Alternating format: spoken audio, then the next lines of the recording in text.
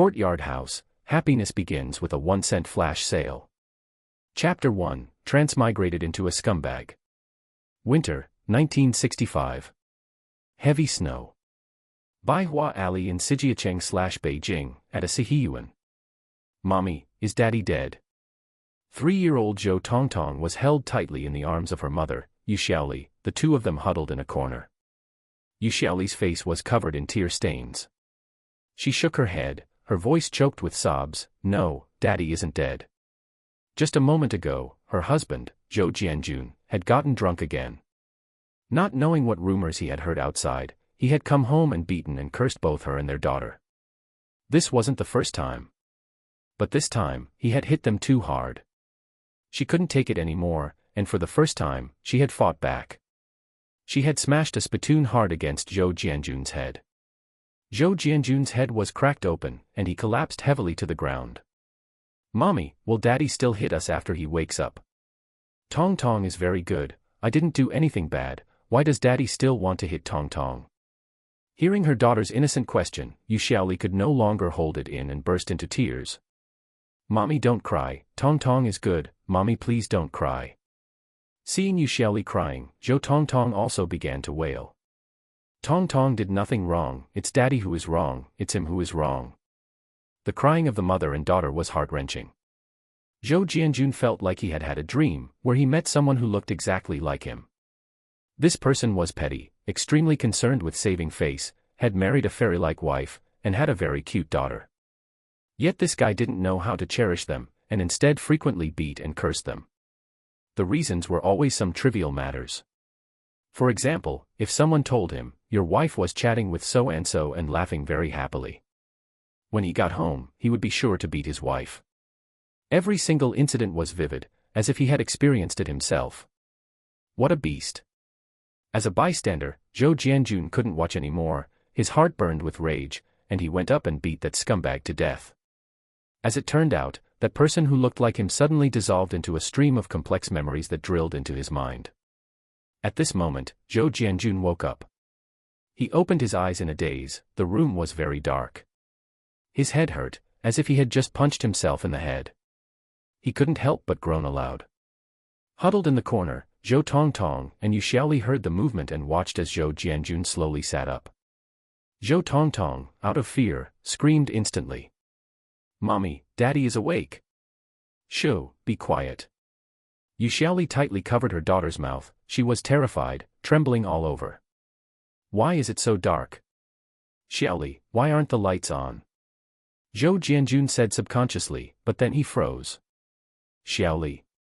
Hiss, the memories that had just merged were instantly activated. Wait. That wasn't a dream.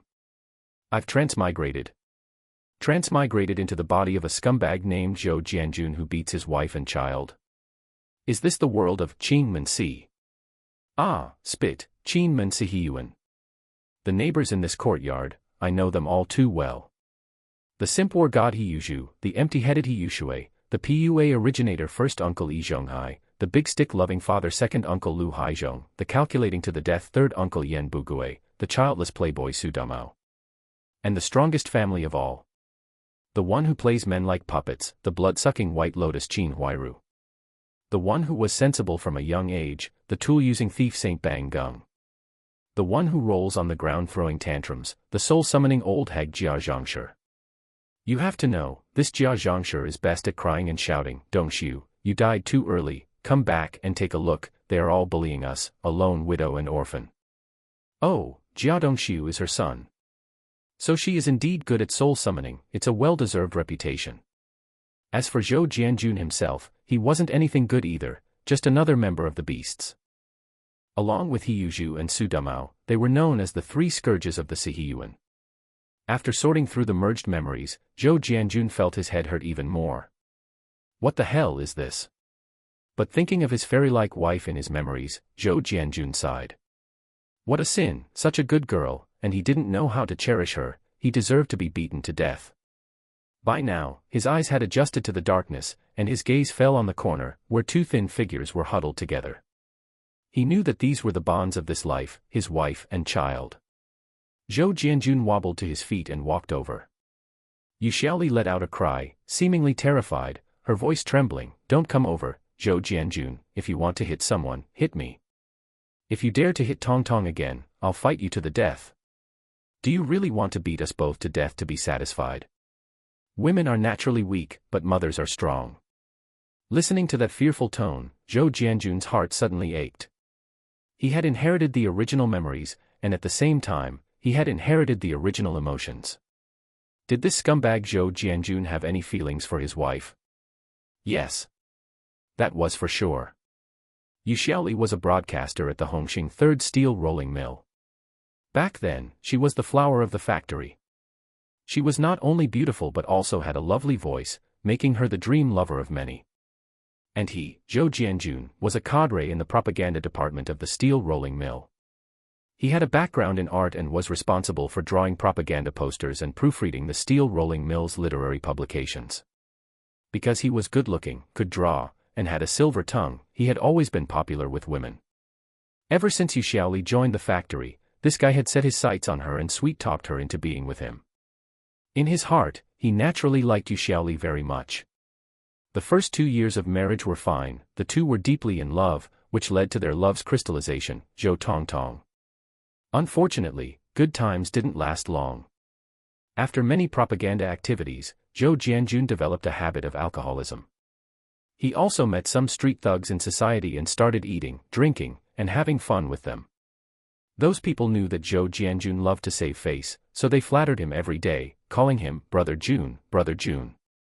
Zhou Jianjun lost himself in this vanity. Every few days, egged on by this group, he would go to restaurants, and a single meal would cost 6 or 7 yuan. You have to know, it's 1965 now. What is the concept of 6 or 7 yuan? What kind of family could afford to squander like this? Most people who drink have bad brains, and Zhou Jianjun's temper became increasingly irritable. Yu Xiaoli was a level 9 broadcaster with a monthly salary of 31 yuan, while he himself, in the propaganda department, received the salary of a level 16 literary worker, which was 42.5 yuan per month.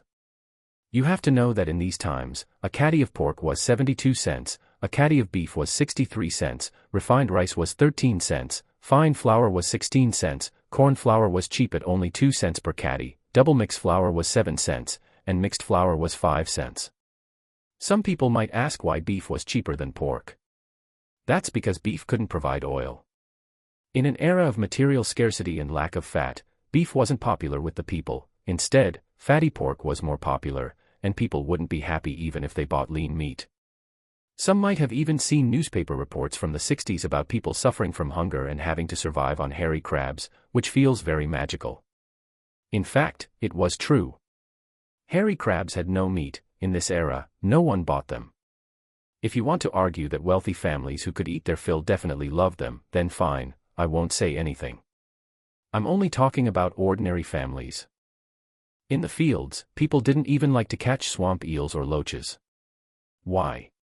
Because cooking them required oil, and oil was expensive. If you just boiled them in water, it wasted firewood and didn't keep you full.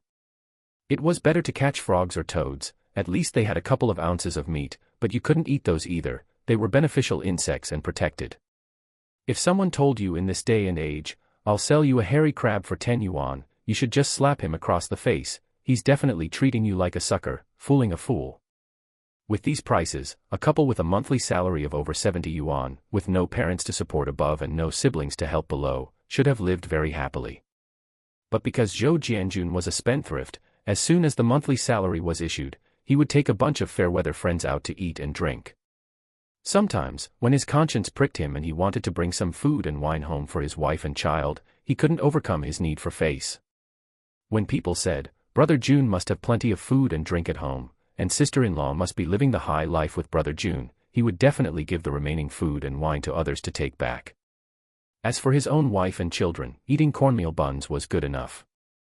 The original owner was just that kind of person.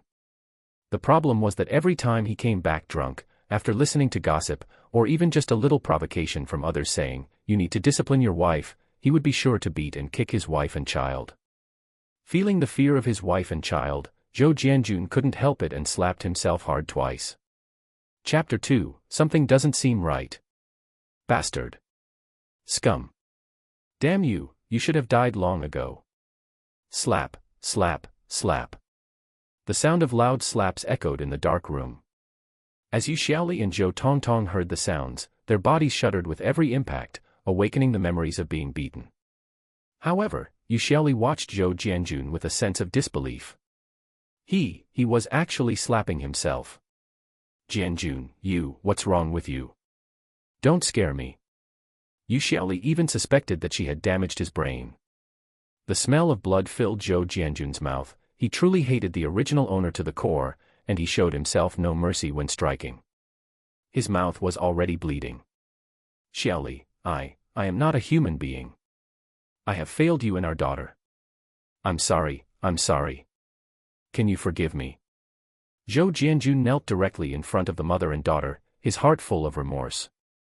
At this moment, Zhou Jianjun had completely merged with the original owner. There was no distinction between them. Yu Xiaoli stared blankly at Zhou Jianjun. He had actually knelt before her. She knew very well what kind of person her husband was. He loved saving face and was a chauvinist. How could he possibly kneel to her? Yet now, this had truly happened. Listening to Zhou Jianjun's voice, filled with pain and remorse, her heart trembled.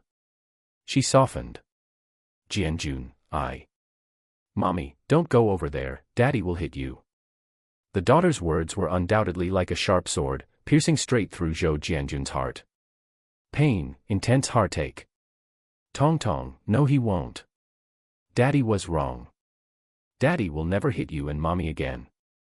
Can you forgive Daddy? Zhou Tongtong's young heart could not contain hatred. She didn't even know what hatred was, she was simply afraid. But hearing her father's call, she didn't know what to do. Are you telling the truth? Really, Daddy swears.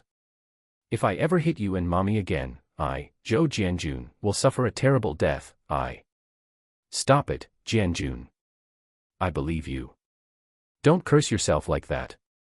A soft sensation touched his lips, cold and chilly. Before Zhou Jianjun could finish his sentence, Yu Xiaoli had rushed over, covering his mouth with her hand. Daddy, Mommy, can you please not fight anymore? Zhou Tongtong finally mustered the courage to say, her voice soft and tender. Zhou Jianjun felt his heart melt. Daddy promises you. Reaching out to hold his wife and child in his arms, Zhou Jianjun could even feel their bodies habitually flinch. He knew that was a conditioned reflex formed from being beaten often. Because tensing the muscles makes one more resistant to blows. Zhou Jianjun felt a pang of sorrow in his heart again. What a piece of scum, killing you with one punch would be letting you off too easy. I shall take care of your wife and daughter. After finally calming them down, Zhou Jianjun carried them to the bed. His first impression was how thin they were. Added together, they probably didn't even weigh 100 jin, they were as light as feathers. The Kong was burning hot. The couple sandwiched their daughter in the middle, and for a moment, neither knew what to say. Xiaoli, I'm sorry. Didn't you already apologize just now? Jianjun, can you promise me one thing? Can you quit drinking from now on? I'm begging you, let's live a good life from now on, okay? Yu Xiaoli's voice was gentle and sweet, yet it carried a heavy plea. This foolish woman, as long as there was a glimmer of hope, she would hold on. Zhou Jianjun took her hand and placed it to his lips, feeling the cool, gentle touch of her skin. Okay, I promise you. I will never drink again. I want to thank you for waking me up. Really, Xiaoli, thank you. In the darkness, Yu Xiaoli's eyes instantly turned red. She could feel the sincerity in his apology and gratitude, devoid of any falsehood. He seemed to have truly been woken up. She hadn't felt this way in a long time. Perhaps he could really return to how he used to be. Does your head still hurt? Yu Xiaoli felt a bit embarrassed. It doesn't hurt. Your strength is like a kitten's. You've been tired all day, get some sleep. We can talk about anything else tomorrow. Zhou Jianjun had truly experienced an emotional roller coaster today and felt quite exhausted. Plus, he had been quite ruthless with himself, and his face was burning with pain. Okay. Yu Xiaoli wanted to pull her hand away, but found it gripped tightly by Zhou Jianjun, as if he were afraid she would run away. This made Yu Xiaoli rediscover the feeling of being cherished. Perhaps he really will change for the better. Thinking this, for the first time in a long time, Yu Xiaoli felt a sense of peace. Not long after, Zhou Jianjun heard the steady breathing of the two, one big and one small. Their sleeping postures were strikingly similar, both curled up, a subconscious sign of a lack of security. Zhou Jianjun couldn't help but pull them tighter. Meanwhile, he began to calculate his plans for the future. The Siheyuan, a courtyard full of animals and terrible people. This was no longer a TV show, but his real-life neighbors. Counting it up, he was actually quite close to Hiyuzhu.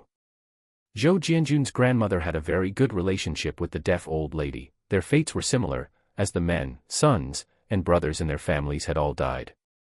As for Zhou Jianjun's mother, that was an impressive story. Like the first uncle, she was a grade 8 fitter. For a woman to become a technical powerhouse like that was truly impressive. How impressive is a grade 8 worker? Ever heard of building submarines or rockets by hand? She was a true technical treasure. A grade 8 worker in any factory was absolutely one of a very special group of people, enjoying state subsidies. Everyone knew the first uncle, Yi Zhonghai, a grade 8 fitter with a monthly salary of 99 yuan, the undisputed king of wages in the entire Siheyuan. Zhou Jianjun and his wife combined didn't make as much as him. Getting sidetracked, let's talk about his connection with Hiyuzhu. When Hiyuzhu was 15, his father He Daqing, who had a penchant for widows, abandoned him and Hiyushui and ran off with a widow. What kind of life could two children lead? So Mother Zhou took the two children in and raised them. She also used some connections at the factory to get Hiyuzhu into the steel rolling mill kitchen, where he became the kitchen bully of later years. However, Zhou Jianjun didn't know if it was his little butterfly wings flapping, but the original owner's memories were somewhat different from the TV plot he remembered.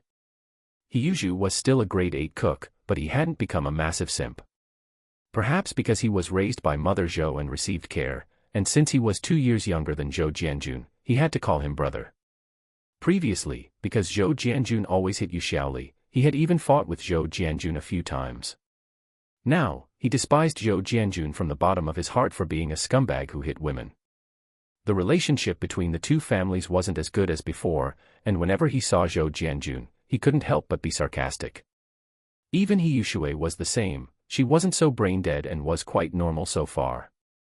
In the original, Hiyushui's brain was like a bottomless pit. She was completely brainwashed by Qin Huairu, constantly trying to set her brother up with Qin Huairu, helping her raise her children, and even saying her brother wasn't good enough for her. Now, she had just graduated and started working, and that police officer boyfriend hadn't appeared yet. As for Qin Huairu's target for blood-sucking, it was no longer Hiyuzhu, but he, Zhou Jianjun, himself.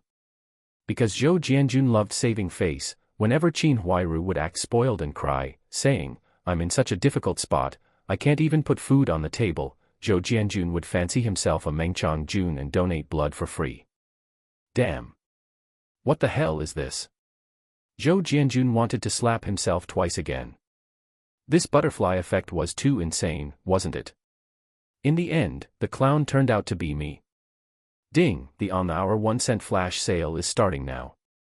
Please participate as soon as possible, host. This flash sale only lasts for 1 minute. Countdown begins. Chapter 3, This system is not serious. Ding. Given that the host is participating in the flash sale event for the first time, a free trial voucher is specially gifted. Do you wish to start the flash sale? The scene before Zhou Jianjun suddenly changed, and a giant vending machine appeared. The vending machine had many items listed. The interface looked like Taobao, but the style was more like Pinduoduo. As his gaze shifted, the item list scrolled continuously. Every item had a large label in the top right corner, free this time. Furthermore, this thing was very user-friendly. At the very bottom, there was a large, one-click flash sale button. He didn't have time to see what exactly was available because the countdown had already been running for over 30 seconds. Start one-click flash sale. Ding. Command received. One-click flash sale. Immediately, the entire screen became flashy and gaudy. Combo, X1, X2, X3, X4, it means consecutive hits. You've all played games before, right? Whoosh, whoosh, whoosh, giant rockets flew up from the screen, finally exploding into fireworks across the entire display. Victory. These two words popped up in large, golden, glittering letters. A pleasant melody played in his ears. Zhou Jianjun had black lines on his face. Who created this moronic interface? Was he sure he wasn't playing Candy Crush? The flash sale event has ended.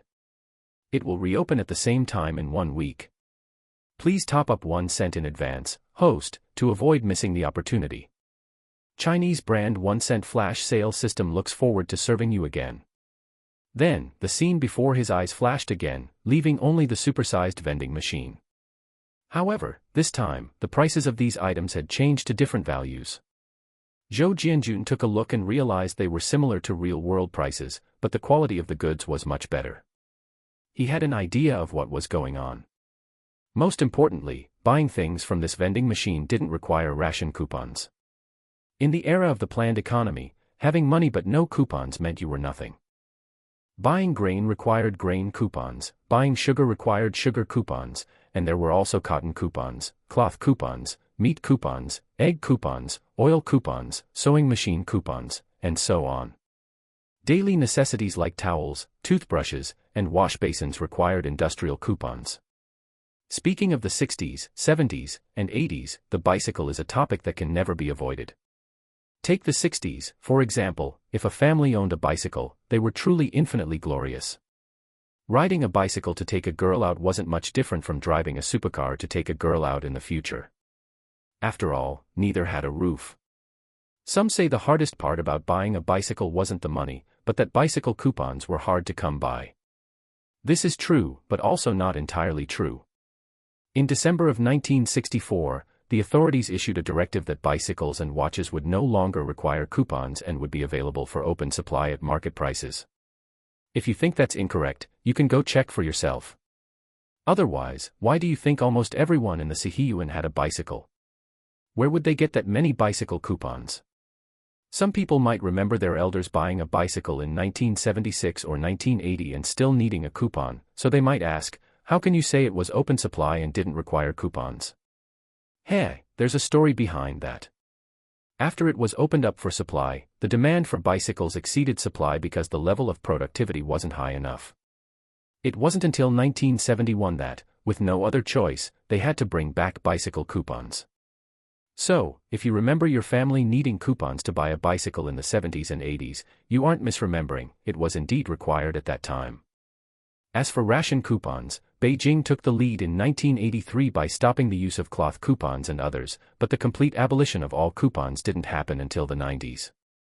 However, during the period from 1965 to 1971, you really could buy one without a bicycle coupon. Of course, those with coupons had priority and a cheaper price. If you wanted to buy one without a coupon, you had to queue up, pull strings, and give gifts to others. It's actually easy to understand. In this day and age, whoever could get a bicycle coupon likely had some connections behind them. Could an average person get one? Giving priority to purchase was essentially handing out favors for free. It's a society based on personal connections, everyone understands that. Zhou Jianjun browsed for a long time. Pork, beef, mutton, flour, rice, milk, tea, all kinds of supplies were available. This was equivalent to having a portable supermarket. Given his family's circumstances, he really didn't need to worry about food and drink. After studying it for a long time, he finally discovered where the items he had snatched up earlier had gone, a temporary warehouse. With a thought, he intended to enter the warehouse. In the next moment, the scene shifted, and he entered a warehouse from a first-person perspective. This system was likely a gaming enthusiast. An item list appeared on the left. Premium milk, 1 barrel. Premium eggs, 1 crate. Premium black pork, 1 ton. Premium vegetables, 1 ton. Premium beef, 1 ton. Premium mutton, 1 ton. Premium chicken, duck, and goose, 1 ton. Premium yellow river carp, 1 ton. Spirit Spring Ancient Well, 1. Then, a bunch of question marks appeared above Zhou Jianjun's head, and he turned into a little kid. Little kid, do you have many question marks? Why? Ahem, he almost started singing. So, snatching up 9 items was fine. But damn it, aren't these units of measurement a bit off? You call this a barrel of milk? This barrel must hold 1,000 liters, right? And that crate of eggs, that must have 10,000 eggs, right? As for the 1 ton of everything else, Zhou Jianjun was already numb. He originally thought that a limited-time flash sale once a week meant the system was a bit stingy. But looking at these things, he suddenly realized he might be able to eat for a year. System, do these things have an expiration date? Chinese brand. Forget it. Let me put it this way, this is just a temporary storage space. You need to buy a private storage space yourself. In that case, time is frozen, and it will never expire.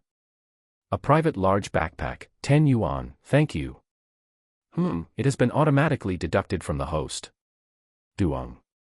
The sudden sound effect gave Zhou Jianjun a big fright. A watch landed in front of him. Zhou Jianjun felt that this system was somewhat unserious. Inside this watch, there is a 10,000 cubic meter space, which is enough for you to use. Plus, wearing a watch in this era isn't out of place. Given your weak body, I suggest you drink more spirit spring water. Additionally, there are some martial arts manuals here. Are you interested in the Tathagata palm? The kind of palm technique that descends from the sky. Zhou Jianjun looked at the pile of unserious martial arts manuals appearing before him, feeling scalp-tinglingly amazed. Forget it. Since you look so silly, I'll choose for you. This one is good, 18 falls by touching clothes. It's not out of place to use in this era, and it doesn't have special effects. 10 yuan, thank you. I've deducted it for you. Also, I have strength spinach here, I'll sell it to you for 10 yuan. Anyway, your salary would be wasted in your hands. Then, Zhou Jianjun felt his vision go black, and his consciousness returned. It took him a long while to come to his senses. Damn it, is there actually customer service behind this system? Zhou Jianjun considered himself to have read plenty of novels, but he had truly never seen this type of system before. He patted his face. Hiss, it hurt a bit. Zhou Jianjun felt much more awake. He felt something extra on his wrist. He lifted it to look, a Shanghai brand watch, a classic domestic product. Can you believe it even has luminous hands? The most magical part was that he had a sense that the watch would only be visible to others when he wanted it to be. If he didn't want it to be seen, it would hide itself. That was quite convenient. He touched the watch face with his hand and could clearly feel that his previous items were all inside, along with a few yuan in loose change. Well, he had just received his salary yesterday, and now it was gone. Strength spinach, want to become Popeye? Eat me. 18 falls by touching clothes, whoever touches me, I'll make you fall flat on your face. As expected, this system is not serious, even its descriptions are not serious. Chapter 4, If you get hit, stand straight. Perhaps it was the mental exhaustion from participating in the flash sale, but Zhou Jianjun felt a wave of sleepiness wash over him, and he quickly drifted off to sleep. Early the next morning, the sky was just beginning to brighten. Zhou Jianjun woke up. It was the biological clock of a corporate slave, truly punctual. Since today was Sunday, he didn't have to go to work. Looking at his wife and daughter sleeping soundly, Zhou Jianjun's heart softened. He suddenly felt that being thrown into the 1960s wasn't actually so bad. After all, a corporate slave is a corporate slave, no matter where he is. At the very least, he now owned 5 large tile-roofed rooms. There was no need to worry about buying a house. Even his wife and child were already there, and the key was that his wife was beautiful and considerate. Where could you find that in the future? As for a bicycle, he could just buy one later. It wasn't like he couldn't afford it. Well, okay, he actually couldn't afford one right now. In this day and age, the biggest worry was food and drink. Food and drink were of paramount importance and could not be taken lightly. Unable to fall back asleep, he turned over, got out of bed, and wrapped himself in a military overcoat. There was an old saying in Siheyuan/Beijing, if you want to know if someone is wild, look at their khaki. It wasn't just in this era, even years later, everyone still loved wearing military green. The People's Army was supported by the people, after all. Most friends from the 90s probably wore those military green sneakers. There was no other reason, they were just durable. Speaking of his mother, the things she had left him were quite substantial. As a treasure of a mother who was an 8th-grade machinist, she had saved most of her salary, saying it was for him to take a wife. And she had left behind these 5 large tile-roofed rooms. Such living conditions were top-notch.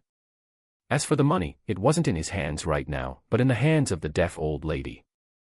The deaf old lady was a sworn sister of his biological grandmother, so it wouldn't be an exaggeration to call her his own grandmother. Back then, this guy Zhou Jianjun had gone astray, spending money lavishly with a group of bad friends. Fearing that he would squander the family fortune, she had taken the money away.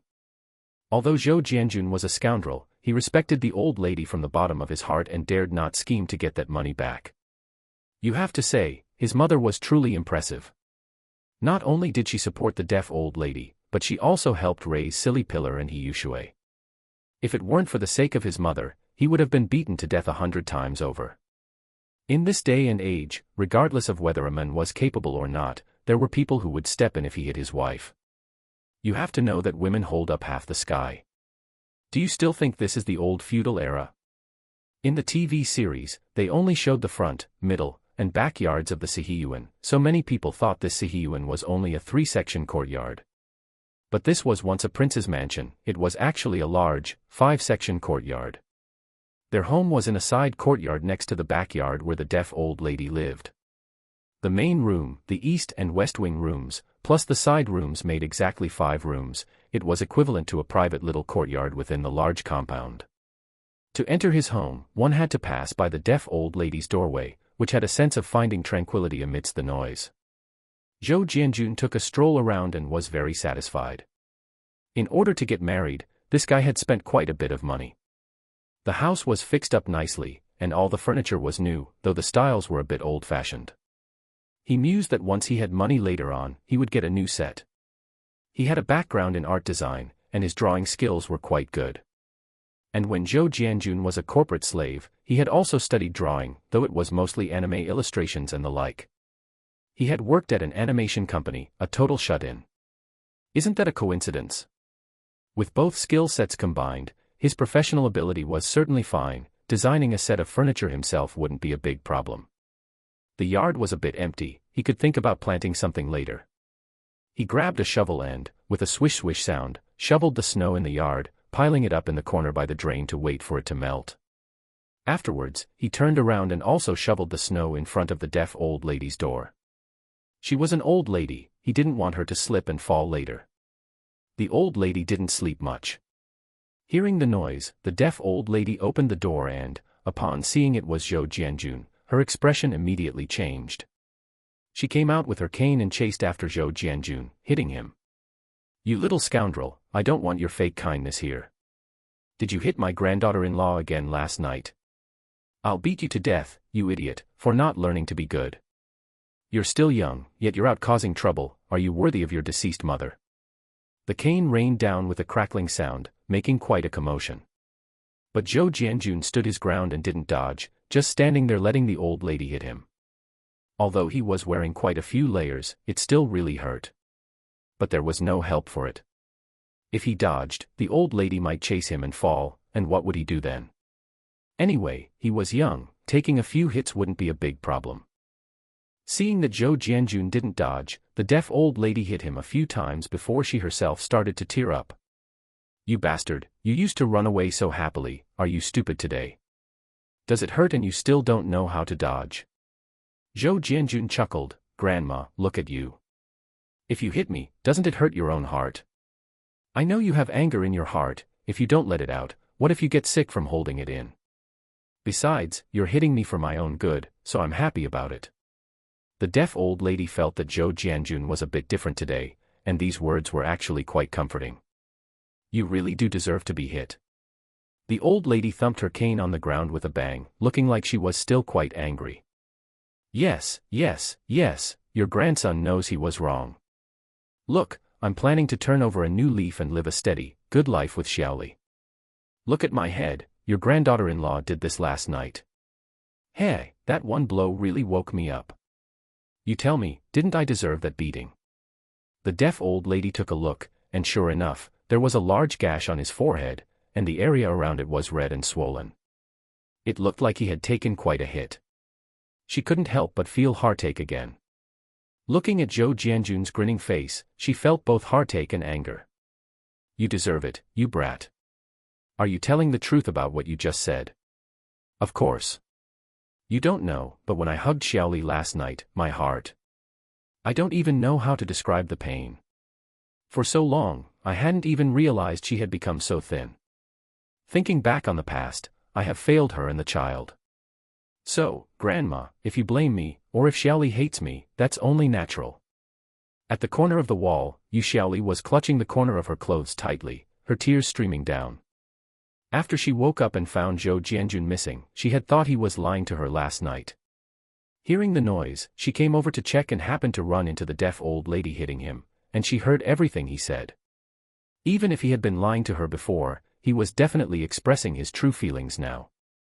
He really knew he was wrong. Xiaoli had an illusion that the bitterness had ended and sweetness had come.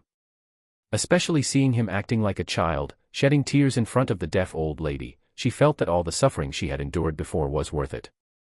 Grandma, please don't hit him anymore. He really knows he was wrong. He made a promise to us yesterday, please forgive him. Zhou Jianjun, who was shedding tears, turned around and was startled. This silly woman, to dare to run out wearing so little, it must be freezing. Why did you run out? Zhou Jianjun hurriedly took off his military overcoat and wrapped her up tightly. You didn't even wear socks. Are you afraid your man is going to run away? As he said this, he scooped her up into his arms and ran back toward the house. Chapter 5, Is Sha-Zhu my younger brother? The deaf old lady hadn't even had a chance to speak to her granddaughter-in-law before she saw her being carried away. She paused for a moment, and thinking of how Zhou Jianjun had unhesitatingly taken off his overcoat to put on his wife, she smiled genuinely. The gaps in her teeth were quite noticeable. You rascal. She wiped away her tears, looked at the snow in the courtyard that had been shoveled halfway, and shook her head with a smile. A prodigal son who returns is worth more than gold. Fine, this old lady will watch how you behave from now on. If you dare to act like a scoundrel again, I'll cane you to death. The old lady waved her cane in the air a couple of times before returning to her house with satisfaction. Brother, what are you looking at so early in the morning? Siheyuan, wrapped in a cotton-padded jacket, was preparing to go to the restroom when she saw her brother, Siheyuan, sneaking peeks at the backyard. Watching a spectacle. Just now, the old lady beat Junzi, and he didn't even run away. A grown man crying his eyes out, hey, it was unsightly. He said he wouldn't hit his wife anymore. Do you think that could be true? Siheyuan paused in surprise. The two of them were raised by Auntie Zhou and had a good relationship with Zhou Jianjun in the past.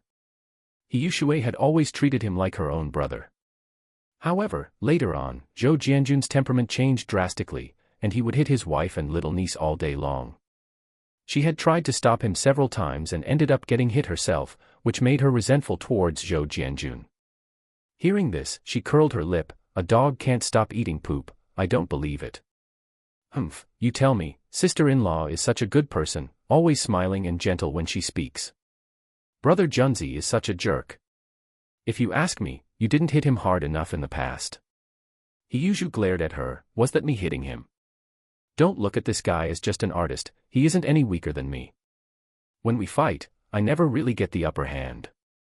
Besides, no matter what, he's still our brother. If he can turn over a new leaf, I'll definitely buy 100 firecrackers to celebrate. Siheyuan looked at her biological brother in surprise, rolling her eyes, and looking him up and down. Brother, you're acting weird. Didn't you say you were going to cut ties with brother Junzi? Why are you speaking up for him? Siheyuan raised his hand instantly upon hearing this, but Siheyuan chuckled and dodged the slap. Humph, you hypocritical stinky man. Are you going to the restroom? Get lost already. This is a matter between us men, stay out of it. Pa, you think I want to get involved? Anyway, I won't forgive him. Siheyuan wrapped her cotton-padded jacket around her and skipped away. Siheyuan thought for a moment, picked up a shovel, and walked into Zhou Jianjun's courtyard. Zhou Jianjun, get your ass out here. Zhou Jianjun had just tucked his wife into bed and hadn't even said 2 words before he heard Siheyuan's loud voice. Jianjun, it's Zhu Zi. Don't go, he'll hit you. Looking at his wife, whose tear stains hadn't even dried yet, Zhou Jianjun found her more and more beautiful the more he looked at her. He gently tapped her nose. What are you afraid of? Why would I be afraid of him? Don't worry, I remember everything I promised you. I'll try my best not to argue with him. Otherwise, I'll go talk to him. That won't do, it's so cold outside, what if you catch a cold? All right, this is a matter between us men, don't you worry about it. Hearing him speak so considerately for her, Yu Xiaoli felt a sweetness in her heart. You are brothers, please make sure to speak nicely to each other. Zhou Jianjun, are you still a man? Get out here, I have something to talk to you about. Zhou Jianjun put his military overcoat back on, opened the door, and looked grim. I'm telling you, Zhu Zi, why are you howling so early in the morning? Your niece is still sleeping, what are you looking for? If you have something to say it, if not, piss off. To put it plainly, both of them were reckless by nature. If they didn't bicker when they met, or if boys didn't fight growing up. That was impossible. Siheyuan ultimately gave his niece some face, stepped forward, grabbed him by the collar, and walked outside. Hey, let go. If you don't let go, do you believe I'll smack you? Siheyuan stiffened his neck, glared at him, and dragged him in front of the old lady's courtyard. Did you hit your wife again last night? Looking at Siheyuan's wide eyes, Zhou Jianjun felt a bit guilty for a moment. He really hadn't, that was all done by the original owner. But at this moment, he couldn't deny it. Are you still a man? Sister-in-law is so good to you, how could you bring yourself to do it? Siheyuan originally wanted to curse a couple of times, but stood up and lowered his voice, shoving Zhou Jianjun to the ground. Zhou Jianjun sighed. What the hell was this? He simply didn't get up. He didn't know when he would finish paying off the debts of this original owner. Why are you lying there?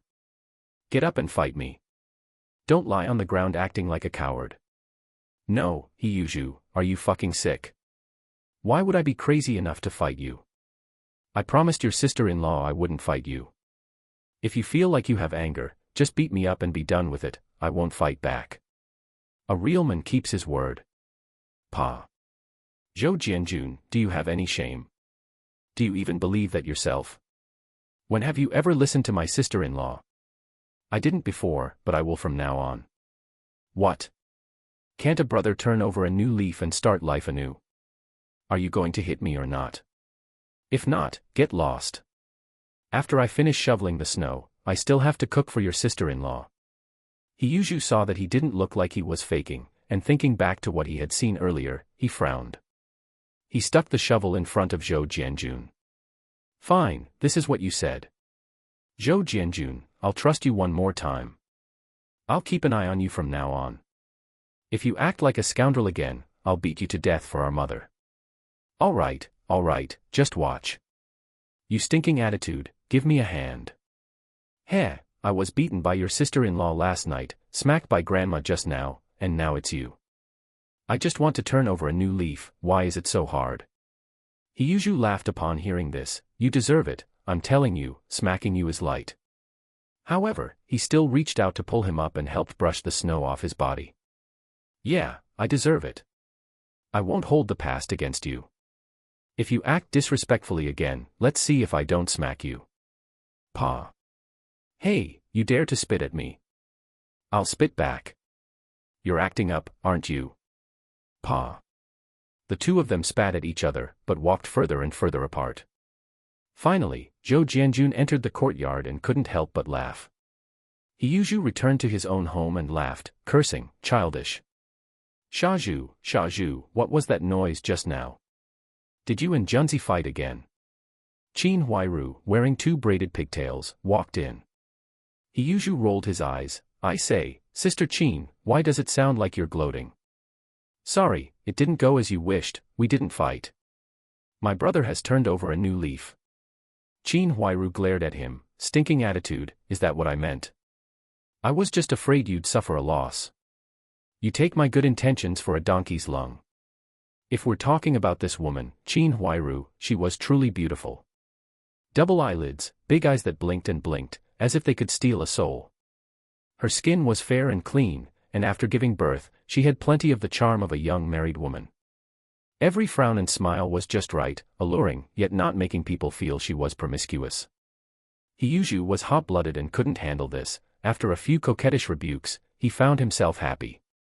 "Heh, my bad. Who doesn't know that my sister cares about me? Stop trying to sweet-talk me. That, my family hasn't been able to make ends meet lately, could you lend me some cornmeal?" Chapter 6, How did life end up like this?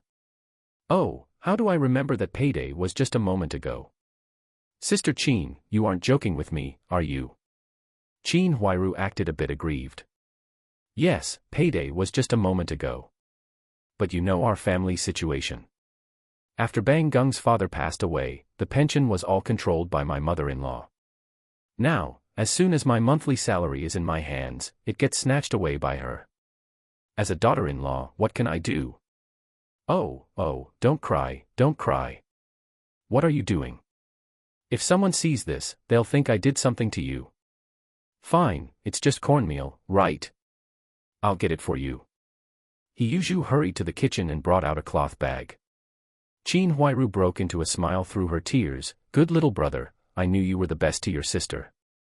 As she said this, whether intentional or not, she leaned in and rubbed against him. Don't worry, I'll definitely pay you back later. Ah, it's just a few jin of cornmeal, it's not worth much, no need to talk about paying it back. You should head back quickly. If your mother-in-law wakes up and sees you haven't cooked, she'll inevitably scold you a few times. Thank you, Siheyuan, you are such a good person.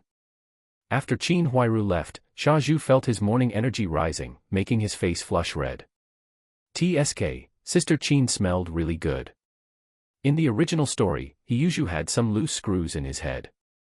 He listened to first uncle and kept pouring resources into Qin Huairu's family. That would be one thing, but he didn't even consider himself at all. That Qin Huairu was cunning. Ever since Hua was born, she had an IUD inserted. What kind of ring? For contraception, similar to a tubal ligation. But an IUD can be removed, while a ligation is permanent with no possibility of reversal. The question is, why would a widow need an IUD? Was she already prepared for safety?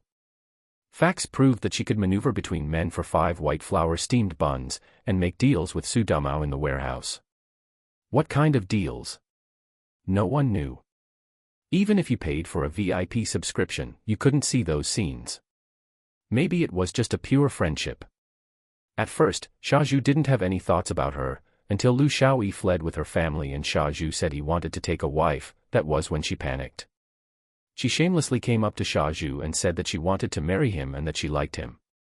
Hey, that was just shameless. It was merely because she was afraid her long-term meal ticket would fly away. Siheyuan tried to decline a few times, only treating her as a sister, but she was relentless and ruined several of Siheyuan's good opportunities. Later, in order to help her get rid of her vicious mother-in-law, Siheyuan declared he would marry her. He thought this was the beginning of happiness, but he didn't know it was the beginning of a nightmare. From then on, Siheyuan was completely controlled by her. Not only was his house occupied by Qin Huairu's family, but even the house the deaf old lady left him couldn't be saved. If the deaf old lady hadn't set him up with Lu Shaoyi, he probably would have ended up truly childless. First uncle and Su Dumao were childless because they couldn't have children. Siheyuan could have had them, but he became childless entirely because of his own folly. In the end, when Lu Shaoyi returned with their biological son, Qin Huairu caused all sorts of trouble. The most ironic part was that after he had given everything, even the money to call his own son was provided by Ma Hua. His end was even more miserable. He died alone under a bridge, with no one to collect his body, let alone give him a proper burial. The beastly Siheyuan was passionately performed by Qin Huairu's family. It let everyone know what a true ingrate looked like, and what a real vampire countess was. But now, due to the presence of that little butterfly, Zhou Jianjun, the trajectory of history had changed somewhat.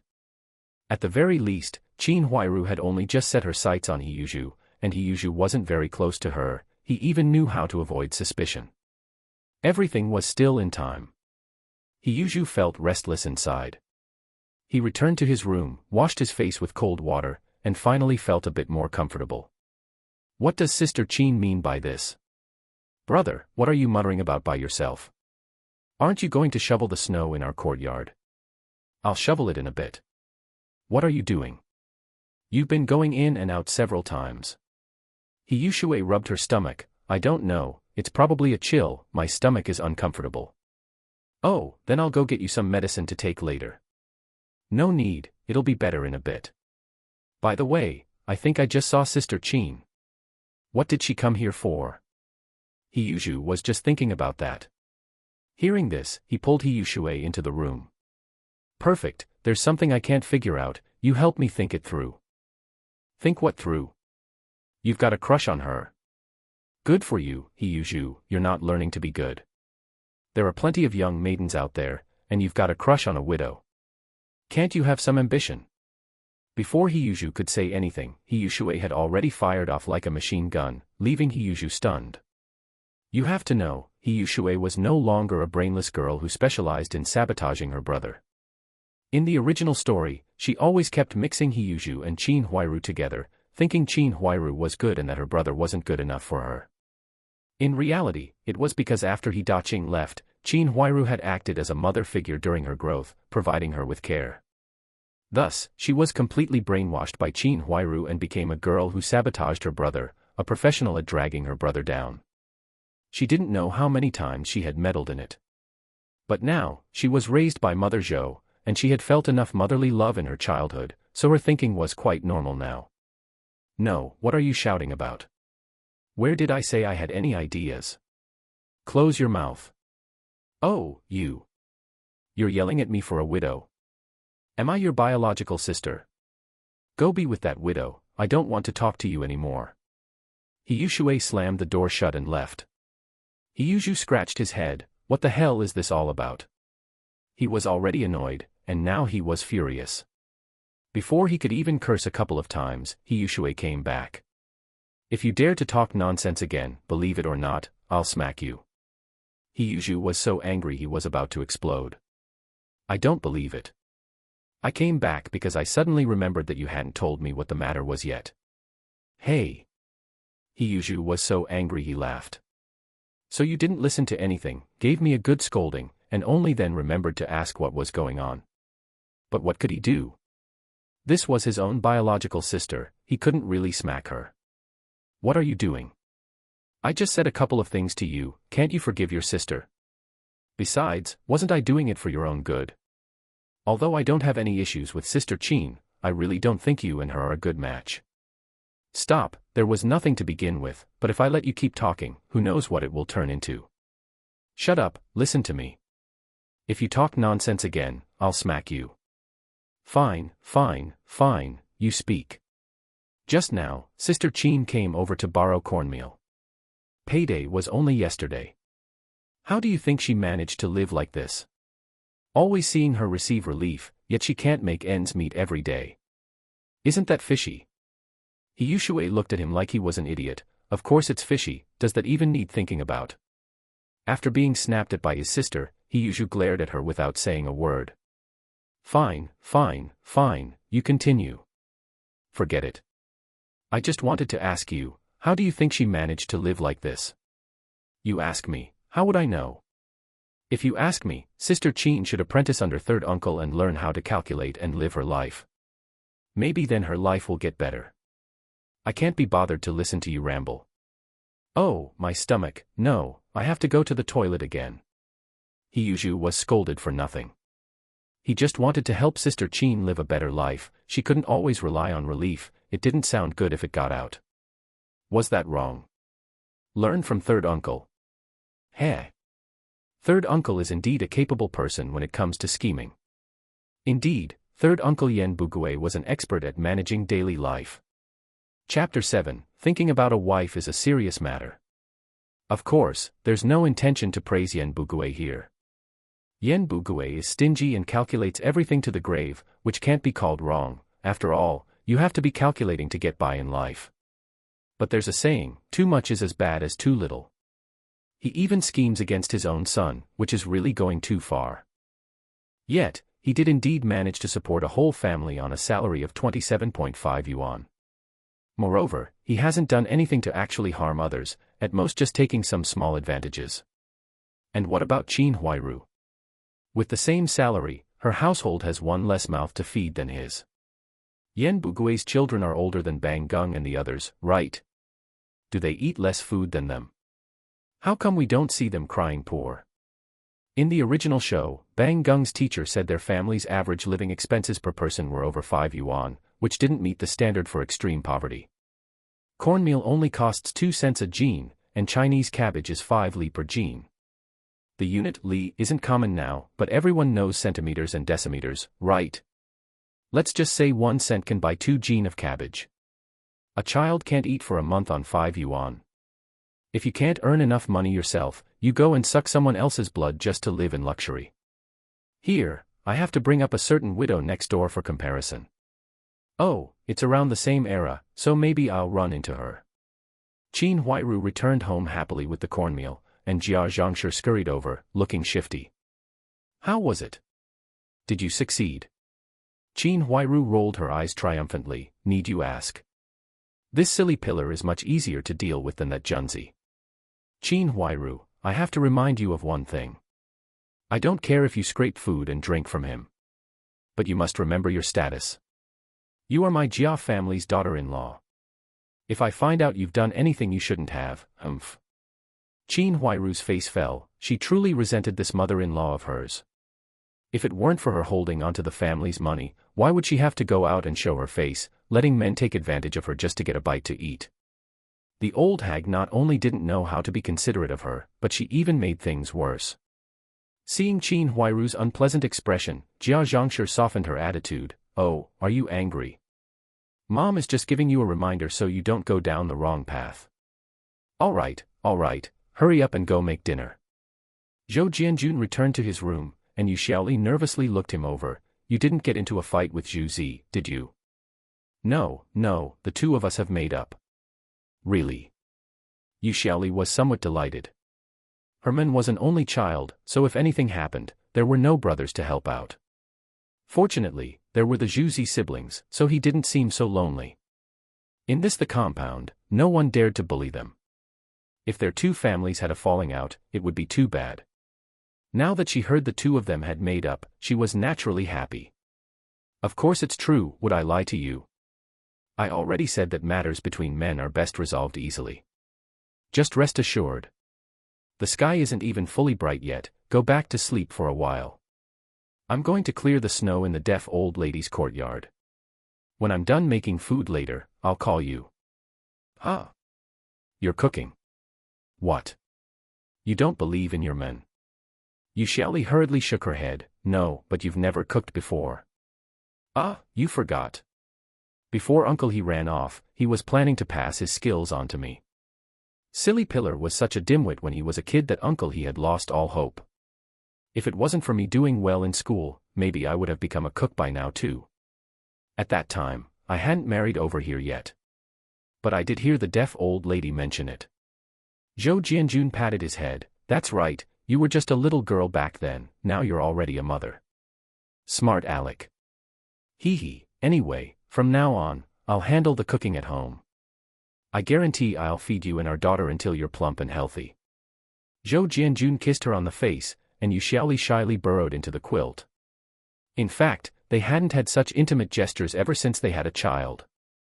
Because back then, Zhou Jianjun had drunk himself stupid and turned into a piece of trash. Now she was once again feeling the sweetness of when they were dating. After all, the two of them had a relatively deep emotional foundation.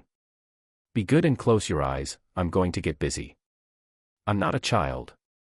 It's all the same, you're my big baby, and our daughter is my little baby. You only know how to sweet-talk me. You were like this back at the factory. Who told you to be so cold to me at the beginning? If I didn't sweet-talk you, could I have made you a mother? But it's different now. It's not sweet-talking now, it's sincere. Touch my heart. Pa, shameless. Don't mess with me. Didn't you say you were going to shovel snow? Go quickly. If you want to talk, just talk, why use your hands? Yu Xiaoli's face was flushed, and her breathing quickened a bit. Then kiss me. No, you hurry up and go. The sun will be out in a moment. Zhou Jianjun sighed, went out the door, and looked at the snowflakes drifting in the sky. There's no damn sun coming out. Even though we're an old married couple, she's still so shy. But that's fine too, after all, in a relationship, you always have to maintain a sense of freshness. My blood is boiling, I can only take it out on the snow. When he returned to the deaf old lady's courtyard, Siheyuan was also there, with red eyes, shoveling snow. Zhou Jianjun took a look and chuckled. What's up, Master He? Are you acting up early in the morning? You've got such a big temper. Siheyuan's face turned red instantly, and he glared at him. None of your damn business, just shovel your snow. Hey, look at you, what is there for us brothers to be embarrassed about? Speaking of which, Zhu Jianjun is grown up now and is about to start working. Don't you need to find a wife? Keeping it bottled up like this isn't a solution.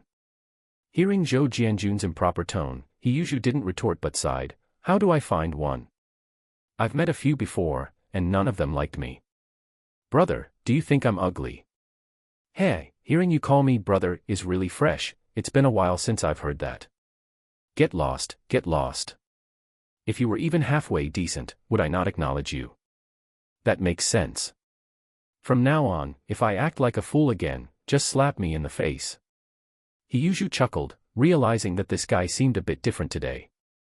All right, a prodigal son who returns is worth more than gold. It wasn't in vain that Godmother taught you. So it's all my mom's credit. Cut the crap, if it weren't for our mom, would you even exist? Isn't that nonsense? Damn it, I actually can't refute that. That's right. By the way, brother, Shui has a classmate named Yu Haitang. Is she getting assigned to work where your wife is? Zhou Jianjun scratched his head. Yu Haitang. That girl seems to be a broadcaster. There is such a thing, why? Are you interested? Look at you, you haven't gone bad. All right, I won't mention that. Seeing you and sister-in-law stuck together every day in the past, who wouldn't have thoughts? Later, ask your wife to put in a good word for me. Sure, that's not a big deal. Why don't you ask Shui? Isn't that her classmate? Her? If she doesn't mess things up for me, I'll thank her.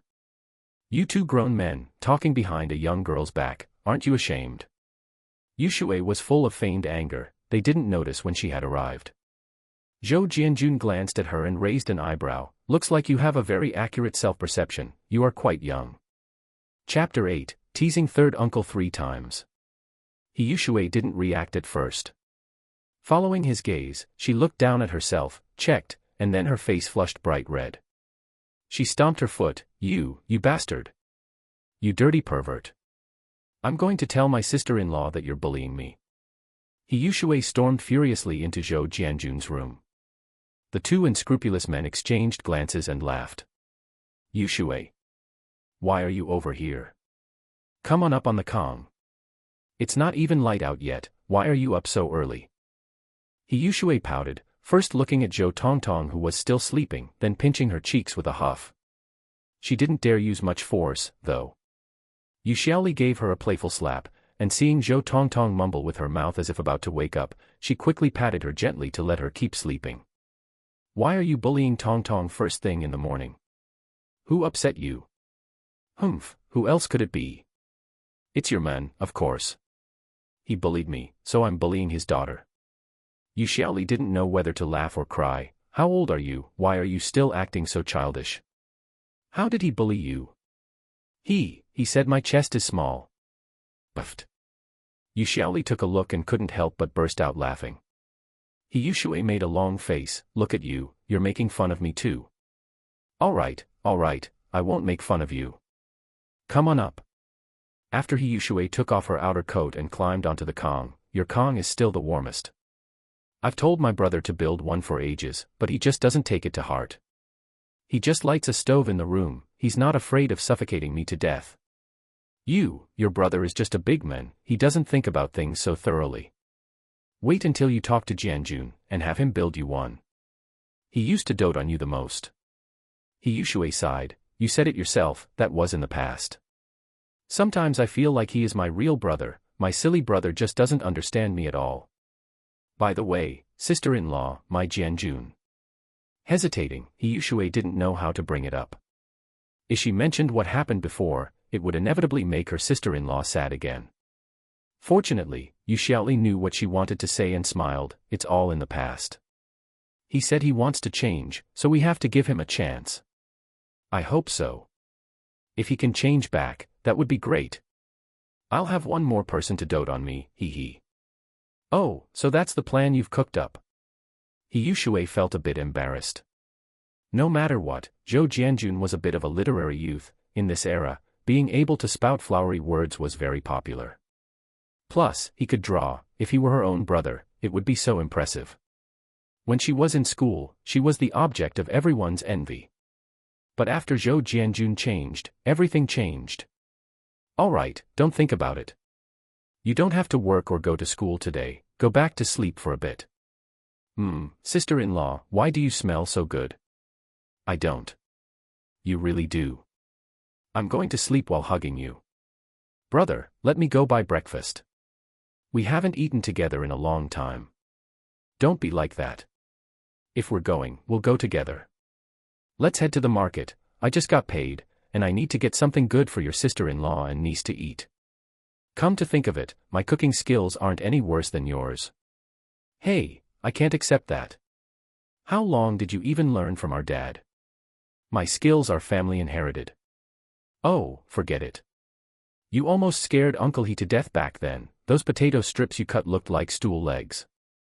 That was in the past. Do you know the saying, don't judge a man after 3 days of separation?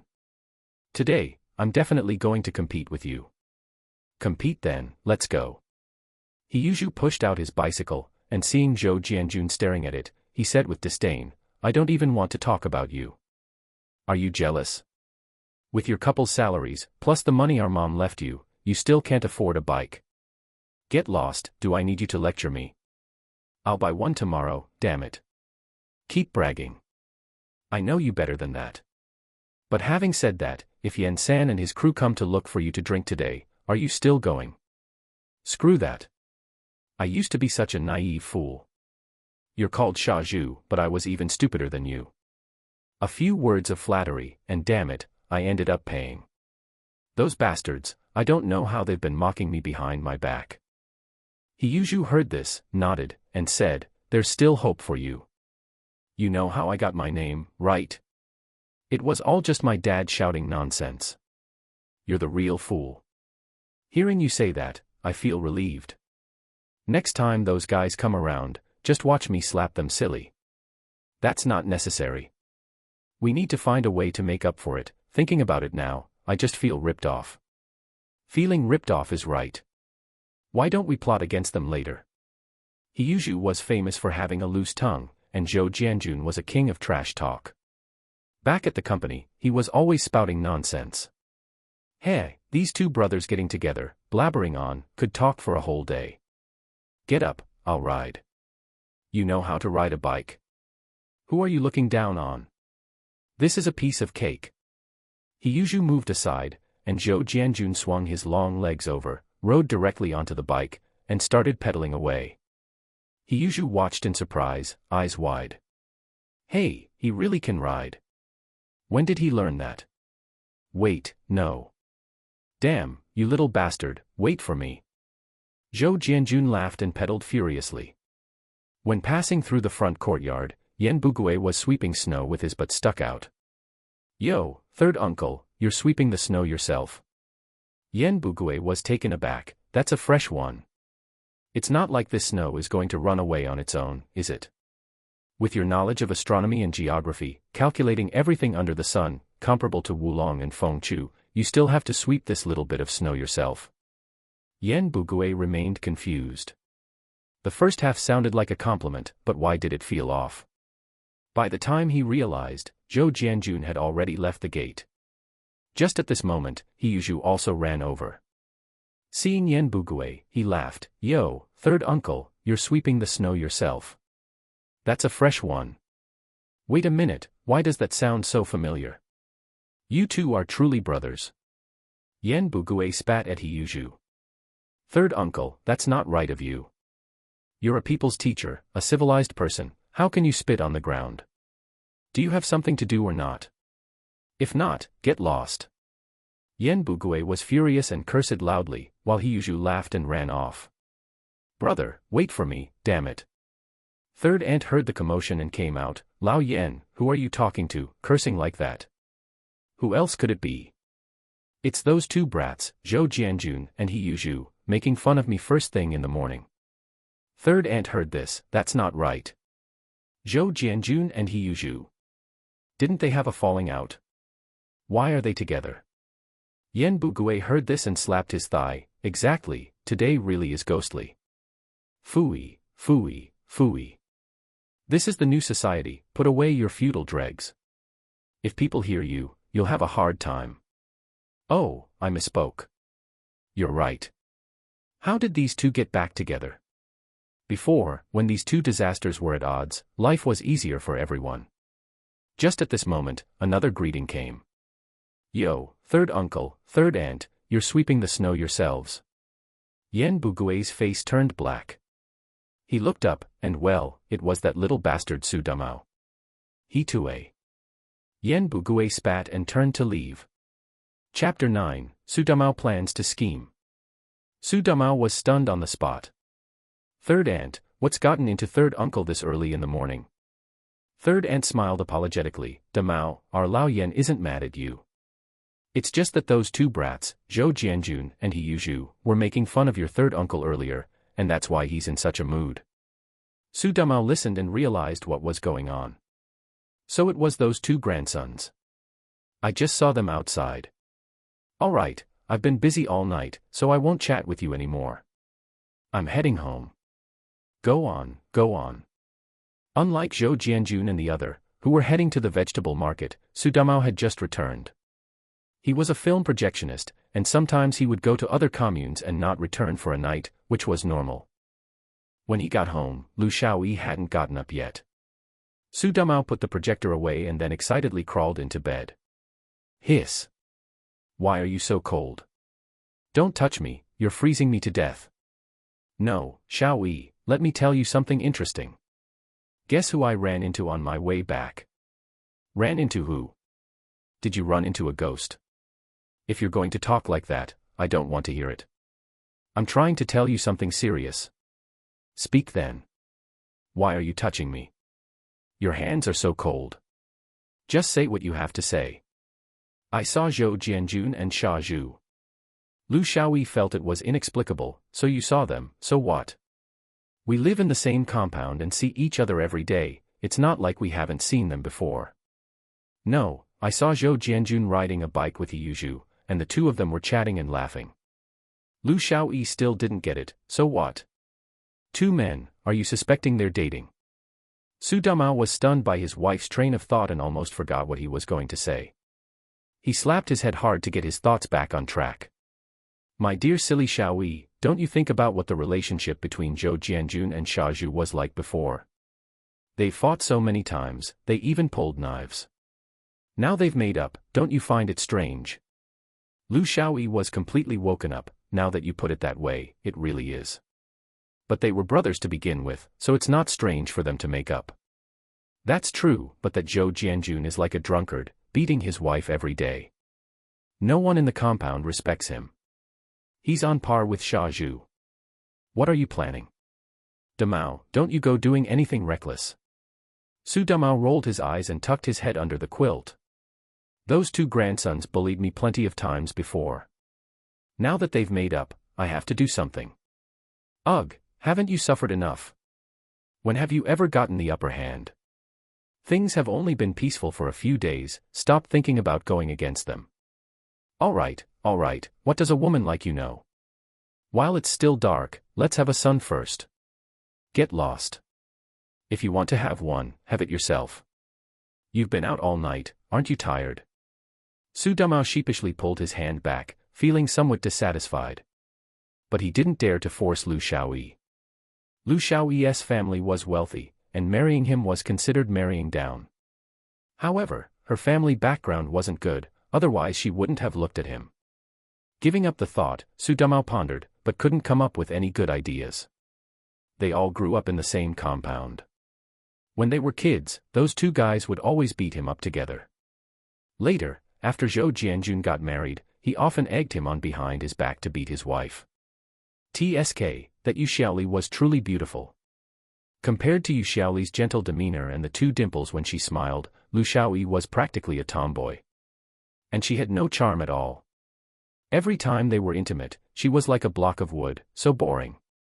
He had originally thought that if Zhou Jianjun drove his wife away, he could go and offer comfort, and wouldn't that be easy? But unexpectedly, those two grandsons made up. There must be something going on here. Zhou Jianjun and Siheyuan arrived at the vegetable market, panting. When they looked, oh my, the pork stall was packed with people, and the line was incredibly long. Looking at the sky, it was just about to get light. How early did these people come? But this was a characteristic of the era. If you came late, you might not be able to buy meat. After all, pork was rationed. There was no helping it. In this era, white pigs hadn't been introduced yet, only native black pigs. Black pork was so fragrant. Because supply was limited, after removing the meat reserved for the factory, some had to be saved for those pulling strings. What was left for sale was extremely limited. Those who bought it first might be able to get lard, pork belly, or fatty meat. If you were late, there was no choice, and it was even possible you wouldn't be able to buy any. That's why many people came to line up before dawn. At this time, everyone's monthly quota for pork was only 1 catty, so no one wanted to buy pure lean meat. As for bones, those were cheap. You could buy a set of pork bones for 50 cents. When you got home, you had to eat it in 3 meals. First, you'd scrape off the meat, then make soup with the bones for noodles. After eating the noodles, you'd poke out the marrow, crack both ends, and suck it out with your mouth. Oh, it was so satisfying. The meat scraped off the bones was eaten last, that was the main meal. As for pig heads, raw pig heads were only 30 cents a catty, and you might not believe it, but pig trotters were 10 cents each. This was definitely a characteristic of the era. After modernization, pig heads and trotters were almost more expensive than pork. Where could you even complain about that? Brother, if you want to eat meat, I'll at the canteen later. Don't. That stuff is public property. If you keep a portion every day and say it's leftovers, no one might care, but if something happens, it wouldn't be worth the risk. I've taken the wrong path before, and I don't want you to do the same. I'm your brother, so I have an obligation to look after you, and don't find me annoying. Look at what you're saying. Am I someone who doesn't appreciate kindness? Fine, I'll listen to whatever you say. That's more like it. I have to tell you one thing, from now on, if Qin Huairu asks you for help, you are not allowed to agree. Stay away from her in the future. Siheyuan was baffled. Huh? Why? Didn't you used to help her too? Yes, precisely because of that, I know her character. We'll discuss this when we get home. In any case, you have to believe that your brother won't harm you. Since he had transmigrated here and become his brother, and this guy hadn't gone down the wrong path yet, Zhou Jianjun should steer him in the right direction. Watching the show is one thing, you can call him stupid, lament his misfortune, or think he deserves it. But when these people truly become living neighbors and friends in reality, you realize that some things must be done. If you can't change anything and just stand by like an outsider, watching the world change with a smile, then what's the point of this transmigration? Fine, I'll listen to you. That's right. You keep queuing, I'm going to buy something else. After splitting up with Siheyuan, Zhou Jianjun found a deserted spot and calculated the things he possessed. Siheyuan was queuing for pork, so he couldn't take that out. His own items had to have a source. Take out 5 catties of beef and 5 catties of mutton. Take out 1 large yellow river carp. As for vegetables, at this time of year, you could only eat cabbage and radishes, but it didn't matter. These were good for stewing meat, pork stewed with cabbage, but he'd add extra meat, doing it the other way around. Potato stewed with beef, cabbage and mutton were also delicious. Take out some carrots, green peppers, green onions, ginger, and garlic. These were all in that ton of vegetables, it really had everything. Finally, take out some milk and eggs. He discovered something truly magical. Chapter 10, Visiting the Vegetable Market. Take the milk, for instance, 1,000 liters, a massive barrel of it. When he wanted to take it out, a glass bottle would automatically appear, just like the ones used for milk delivery nowadays. Don't doubt it, at this time, there really was a milk delivery service, though it was very expensive. Only cadre families could afford to order it. For ordinary families, drinking it occasionally was manageable. The little girl was too thin, she was likely suffering from malnutrition. She would need to drink more milk and eat more eggs from now on. He took out 5 bottles of milk in a row and tied them up with straw rope. He did the same with the big carp, stringing it up. As for the vegetables, he packed them into a mesh bag. Then, the most magical thing happened. When he confirmed he was only taking these items, receipts began to emerge from his watch.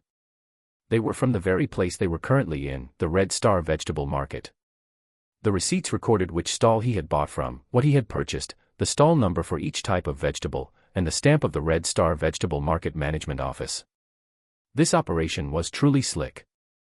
With these, he would be able to explain the source of his groceries in the future. To verify his hypothesis, he carried all the items and walked over to the corresponding stall.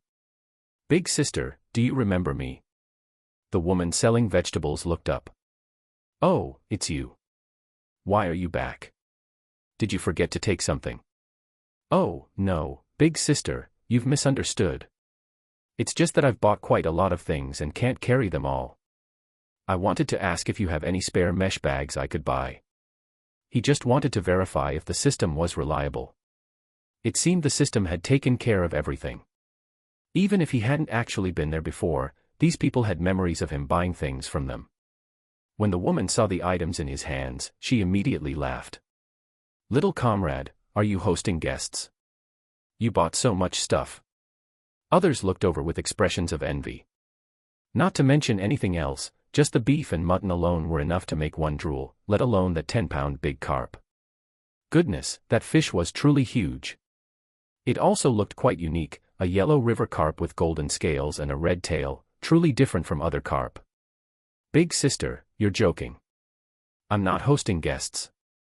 It's just that the mother of my child didn't recover well during her postpartum confinement. I got my wages yesterday, so I thought I'd buy something good to help her nourish herself." Zhou Jianjun brazenly told a lie. It wasn't entirely false, though. Yu Xiaoli really hadn't recovered well from her confinement and was physically weak. The woman's expression changed, filled with admiration. "Oh, I couldn't tell. You're a man who dotes on his wife. You're a good comrade. I didn't realize you were already married. How old is your child?" "She's not even 3 years old yet. It's a daughter." "Daughters are great, little comrade. Let me tell you, a daughter is her parents' little padded jacket. When you get old, it's guaranteed that your daughter will be the one to show you filial piety." "That's true. I think so too. My daughter is so affectionate toward me." "What a load of crap." Zhou Jianjun silently criticized his predecessor. What a piece of work, he wasn't fit to be a father at all. This little comrade has high awareness. Today's society needs young people with such progressive thinking. A first uncle nearby heard this and said happily, "Little comrade, where do you work, and what do you do?" "Oh, my wife and I are both employees at the steel rolling mill. I'm an artist in the propaganda department, mainly responsible for the distribution of the factory newsletter and the drawing of progressive bulletin boards." Upon hearing this, everyone immediately became envious again. The steel rolling mill, that was a major factory with 10 or 20,000 people. This was equivalent to holding an iron rice bowl. And he was in the propaganda department, that was a white-collar job, high pay, clean, and respectable. No wonder you have such a scholarly air about you. Good, keep engaging with progressive ideas so you can continue to make progress. In this day and age, political awareness was extremely important. Putting everything else aside, although everyone was poor at this time, there was a fire in their spirits, and everyone was full of drive. Thinking had to be actively progressive. This spirit dissipated after the 10-year wind blew through. It was never seen again afterward. This era was poor, but it was equally great. By his calculations, next year would be 1966, and the wind was about to pick up. But he wasn't afraid of being caught in it. Both he and his wife were from 3 generations of hired farm laborers, and furthermore, his grandfather and father were both martyrs who had performed military service. The first uncle looked at the big carp in his hand and smiled. This is a yellow river carp, right? Did you buy it from old Sun? It was clear that the first uncle was very familiar with the vegetable market. Zhou Jianjun thought about the receipts. The stall owner's name seemed to be Sun. First uncle, you know your stuff. I did indeed buy it from stall owner Sunday. You're lucky, little comrade. You can only see a few of these yellow river carp at old Sun's place on weekends. If you come late, you won't be able to buy them. Really? I didn't think that much about it, I just thought the fish looked quite good. Hearing this honest remark, everyone laughed good-naturedly. All right, I'll give you this mesh bag. Come back next time, and go home and take good care of your wife. That won't do. This mesh bag isn't big, but it's still public property. I absolutely cannot take it for free. Please take this 1 dime, consider it me buying it. This little comrade has such high awareness. He's also good-looking, has a respectable job, just look at him. What? Do you have a crush on him? Pa. Have no shame. At my age, I could be his mother.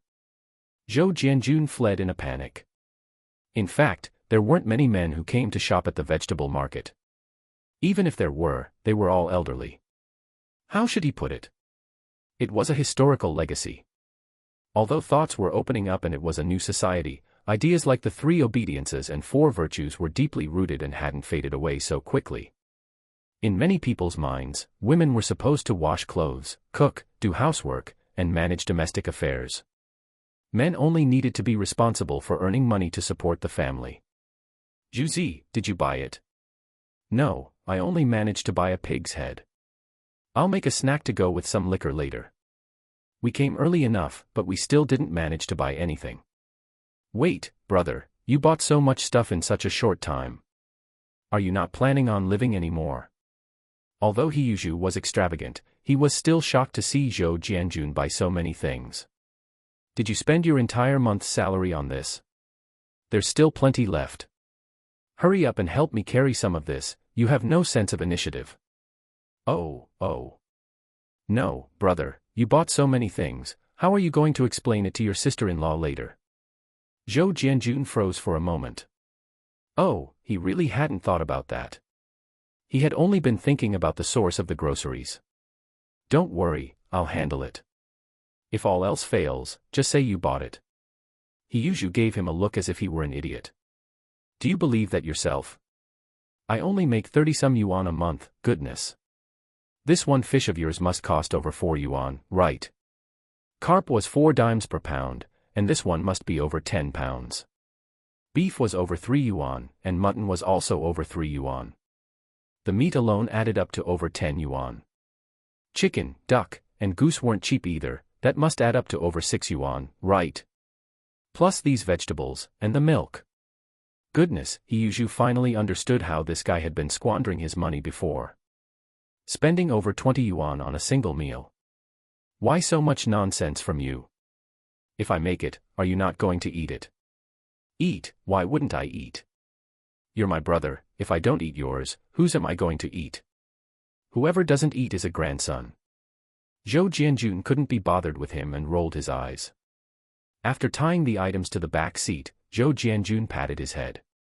There's no rice or flour at home. You wait here while I go buy some. What else are you buying? I have some at my place.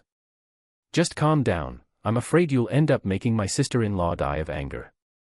With that foul mouth of yours, you'll be the death of me first.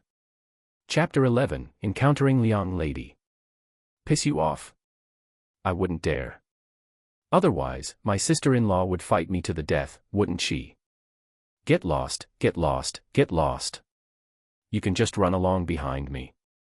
Zhou Jianjun couldn't be bothered to bicker with him. The back seat was piled high with food, and the basket in front was stuffed full as well.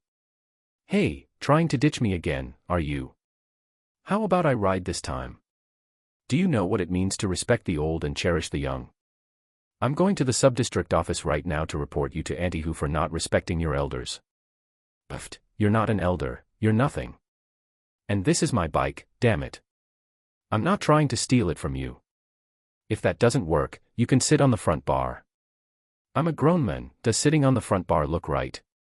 In the end, Siheyuan compromised, shrinking up like a quail and sitting on the front bar. Hey, lower your head, I can't see the road. Damn it, I'm not sitting here anymore. Let me down. The two of them messed around for ages and hadn't even gone a mile. At least a good amount of the snow on the ground had melted, otherwise, the two of them would have definitely taken a nasty spill. Fine, you can ride back yourself, I'll walk back. Siheyuan stopped arguing and gave the bicycle a push. Zhou Jianjun didn't stand on ceremony, rode off on his own, moving fast as if a dog were chasing him. Siheyuan grabbed a handful of snow and threw it at his retreating back, laughing and cursing, "Screw you, you actually took off. This won't do, one bike isn't enough, I need to go buy another one." After thinking about it, he strolled over to the department store. Now that Siheyuan wasn't subsidizing Qin Huairu, with a monthly salary of over 30 yuan and having worked for over a decade, he had actually saved up quite a bit of wealth. Move, move. The brakes aren't working, ah. Zhou Jianjun was pedaling the bike, feeling great. At a corner, he saw a woman riding a tricycle, carrying several large gas canisters.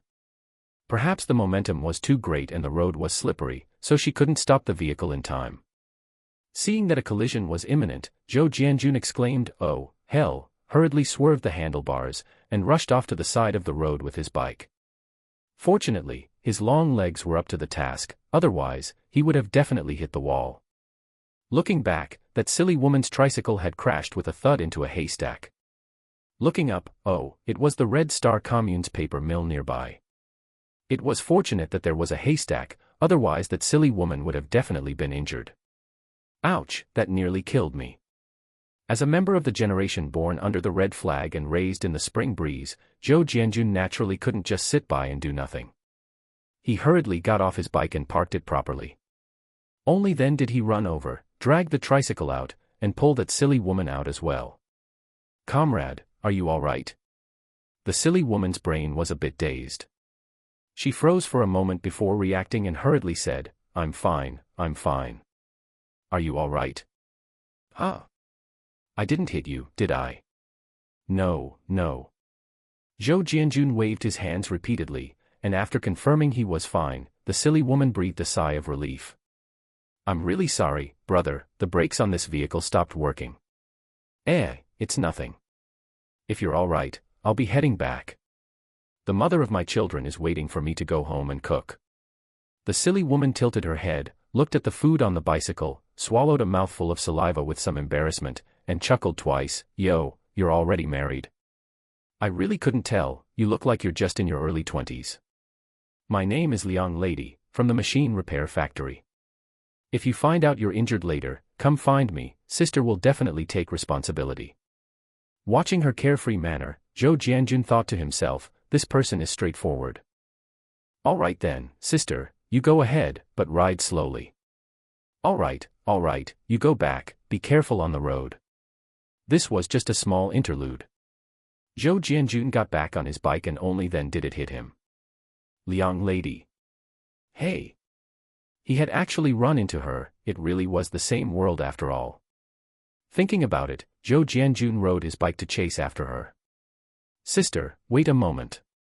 What is it, brother? Did you actually get hurt?" It was clear she was a bit nervous, after all, she was living a tight life. "No, I just feel like I have a connection with you, sister. I've heard your name before. My name is Zhou Jianjun, from the propaganda department of the steel rolling mill. We had a joint event with your unit before, and I saw you, but I didn't recognize you just now. I call you sister, you call me brother, this is fate. Take this meat, go home, and give the kids a treat." Saying this, he tossed the 5 pounds of mutton and that large carp onto her vehicle and turned to leave. "No, brother Zhou, what are you doing? I can't accept these things." However, Zhou Jianjun had already gotten on his bike and rode off quickly. Liang Lady stomped her foot, and tears immediately streamed down her face. What is this all about? I've met a good person. Zhou Jianjun found a deserted spot, took out another 5 pounds of mutton, thought about it, and then took out a piece of pork ribs. Anyway, Siheyuan hadn't managed to buy pork, so he would just say later that he ran into someone selling it and bought a piece of ribs. It was very reasonable. As for giving things to Liang Lady, that was truly an impulsive decision. When he watched the show Men is Iron, Rice is Steel, he really liked this character. Come to think of it, this Liang Lady and Qin Huairu have many similarities. Both are widows, and both have children. But Liang Lady is truly hardworking and resilient, relying on her own skills to earn a living. Later, when she married Nan Yi, she risked her life to have a child for him, even though she was already an older mother by then. She already had 4 children, yet she still bore one for him. Just this point alone makes her countless times better than Qin Huairu with her IUD. Looking at how they raise their children, all 4 of Liang Lady's children are exemplary, polite and high-quality individuals. Then look at Bang Gung and Xiao Dang. Heh. Zhou Jianjun felt that comparing these 2 widows was simply an insult to Liang Lady. Liang Lady did indeed trade meal tickets and such at the factory, but she had her bottom line. And what about Qin Huairu? She had one too, and that bottom line was that IUD. As long as the IUD wasn't broken, everything was fine. She would sneak into the small warehouse with Su Damao for 5 steamed buns. We don't even know what actually went on in there. Giving things to Liang Lady was entirely for his own peace of mind. Meat and vegetables were the last things Zhou Jianjun lacked right now. Seeing someone he could help, he would help. It was a way to express his respect for this strong mother. There were quite a lot of widows in these times. Sigh, let's not talk about it, it was the era that caused it. Gas station. Yo, Master Liang, did you get a raise recently? You're actually willing to buy meat to eat. Liang Lady was a welder at the machine repair factory, and her technical skill was among the best, even among the men. What left the deepest impression was that she was always holding a blowtorch to scare those stinky men. She came to get gas from time to time, so everyone knew her. Liang Lady felt a bit embarrassed. What raise? The grading issue hasn't been settled yet. Stop asking questions, hurry up, I'm waiting to go back and cook for the kids. Yo, this mutton looks really good, you have a good eye.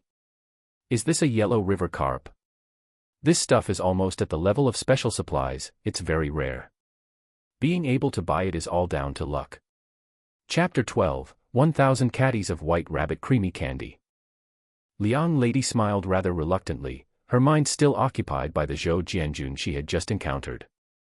She felt a bit guilty, she had almost run into him, yet he had still given her meat and fish.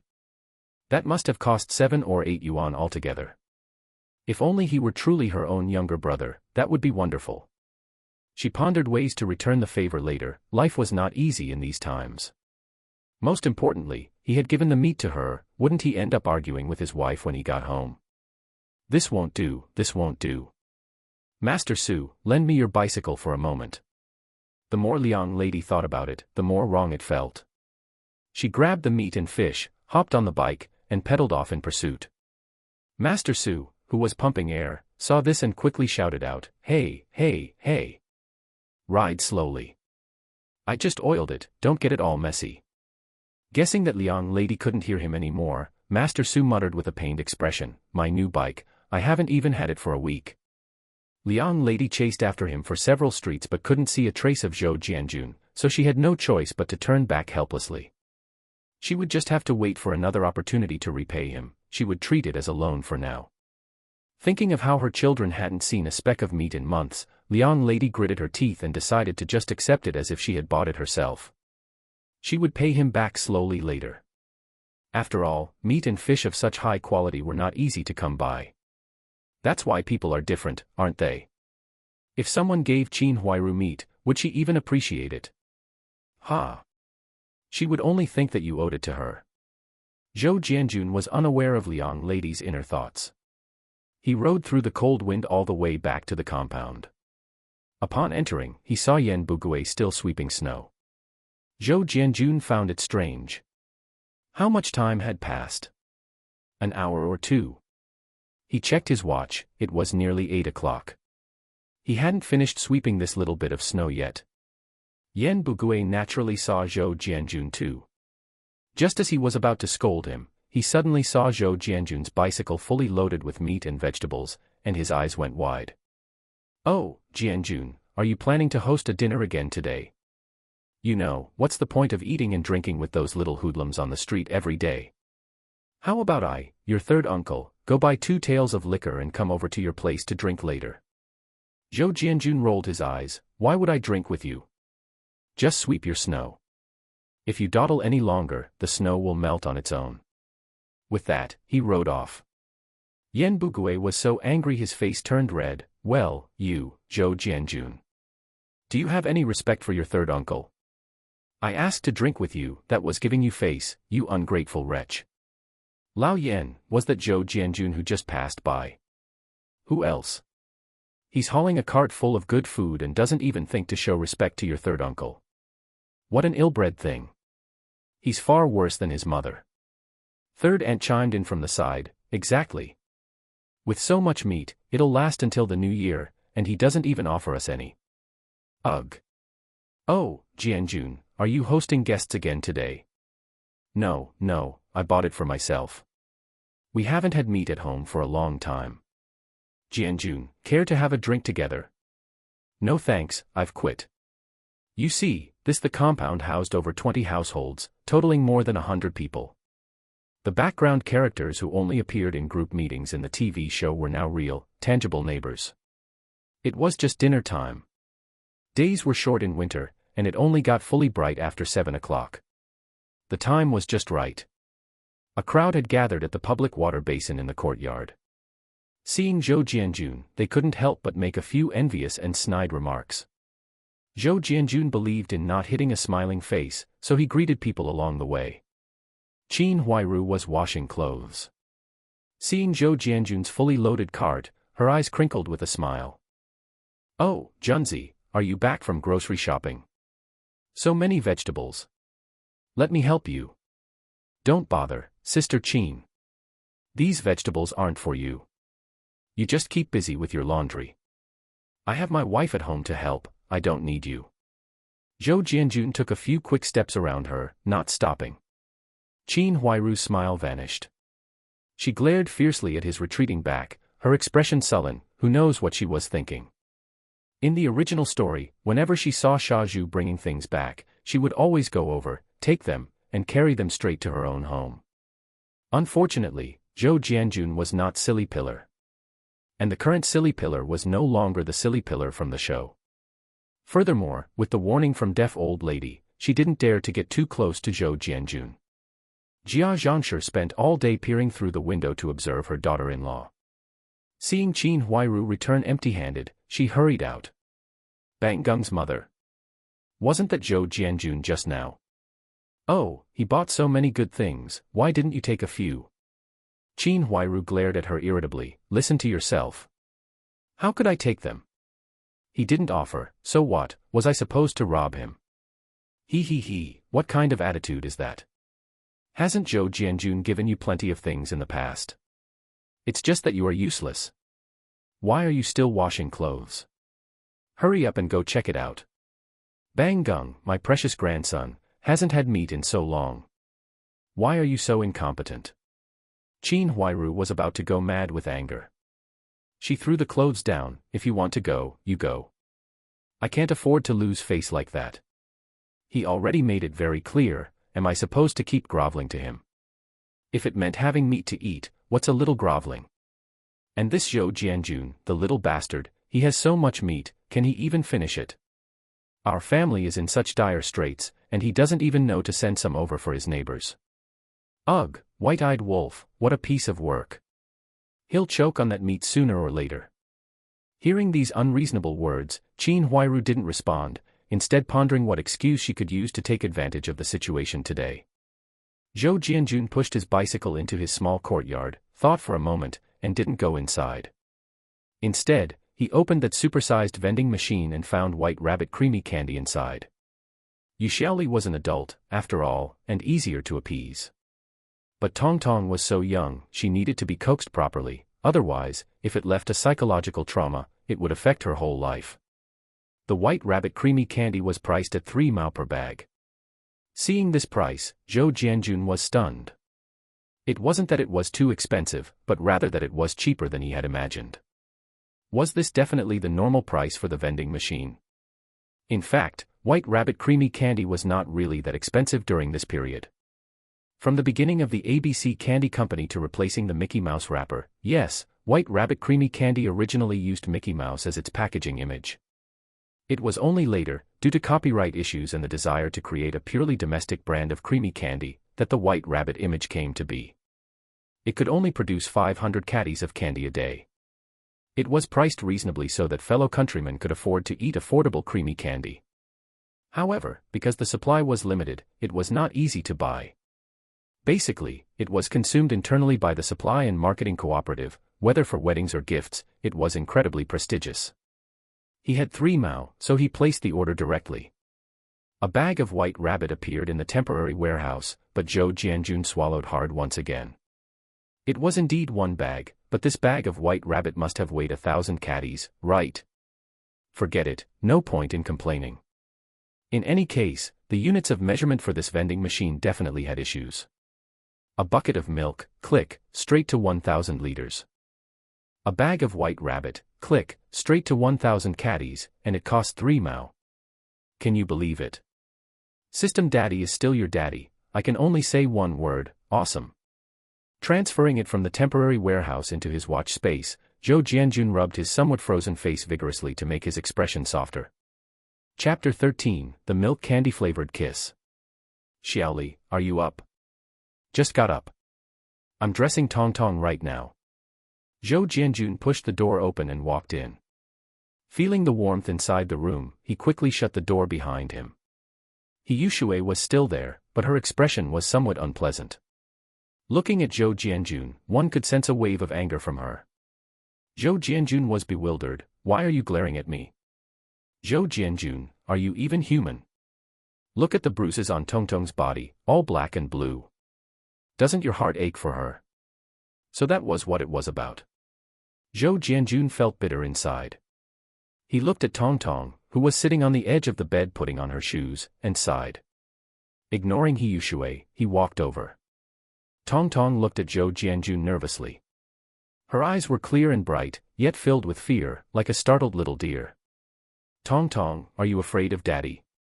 Tong Tong froze for a moment, nodded, then shook her head. When Daddy doesn't drink, I'm not afraid. Oh, he understood now. As long as he wasn't drinking, Zhou Jianjun could still be considered a human being. Then Daddy will never drink again. Will you forgive the bad Daddy from before? Really?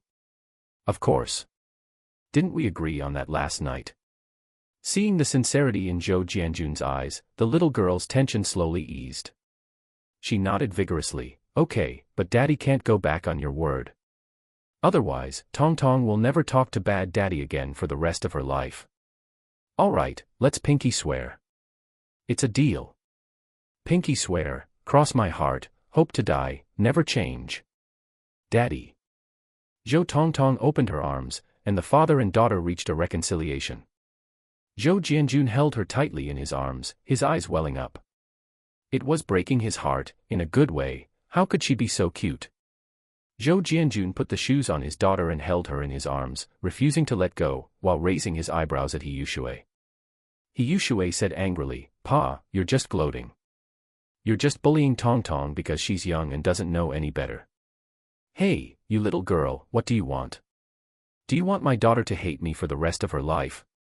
You're heartless. I'm heartless. Fine, it seems I'm the villain here. Auntie Yushui, don't argue with Daddy. Daddy has changed now. Admitting mistakes and correcting them makes for a good person. Zhou Jianjun was overjoyed. Exactly, exactly. Look at that, you're not even as sensible as our Tong Tong. He was also amused by his antics. You little heartless thing, who do you think Auntie is doing this for? I've played the villain for nothing. I'm a witness today, brother.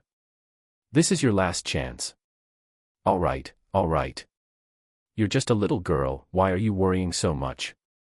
Instead of wasting your energy on this, you should think about finding a wife for your silly brother. I think Yu Haitang is quite good.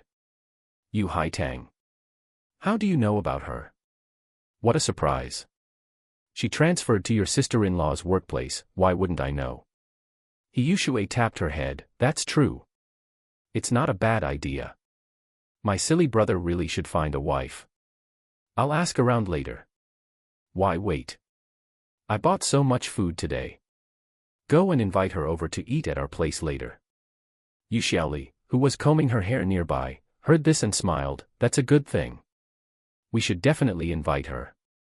He Yushui thought about it and nodded. I think that works too. All right, let's do that. Don't just stand there. There's a pile of vegetables in the yard, go help put them in the kitchen. Humph, you only know how to boss me around. Hey, I'm not bossing you around for nothing. Come here, hold out your hands. He Yushui obediently walked over. What is it? Brother is going to do a magic trick for you. Look, my hands are empty, right? Don't blink. Witness the moment of magic. Zhou Jianjun clenched his hand, then opened it, revealing a handful of white rabbit candies. He Yushui's eyes widened. White rabbit candies. No way, how did you do that? I didn't see it clearly. Do it again. Zhou Tongtong, who was being held by Zhou Jianjun with one arm, also widened her eyes and clapped. Daddy is amazing. Tongtong is amazing too. You've got the candy, aren't you going to get to work? No, I didn't see it clearly. Make another handful appear for me. Make your head. Go on, get out of here. He Yushui took the candy, unwrapped one, and popped it into the little girl's mouth. Then she stared at her own hands, confused, opening and closing them, unable to figure out how Zhou Jianjun had done it. Daddy, the candy is so sweet. The little girl smiled until her eyes turned into crescents. Then Daddy will do it again for you. I'll make even more, okay. Okay. Zhou Jianjun sat down with the little girl in his arms, supporting her with his legs, and spread both hands out in front of her. Look, is there anything in Daddy's hands? The little girl grabbed his hands, checked them very carefully, and then nodded solemnly, no. Then Tongtong, don't blink. Balala the fairy, abracadabra. Then, 2 handfuls of candy appeared in Zhou Jianjun's hands. Wow, Mommy, look. Daddy is so amazing. Yu Xiaoli watched the interaction between the father and daughter from the side and began to wipe away tears again. This was a scene straight out of her dreams. He had never had the patience to coax the child like this before. Here, I'll put the candy in Tongtong's pocket now. Tongtong, go take it to Grandma, okay? Okay. Tongtong is such a good girl. Give Daddy a kiss. Mua. Go on, call Grandma over, and we'll eat together in a while. Okay. Zhou Tongtong scampered off on her short legs, yelling happily. It was clear the child was very happy. Why are you crying again? Zhou Jianjun wiped her tears away with some affection. I'm just happy. Silly wife, open your mouth. A white rabbit candy was popped into her mouth. Oh, how do you still have some? Let me see where you hid them. Yu Xiaoli was extremely surprised. She searched all his pockets but couldn't find a single one. How did you do that? Kiss me, and I'll tell you. No. Then I'll kiss you. You. MMPH. After a long while, Yu Xiaoli was panting heavily, her face flushed red. Due to lack of oxygen, her eyes were a bit unfocused. This kiss tastes like milk candy, fragrant and sweet. You really are silly, can't you breathe through your nose? Dummy. You, who did you learn this from? Why are you so bad? Some things, a man doesn't need to learn. Just as the two were flirting, He Yushui's scream came from outside. Sister-in-law, come out and look. My brother is squandering money again. Hearing this, Yu Xiaoli's heart sank, and she looked at Zhou Jianjun nervously. Zhou Jianjun felt inexplicably guilty. Don't listen to her nonsense, I just bought a little too much. Hearing this, Yu Xiaoli became even more uneasy. Pushing him away, she hurried outside. Seeing the things that He Yushui had already unloaded, she was dumbfounded. Beef, mutton, eggs, milk, a large fish, a pig's head, a rack of ribs, green peppers, cabbage, radishes, and potatoes. A fat hen that looked to be over 3 pounds. An equally fat duck. And a big white goose. Good heavens, how much did all this cost? Yu Xiaoli turned back, tears welling up in her eyes again. Didn't you promise to change? Adding all these things up, it must have cost over 20 yuan, right? And the white rabbit candy she just ate, it didn't taste sweet anymore. Don't cry, don't cry. Oh, seeing you cry makes my heart ache. I was thinking, they say a prodigal son who returns is worth more than gold. We haven't had a family meal with Zhu Zi and Grandma in a long time. Let's have a good meal today. Consider it a celebration of me turning over a new leaf and getting back on the right track. Wouldn't you say that's a happy occasion? Chapter 14, Simple Happiness. Upon hearing this, Yu Xiaoli felt that it really did seem to be the case. It really was worth a proper celebration. Thinking about it this way, she felt that these items didn't amount to much after all. Compared to the money Zhou Jianjun had spent in the past, spending a little on groceries to cook for the family really wasn't much. You can't be so extravagant in the future. All right, I promise. But wife, I need to give you a heads up, our family's life might improve quite a bit from now on. How about this, starting next month, I'll hand over my entire salary for you to manage, and you can just give me 5 yuan a month for pocket money. But I guarantee that with just those 5 yuan, I can make sure you and our daughter have meat to eat and milk to drink every day. When Yu Xiaoli heard this, she became anxious. Jianjun, that's not what I meant. I don't want your money, you must not do anything you shouldn't be doing. 5 yuan, how could it be possible to eat meat every day? What are you thinking? Even when I was a jerk in the past, didn't I still never do anything bad? You have to trust your man's capabilities. Our family's situation isn't bad, why save the money? Not to mention the past, we need to think more about Tong Tong in the future. I'll listen to you. That's right. Watching the two of them acting lovey-dovey, Yu Shui curled her lip and excitedly carried the items into the kitchen. She would have something delicious to eat today. Zhou Jianjun's kitchen was quite large, a separate room. After all, they had 5 large rooms. The stove and cabinets were still quite new, purchased when they got married. Besides the coal stove, there was also a gas stove. In this day and age, a tank of gas cost 2 yuan and 7 jiao. However, many people suspected that this gas was unsafe, so very few people used it. Zhou Jianjun had spent time wandering about and was well-traveled, so he wasn't afraid.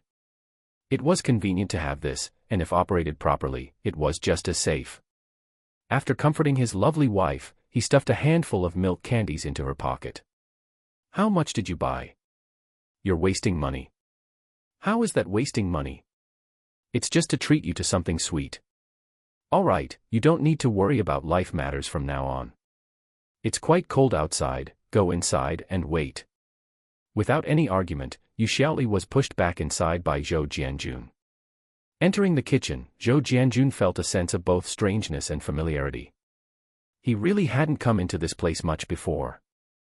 Thinking about the spiritual spring ancient well he had in his warehouse, he needed to find a place to install it later. Old Beijing was plagued with bitter well water, the water was salty and astringent, making it very hard to drink. This was also why many people liked drinking jasmine tea. Rumor had it that the jasmine could cover up the taste of the well water. As for whether it was true or not, it was just something to hear for fun.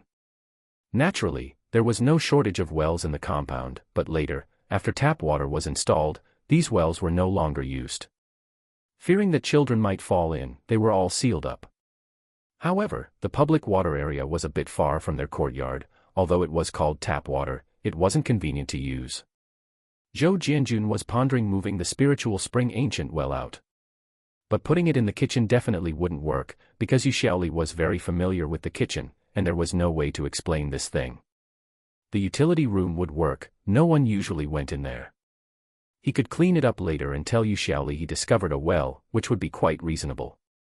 Brother, I heard everything. Are we eating all of this today? Aren't you afraid of overeating? Let's just have some noodles early in the morning. After eating, we'll stew the meat, and it'll be ready by noon. Go to your silly brother's room and bring me all the white flour you can find. Are we having jjiangmian? Jjiangmian is too much trouble. We'll just make something simple, prepare a few small side dishes, and make do. All right then, I'll go get the flour. Yu Shui ran back to get the flour, while Zhou Jianjun organized the ingredients and put them away. When it came to cooking, he really wasn't a stranger to it. The original owner had indeed learned cooking from He Daqing for several years. Back then, He Daqing saw that he was sharp and wanted him to inherit his mantle, but Zhou Jianjun's academic grades were quite good, and he went straight to university. In this day and age, university students were rare. He entered university to study fine arts, and after graduation, he was assigned to the steel rolling mills propaganda department. His starting salary was over 40, which made countless people envious. Moreover, in this era, attending technical school or university didn't require tuition, and they even gave you a salary every month. Can you believe it? Of course, it wasn't called a salary, it was called a talent subsidy, but that was the gist of it. The country placed great importance on talent development. At first, not having touched a kitchen knife for a long time, he felt a bit unaccustomed to it, but after cutting 2 plates of shredded potatoes, his muscle memory came back. He poked his head out to check, and finding no one coming, he took out the strength spinach. This had been forced upon him by the dog system, he didn't even have room to refuse. In the middle of winter, having green vegetables was simply too rare. The spinach leaves were like jade, and the stems were like red agate. They even had dewdrops on them, looking just like a piece of art, incredibly fresh and beautiful. TSK, products from the system were indeed top quality. Red-beaked green parrot, this was truly deserving of the name. After blanching it in boiling water, he sliced scallions and ginger, smashed 2 cloves of garlic, added some Shaanxi aged vinegar and old soy sauce. There was no chicken essence and no sugar, but there was MSG, he added a little, mixed it all together, and it tasted incredibly fresh. Come to think of it, the soy sauce from the past was truly delicious, deep orange like amber. The soy sauce now, light soy sauce and dark soy sauce mixed together, could barely capture a hint of the old flavor. What they sold now was just taking the old soy sauce and splitting it into different products. How could it taste like it used to? This was also why, when cooking now, you had to add tons of light and dark soy sauce. If you missed even one, the flavor wouldn't come out, which was just infuriating. As for sugar, it really wasn't common to eat in the kitchen. First-grade white sugar cost 8 jiao and 3 fen per jin, more expensive than meat. Only pregnant women or heads of households doing heavy manual labor could drink a bowl of sugar water every day. Brown sugar was a bit cheaper, but not by much, costing 7 jiao and 8 fen. I wonder how many friends ate Cuban sugar when they were little. It was said to be imported brown sugar, and because it traveled across the ocean, the seawater made the sugar damp, giving it a bitter taste. I don't know if that's true or not. In this period, China was really lacking in everything. After mixing the spinach, he finished by cutting some beef and dicing carrots to make a meat sauce. These were all simple. Yu Shui came back with the flour, and Zhou Jianjun went through his process, leaving Yu Shui dumbfounded. Because he wasn't making noodles by cutting them with a knife, but by pulling them by hand. Hand-pulled noodles, if you master the technique, aren't that difficult. What are you just standing there for? Is the water boiling? Ah. Oh, it's boiling, it's boiling. If it's boiling, take the lid off the pot. Oh, oh, oh. In this day and age, hand-pulled noodles had become a rare spectacle. She had truly seen something new. Yu Shui's eyes were sparkling. Brother, how do you know how to pull noodles? What's so surprising about that?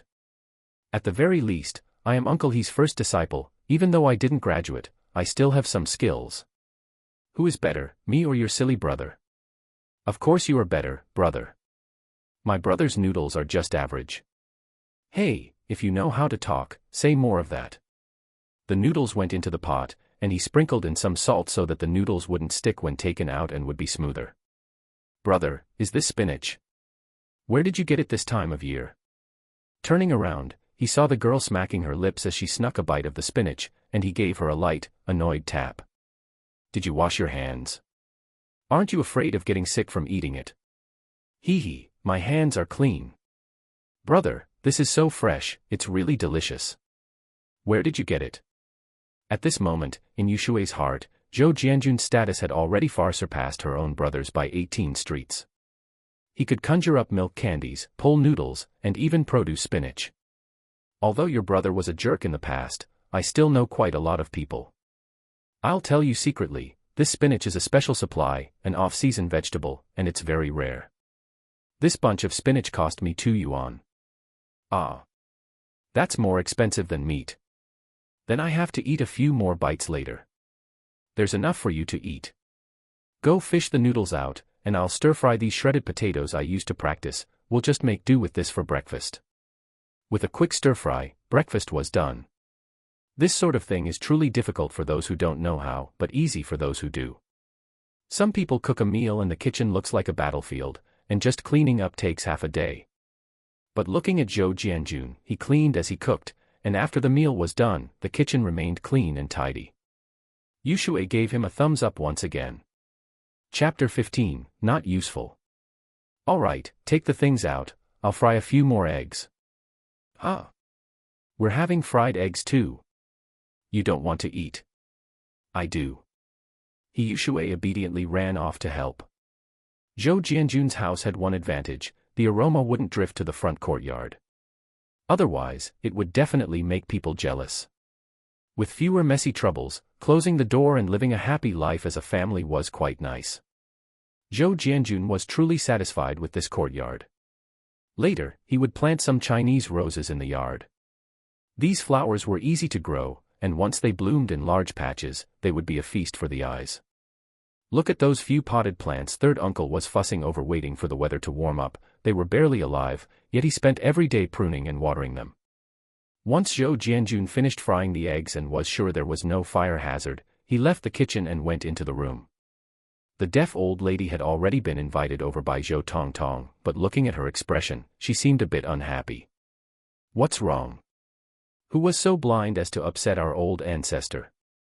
Yushui kept winking at him. He looked at the clear soup noodles, the large bowl of beef sauce, the plate of hot and sour shredded potatoes, and the cold spinach salad. There wasn't anything unusual here. Zhou Jianjun knew the old lady felt he was spending money recklessly.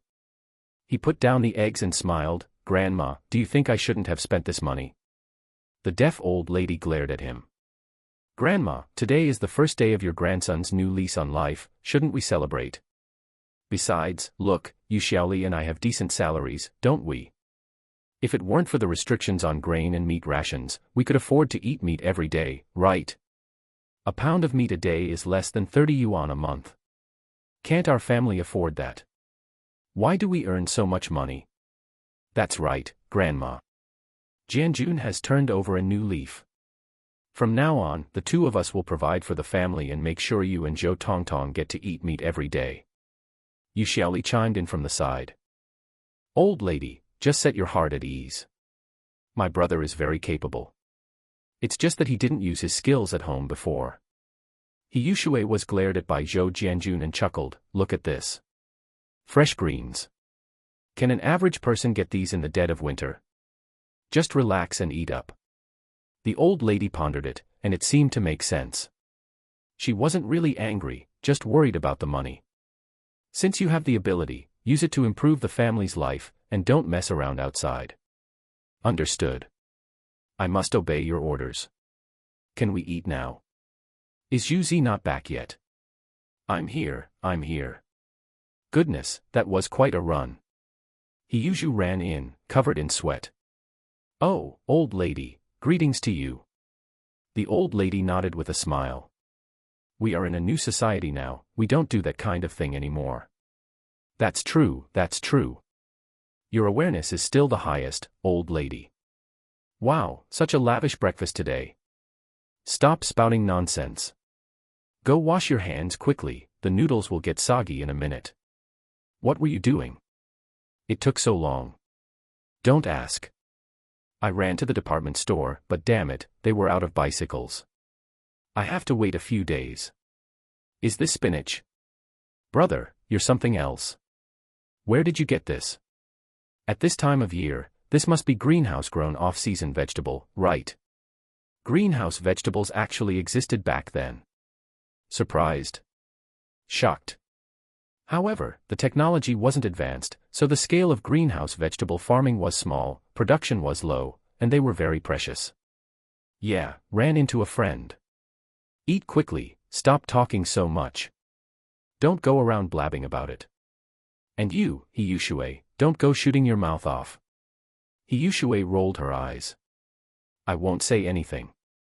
Whoever talks is a fool. Zhou Jianjun smiled and distributed the fried eggs to everyone, one for each person. Something's wrong, brother. Why is sister-in-law's egg different from ours? He had sharp eyes and clearly saw that the egg in Yuxiaoli's bowl was heart-shaped. Look, there are even words on it. Yuxiaoli was also surprised. Can an egg really be fried into this shape? She flipped the egg over and saw the words "Love you" written on it with something. Oh, my teeth are falling out, why is it so cheesy? He covered his teeth and played the clown. Zhou Jianjun looked a bit smug, while Yuxiaoli blushed and ate the egg in small bites, feeling sweet inside. The old lady watched one person then the other, letting out a heartfelt laugh. Good. I never expected that in my old age, I would still get to eat such good things. This is wonderful.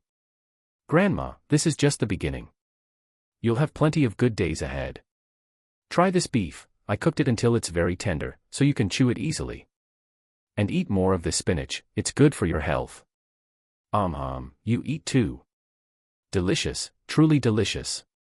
The whole family was happily eating breakfast, but Bang Gung returned home unhappy. Grandma, there's nothing at Sha Zhu's place. I didn't find any white flour, and he wasn't there either. He must have gone to eat at Junzi's house. Bang Gung, don't be rude. You can't just call him Junzi, you must call him uncle. And the same goes for Sha Zhu. Qin Huairu broke off half a cornbread bun and handed it to him. I'm not going to call them that. You all call him Sha Zhu and Junzi, I'm an adult now, why can't I call them that? Jia Zhangshi nodded repeatedly from the side. That's right. Those two disrespectful things don't even think to show filial piety to us when they have good food. Why should you call them uncle? My good grandson, just call him Sha Zhu. Isn't a name meant to be used? Having received his grandmother's support, Bang Gung felt a bit smug. He looked at the cornbread in his hand, and his expression changed again. Cornbread again. Mom, I want to eat meat. Junzi bought so much meat, I saw it. Can't you go ask for some for me and my sister? Look at how sensible our good grandson is, thinking of his sister too. That's right, Huairu, go see what they are eating for breakfast. Qin Huairu looked reluctant. Did she not want to eat meat too? Do I need to see what they are eating? Is all that meat just for show? I'm not going. If you want to go, you go. I saw that little girl from the Zhou family invite the old lady to their courtyard too. If I go, won't I just be walking into their trap to get bullied? Although Jia Zhangshi was shrewish, she was also afraid of the old lady. Upon hearing this, she cursed angrily, that old hag, flaunting her seniority. She looks like she hasn't got many years left, yet she just won't die.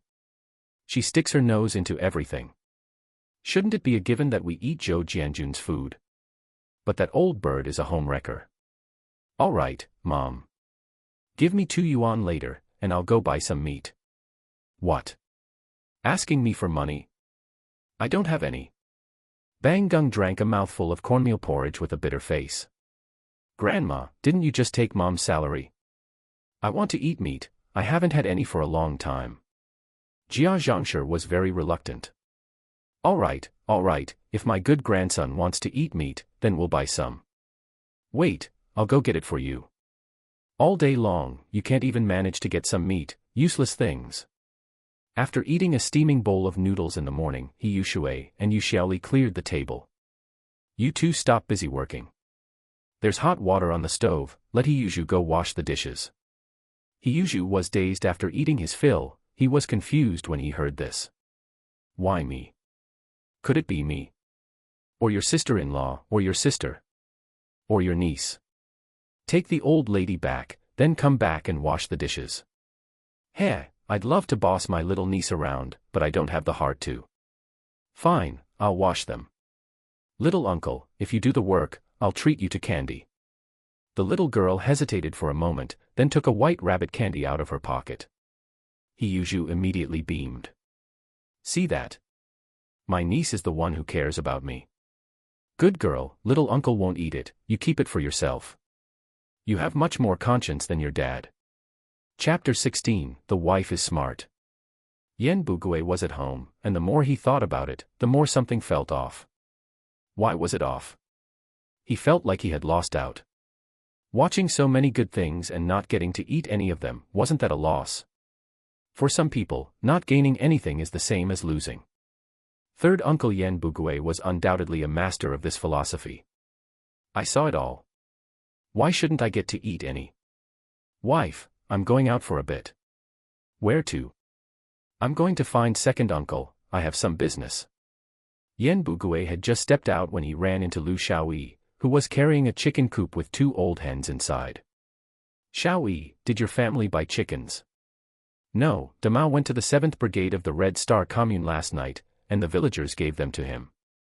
I saw that these hens were quite large and just at the age for laying eggs, so we're keeping them at home. Didn't you see them this morning? Third uncle thought about how he had spat at Su Damao when he saw him this morning. How would he have noticed what he brought?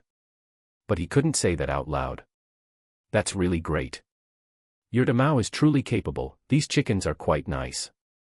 When they start laying eggs, don't forget to let third uncle have a taste. Lu Xiaoyi came from a wealthy background and didn't really care about him taking such small advantages. Sure, that's no problem. As expected of a wealthy young lady, very generous. Third uncle, if you want to eat eggs, go find your own son. Why are you eyeing our chickens? Su Damao yawned, draped in a cotton-padded jacket, and made a snide remark to third uncle. Damao, that's not right of you. How has third uncle treated you all these years? Shouldn't it be only natural to have one of your eggs? Stop right there. I know clearly how you've treated me, I'm just worried you don't know it yourself. You were giving me a sour face early this morning, do I owe you eggs or something? You, just go do whatever you need to do. Yan Bugui felt like he had lost face and was very displeased. I can't be bothered to argue with you. I'm going to find second uncle. Oh, if you go to second uncle's place at this hour, you won't be able to mooch a meal, it's past mealtime. Pa. A dog's mouth can't spit out ivory. How novel.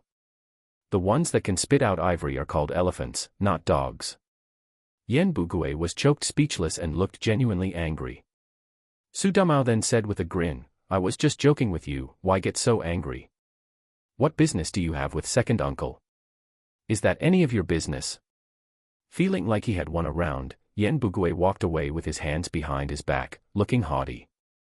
Hey, this old man. Lu Xiaoyi was feeding the chickens with millet on the side. Why did you provoke him for no reason? What do you mean provoke him? Let me tell you, Xiaoyi, third uncle has his eyes on our chickens. You have to be careful from now on, he might just scheme them into his own pot. That can't be, right? Although third uncle is stingy and loves to scheme, he still cares about his reputation. Reputation? Can you eat reputation as meat? Just keep your wits about you. Fine, fine, I know. Why does everyone look like a bad person in your eyes? Lu Xiaoyi didn't take it to heart. Su Damao huffed twice and thought about it. He kept feeling like third uncle was up to something by going to see second uncle. Having lived in the same courtyard for so many years, who didn't know who? With an old miser like Yan Bugui, would he visit anyone without some benefit? Xiaoyi, I'm going to check on second uncle's place. You're not staying home to catch up on sleep, why are you meddling in things? Wait until I get back. After Hiyushu finished washing the dishes, he watched with some boredom as Zhou Jianjun played a clapping game with his little niece. Yushui, have you rested enough? If you're not busy, go call your classmates. I'm thinking about whether I should call the 3 uncles over to witness that I, Zhou Jianjun, am turning over a new leaf. Is that really necessary? Why treat them to a meal? Hiyushu was somewhat reluctant. He didn't think much of any of the 3 uncles in the courtyard. First uncle was a bit better and treated him quite well. That second uncle was obsessed with power and was always ordering people around.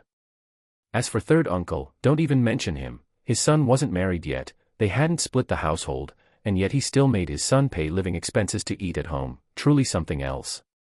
Compared to his godmother and Zhou Jianjun's mother, these uncles' actions were simply unbearable to watch. Wife, what do you think? Yu Xiaoli and Yushui were huddled on the kong to stay warm for the winter. This winter in Beijing was truly frighteningly cold. Plus, in this era, there was no greenhouse effect, so the temperature was 4 or 5 degrees lower than in later generations. I think it's fine, it will save them from always looking at you differently. Alright, so you two are the good ones then. Do you want to invite Su Damao and Qin Huairu over, too? Hiyushu said this casually, but unexpectedly, Zhou Jianjun actually thought about it seriously. Su Damao doesn't get along with us, why invite him? It's just asking for trouble.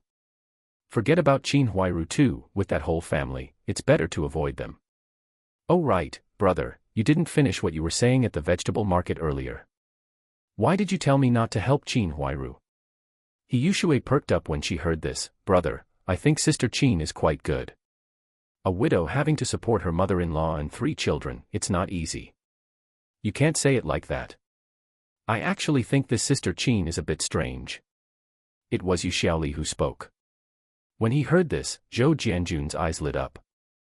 His wife was truly a smart person. Despite looking gentle and not very courageous, her heart was as clear as a mirror. Wife, not bad. Your insight is much brighter than these 2 simpletons. Being praised by her husband, Yu Xiaoli felt a bit shy.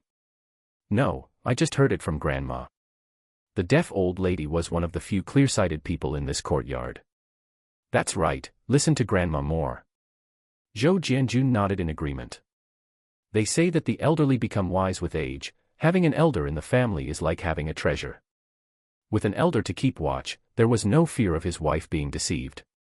Wait, sister-in-law, why didn't I understand?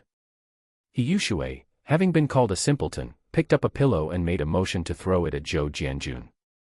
Zhou Jianjun chuckled and moved his daughter to a different direction. Baby, don't learn from Auntie Yushui in the future. Girls should be elegant. You're going too far. Alright, Yushui, your brother is just teasing you. Yu Xiaoli hurriedly smoothed things over. Then sister-in-law, tell me, what's wrong with her? Yu Xiaoli looked at her husband's encouraging gaze and cleared her throat. Although it's not good to talk about people behind their backs, it's fine since we're just family talking behind closed doors. Yushui, think about it, is Sister Qin's family really struggling? Hiyushui didn't even think, they're struggling quite a bit. This whole family relies on her for food and clothing. Otherwise, why would she cry poverty? That's so embarrassing. You're still too naive. Think about it, in our courtyard, which family isn't struggling? There was one time, your brother came back acting drunk, and I couldn't stay at home, so I wanted to go out for a walk. When I passed by, I saw them all eating white flour steamed buns. Furthermore, there was a time when Bang Gung secretly threw a cornmeal bun into third uncle's flower pot. Although it was accidental, looking at his indifferent attitude, it probably wasn't the first or second time. If they were truly starving, could a child do such a thing?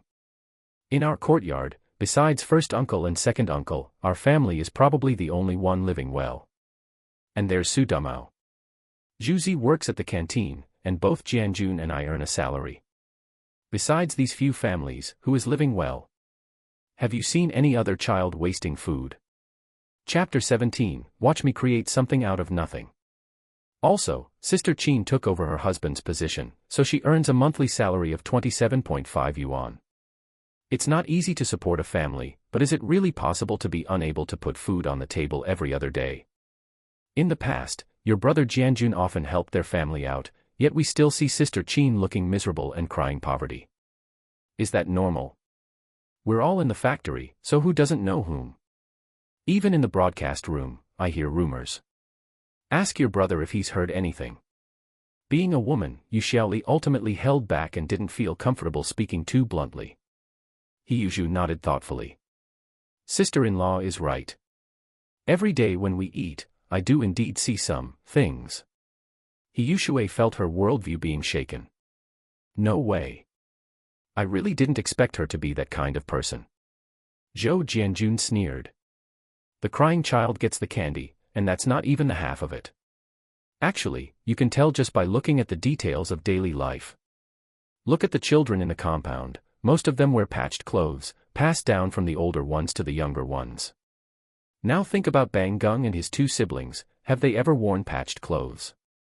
And look at Jia Zhangshi, she's raised plump and healthy.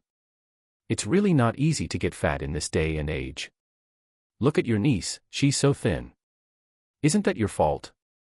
He Yushui didn't give him any face at all. Ahem. I'll take the blame for that. But that's the logic I'm talking about. There's one more thing you might not know. Guess how much third uncle makes a month? Third uncle. He Yushui hadn't expected the topic to shift to him. She thought for a moment. Probably quite high, right? Hi my foot. Third uncle's salary is the same as Sister Qin's. Huh? No way. Surprised. Zhou Jianjun sneered. It's true that third uncle likes to take advantage of others, but look at how many children he has. They're older than Bang Gung and his siblings, right? They surely eat a lot. But have you ever seen third uncle cry poverty or ask for handouts? He Yushui shook her head blankly. Now look back at Qin Huairu. First uncle secretly helps her, and I used to help her often too. Now, I suspect she's likely preparing to use your brother as a meal ticket. Look, our family lives pretty well, right? I don't have a bicycle, well, that's my own doing. But Qin Huairu does. Look, we don't have a sewing machine, but Qin Huairu does. When her husband died, the factory paid out 500 yuan in compensation. With that much money, can't she support a family? I think she doesn't just want to support them, she wants to have meat every day and eat white flour buns. So, this woman is deep. He Yuzhu and He Yushui both felt at a loss for words. Now that they thought about it carefully, there were indeed details everywhere. If that was really the case, then this woman was incredibly calculating. Since we've brought it up, let's talk about the people in the compound. Keep your guard up in the future. We don't need to mention Sudamao, he's been at odds with us brothers since we were kids. But he is a true villain. What does that mean? It means if we offend him, don't have any delusions, he will definitely harbor malice and try to screw us over. So, we should be on guard. This kind of person is actually easier to deal with because we know he'll make a move. But some people are different, they are sneakily malicious. Second uncle is one of them. Don't look at me like that. Do you think second uncle is always smiling and gets along well with everyone? Bullshit. Look at how he beats his sons, spare the rod and spoil the child, I acknowledge that point. But do you see his sons respecting him? To put it bluntly, he just has a violent temper. Just you wait, when he gets old, if his sons are filial to him, I'll write my surname, Zhou, backwards. Second uncle Lu Haizhong was a classic smiling tiger. In the original story, he did quite a few dirty deeds for the sake of promotion and wealth. When dealing with Lu Shaoyi's family, his methods were truly ruthless. A dog that bites doesn't bark, people like him are the most terrifying. But we don't need to fear him, just interact with him as usual. If he doesn't cause us trouble, we won't provoke him. As for first uncle, it's hard to say. He's a good person, but his thinking is stagnant, and he likes to stand on the moral high ground to demand things from others. Take the way he handles the situation with Qin Huairu's family, for instance, he always asks us all to help out. But there are plenty of people in the compound living in difficulty, why don't we see him caring about them? That's true. He's told me many times at the factory to take extra care of Qin Huairu when I'm serving food. And one night, when I got up to use the bathroom, I saw him secretly giving Qin Huairu food. He Yuzhu also recalled a few things. Look at that. He's the first uncle of the compound, why can't he help Qin Huairu openly? Why does it have to be in the middle of the night? He Yushui now looked like a gossip-loving bystander, her eyes sparkling.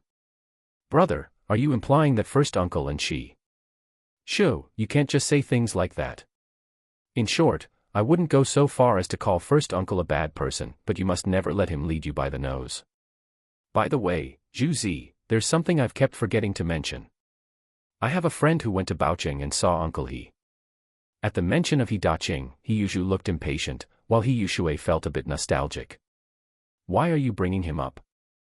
No, my friend came back and told me that he went to a restaurant to eat, and Uncle He was cooking there. When he found out my friend was from the capital, he asked about your situation. He also said that ever since he left, he's been sending you 15 yuan for living expenses every month. He didn't know if you'd received them. Hiyushu didn't doubt this when he heard it. Everyone knew that Zhou Jianjun was out and about eating and drinking, and knew many friends from all walks of life. "Brother, are you saying our dad still remembers us?" Hiyushu seemed very excited. "That's for sure. Although uncle he is, a bit of a romantic, you are his children, how could he just leave you be?" "That's not right, though. We've never received any money." Hiyushu sensitively grasped the issue. "We have to ask first uncle about this." Hiyushu clenched his fists. At that time, he was young. Before Daqing left, he had asked first uncle to look after the siblings. After all, Mother Zhou was a woman and had her own children. It was never easy for a woman to raise children alone. Since first uncle had no children and had some influence in the compound, it was normal to entrust them to him. Indeed, first uncle often cared for them. However, once they were taken over by Mother Zhou, first uncle stopped asking much. "I don't know if this is true or not. You should find a way to test the waters later." Hiyushu nodded. If Zhou Jianjun's friend was just spouting nonsense, it would inevitably cause conflict. But this didn't seem like nonsense. After all, if it weren't true, how would that person know Zhou Jianjun was his brother? And why would he specifically tell him? Although he didn't care about the 15 yuan now, it was a form of compensation for the missing fatherly love, which was important to him. At the very least, it proved the old man hadn't forgotten them. Seeing that the two were heavy-hearted, Zhou Jianjun lost his desire to talk. In any case, staying away from Qin Huairu's family wouldn't lead to any major mistakes.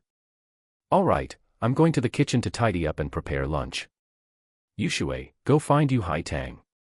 Don't overthink things. If all else fails, we'll take a trip to Baocheng one of these days and ask Uncle He." Chapter 18, Scheming and Education. "Second uncle, are you home?" "Lao Yan. How come you came over empty-handed?" Yan Bugui arrived at Lu Haizhong's house, and just as he stepped inside, he was given a jab. That's not the right way to put it. If neighbors had to bring gifts just to visit each other, it wouldn't be in the spirit of neighborly harmony. Lu Haizhong naturally knew what kind of person he was, so he just teased him. "Looking for me for something?" "There actually is something. Let me tell you, Zhou Jianjun bought a huge pile of groceries at the market early this morning." "You saw that, right?" Lu Haizhong was a bit confused. "I saw it. We're in the same compound, and he didn't hide it. Even if I wanted to avoid seeing it, I couldn't." "Why? Do you have some thoughts on this?" "Hey, what did I say? You truly are the one who knows me best, Lao Lu. Don't you find it strange? Zhou Jianjun had a good mother who left him quite a bit of money. He's always been free spending, so what's strange about that?" Yes, it's not strange that he has money. But where did he get so many meat coupons? The country isn't wealthy right now. We promote frugality, prevent the resurgence of capitalist behavior, and crack down on speculation and profiteering. You should be more familiar with these things than I am, right?" Lu Haizhong frowned. "Lao Yan, that's not right. That's a very serious charge. Even though that kid Zhou Jianjun doesn't show us any respect, he hasn't committed any major errors. Where is your mind at? I'm trying to say that since he's in the propaganda department at your factory, shouldn't he be required to have progressive thinking? Shouldn't he respect the elderly, love the young, and help his neighbors? It's one thing how he treats us, but he frequently beats and scolds his wife and children. This disrupts family stability and sets a bad example for our compound. I feel that this kid's ideological awareness is flawed. As the uncles appointed by the sub-district office and elected by the people, shouldn't we stop a good young man from degenerating? Look, isn't today a perfect opportunity?" Lu Haizhong finally caught the drift. "You mean, give him a little knock to straighten him out?" Yan Bugui clapped his hands. "Exactly, that's the idea. Of course, young people care about face. We'll bring 2 bottles of liquor, he likes to drink, and once we're sitting at the table, won't we be able to talk while we drink?" "Oh." Lu Haizhong drew out the sound, feeling tempted. Although he was a level 7 blacksmith, his children were growing up, and there were many expenses. He couldn't afford to eat meat at every meal. Having such an opportunity, plus the justification of mentoring a younger generation, and only needing to chip in a bottle of liquor, this was doable. Besides, with Yan Bugui taking the lead, he could also boost his authority as the second uncle. It was feasible. All right, Lao Yan, I didn't realize you had it in you. I think it's a good plan. Shall we time it right and go? I think so. I'll head home first and get some liquor. Remember to call me later. That goes without saying. Su Damao had sneaked in and heard the two of them whispering about something concerning Zhou Jianjun, and the more he heard, the more curious he became. Suddenly, the third uncle walked out, giving him a start. Su Damao. What are you doing hiding here? Look at you saying that. You're allowed to visit, but I can't come to chat with the second uncle. Fine, go chat if you want. Wait, third uncle, where are you going? What for? To get some liquor. Do I need to explain myself to you? Su Damao stood in the cold wind, thinking for a long time. There was definitely something going on here. This definitely has something to do with Zhou Jianjun. Hee, now there's going to be a show to watch. Su Damao ran home happily. He Yushui listened to Zhou Jianjun's words, rode her bike out, and went to find Yu Haitang. Yu Haitang's sister was named Yuli, and she was married to the eldest son of Yan Bugui's family. It was all connected by family ties. She had come over a few times, and he Yushu had met her, otherwise, he wouldn't have had these thoughts. Since it concerned her own brother's happiness, he Yushui naturally took it to heart. Yushui, are you heading out? Yeah, going to see a classmate. Oh, right, third uncle, my brother said he wants to invite you for a drink later. Yan Bugui had already made his calculations, but upon hearing this, he couldn't quite tell if he was being teased or something else. Is what you said true? Would I lie to you about this? Oh, and first uncle and second uncle too, could you help call them later? I'm leaving now, it's too cold out. After he Yushui left and went far away, Yan Bugui finally reacted. Did the sun rise from the west today? Well, there is no sun anyway. Heh, why am I worrying about the sun? What did I say? You won't go broke from eating or dressing, but you'll be poor if you don't calculate. Look, good fortune has arrived. Wife, don't make lunch for me, I'm going out to drink. At Liang Lady's home, the four little ones sat in a row on their little stools, watching the pot bubbling and steaming. Mom, is this meat really stewed for us to eat? Xiu'er was the youngest, looking soft and cute, and her sweet voice revealed intense anticipation. Silly sister, Mom already brought the meat back, so it's definitely for us to eat. Ermao comforted his sister while swallowing a mouthful of saliva. A bunch of little gluttons. Today, Mom hit the jackpot and met a great benefactor. You kids need to remember, the person who gave Mom this meat is called Zhou Jianjun, Uncle Zhou. He works at the steel rolling mill and is an educated man. Since we received his kindness, we must remember it for our whole lives, do you hear me? Yes, the four children nodded in unison. Repaying kindness is what a person should do. Liang Lady felt that although her life was bitter, with her four children by her side, she felt she could always get through no matter how hard it got. She couldn't raise her children to be ungrateful wretches. One can be poor, but one cannot be without virtue. She had always been very attentive to her children's education. Perhaps she wasn't highly educated, but she had her own set of principles for dealing with the world. Mom, this fish looks really good, it's even taller than me. Sanmao gestured to show the length of the fish. The yellow river carp had golden scales and red tails, which were indeed hard to find on the market. The most amazing thing was that carp always had a muddy, fishy smell, and if the method wasn't right, it was hard to make it taste good. But the yellow river carp, growing in the silt-heavy yellow river, surprisingly didn't have this muddy, fishy smell. In later generations, when yellow river carp were expensive, they could sell for 200 yuan a jean, which shows how rare this item was. Then you need to eat well and grow taller than the fish sooner. Sister, what are you stewing? I smelled it from far away. Ding Chunan was off today, and having been called by Liang Lady earlier, she came over to bum a meal. Of course, she didn't come empty-handed, she was carrying a few jean of rice and flour in her hands. You girl, just come if you're coming, why bring things? If you do this again, I won't invite you next time. Hello, Auntie Ding. The children greeted her. Good children. You say that, but you shouldn't be like this.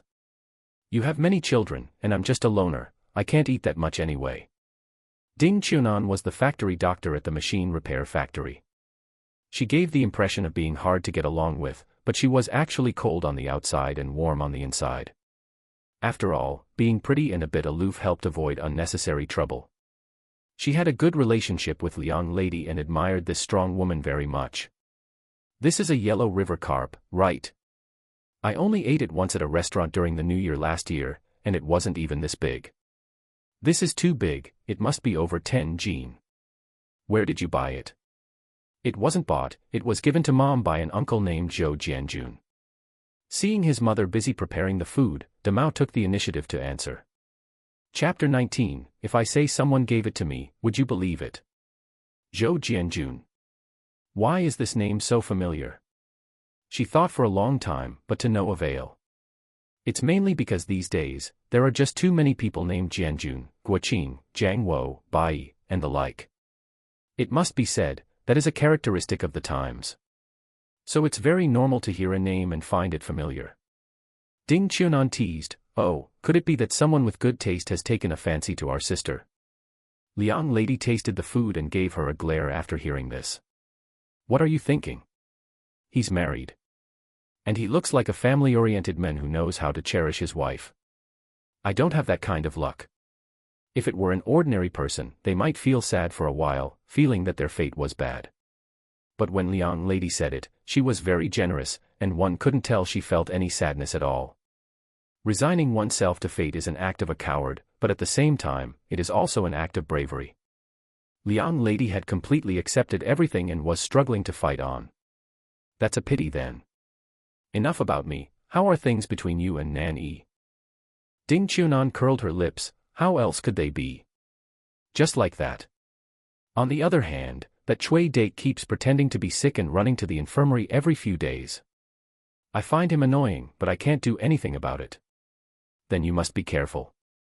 I don't know why, but whenever I see Cui Date, I always feel that his eyes are shifty.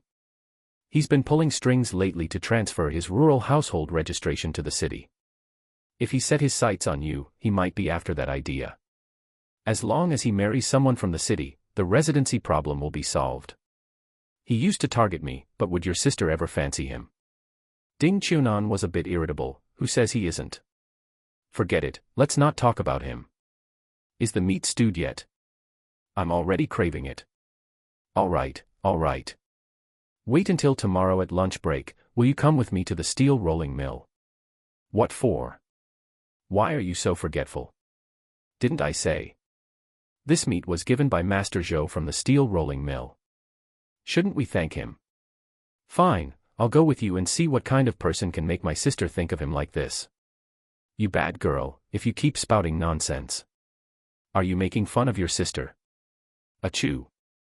Zhou Jianjun sneezed solidly and rubbed his nose. What's wrong? Did you catch a cold?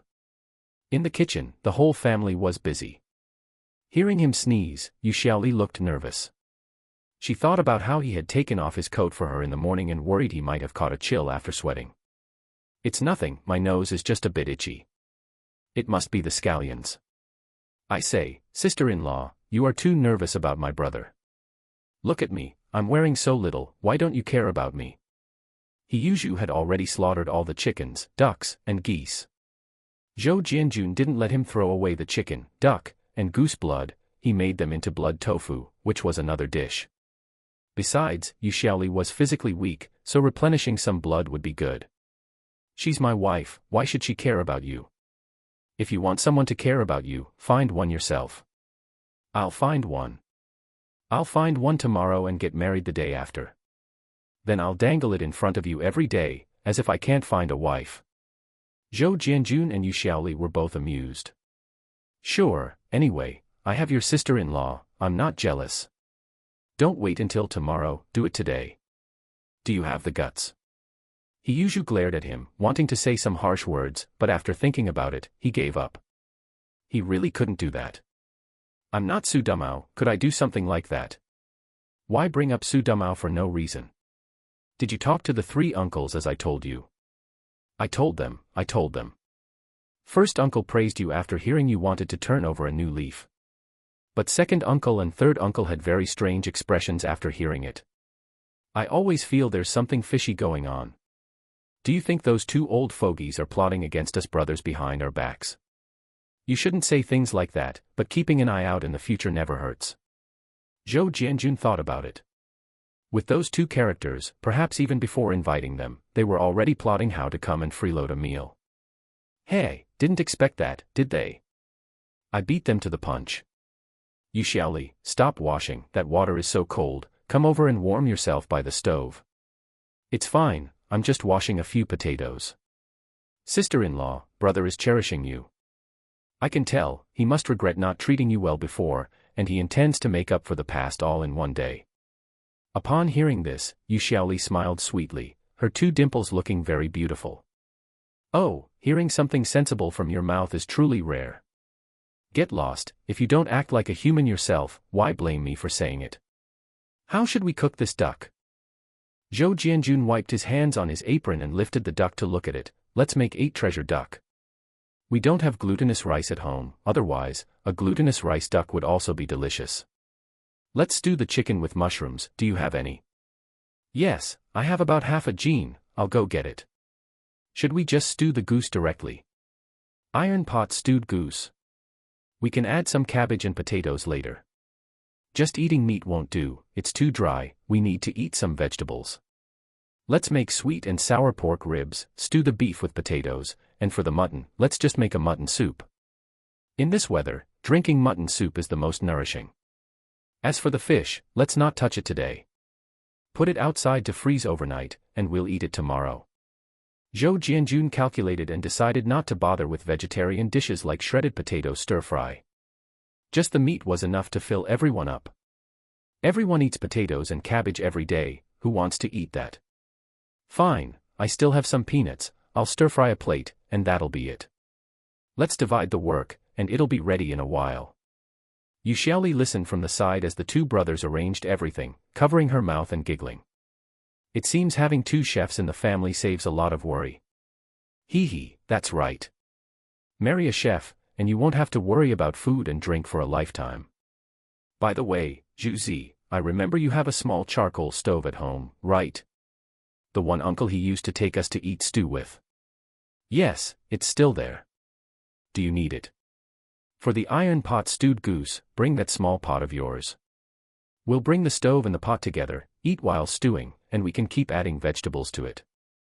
All right, I got it. Zhou Jianjun looked at the time, it was already past 11. Yu Xiaoli was a bit curious, why do you keep looking at your wrist? Is there a time on your wrist? Let me see, did you secretly buy a watch? Look, do you see it? The watch on my hand is amazing. Only smart people can see it, ordinary, silly people can't see it. Yu Xiaoli knew he was teasing her, rolled her eyes, and looked carefully for a long time, but couldn't see anything. Can't see it, right, silly wife. You're the one who's silly. All right, I'm the silly one. Watch me perform another magic trick for you. Look, if this isn't a watch, what is it? Yu Xiaoli clearly saw a watch appear on his wrist, and she exclaimed in surprise. Ah, where did you learn these strange skills? Is this real? Of course it's real. Touch it. Where did you get the money to buy a watch? Zhou Jianjun smacked his lips, it wasn't bought, someone gave it to me. Eating and drinking out every day, I can't always be the one paying, right? See, this watch was a gift from someone. Chapter 20, Third Uncle is Smart Again. Zhou Jianjun suddenly realized that knowing a lot of people actually had its benefits. At the very least, when it came to telling lies, it was easier to find excuses. As expected, Yu Xiaoli did not suspect anything. She pouted and said, you shouldn't accept such valuable things from them. Even if we don't want it, we shouldn't associate with those people anymore. All right, I'll listen to you. Go to Grandma's room and check on Zhou Tongtong. We'll bring her over for dinner in a little while. Don't you need my help here? What help do you need? We are 2 professional cooks, you'd just be in the way. Once the cooking fumes start, you'll get smoked out. Go on now. Have you finished the candy? No, I'm not a child. You are a big kid, my big baby. You're such a smooth talker. Watching his wife's swaying figure, Zhou Jianjun chuckled to himself. As the saying goes, a good man often doesn't have a good wife, while a lazy man snags a beauty. Look at Su Dumao, it's precisely because he's glib and knows how to coax women. The women around him just keep coming one after another. Even though he can't have children, at least he's happy. Then look at the original Sha Zhu, just because he had a sharp tongue and was a super dense guy, he ended up being tied down by Qin Huairu. This principle holds true even today. Second uncle and third uncle got together again, pooling 2 bottles of liquor between their families. Lao Yan, you're the best at calculating, calculate this for me, what exactly is Zhou Jianjun up to? Yan Bugui was flattered and felt pleased. He put on airs for 2 minutes before saying confidently, didn't he say it himself? He wants us to be witnesses. What does this mean? It means this kid has softened his stance and finally realized of course, especially your authority here in the courtyard, first uncle. He has to survive in this courtyard, right? He has a wife and child, right? If he doesn't build a good relationship with us, when he needs help in the future, would we pay him any mind? Not to mention, their daughter Zhou Tongtong will need to go to school in the future, right? I am a people's teacher, after all. As long as I pull some strings, that child can get the best education. Can't we hold that over him? Second uncle Lu Haizhong nodded in agreement, but realized something after a moment. That's not right. So it's all about your face. Am I and first uncle nothing? That's right, third uncle is a people's teacher, and the kid will indeed need you for school in the future. Of course, whether they actually need him is another matter, but the argument was sound. But what can he and first uncle do at the factory? Lao Lu, that's why I say you haven't seen the situation clearly. He and his wife are both at the factory. Previously, this Zhou Jianjun was a piece of work and offended quite a few people. Without you and first uncle speaking up for him at the factory, how could he get by? Lu Haizhong nodded in sudden realization. That makes sense, that makes sense. Furthermore, you, Lao Lu, are going to be an official in the future. Can he afford not to butter you up now? Lu Haizhong had been obsessed with becoming an official his whole life. This remark undoubtedly hit the nail on the head. The more he thought about it, the more he felt it was right. If he became an official in the future, wouldn't Zhou Jianjun be at his mercy? He's afraid, so he's showing goodwill in advance. You really are quick-witted, Lao Yan. Tell me, should we put on some airs? Don't, absolutely not. Zhou Jianjun and Sha Zhu are both people who need to be handled with care. Young people care about face. We let them save face, we get to eat meat, and we get to drink. Our status is also solidified, isn't that great? Since they invited us to eat meat, we shouldn't act up. Speaking of this point, it still has to be first uncle. Buffed. Him? He's only good at smoothing things over, he's useless. Just you wait, sooner or later I'll get him removed. That's true, that's true. Don't worry, I don't like him either, acting all day like he's the only good person. If you want to be first uncle, I absolutely support you with both hands and feet. Lu Haizhong smiled enigmatically, you don't have any designs on being first uncle. What designs could I have? But Lao Lu, you'll have to treat me to a drink when that happens. The two looked at each other and smiled, both had achieved their goals, sharing a unique tacit understanding. The drinking part is easy. Yan Bugui really didn't have any designs on being first uncle. What good would it do? If trouble arose, first uncle would have to take the heat. If families had difficulties, they would go to him, and he would have to help. Yan Bugui knew how to calculate, he could do this math clearly. As for Lu Haizhong, he enjoyed the feeling of being supported by the crowd. As for himself, he was mediocre but didn't realize it. Yushui, is that teacher Yu Xiaoli really your sister-in-law? That's right. Would I lie about this? But she's not my biological sister-in-law. You know my family situation. I was raised by Mother Zhou since I was little, so although we aren't related by blood, she's closer than a biological sister-in-law. Yu Haitang found the explanation a bit convoluted, but she eventually understood and couldn't help but smile.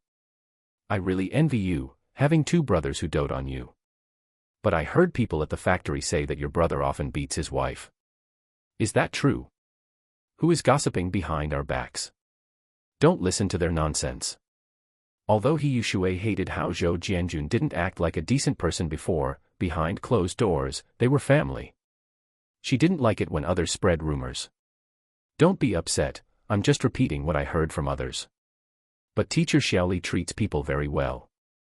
When I first went to the broadcast room, I didn't know anything, and she taught me everything. I had wanted to visit and thank her, but I didn't expect her to be your sister-in-law. I didn't know about that connection. My sister-in-law is definitely a good person. But my brother is quite good too. Seeing that she didn't want to say more, Yu Haitang didn't press the issue. By the way, I saw a propaganda illustration in the Workers' Daily before, called Vision of Harvest. It seems like your brother drew it. It was drawn quite well. Did he study this professionally? Of course. My brother has been good at studying since he was little. I was willing to go to school because he set a good example. He studied painting in university. I didn't expect your family to have a university student. What about you? What are you planning to do? Has the school made arrangements? Me. I don't want to leave school, so I applied to stay and teach. It should be approved soon, it shouldn't be a problem. Yu Haitang was genuinely happy when she heard this. That's great. You don't know, when I was in school, I looked forward to graduating. Only after working did I realize that school days were the best. Why? Are you unhappy at work? Oh, it's all because of Director Liu in our broadcast room, always leering at me. I heard from others that his private life is quite messy. There's such a thing. If he dares to bother you again, go find my brother, either of my brothers will do. They will definitely stand up for you, don't be afraid of him. Really? You're so kind. As they were talking, they entered the courtyard gate. Oh, Haitang is here. Third aunt saw Yu Haitang and hurriedly greeted her. Auntie, Yushui invited me over for a meal. I'm going to the back first. All right. When you have time later, come over to our place to sit for a while. Chapter 21, The Invisible Hiyushu. Hiyushui brought Yu Haitang back for a meal. What are Zhou Jianjun and the others inviting Yu Haitang over for? Third aunt shook her head and returned to her room. Living in the front courtyard has this one downside: people are always coming and going, and you're bound to run into someone. Yushui, is this your brother's courtyard? Oh my, this place is really nice. It looks like it's inside the compound, but it's actually a private little courtyard. It's quiet amidst the noise, so comfortable. Hiyushui felt a sense of pride. Right. I think so too. My Zhoma left this for my brother back in the day. You go inside and sit for a while first. I'll go to the kitchen and tell my brother. Don't do that. I'll go with you to say hello. What are your brother and the others making? It smells so good. It's definitely something delicious, otherwise we wouldn't have invited you, Miss Yu, over for a meal. Since we invited you, we naturally have to bring out the best. Yu Haitang had a rather haughty personality, so hearing this, she was naturally pleased. How annoying, you make it sound like I can't eat regular human food. Inside the kitchen, things were truly in full swing. The gas stove, the charcoal burner, and a low firewood stove were all in use. The kitchen was steaming hot, it felt like a different world from the outside, and it warmed up instantly. Brother, what are you making? Yushui, you're back. Quick, go take the steamed buns and stuffed buns out. If you wait any longer, they'll get ruined by the steam. Be careful, don't burn yourself. Hiyushui looked at the large steamer on the firewood stove and hurriedly responded. Yushui, I'll help you. Seeing the two men in the kitchen working in an orderly manner, Yu Haitang actually found it quite pleasing to the eye. It completely shattered her preconceived notions about men in the kitchen. The moment Zhou Jianjun saw Yu Haitang, he felt a bit stunned. This girl was quite tall and had gotten a bit thinner, making her look even more slender. With fair skin and a swan-like neck, even Zhou Jianjun, who was 1.8 meters tall, felt a bit of pressure in front of her. Once a girl exceeds 1.65 meters, she looks incredibly tall. You must be Comrade Yu Haitang. I've heard Yu Xiaoli mention you. Seeing you today, you're even prettier than the rumors suggested. Zhou Jianjun wasn't bad looking, he was tall, stood straight, and spoke with a smile, possessing a bit of a gentlemanly beast vibe. At least the scholarly temperament that occasionally radiated from him, the beast vibe was even stronger. It was hard for a girl to feel repulsed by him. At least Yu Haitang had a very good impression of him, and furthermore, he was a university student, which added even more points. Educated girls always admire boys who are more knowledgeable and learned than themselves. You must be Teacher Yu's husband, right? Hello. Oh. I didn't even know our Yu Xiaoli had become a teacher. Haha, you're too polite, really too polite. You are Yu Shui's classmate, and Yu Shui is my younger sister, so that makes you my younger sister too. Coming here is just like coming home, so please don't be polite. Yu Shui is really something, bringing you here. You go inside and sit. Yu Haitang thought to herself that rumors really couldn't be trusted. Where did Zhou Jianjun look like the type to beat his wife? He was gentle and reasonable, his manners were refined, and he didn't make one feel overly intimate. The boundaries were handled just right, making one feel like they were bathed in a spring breeze. Her first impression of Zhou Jianjun was simply off the charts. Then I'll call you Brother Zhou. You just said not to be polite, but now you're the one being polite. I'll help out too. All right, that works. Just be careful yourself and don't get hurt. Don't worry, I'm not incapable of kitchen work. Yu Haitang was currently in a very pleasant mood. Looking at the food they were preparing, her eyes lit up. She ran over to Yu Shui and whispered, Yu Shui, does your family eat like this every day?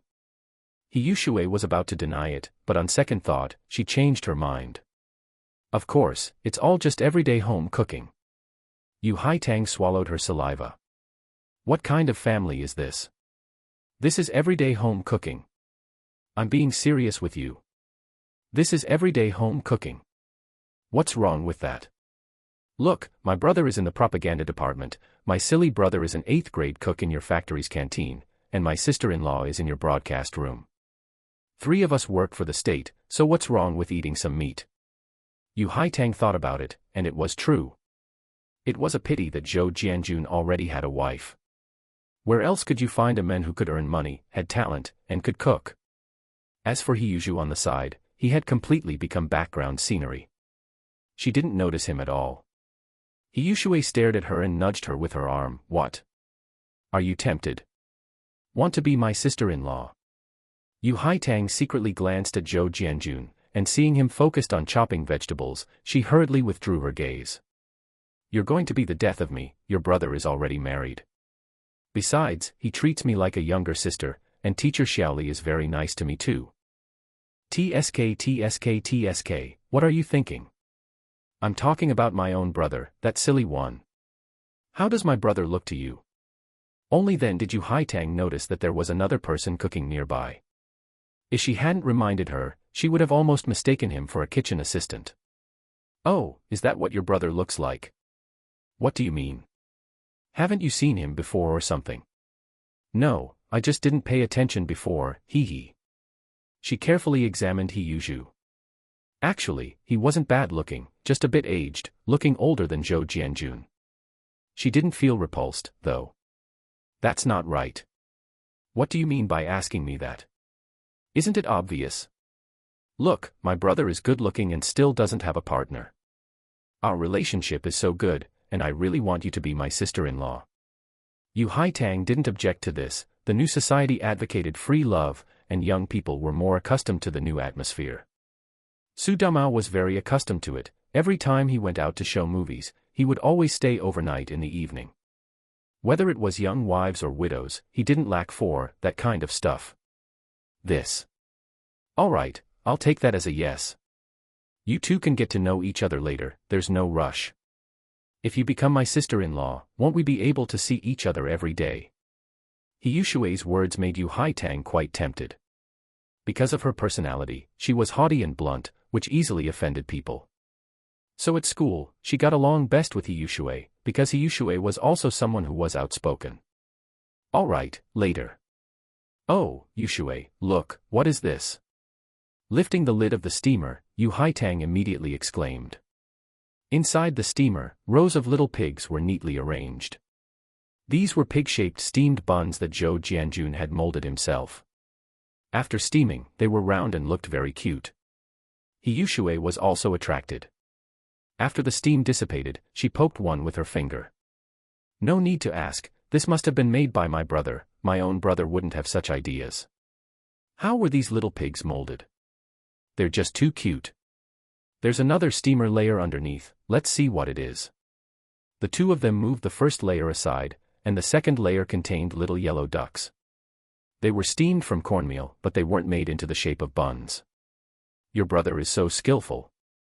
If someone made things like this for me every day, even if it were cornmeal buns, I could eat a pound of them. If you want to eat them, that's simple. Later, I'll have my brother make them for you, he'll definitely be able to learn. Siheyuan pouted, how could that be the same? What's important is the thought behind it. Chapter 22, Siheyuan comes to eat. Anyone can probably cook. But what is truly commendable is the initiative to do it. Siheyuan snuck another glance at Zhou Jianjun and found him earnestly carving a radish. He looked very focused, and his hands were steady. Coming from a professional art background, engraving wasn't much of a problem for him. Therefore, many things are interconnected. Once you understand one, you understand them all. Not to mention other things, the job of trimming the greenery in the factory was always done by Zhou Jianjun. After all, the work in the propaganda department was really quite leisurely. Every day, he would hold a large tea mug, read the newspaper, and read books. If there was a task, he would do it. If there was ideology passed down from above, he would go learn it and come back to convey it. Or else he would write big character posters. The steel rolling mills factory newsletter came out every half-month, and the proofreading work was limited. It generally consisted of praising advanced workers in the factory or writing about the spirit of brother units to stimulate production. The work was quite easy. Zhou Jianjun was bored to death every day, but the work of the propaganda department was very important. Learning progressive ideology, those who know, know. So, whenever he had nothing to do, he would tinker with some handicrafts, and his basic skills were actually quite solid. Siheyuan was also working on the plating. His ancestors were imperial chefs, and he had the family-transmitted Tan family cuisine, but he hadn't learned it fully and hadn't cooked it much. Instead, he was extremely proficient in Siheyuan cuisine. Of course, he knew other cuisines as well. Zhu, stop fussing with the plate in your hands. What do you think of this young lady? Siheyuan shifted past Zhou Jianjun's body, snuck a look, and chuckled foolishly. What are you giggling about? This girl is great. I've seen her before, but I just never thought of it in that way. Now that I look at her, she's really pretty. Now I'm just afraid she won't fancy me. Zhou Jianjun rolled his eyes. What kind of nonsense is that? You're a grown man, don't you even have that much confidence? Don't go out and tell people you're my brother. Huh. But you've got me so frustrated I'm confused. Don't tell people I'm your brother. It's too embarrassing. Tell me, where are your conditions lacking? You have 2 rooms at home, no elderly parents, so you don't have to worry about mother-in-law and daughter-in-law conflicts. You have a monthly salary of 37.5 yuan, you work in the kitchen, and you have plenty of food and drink at home. Life couldn't be more comfortable. If you can't find a wife with these conditions, what kind are you looking for? Isn't that right? Is that so? Am I that good? Get lost, get lost. I can't be bothered with you. Go away. The person is already here. You need to pull yourself together and stand tall. Brother, if I stand tall, I can't reach the cutting board. Forget it, I can't be bothered with you. Siheyuan and Siheyuan took out the pig-shaped white steamed buns and the little yellow duck corn buns first, placing them on a sieve to cool. The bottom layer actually consisted of buns the size of a fist. Siheyuan said with some envy, I kind of believe you now. Your family's living conditions are really good. Of course, Siheyuan said proudly. This was her home, after all. Being complimented always felt glorious. Try this bun and see what the filling is. This bun is a bit big, let's split it between us. Don't break it. Zhou Jianjun, who was monitoring the situation from the side, hurried over to stop them. Siheyuan was unhappy. Brother, it's just a bun. Do you have to be so stingy? Zhou Jianjun tapped her head impatiently. You know your brother isn't stingy. There's a secret to this bun, go get a bowl. Upon hearing this, Yu Haitang immediately went to get one. Look, this bun has juice inside. When you eat it, be careful of the heat, you have to bite a small hole in the skin first. Zhou Jianjun poked the bun with a chopstick, and sure enough, a stream of rich, fragrant meat broth flowed out. In a short while, it filled the bottom of a bowl. Oh, there really is soup. How did you make it? Yu Haitang was greatly surprised. Actually, it's nothing special. First, you boil a pot of chicken soup, put it outside to freeze for 20 minutes, and it becomes meat jelly. Put the meat jelly into the bun filling, and once heated, it melts. In the south, there is a type of soup dumpling. The concept is similar, but ours is just bigger. You say that, but this bun is bigger than your fist. He took the chopsticks from his hand, dipped them in the meat broth, and licked them. Wow, this is too delicious. Chicken soup, and is this beef filling? The flavors combined are really fresh. You're too extravagant, beef buns are already delicious enough on their own. Ugh, take it to the side to eat, and wipe your drool. You're not a child anymore, aren't you embarrassed? Haitang, be careful when you eat, don't burn your tongue. Yu Haitang smiled obediently. Okay, Brother Zhou. Brother Zhou, your ingenuity is truly clever. Sigh, I just think about food all day. If you're hungry, just have a little to tide you over. It's not that I'm stingy with these buns, it's just that we have so many other dishes, so save some room. Okay. Hearing this, He took 2 bites of the meat bun and stopped eating. Brother, I can't finish it, you eat it. Zhou Jianjun laughed in frustration. I'm not eating your leftovers. Give it to your brother, that'll teach you to be greedy. Blay. By the way, if you use the chicken for soup, how are you going to make the main dish? What about it? Just take the chicken out and stew it with mushrooms, they definitely won't be able to tell. Zhou Jianjun thought he was clever, not a bit of the chicken was wasted. I don't even know what to say. After stewing it, will it still have any flavor left? That's where you don't understand.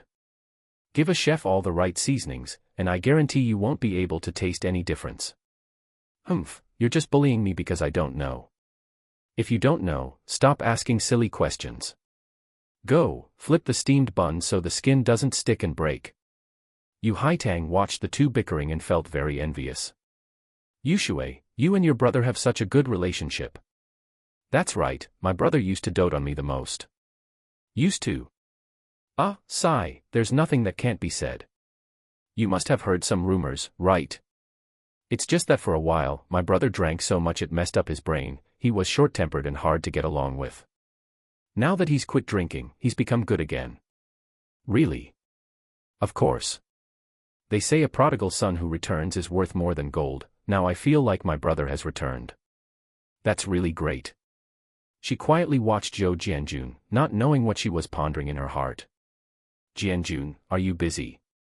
Oh, first uncle, you're here. Why did you bring things with you? Hurry, come inside and sit down. The dishes will be ready soon, and we can start the meal in a moment.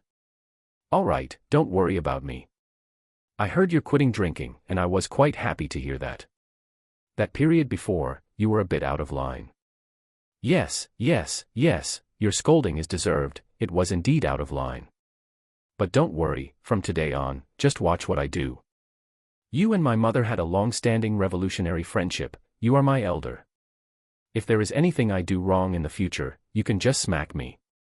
First Uncle Li Zhonghai felt very gratified upon hearing this. Back then, Zhou Jianjun's mother was an 8th-level fitter at the factory, just like him. But in truth, it was a bit embarrassing to talk about. If it hadn't been for Mother Zhou helping him improve, he, Li Zhonghai, might not have been promoted to 8th level so quickly. Chapter 23, Using Morality to Counterbind First Uncle. In the compound, if anyone mentioned Zhou Jianjun's mother, everyone would give a thumbs up. Many had received her kindness. Otherwise, given Zhou Jianjun's lousy behavior, getting drunk, not recognizing his own kin, and offending everyone, if it weren't for his mother's sake, he would have been kicked out long ago. How could he be living so comfortably today? Zhou Jianjun also understood that if possible, he should try his best to build good relationships with the neighbors. Not for his own sake, but for his wife and children. Children have to go out and play with other children. What if they get bullied? So, he had to win these children over later. Don't look down on them just because they're kids. Actually, this is when their self-esteem is strongest and they are most loyal to their friends. With a bit of candy to bribe them, they would surely protect little Tong Tong well. He and Yu Xiaoli both had to work, they couldn't watch their daughter all day, could they? Although deaf old lady could help look after her, she was getting on in years. Children should still have a childhood.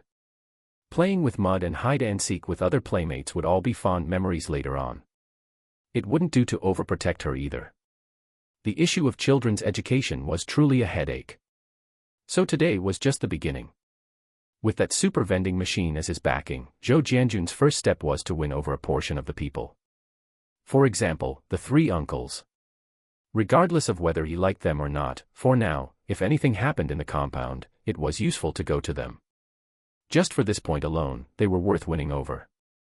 It was nothing more than the matter of a meal. As for the others, if they could get along, helping them out when they were in trouble was no big deal. If they couldn't, then whatever. Even with Su Damao, there was no life-or-death enmity between them yet. He usually wasn't that extreme now, and he wouldn't mock people for being infertile or childless. As for their conflicts, they were just accumulated from childhood, boys fighting, being bullied all day. Could you blame them for holding a grudge? Even in the original TV show plot, the relationship between the two wasn't necessarily irreconcilable from the start. A person lives their whole life, they couldn't just spend all day revolving around these interpersonal relationships, right? So, if he could smooth things over, that would be best. If he couldn't, then he would just throw things. With his 200 pounds of flesh, couldn't he crush them? Zhou Jianjun had already made his plans. Good. I watched you grow up since you were little. I believe you are still a good kid. It's good that you can change, it's good that you can change. In the future, work hard to contribute to society. As for the people in the compound, help them out if you can. I heard that recently, you don't intend to help Qin Huairu's family anymore. Zhou Jianjun was stunned for a moment, feeling a bit unhappy inside. What was this? He had only said a few words, and they were already dragging the topic back to Qin Huairu's family. He even started to suspect if first uncle really had some relationship with Qin Huairu. But Zhou Jianjun was not Sha Zhu after all. Hearing this, he immediately put on a mournful face. First uncle, it's not that I don't want to help, it's that I really can't. Yes, I was spendthrift before. Helping Qin Huairu was purely because I cared about face. But now it's different. I have a family to support now, a wife and children. Even if I wanted to, what would Xiaoli think? Qin Huairu is a widow, and I have a family of my own. Is it appropriate for me to keep supporting her? To tell you the truth, don't look at how I seem to live it up, eating and drinking out there all day. I've racked up a mountain of debt. What do you expect me to use to help? Zhou Jianjun wouldn't butt heads with an old stick in the mud like first uncle, but he couldn't let him kidnap him into doing things either. You want me to help? Sure, I'll just cry poverty. If you have money to spare, why don't you lend me some? Sure enough, first uncle's expression became a bit unpleasant. You, what am I supposed to say? A perfectly good home, ruined like this by you. Yes. So you see, aren't I preparing to live a good life with you Xiaoli now? About my debt, please don't tell Xiaoli. I've only just coaxed her back, if she finds out, she'll definitely want to divorce me. My child is still so young. First uncle, you don't want to see our family fall apart like this, do you? You like moral kidnapping, don't you? As if I don't know how to do it too. If you keep pushing me, you're forcing my family to be destroyed. I don't believe you'll have the nerve to bring it up. First uncle's expression shifted, and finally, he sighed. What you say is also right, you don't have it easy either. Regardless, it's a good thing that you're willing to change. Rest assured, I won't tell Xiaoli. Hey, thank you. But first uncle, I have something to say, though I don't know if I should. You kid, what can't you say to me? Go ahead. It's like this. Look, Sister Qin is a woman raising 3 children, plus her mother-in-law. Life is not easy for her, and it pains my heart to see it. Your ideological awareness has always been very high. Helping weak neighbors, your noble character is second to none. Hearing Zhou Jianjun's flattery, first uncle had a smile on his face. That's nothing. As first uncle, it's all what I should do. Just look at you, no wonder you are first uncle. But first uncle, there are people in our the compound living even more miserably than Sister Qin. Sister Qin's family can still eat white steamed buns. This morning, I saw a child as small as Shirtu, carrying his younger brother on his back, without even a pair of shoes on his feet. That clothing was as thin as paper. Oh my, his hands were frozen, looking just like purple eggplants. Shitu's dad passed away last year, and it's just his mother raising the two brothers. Shitu's mother is too embarrassed to open her mouth, she cares about face. If you ask me, she doesn't compare to Sister Qin in this regard. So what if the family is poor? Right. Speak up, and everyone can help. You can't let the children suffer, right? She just won't make a sound, stubbornly letting the children suffer. I think she is in the wrong. You can't just look at Sister Qin, you have to treat everyone equally. I have no way to help now, otherwise, if I could just take half of the money I used to give to Sister Qin, at least I could let the child wear some cotton shoes, right? You see, this is where his mother is stubborn. Look at Sister Qin's family again, who has ever worn clothes with patches? This is all because of your good leadership, first uncle. I help a little, you help a little, and isn't that how life gets better? First uncle wasn't stupid, how could he not hear the hidden meaning in Zhou Jianjun's words? He felt stifled, his face turning blue and white. But he didn't know how to vent this frustration. Zhou Jianjun found it funny inside. Aren't you best at this? I want to see what you plan to do. And it's not just that. Besides Shitu's family, there's also Old Man Sun's family in the middle courtyard. His children are all gone, and the old man is raising 3 grandsons, relying on picking up scraps and selling them to the recycling station all day to feed the 3 children. There are many poor people in the compound. I really want to help, but I don't have the ability. First uncle, I was thinking, why don't you take the lead and organize a donation for these families? Everyone is a neighbor in the compound. The children call me uncle, and it breaks my heart. Rest assured, if you initiate a donation, I'll be the first to donate. I'll give mine is gone. I'll have you Xiaoli donate a month's salary, I will absolutely support first uncle's work. Chapter 24, Deaf Old Lady's Rhetoric. Yi Zhonghai was so angry his lungs were about to burst. He hadn't realized before that this kid was so black-hearted. It seemed like he was offering advice, but in reality, he was digging a pit for him to jump into. Donations, it sounded good. But the problem was, just as Zhou Jianjun had said himself, whose family was actually doing well. If you asked other families to donate, wouldn't that offend everyone in the compound? Yet, he couldn't even complain. After all, he was always talking about helping one another. Anyone who heard Zhou Jianjun's suggestion would think it was perfectly reasonable, so he couldn't say anything against it. He really hadn't seen it coming, this kid was quietly wicked. Thinking back to what he said earlier about Sister Qin's family eating white flour buns, wasn't the implication obvious? Yi Zhonghai squeezed out a forced smile. It's good that you have this intention, but this is no small matter. We need to plan this carefully. Your heart is in the right place. But you're in debt right now, so you should focus on making a good life with Xiaoli. Well, it's quite cold out. I'll head inside first. Sure, go ahead. Just then, he saw Yu Xiaoli and Zhou Tongtong supporting the old lady on either side as they walked over. Zhou Jianjun quickly called out, Xiaoli, quick, help me welcome first uncle inside. The food in my pot is almost ready. Pour a cup of tea for first uncle and have him sit for a moment. There are peanuts and melon seeds in our bedside cabinet, bring them out. Do we even have? We do. Trust me, if I say we have them, we have them. They're right in the bedside cabinet. Zhou Jianjun winked at Yu Xiaoli. Though she was full of doubts, she didn't voice them. First uncle, please come inside quickly.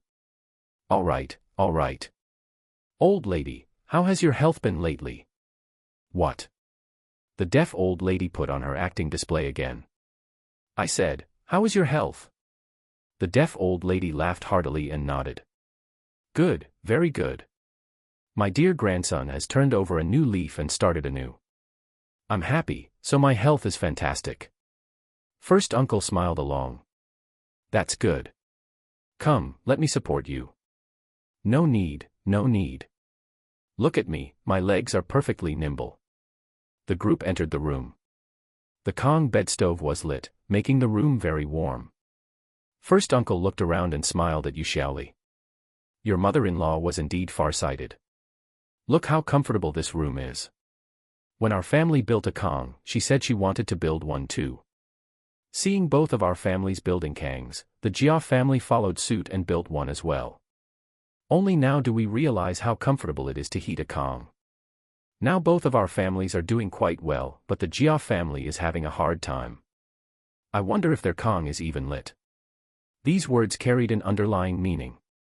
Yu Xiaoli was very smart, and besides, she had already talked things over with her husband earlier. So she smiled and said, First uncle truly cares about everyone in the compound. Jianjun always tells me that in this courtyard, first uncle is the absolute best elder. On the other hand, we juniors haven't done well enough, always causing you to worry. Especially grandma. At her advanced age, she used to shed tears for Jianjun all day long. This was a classic move of deflecting and counterattacking, first placing him on a pedestal, naturally downplaying the Jia family he mentioned, and then expressing gratitude on behalf of the entire compound.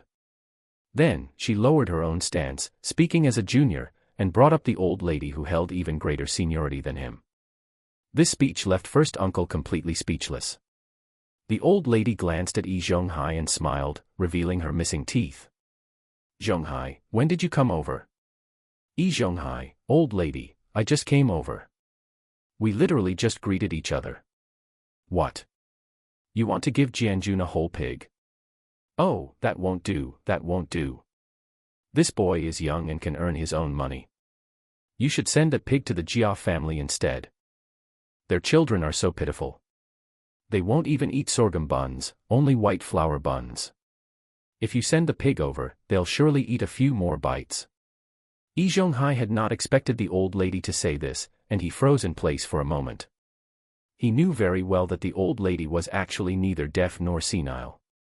She just played dumb on ordinary days, but in reality, she saw things clearer than anyone. Did Qin Huairu's family really eat white flour buns for every meal? Although he was an 8th grade fitter with a monthly salary of 99 yuan, even his family didn't eat white flour for every meal. The old lady was clearly using these words to warn him.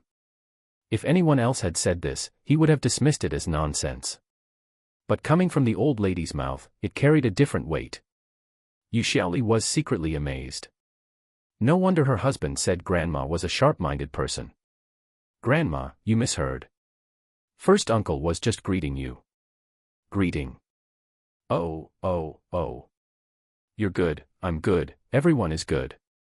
Today my grandson is hosting a feast, and this old lady is basking in his light. With the way he used to be, I thought there would be no one to arrange my funeral when I died. But now, heaven has taken pity on this old woman, and he has mended his ways. When the old lady said this, her tone was somewhat playful and teasing. It was clear she was genuinely happy. Meanwhile, Yi Zhonghai felt a wave of mixed emotions. Indeed, the old lady had Zhou Jianjun to care for her in her old age and arrange her funeral, but what about him? First uncle, old lady, why are you just sitting there? We're about to serve the food. Just then, Hiyuzhu came in carrying a dish of stewed chicken with mushrooms. Yi Zhonghai looked at Hiyuzhu, his eyes flickering slightly. This kid, Hiyuzhu, was actually quite good, loyal, righteous, and without too many schemes. Most importantly, his father had once entrusted him to his care. If he could arrange his funeral in the future, that would be wonderful. This guy was easy to control. Once this thought arose, it grew wildly like weeds. Shazhu, you're helping out here too. I didn't see you just now. First uncle, my brother couldn't handle everything on his own. Please have a seat first. Once the feast starts, let's have a drink together. I have some things I'd like to ask you about. All right, go on and get busy. As soon as Hiyuzhu turned around, the smile vanished from his face. He still remembered that this first uncle was highly likely to have pocketed the living expenses his father had sent them. He was only 15 back then, and how old was Yushui? Why didn't he think about what the siblings would eat and drink without those 15 yuan? If it weren't for Mother Zhou, how would they have survived? But there was no rush, he had to get to the bottom of this first. What's wrong? Why the long face? Zhou Jianjun placed the stewed goose onto a small lit stove. Seeing Heyuju return with an unhappy expression, he understood after a moment's thought. What is this? Pulling a face. Maybe my friend made a mistake about this. Leave it to me later, and you are not allowed to say a word. Do you hear me? Heyuju stiffened his neck and stared back at him. Oh, quite a temper you've got there. Glaring at your brother, are you? Believe it or not, I'll smack you right in front of your two younger sisters. Heyuju looked at Heyushui, who was eagerly watching the drama, and Yu Haitang, who looked worried, and suddenly burst into laughter. How would I dare? Fine, I'll listen to you. But I must vent this frustration.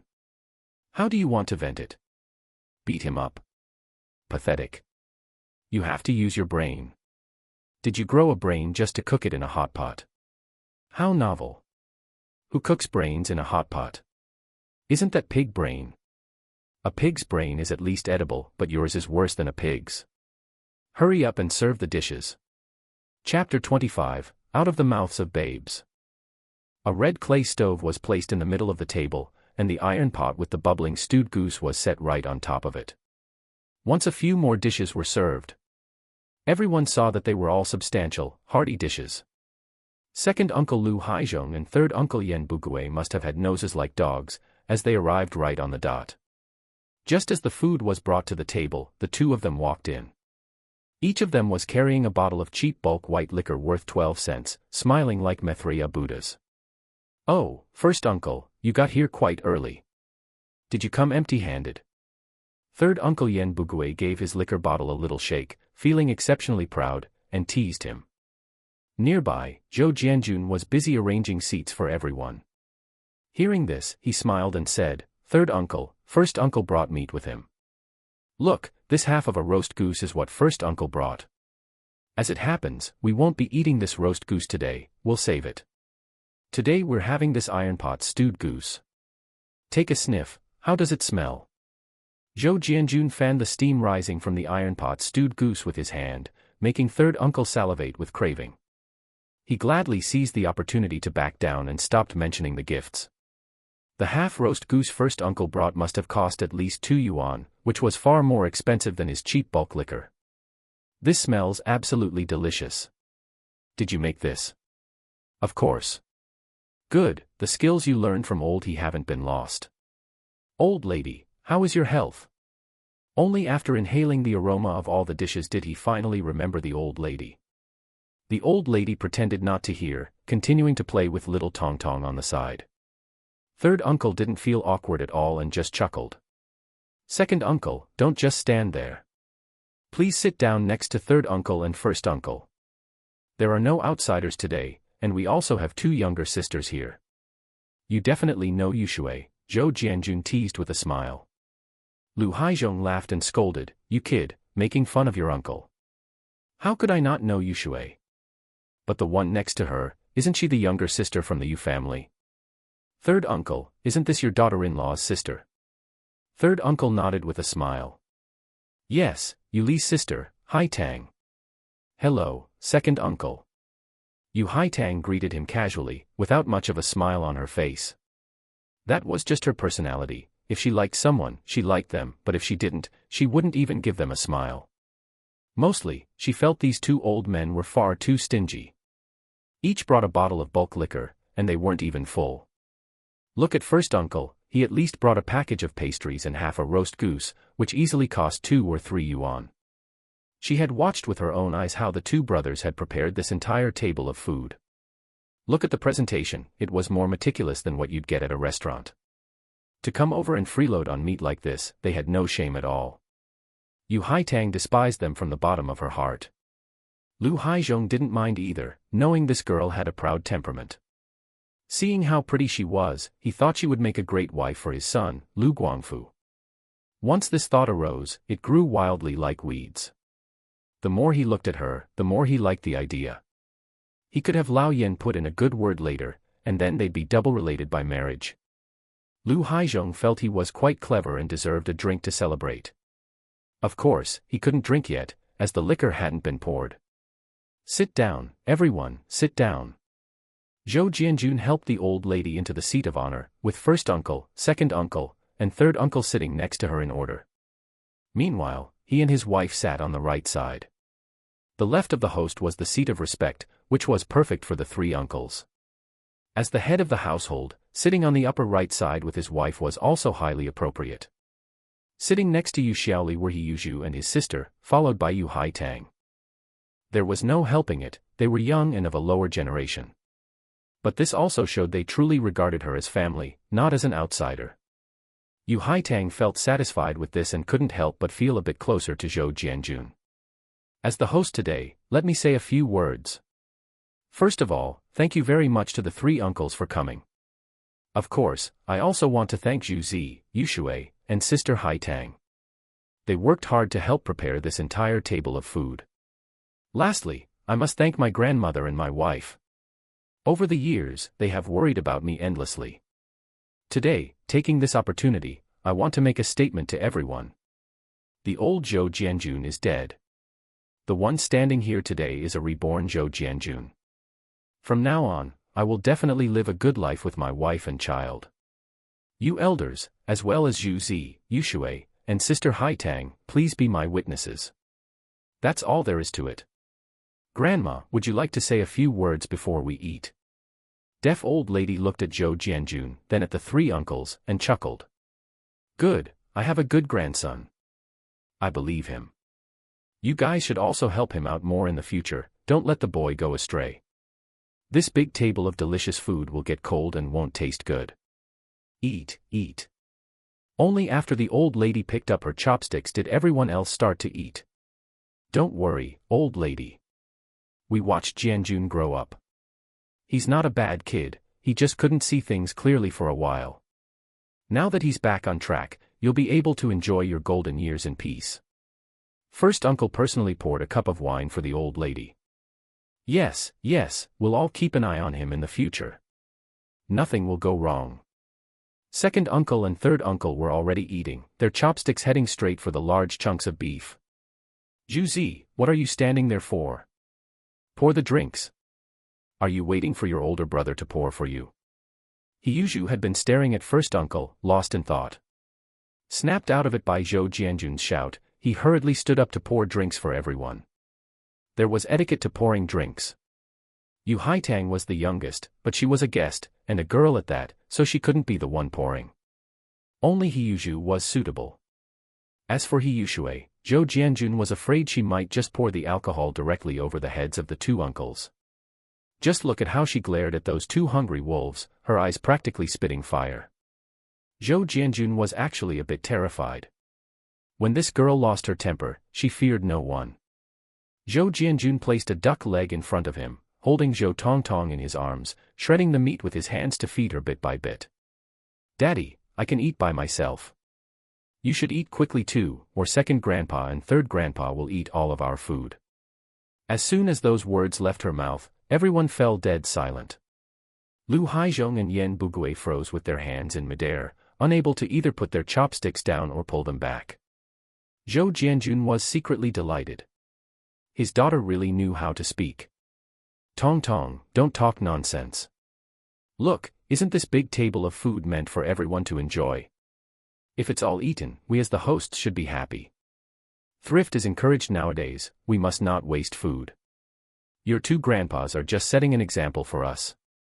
Hearing Zhou Jianjun talk such nonsense with a straight face, Yu Haitang and He Yushui couldn't hold it in and burst out laughing. Yes, Tong, your father is right. We can't waste food. Haitang, you should eat more too, don't be shy, we're all family here. He Yushui called out, though her face was twitching so much from holding back her laughter that Zhou Jianjun was worried she might get a cramp. Haha, right, yes, we just didn't want to waste anything. Come, Jianjun.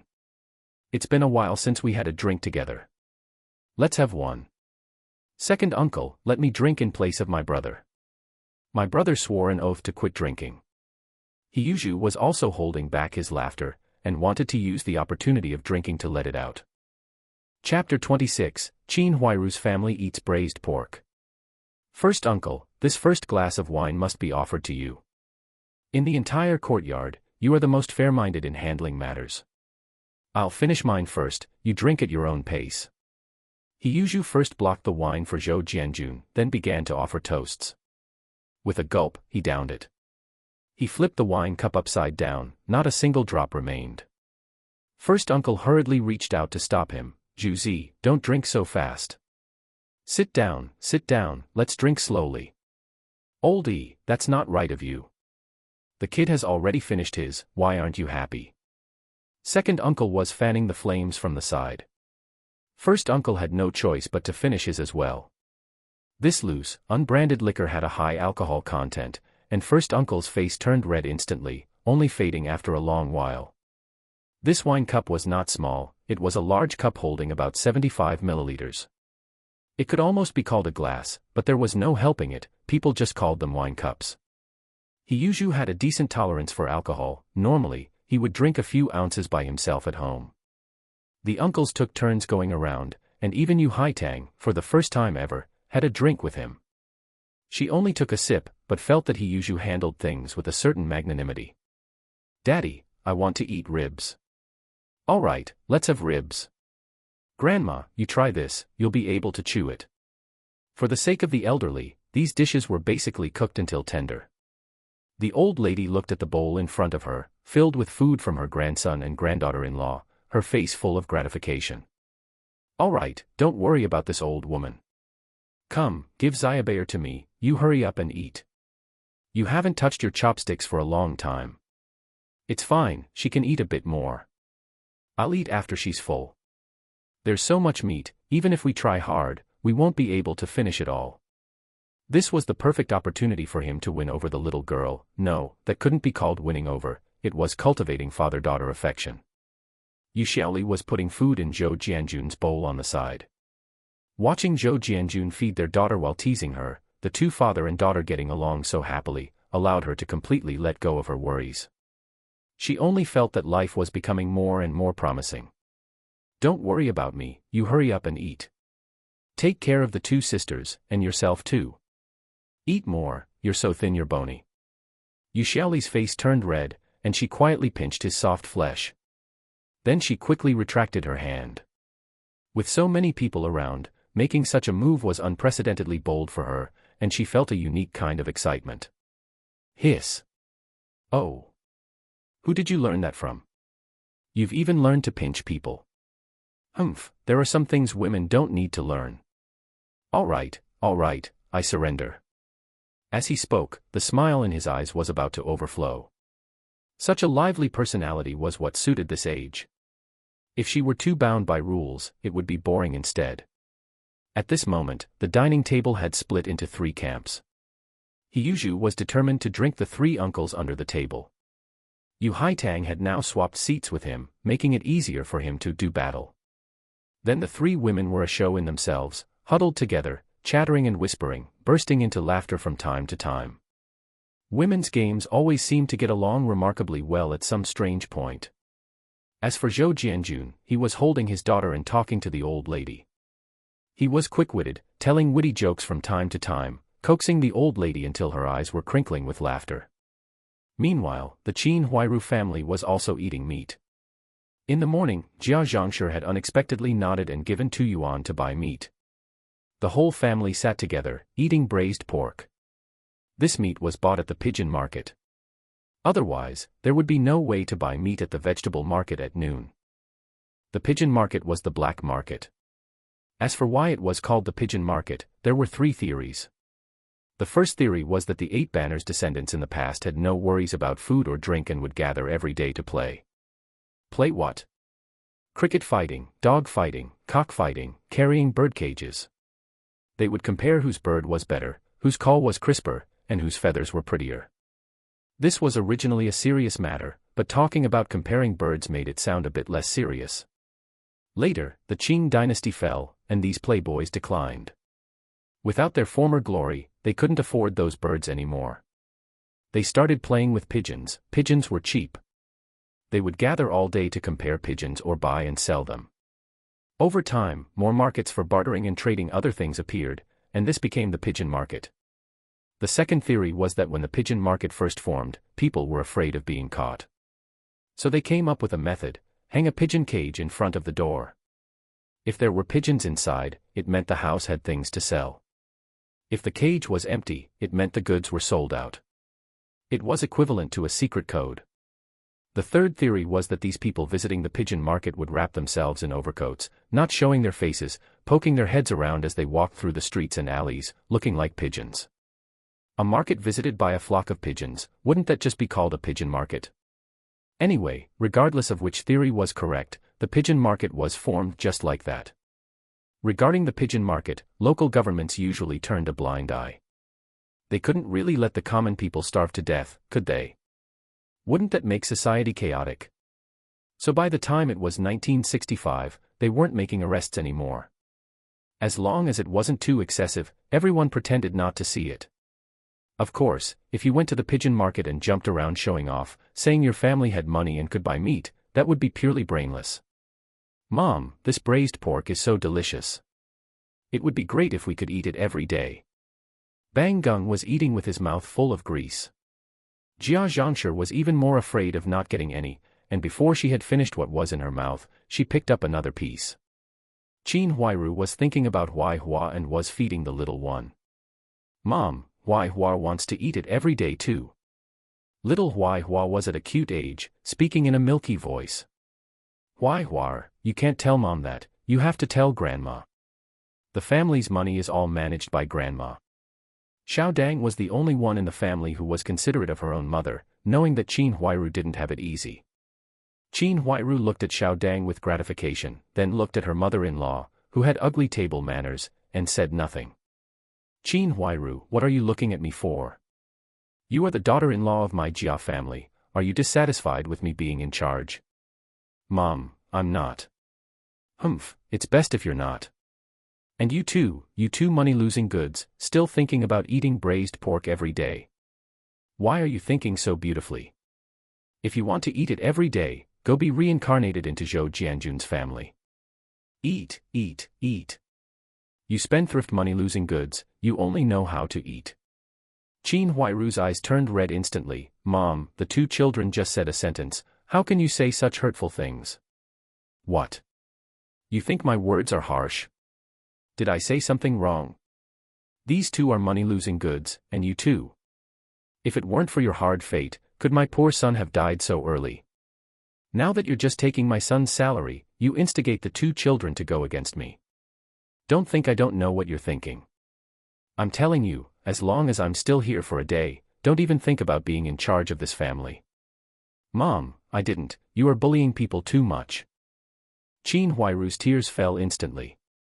She put down her chopsticks, covered her face, and ran out. Chapter 27, Not Knowing What Satisfaction Is. Jia Zhangshi had long grown accustomed to Qin Huairu bursting into tears at the drop of a hat. "Humph, trying to fight me. Save that act of yours for those wild men. You don't lack food or clothes, yet you're constantly eyeing my little bit of coffin money. My darling grandson, come eat. Eating more meat will help you grow taller. You too, having steamed buns to eat is enough. How much meat do you think is enough to feed you?" Xiao Dang glared at her, ignored her, and stuffed herself with large mouthfuls of meat. "Grandma, what are you doing? You scolded my mom away, and now you're scolding my little sisters. Can we just have a proper meal?" Bang Gung was angry. Bang Gung slammed down his chopsticks. "Oh, my darling grandson, why are you getting upset? It's Grandma's fault, Grandma has a bad mouth. I won't say another word, I won't say another word. Hurry up and eat." Bang Gung took back the chopsticks with a displeased look on his face. "Xiao Dang, Huaihua, eat. Save a couple of pieces for Mom." Jia Zhangshi was about to throw a tantrum upon hearing this, but looking at Bang Gung, she ultimately held her tongue. After all, she was counting on Bang Gung to care for her in her old age and arrange her funeral. "Granddaughters. What damn use are granddaughters? Once they grow up, they're just money-losing goods to be married off. She still had to rely on her precious eldest grandson. How could she, as a woman herself, not know what was on Qin Huairu's mind? Wanting to run off with those wild men. Not a chance. If she left, where would she find another daughter-in-law like this, easy to control and willing to work like a dog without complaint? She had to keep her around to serve her. Qin Huairu stepped out the door and wiped away her tears. She couldn't let outsiders see them. For some reason, as if possessed, she actually walked into Zhou Jianjun's courtyard. From inside the house came the sound of men drinking and playing finger-guessing games. She used to hear this sound often back when her husband was still alive. But now, there wasn't even a single man left in her house. She listened outside for a moment, then snapped out of it and turned to leave. Just then, the door opened, and 3 young, beautiful girls walked out. They were all startled when they saw Qin Huairu. "Sister Qin, have you eaten? Would you like to join us for a bite?" Looking at Yu Xiaoli, who was greeting her, Qin Huairu suddenly felt a sense of shame and inferiority. Even though she had also given birth, she now looked about the same age as Yu Shui and Yu Haitang. Standing together, they looked like 3 sisters. By her count, Yu Xiaoli must be 26. Zhou Jianjun was slightly older, 2 years older than Yu Zhu, making him 31 this year. Sure enough, with an older man doting on and nourishing her, she didn't look aged at all. Before this, Qin Huairu had never felt she was inferior to Yu Xiaoli. Although she was older, she wasn't bad-looking either. What's more, Yu Xiaoli used to get beaten all the time, which made her feel her own life was much better. She would even come over to comfort Yu Xiaoli almost every day, gaining a strong sense of superiority each time. But those days seemed to be gone forever. "Sister Qin." "Ah. Oh, no, it's nothing.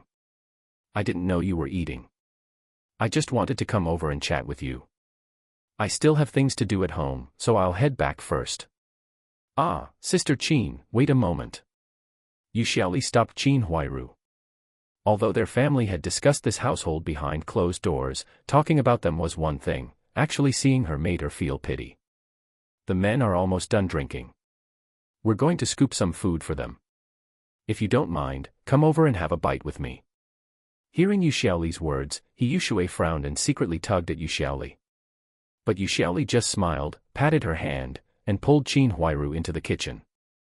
Yu Haitang looked at Qin Huairu with a strange expression and whispered, "Is she that little widow?" Yu Shui was taken aback. "You know about her?" "How could I not? She's quite famous in the factory.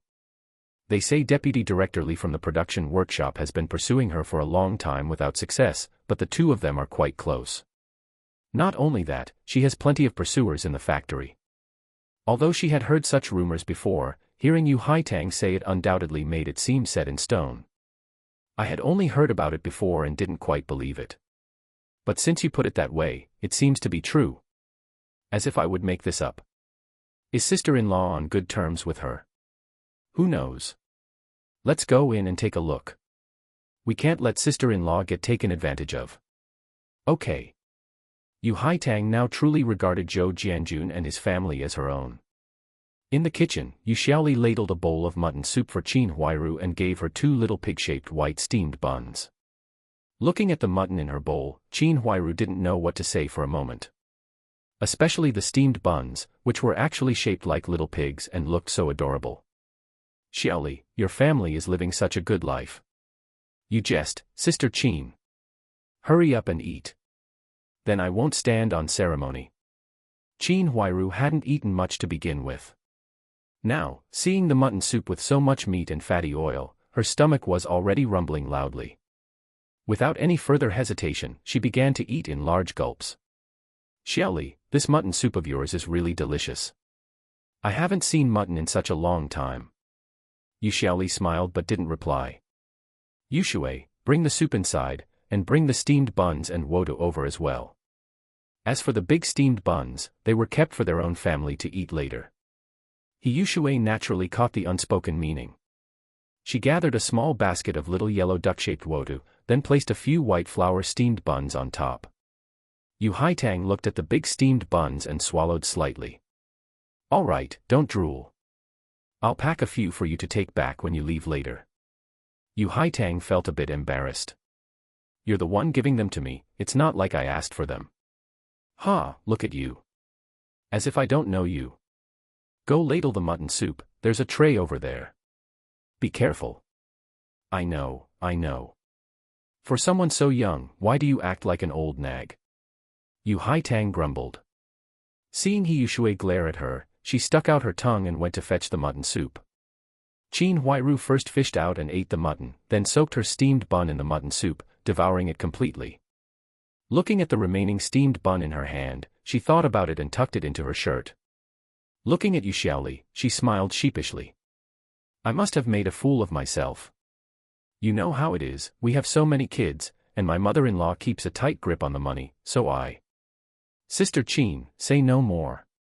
I understand. Let me give you a few more woda to take back. Yu Xiaoli took out 4 more little yellow ducks.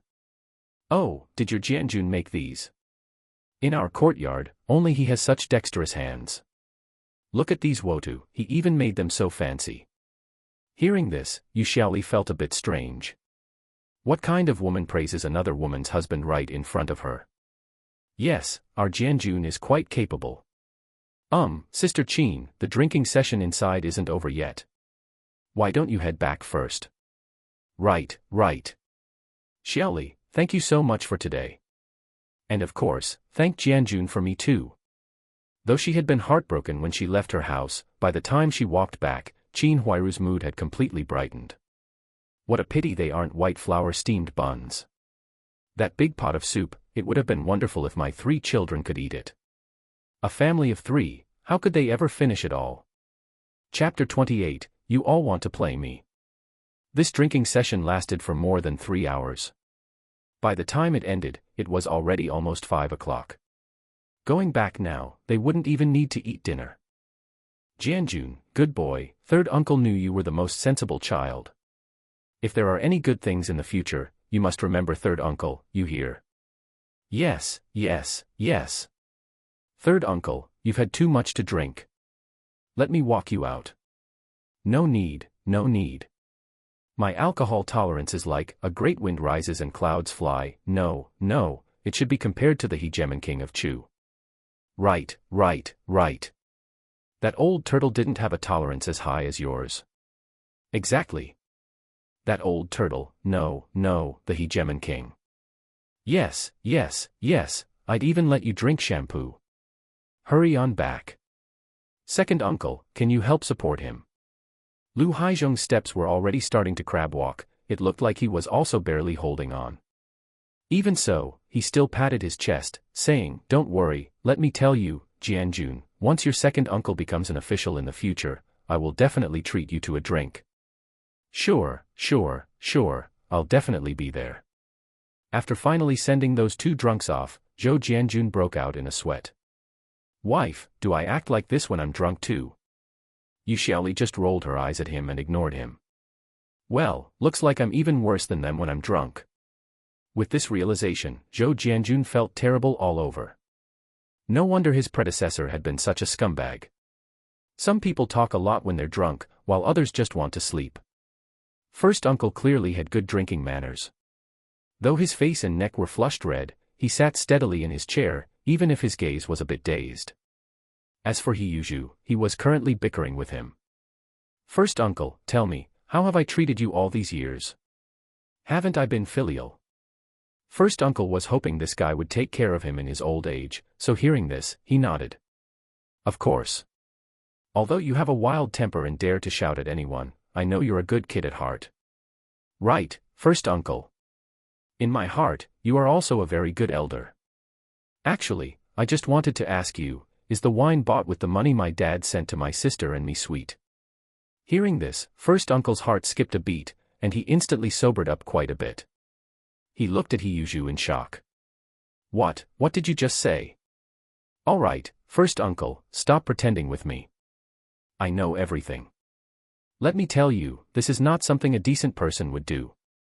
When my dad left, Yushui was only 7 years old, only this tall. We became children without a father or mother. If our godmother hadn't raised the 2 of us, I don't even know if I would have grown up to be this big. First uncle, tell me, doesn't your conscience hurt for what you did? Insulted to his face, first uncle couldn't save face anymore. He slapped the table. Zhu, what nonsense are you talking? Seeing this, Zhou Jianjun quickly stepped forward and dragged Siheyuan aside. First uncle, he's drunk and talking nonsense. He's still young, so please don't lower yourself to his level. Actually, this is my fault. A friend of mine went to Beijing and, by coincidence, ran into old Uncle He. My friend knew about my relationship with the He family, so he came back and told me. Old Uncle He said he sends 15 yuan a month for his children's living expenses, but they haven't seen a single penny of it. So we suspected that you've been keeping it safe for them. I thought, first uncle would definitely never do something so wicked as to have a child without an anus. You are a kind elder, so you must have been worried that the two young ones wouldn't be able to hold onto the money, and wanted to save it for him to get married. But he ended up misunderstanding you, wouldn't you say? Then he turned around and said to Siheyuan, who was rushing forward, Zhu, how can you speak to first uncle like that? Where are your manners? What manners? Siheyuan wanted to flare up again, but Zhou Jianjun glared at him. He scratched his head sheepishly and bowed to first uncle. First uncle, I've had too much to drink. It was all drunken nonsense, please don't take it to heart. First uncle Zhonghai was absolutely fuming inside. At first, when the truth was exposed, he felt a wave of anxiety and worry. The money itself didn't matter, but if this got out, how terrible would his reputation be? He, the first uncle, was someone who valued his reputation.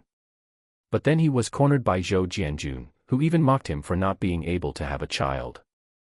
Yet, he had to take it because Zhou Jianjun was giving him a way out and defining the nature of the situation. Not only could he not get angry, but he also had to thank him. And then, Siheyuan simply blamed it all on being drunk, taking the fall for everything. Now he was left hanging there, unable to go up or down, feeling incredibly uncomfortable.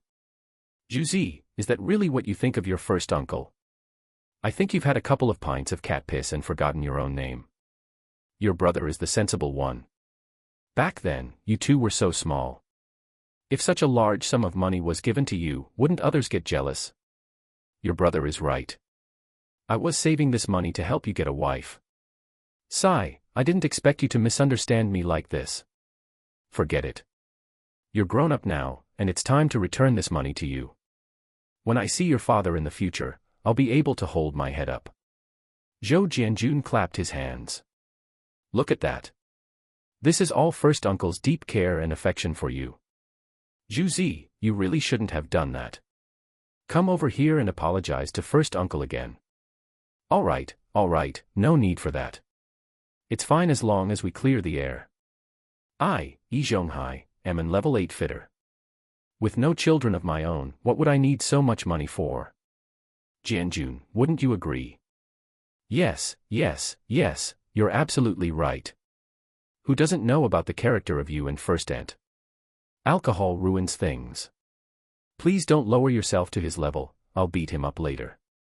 Let me walk you back first. As for the money, we won't mention it again. That won't do. You guys wait here, I'll go get the money. This matter must be made known to everyone else, otherwise, it won't be clear. Zhonghai snorted coldly at Siheyuan, then walked away in a huff with his hands behind his back. It looked like he really wasn't drunk. Only after he left did Siheyuan let out a long sigh of relief, sitting back in his chair, feeling comfortable. Look at you. You cooperated pretty well just now. Siheyuan chuckled and gave Zhou Jianjun a thumbs up. That's why you're my brother. Your ability to handle people is way better than mine. Your temper is too straightforward. Sometimes you have to say things the opposite way, otherwise it's easy to hurt people's pride and make things worse. But with that dog temper of yours, I doubt you can change. This matter is over now. Don't mention it again in the future. If you bring this up again, I'll really beat you. All right, you really are my brother. I won't say it if you say so. As long as we get the money back, I feel completely relieved. The three women on the side had been keeping a low profile like quails, remaining invisible. Wow, so you two were actually acting together just now. I thought you were about to start a fight with first uncle. He said huffily, feeling that her two brothers were unfair. They hadn't even told her in advance about such a fun thing. I think Brother Zhou is really smart. He spoke so tactfully. First uncle was clearly furious, yet he couldn't say anything. He was the one in the wrong in the first place. Why should he pocket the money our dad gave us against his conscience? In the past, when our mom raised my brother and the two of us, a single woman supporting 3 big kids, it was so hard, I never saw him proactively bring the money out. He made it sound nice, saying he was saving it for my brother, but in reality, he just wanted to pocket it. Chapter 29, Isn't the money he Daching sent back now? Nobody is a fool, so never think that others aren't as smart as you. When He said this, the others fell silent. Zhou Jianjun was the one to persuade them, saying, no matter what, let's consider this matter in the past. Listen to me. Today can also be considered a lesson for first uncle. He's someone who cares a lot about his reputation and is quite pedantic. Now that we've moved past it, he won't keep dwelling on it. If something happens in the future, he'll still handle it impartially. He won't target us because of this. We just took a bit of a loss, but the matter is solved. Gosh, I'm exhausted. Wife, come over and massage my shoulders. He and Yu Haitang rolled their eyes in unison. Yu Xiaoli walked over with a sweet laugh to massage him, while little Tong Tong ran over to pound his legs. Daddy, let me pound your legs. All right. Look at that, it has to be my sweet little daughter. She's so precious. Yu Haitang looked a bit envious, seeing Tong Tong makes me want to start a family too. Zhou Jianjun immediately chimed in, that won't do. Tong Tong is a girl and still so young, how can she start a family with you? This single sentence made everyone burst into laughter. Yu Xiaoli laughed and gave him a hard punch, why are you so tongue-in-cheek? Is that what Haitang meant? Yu Haitang stomped her foot, Brother Zhou, you're too mean. Hee, all right, my bad. Isn't starting a family easy? Look, how about Zhu Zi? Suddenly being called, He immediately stood at attention. However, he had drunk alcohol after all, and because he stood up too quickly, his body swayed, almost making him fall. Yu Haitang burst into laughter. He looks all right, just a bit silly. Brother Zhou, sister-in-law, I know what you mean. But I think marriage is something that requires careful consideration. I can't give you an answer right now. We can try dating first. If it doesn't work out, you can't blame me. He eyes immediately lit up, of course not. Let's date first. Whether it works out or not, we'll still be friends, right? It's good that you think that way. Brother Zhou, sister-in-law, Yu it's getting late, I should go home. Go home. But it's already dark. Squeeze in with Yu for the night. Tomorrow we can all head to the factory together, it's on the way with my brother and sister-in-law. He wasn't completely stupid and quickly spoke up to urge her to stay. It was just past 5, but in winter, it got dark early. The snow on the road hadn't fully melted, making it dark and slippery.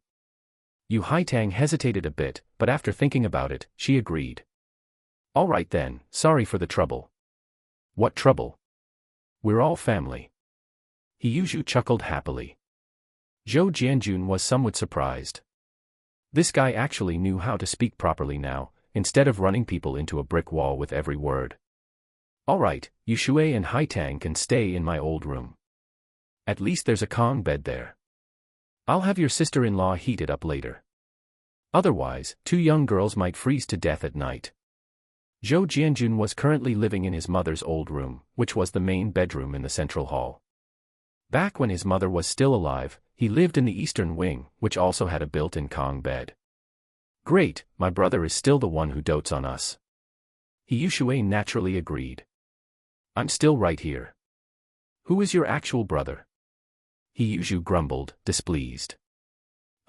I told you to build a Kong for me a long time ago, but you never took it to heart. He scratched his head, well, I figured you don't come back to stay very often. What about your room then? Are you not planning to marry a wife either? He retorted. He glanced at Yu Haitang, grinning foolishly. Then I'll get someone to renovate the house soon. I'll have the walls replastered and a new set of furniture made. Brother, help me design it later. Zhou Jianjun nodded. Sure, I'll draw up some designs for you tomorrow when I'm free. The matter was settled just like that. After handing his daughter over to her mother, the women went to tidy up the bedroom. Zhou Jianjun pulled Heyuju along. Let's go for a walk to sober you up. Sure, let's go for a walk. The two of them walked forward with their arms around each other's shoulders. When passing by Qin Huairu's house, Zhou Jianjun took a glance.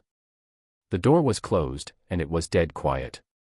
Just then, Su Dumao came out carrying a basin of foot-washing water to throw out, nearly splashing it all over the two of them. Oh, you two brothers aren't keeping warm in bed on a night like this. What are you wandering around for? I almost splashed you. It's a good thing you didn't, otherwise I'd break your legs today. Heyuju was not about to tolerate his bad attitude and snapped back immediately. Zhou Jianjun pulled him back. Dumao, don't take it to heart, he's just drunk. Su Dumao felt a bit nervous inside, but he couldn't let himself lose face. All right, I'll let it slide only because of you, Junzi. I won't stoop to his level. Hey, you little punk, giving you an inch and you take a mile, huh? Come over here, let's settle this with our fists. Su Dumao turned and ran. The moment he shut the door, he spat toward Heyuju. Bah. Screw you. I won't stoop to your level. You bastard, Su Dumao, just watch if I don't beat you up today. Get out here. Brother, don't hold me back, I have to teach him a lesson today. That's enough, Sha Zhu. Getting drunk and making a scene right outside our door, what are you trying to do? Lu Xiaoyi was indeed a fierce woman. She opened the door, stood with her hands on her hips, and glared angrily at Heyuju. Su Damao's head popped out from behind her shoulder. Xiaoyi, be careful, this mad dog might bite you. Zhou Jianjun was displeased when he heard this.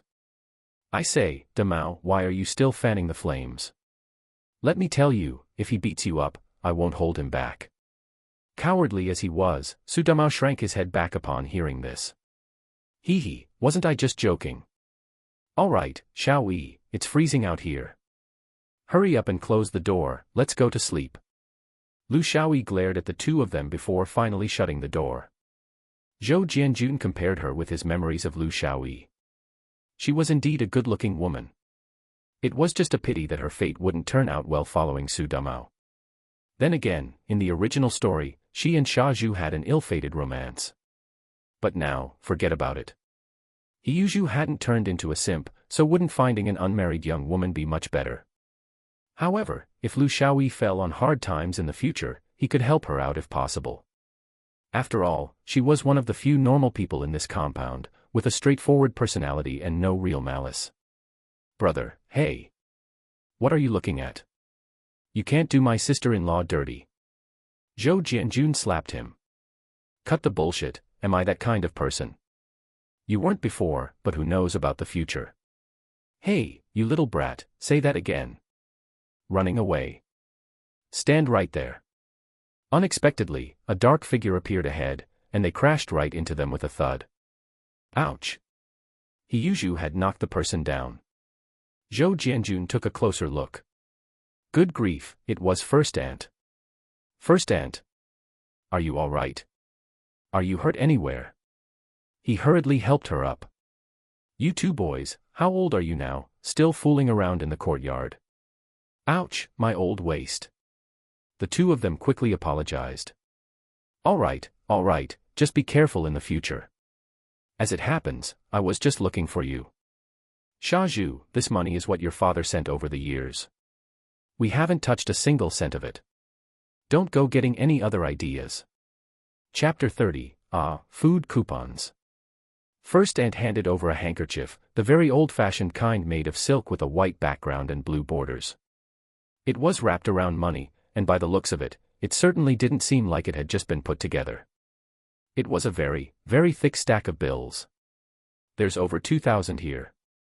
Your dad didn't start sending you money right from the beginning, and we didn't take a single penny.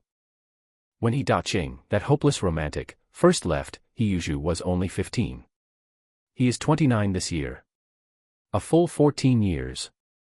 Of course, subtracting the months before he Da-Ching started sending money, over 2,000 yuan wasn't a short count. Look at what you're saying, How could we suspect you? Please don't take it to heart. Zhu Zi was just drunk earlier. Now that he's sobered up, he's incredibly guilty. Aren't we just getting ready to go and apologize? Zhou Jianjun's words made First Ant feel a lot better. Now that sounds like a decent thing to say. Alright, would your first uncle really hold a grudge against you two kids? He drank too much and is sleeping right now. It's freezing cold, you two should head back quickly too. Yes, let us walk you back first. No need, it's just a couple of steps away. First Ant walked away holding her waist, while Siheyuan still looked a bit embarrassed. Brother, did we go too far? Bah. You went too far, don't lump me in with you. That's true, but it's not our fault either. If he had taken it out on his own initiative, it wouldn't have come to this. If we hadn't brought it up, and if your friend hadn't mentioned it, he really would have acted as if it never happened. Alright, now that we have the money, we're completely turning the page. Let's go back. Siheyuan was stunned for a moment. Weren't they supposed to be out to sober up? They were going back already. Seemingly reading his mind, Zhou Jianjun slapped him. You really are a Sha Zhu. You're dumb to the bone. Go back. Oh. I get it. Brother, did you know all along that First Uncle would have First Ant deliver the money? Nonsense. First Uncle cares so much about his reputation, do you think he could swallow his pride and give it to you himself? He would definitely have First Ant bring it. You really are quite cunning. Hey, I'll slap you to death. You brat, you'll be the death of me sooner or later. The two of them chased and playfully hit each other all the way home. The family gathered around, and upon counting, it was exactly 2,160 yuan. A full 12 years, 144 months. Of course, there was no need to fuss over exactly when it started now. After all, when Daching went to another place, he had to settle down for a year or two before he started sending money, which was reasonable enough. Oh, big black 10, this is the first time I've ever seen one. Zhou Jianjun picked out dozens of big black 10s from the pile. This thing would be extremely valuable in the numismatic coin collecting community of later generations. What's so special about the big black 10? They aren't even allowed to circulate on the market anymore. We should go to the bank later to exchange them for great unity bills. This big black 10 was the 10 yuan banknote of the second series of the renminbi. It was the largest in size of all the banknotes issued over the years. Our country's banknote manufacturing technology wasn't up to par back then. The first series of RMB had too many counterfeits and was discontinued shortly after its release. For this second series, we had to ask our Soviet big brother for help, and they printed it for us. After the Soviet big brother turned hostile, the big black 10 was recalled and destroyed in 1964, and its circulation was banned. Its replacement was also very famous. It was the third series of RMB, the Great Unity. Because not many big black 10s were issued, combined with the passage of time, those that survived past the 1990s became incredibly valuable. One big black 10 could easily buy a house, or at least cover the down payment for one.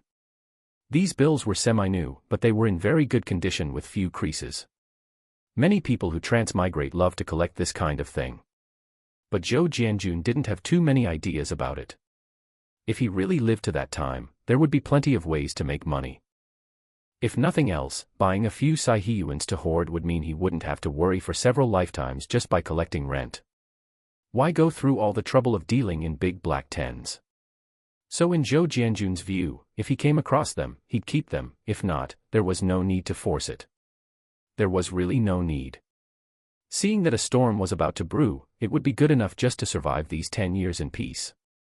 Once the spring breeze of the reform and opening up arrived, opportunities would be everywhere. Wouldn't he be flying high all over the place then? So, right now was not a good time to make money. Hearing that Siheyuan wanted to exchange them, Zhou Jianjun quickly stopped him. Don't do that. This thing is quite rare now. I'll keep them as collectibles. Other people collect stamps and antiques, but you collect money. Siheyuan snorted in disdain at this. What do you know? I just like it. Look, this is much bigger than the Great Unity bill. Maybe it'll be valuable in the future. A 10 yuan bill becoming worth 100. Stop joking. Zhou Jianjun rolled his eyes, too lazy to bother with him. Consider this money as me exchanging it with you.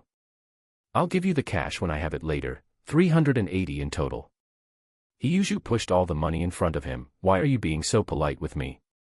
This money is all yours. Back then, our mom raised me in Yushui, which wasn't easy, and I never had the chance to show my filial piety to her. Now that she's gone, consider this money as if our mom left it for you. Think of it as my way of repaying her. Hey, why does that sound so weird to me? Are you trying to take advantage of me, kid? Fine, since you're sincere, I won't refuse. Wife, keep this money and deposit it in the bank tomorrow. When this kid gets married, we'll arrange his wedding for him. This was over 2,000 yuan, and Yu Xiaoli felt like it was a hot potato in her hands. How can you take this money? This was all given to the two of them by Uncle He. Sister-in-law, just take it. My brother already said this is money to honor our mom. Besides, if we run into trouble, won't we still have to come to you? What difference does it make whose hands it's in? Yushui also chimed in. Then, all right, I'll help you save it for now. All right, it's getting late. Soak your feet and rest. I'll go clean up that room. Zhou Jianjun stretched. How can we let you clean up alone? Let's all lend a hand, it'll be faster together. Yu Xiaoli quickly followed him out. Seeing this, the others couldn't just sit idle either. With many hands making light work, they finished in no time, wiping everything clean. Checking the time, it was not even 8 o'clock. What bad luck, there were no TV or video games for entertainment in this era. They could only go to bed early and prepare to make a baby. This activity was also quite good, entertaining both mind and body. Xiaoli, how about we send the little girl to grandma's room tonight? Hearing this, Yu Xiaoli knew exactly what he was planning. She punched him playfully and nodded like a sensitive plant. Zhou Jianjun grinned, ran off to bribe his daughter with a few pieces of candy, and sent her over to the old lady. How shrewd was the old lady? She figured it out instantly. Don't worry, I can take good care of her. You two work hard and bring back a chubby little boy later. Grandson obeys the command. I'm going back to charge the front lines right now. This brat. The old lady slapped him playfully and shooed him away. Great-grandma, are daddy and mommy going to make a little brother for me? Yes, you sleep with great-grandma, and great-grandma will tell you a story. The story is called Food Coupons. Ah, food coupons, 30 caddies. Great-grandma, I've already heard this story.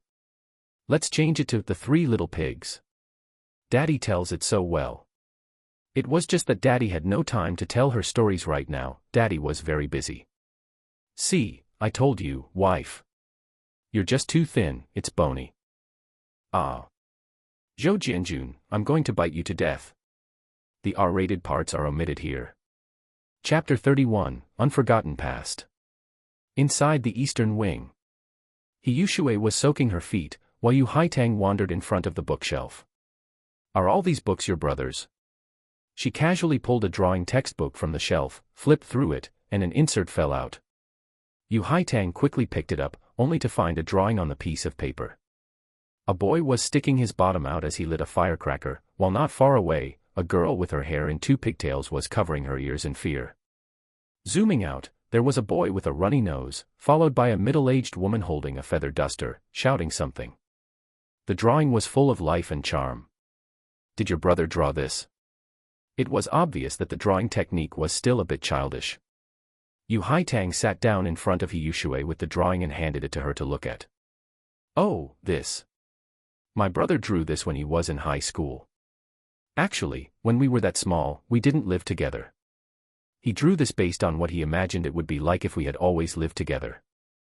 The one lighting the firecrackers is my biological brother, the one getting beaten is my brother Jianjun, and the one behind them is our mother. Back then, Mom was still young. Hiyushui gently rubbed the middle-aged woman's face with her finger in remembrance, tears glistening in her eyes. Mother Zhou was a very strong woman who worked herself to the bone. She had a very good temper and always wore those bright blue work clothes. To be honest, they were really ugly. But now, I've fallen in love with that color. It's just a pity. I'll never see the person wearing those clothes again. Hiyushui smiled through her tears and sniffled. They might have been a bit ugly, but the pockets of her work clothes were like a magic pouch to the three of us. Every day when she came home from work, she could always conjure up some treats for us. Even though my brother and I weren't her biological children, she doted on us immensely. Whenever anything went wrong, the one she beat was always my brother Jianjun. I remember that year, I had just started my second year of middle school.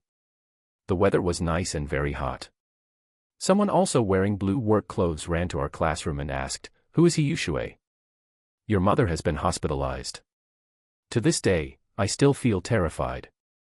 Really, looking back now, I don't know where I got the courage to face that scene. When I arrived at the hospital, my mother was lying in bed, completely still. She usually loved me the most. Whenever she saw me, she would hug me, pinch my cheeks, and give me a couple of kisses. Hiyushui was already sobbing uncontrollably. Yu Haitang held her in her arms and gently patted her back. There, Yushui, it's all my fault. I shouldn't have brought up such sad memories." Hiyushui cried for a while, wiped her tears, and shook her head. "It's nothing, it's all in the past. It's just that over these years, I've really missed her. I wanted her to see that my brother and I have both grown up. My brother Jianjun also got married, took a wife, and even had a lovely daughter. In the future, we will also get married and have our own children. I just wanted her to see. She never even got to hear my child call her grandma. She will know, she definitely will." Yu Haitang also started crying along with her. It took quite a while for the two of them to calm down. "All right, stop crying. If your eyes get swollen, how will you face people tomorrow? But this room still hides a lot of my brother's secrets. He thinks he hid them well, but I know where they are." To distract themselves, Hiyushui ended up selling out Zhou Jianjun. She wiped her feet, slipped into her shoes, pushed the bookshelf aside, and a wooden drawer appeared in the corner. "Oh, there's even a secret mechanism. My brother's treasures are hidden here. He usually never lets us touch them." Hiyushui pulled the drawer out with a look of pride. Inside the drawer, everything was arranged very neatly. There were tiger head shoes he wore as a child, a collar, and spinning tops and marbles he played with when he was little. "Oh, look at this. My butterfly hair tie. My mom bought this for me. It went missing later. I said he took it, but he stubbornly refused to admit it. And this tin frog, it was the toy my brother bought me with his very first paycheck from the kitchen. Later, he insisted that the frog grew legs and hopped away. How detestable." Hiyushui clenched her fists, utterly exasperated. Yu Haitang cackled on the side. "How old were you? And you actually believed him? What do you mean? I was only in elementary school back then." "Humph, look. These candy wrappers, he and I collected them together. Later, mine disappeared, and he said candy wrappers didn't like girls. Thinking about it now, I was really silly back then." Hiyushui found many childhood memories and began listing Zhou Jianjun's faults to Yu Haitang. This did a lot to dispel the sad atmosphere. "I really envy you, having two brothers who dote on you. What's there to envy? They are much older than me and always let me have my way. Of course, they also bully me. Fortunately, he kept these things, otherwise they might have really been lost. Looking at them now, they're all memories." Hiyushui carefully put the drawer back, pushed the bookshelf to its original position, and then sprawled out on the Kong bed. "Ouch, this Kong is indeed warm, but it's just too hard." Meanwhile, the couple, Yu Xiaoli and Zhou Jianjun, were lying in bed whispering to each other. Once they started talking, they couldn't seem to stop. Yu Xiaoli felt that both her and Zhou Jianjun's physical fitness had improved quite a bit, which felt amazing. What's so amazing about that? What did our family eat before? Now that our nutrition has caught up, our physical fitness naturally got better. Zhou Jianjun felt that the physical enhancing effect of the strength spinach was indeed very good. In the future, they should eat these good things more often. Unfortunately, this thing was sold by the system after ripping him off for 10 yuan. There was no such spinach in the vending machine. There was only ordinary spinach. It seemed that getting this kind of thing relied entirely on the system's outrageous luck. But one shouldn't be too greedy. Having their physical fitness improve so much after eating it just once was already pretty good. Jianjun, do you prefer sons or daughters? Daughters, of course. Zhou Jianjun replied without the slightest hesitation.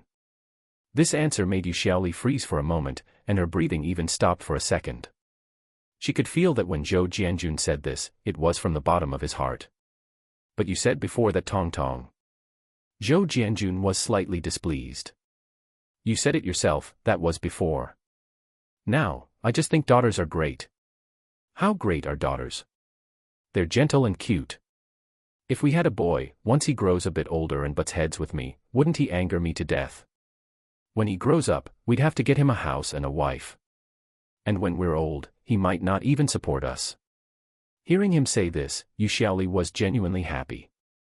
Previously, because she had given birth to a daughter, she had felt inferior for a long time. In reality, Zhou Jianjun knew very well, was the gender of a baby something a woman could decide. Then if I bear you another daughter, will you be happy? Of course, whether you give birth to a boy or a girl, I'll love them. Let me tell you, a surging, endless life comes from constant tossing and turning. If we toss and turn a few more times, won't we get whatever we want? This was clearly fallacious logic, but for some reason, Yu Xiaoli felt a sigh of relief from the bottom of her heart. Chapter 32, Flash Sale of Couples' Bicycles. As the couple chatted, they didn't have any specific topic. It was mostly about the children and the neighborhood gossip in the compound. As they talked, Yu Xiaoli suddenly remembered something. Oh right, Sister Qin came over while we were eating today. Sister Qin. What did she come for? You should have less contact with her in the future. Zhou Jianjun reacted as if facing a formidable enemy. A woman like Qin Huairu was best at psychological manipulation. A harmless-looking white lotus, with a wipe of her tears, she truly made anyone feel pity for her. A little white rabbit like Yu Xiaoli would definitely be spun around by her lies. He had to watch out for Qin Huairu sneaking into his home turf. Since she couldn't get any advantages from him, she turned to Yu Xiaoli instead. Quite clever of her.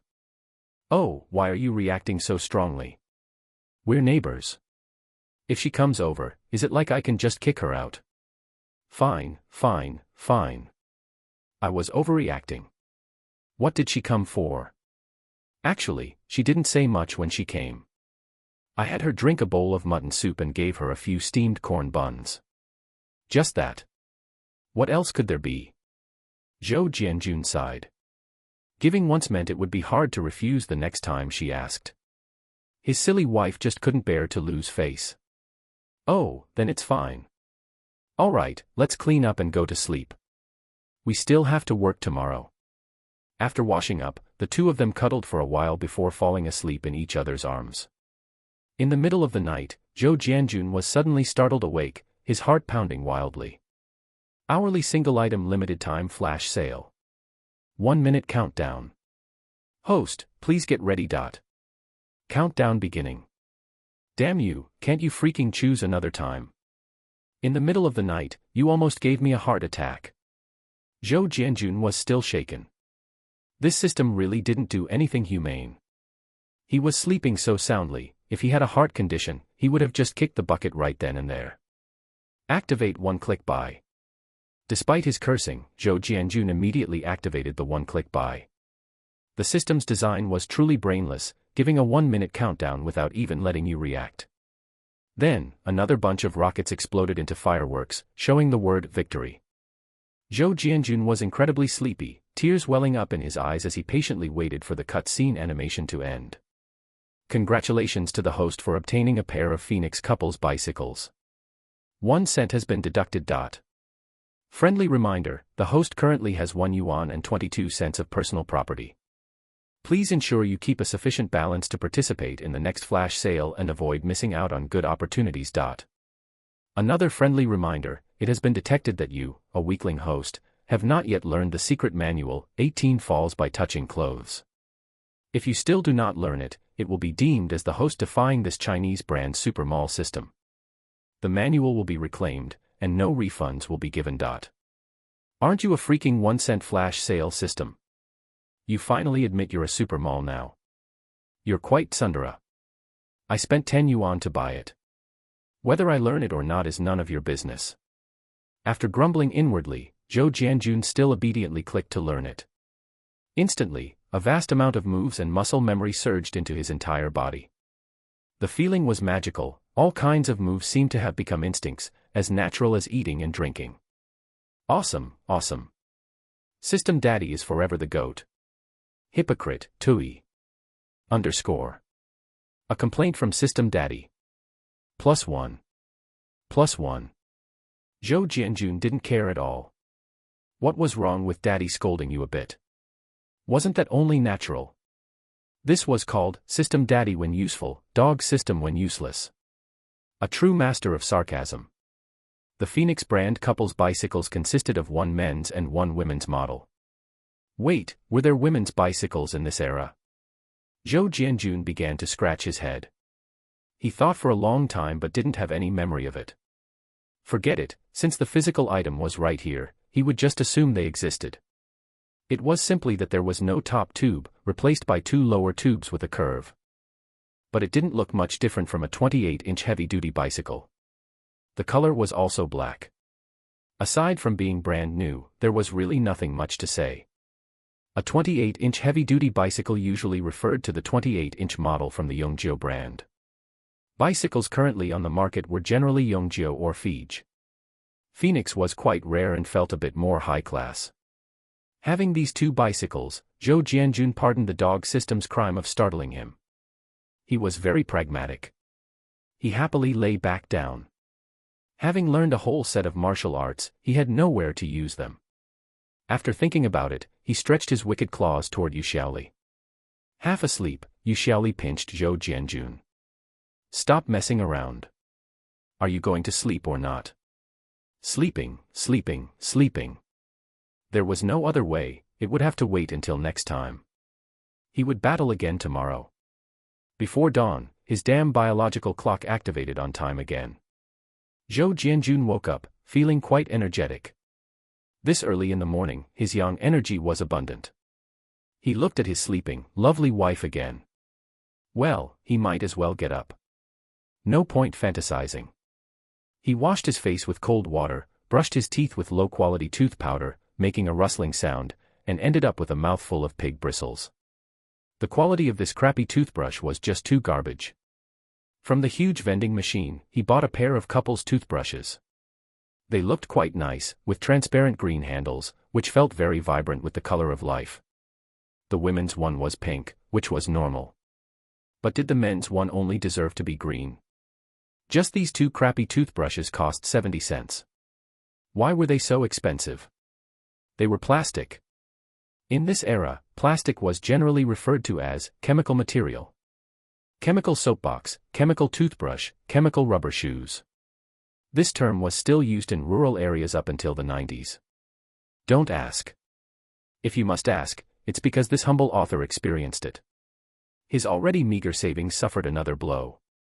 His savings of over 1 yuan and 20 cents instantly dropped to 52 cents. Zhou Jianjun suspected that the Dog System had ripped him off. It was too freaking expensive.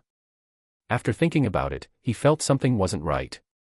He had to buy one for his daughter, right? Click, 50 cents gone. Don't ask. If you must ask, it's because children's toothbrushes are supposed to be expensive. Where could he even go to argue about this? Looking at his remaining balance of 2 cents, Zhou Jianjun's heart went cold. Now he understood. This system had a major flash sale once a week, and a single-item flash sale every day. The items in the flash sale were completely random. Thinking about it, there was a certain thrill of opening blind boxes. Who knew, maybe one day he could get a tractor or a Jeep for 1 cent. That would be absolutely fantastic. The problem was that the major flash sale gave 9 items for 1 cent. But the single-item flash sale gave only 1 item for 1 cent. No matter how he looked at it, it felt like a loss. But what if he didn't buy it? Wouldn't that be an even bigger loss? No matter what the flash sale item was, for 1 cent, you couldn't get ripped off or cheated. Sets were the best. For example, the Phoenix couple's bicycles counted as 1 item, but it came with 2 bikes. That was fantastic. Zhou Jianjun put on his clothes, went out to the yard, and practiced a set of fist techniques, grunting and shouting. It was his newly learned 18 falls by touching clothes. Don't ever think it was extremely elegant and handsome like on television. Not at all. It simply didn't exist. In reality, this fist technique didn't have much visual appeal. Especially the moves meant for real combat, none of them looked good. Poking eyes, gouging nostrils, slapping ears, and kicking crotches, using whatever ruthless move worked. How good could that possibly look? As for what everyone saw on television, that was called visual art. Art, do you understand? Chapter 33, Another Morning Full of Energy.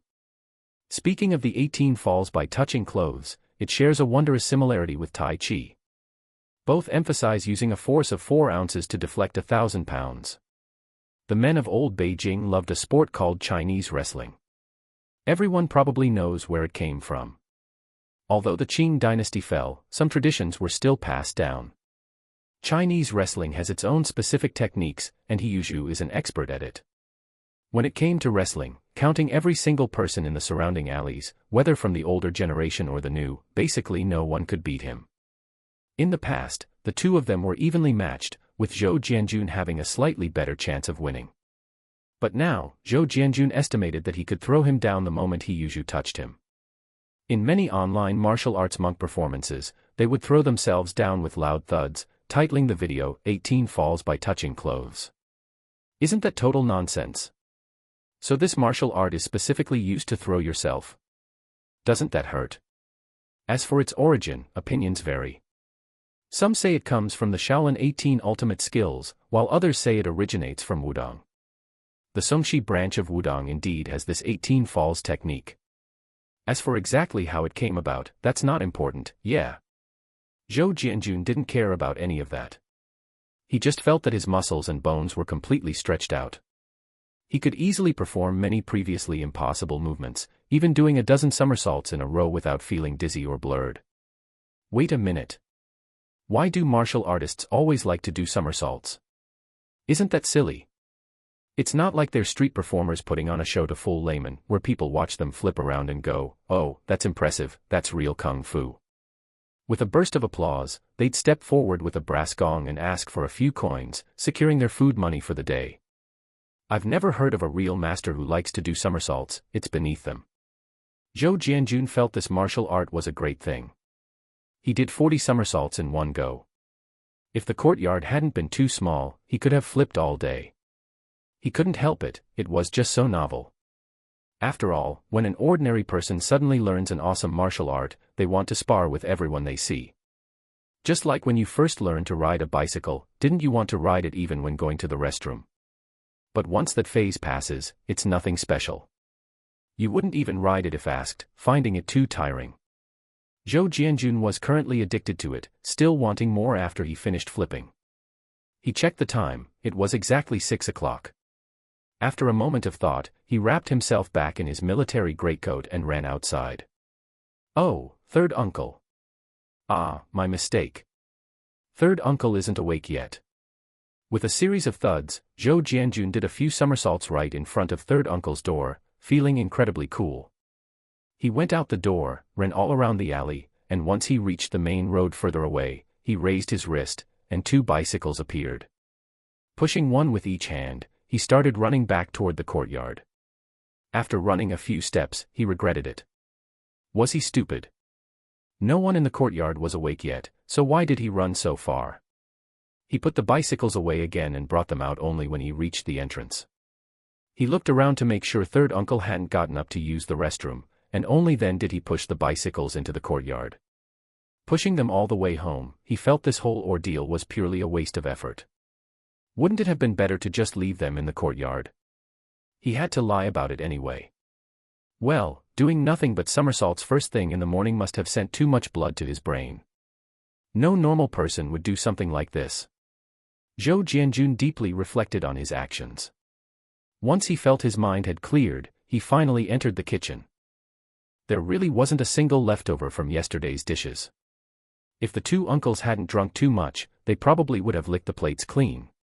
Checking the ingredients at home, he decided to make noodles since it was early morning. He put the buns they hadn't eaten yesterday back into the steamer. By the time the water boiled, the buns would be hot. Then he'd just boil the noodles in the water, and everything would be ready. Eating noodles with buns for breakfast. That wouldn't do, nobody ate like that. He wanted to make congee, but he had no rice. He only had 2 cents on him, and the dog system wouldn't let him buy on credit.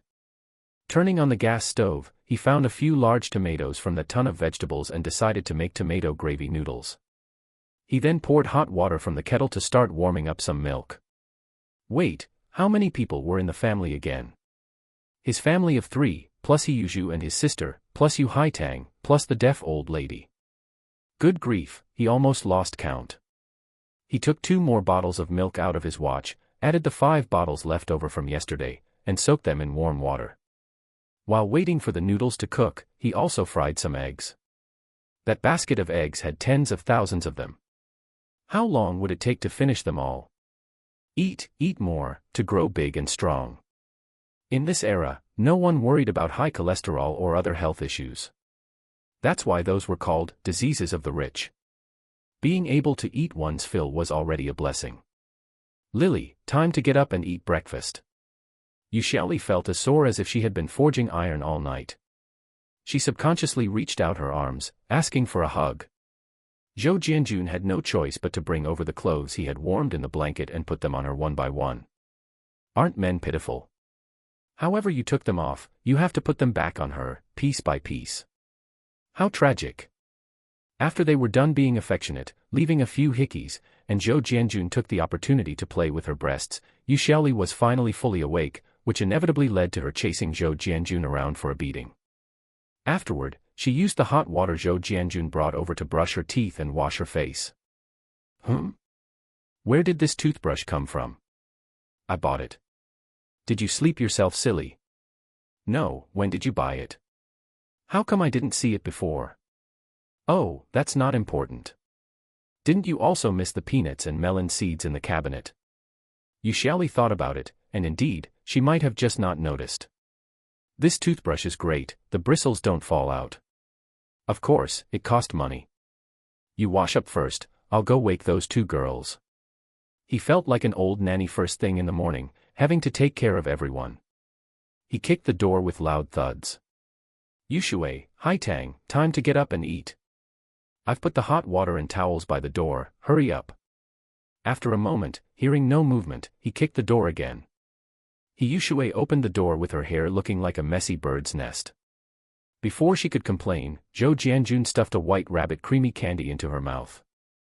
Before she could react, he stuffed another handful into her hand. Hurry up and clean yourself up. A big girl like you, how can you be so sloppy? Yuxiaoli was dazed. Feeling the sweetness in her mouth and looking at the hot water and towel on the floor, her morning grumpiness suddenly vanished. Brother is so nice.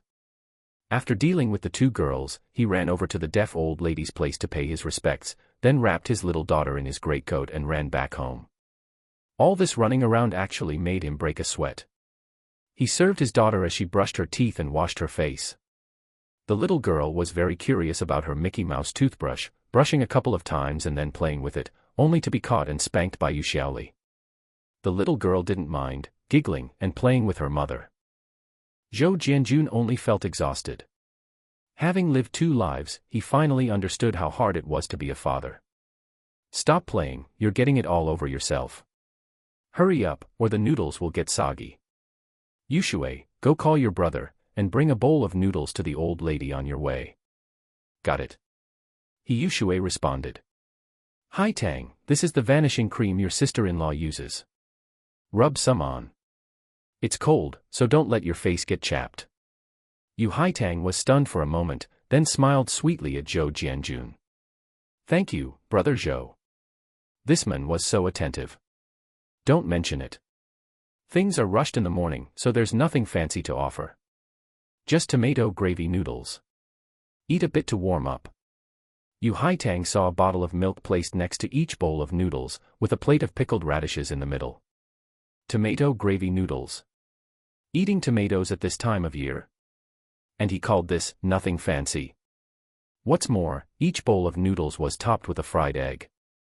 What kind of family was this? Chapter 34, Gifting a Luxury Ride to Woo a Girl, Domineering CEO Hiyuzhu. Yeah.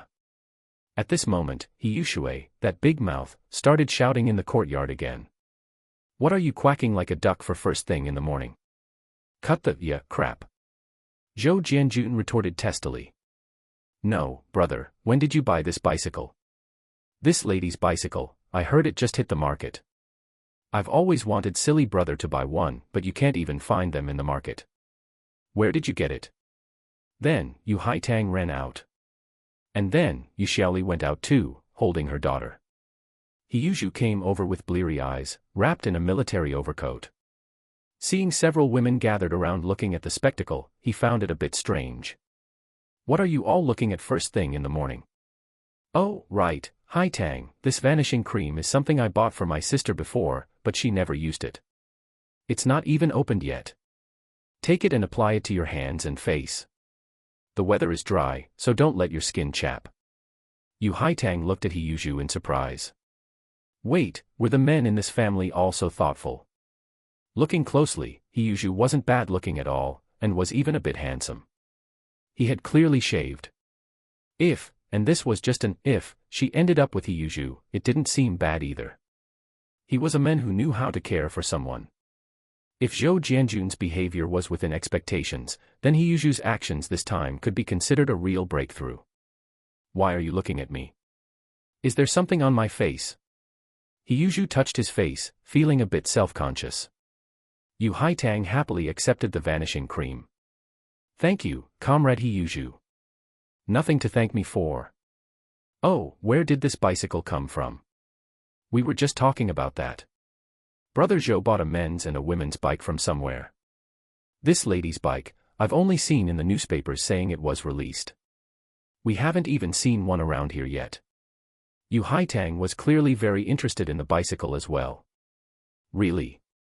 I must say, it is quite suitable for women to ride. If you like it, I'll buy one for you another day. Yu Haitang was startled. No, that's far too expensive. Don't be polite with me. It doesn't cost that much. I just received a huge sum of 2,000 yuan yesterday.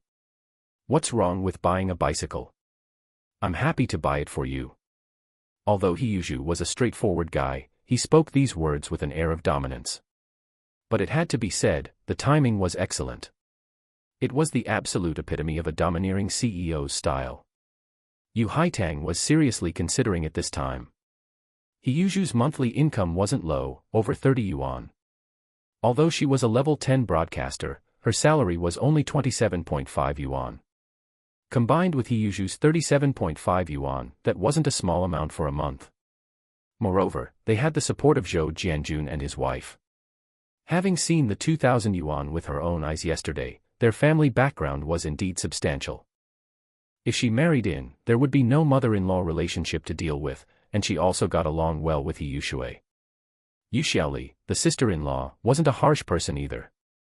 Life would be incredibly comfortable. She was truly tempted. Zhou Jianjun was slurping his noodles from a large bowl. Hearing Hiyuzhu's words, he momentarily wondered if this fellow had been transmigrated into by some brother. Were these really words that Xiaozhu could say? Brother, I was just saying yesterday that I'd buy you a bike, but I didn't expect you to get them yourself, and 2 of them at that. I see that Haitang quite likes it. Why don't you let me have it? Treat it as if I bought it, and I'll give it to her. Zhou Jianjun gave him a thumbs up. Well done, boss he, spending a fortune just to win a beauty smile. I have no objection. Ask your sister-in-law, this bike is hers. Hiyuzhu approached with a chuckle. It was unclear what he said to Yu Xiaoli, but she smiled and nodded. Sigh, his silly wife was still too soft-hearted. But since it concerned Xiaozhu's happiness, Zhou Jianjun didn't care about this one bicycle. If he wanted to give it away, so be it. All right, hurry up and eat. It's getting cold. It's not like you've never seen a bicycle before. Look at that, his daughter was still the most worry-free, taking big mouthfuls of noodles. What a good daughter. He had to raise her well in the future so she wouldn't be easily tricked away by someone. There was indeed truth in the saying that daughters should be raised in abundance. By the time they ate, Yu Haitang's face was completely red. It seemed a single bicycle had completely won over the beauty's heart. Brother Zhou, sister-in-law, I'm really embarrassed. I didn't expect Hiyuju to. Zhou Jianjun waved his hand dismissively. It's just a bicycle. Treat it as a wedding gift from your sister-in-law and me. Ride it to work today and let everyone see. Yu Haitang's face grew even redder, and she buried her head in her bowl to eat her noodles. Meanwhile, Hiyuju let out a silly chuckle. Hiyushui nudged her arm. Looks like it won't be long before I have to call you sister-in-law. Yushui, you're teasing me too. No, no. Only when Yu Haitang saw that everyone wasn't actually mocking her did she completely relax. Oh, right, this is the bicycle permit. Keep it safe. Zhou Jianjun tossed the bicycle permit over. Yu Haitang quickly caught it, losing her usual proud demeanor and instead responding in a soft, delicate voice. Zhou Jianjun found it fascinating to watch. Sure enough, no matter the era, gifting a luxury ride always works. But presumably, the girl had finally figured things out. That was pretty good too. In the original show, her relationship with Hiyuju was ruined, but later she also got divorced and only then realized how good Juzi was, peeking through his window every day. The way things were now was great. Brother, this milk is so fragrant. Will we have it every day from now on? Once I start working, I can pay for my board. Hiyushui hugged the bottle, seemingly loving the taste of the milk very much. You. Forget it. Keep that little bit of money to save for your dowry. There will always be milk in the future, so don't worry. Humph, don't look down on me. If you don't want me to pay, fine, I'll save my money. Where did you get so many milk coupons anyway? This clever person has his own ways. Why ask so much? Eat more and talk less. Oh. Hiyushui wasn't a fool either, she knew these things must have come through other channels. Brother, these tomatoes are great. The flavor is so authentic, sweet and sour. Did your friend bring them again? Hiyuju ate the tomato, highly satisfied. As a chef, he could distinguish the quality of ingredients. This tomato had the most authentic flavor he had ever tasted, with the perfect balance of sweet and sour. A fraction more would be too sweet, a fraction less too sour. Zhou Jianjun's mind stirred. My friend has channels. He can supply both meat and greenhouse vegetables. You should make some inquiries later and see if you can get the purchasing rights from your director. He only had 2 cents on him and was too embarrassed to ask his wife for money. With so many vegetables stored in his space, even if he bought them from the vending machine, they were priced at the market rate per caddy. But the unit of measurement when bought wasn't just a single caddy. No matter how you looked at it, this was a guaranteed profitable venture. Of course, the point wasn't to make money, but to let the worker brothers and sisters eat delicious meals and get enough nutrition to devote themselves to the glorious cause of building the nation. Zhou Jianjun felt he ought to shoulder such a heavy responsibility. After all, he was the chosen one, carrying a mega mart with him. This might not work. The purchasing job is handled by the cafeteria director's brother-in-law. Oh, is that so? Then never mind. No, Brother Zhou, don't say never mind. As long as you really have good stuff in hand, we can take this opportunity to pull some strings for Zhu Zi. Who knows, maybe we can get him promoted to cafeteria director. Before Hiyuju could even say anything, Yu Haitang spoke up anxiously.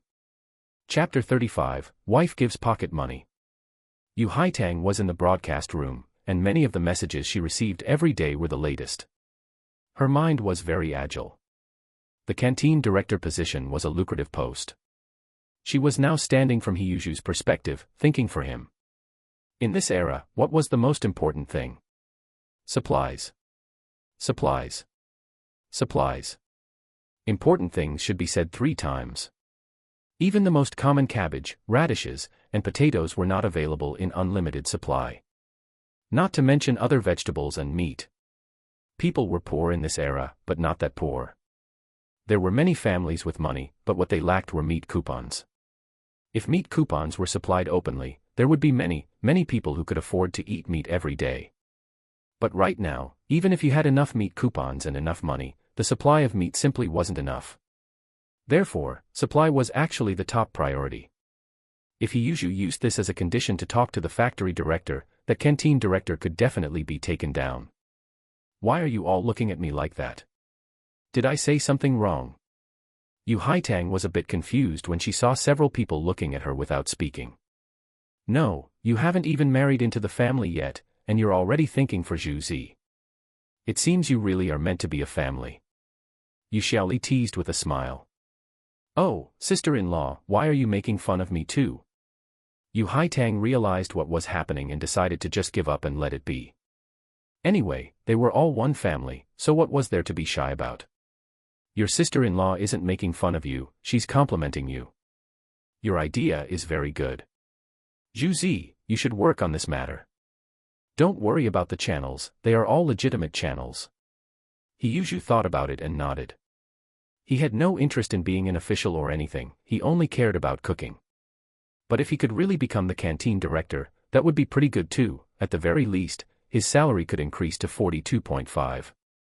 After all, he was getting married, so he had to think about his family. All right, I understand, brother. I'll go talk to the deputy factory director later.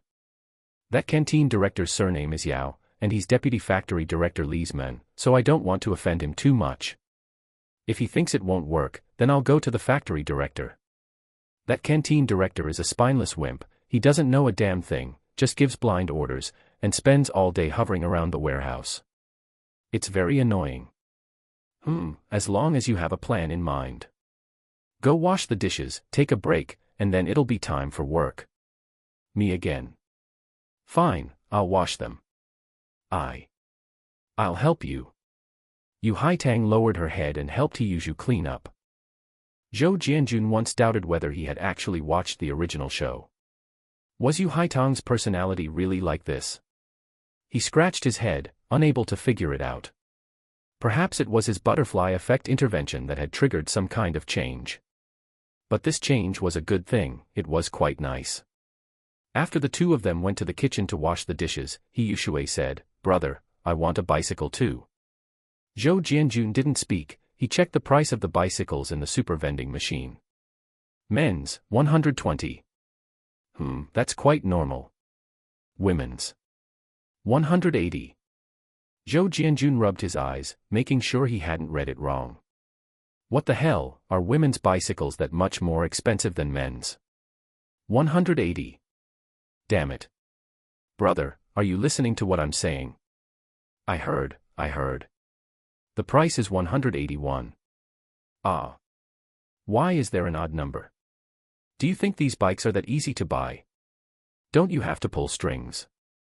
Hiyushu made a bitter face. That's true, but I don't have that much money. As if I do. Sister-in-law, look at him. Yu Xiaoli said helplessly, all right, Jianjun, can you really buy it?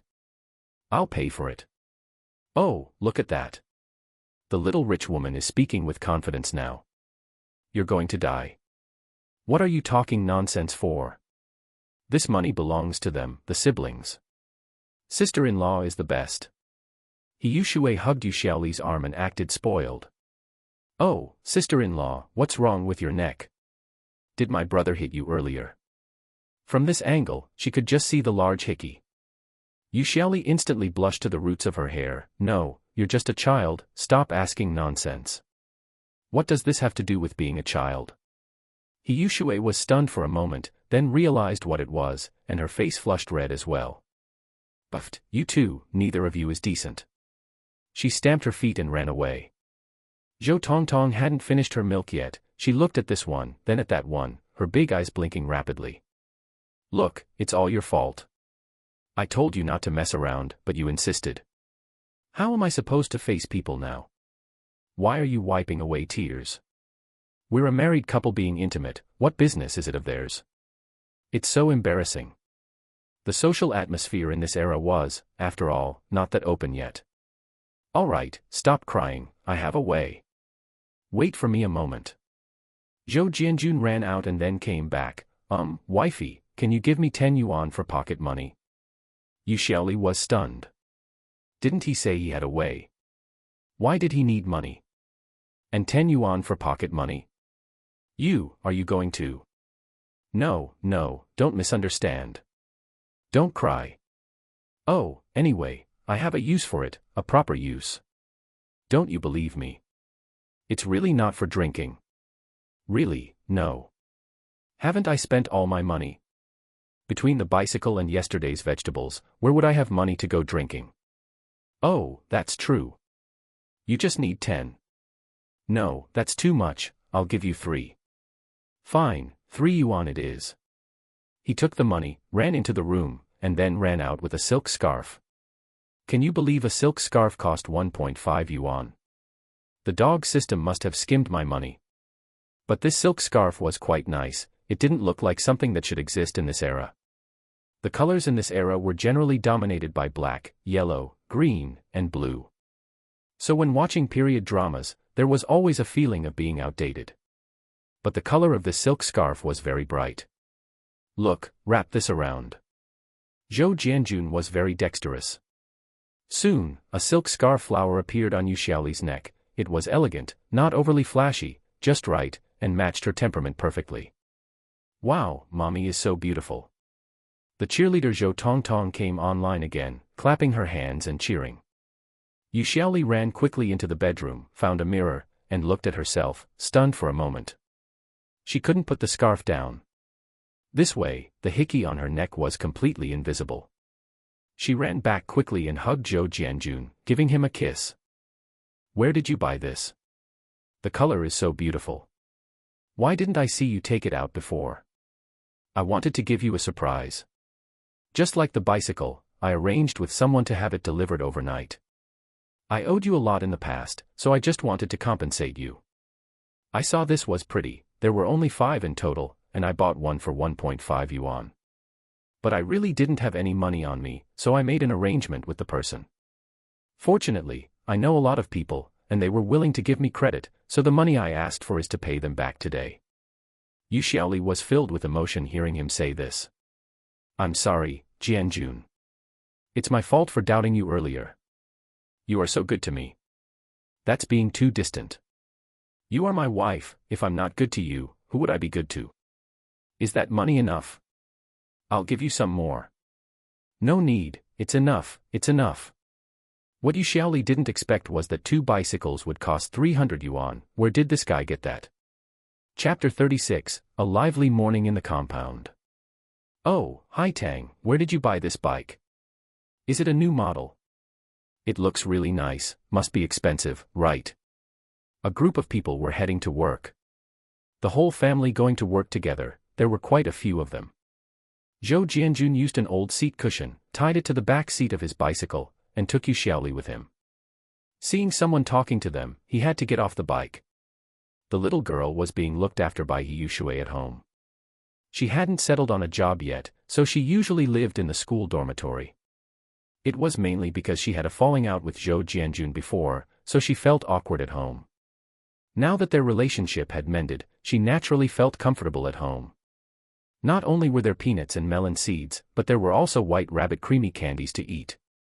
In the kitchen, there were bright red tomatoes. It was hard to find a life like this anywhere else. That said, the supply of peanuts and melon seeds during this period was quite bizarre. Previously, you could only buy them during the new year. Everyone had a quota, 2 gene of peanuts and half a gene of melon seeds. That was the ration for the whole year. It was only in the last 2 years that things had improved slightly, changing to a monthly quota of 2 gene of peanuts, still in the shell, and half a gene of melon seeds. The years of natural disasters were slowly fading away, and the standard of living was bound to improve a little. This was also why, in the original story, he usually liked to eat peanuts, and third uncle was always scheming to get people to buy melon seeds. Yu Haitang's brand new lady's bicycle attracted the eyes of many people in the compound.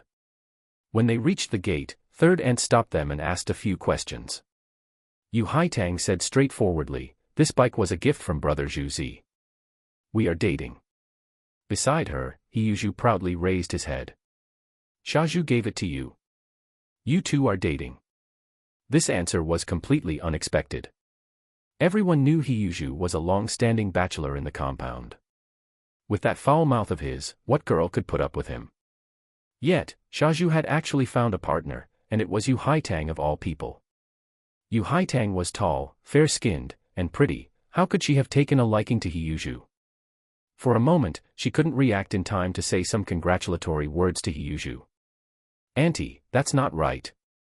Third aunt was Yu Li's mother-in-law, and Yu Haitang was Yu Li's younger sister, so she called her auntie. Brother Zhu Zi has a name, and he isn't actually silly. You shouldn't call him Sha Zhu in the future. That name sounded so awful. He would be her man in the future, wouldn't she become known as Sha Zhu's wife?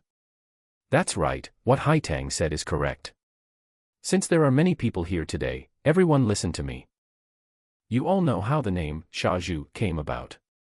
It was my dad who started calling me that randomly.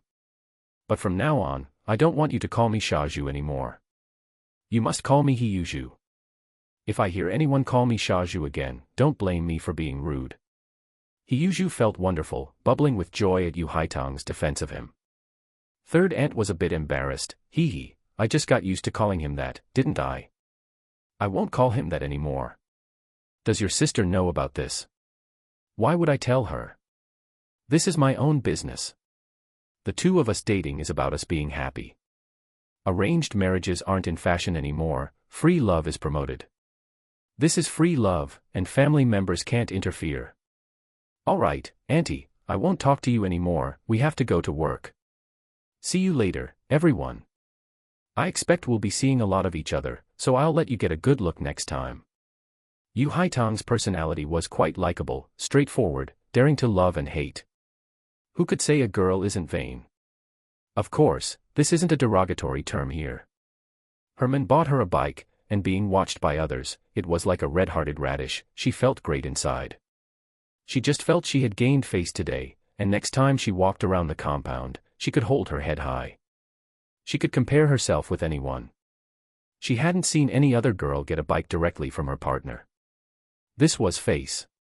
Isn't that what girls compare? It's understandable. Zhou Jianjun and his wife were trailing behind, acting as mere onlookers. Both of them were quite satisfied with Yu Haitang's performance. People like this are easy to get along with. Those who bottle everything up inside and make you guess are exhausting to live with. Once or twice, it's cute, but if it's like that every day, it definitely won't last. It's too tiring. You work hard all day, come home, and see they are unhappy. You ask what's wrong. Guess. You can't guess. Good heavens, you can't even guess. Do you not love me anymore? Do you have someone else outside? Do you not want to live with me anymore? Look, if a couple lives like that for a long time, how can they not fight? Of course, this isn't fighting in the bedroom sense. When they first get married, they might fight every day, but later on, they lose interest. When a man hears that, he has to dodge, his waist can't take it. So, when dating, you should find someone with an open personality, life will be much happier. Just one person's opinion, if I'm wrong, please forgive me. After Hiyuzhu and Yu Haitang left first, Zhou Jianjun didn't give the crowd a chance, he quickly greeted them and ran off, pulling his wife along. Otherwise, seeing his new bike, they would inevitably pull him aside for a chat, which was too much of a hassle. After they all left, the courtyard exploded with chatter. Did you see that? The bike Zhou Jianjun was pushing was also a new one. What's so strange about that? Zhou Jianjun and Sha Zhu are like brothers, what's strange about him buying a bike for Zhou Jianjun? That's not right. Why would Sha Zhu buy it for him? Hey, you don't know what kind of person Zhou Jianjun is. Could he have money to buy a car? Not necessarily. His mother left him quite a bit of money. That person stopped talking, this was irrefutable. That you family girl actually took a liking to Sha Zhu. That's a fresh flower planted in cow dung.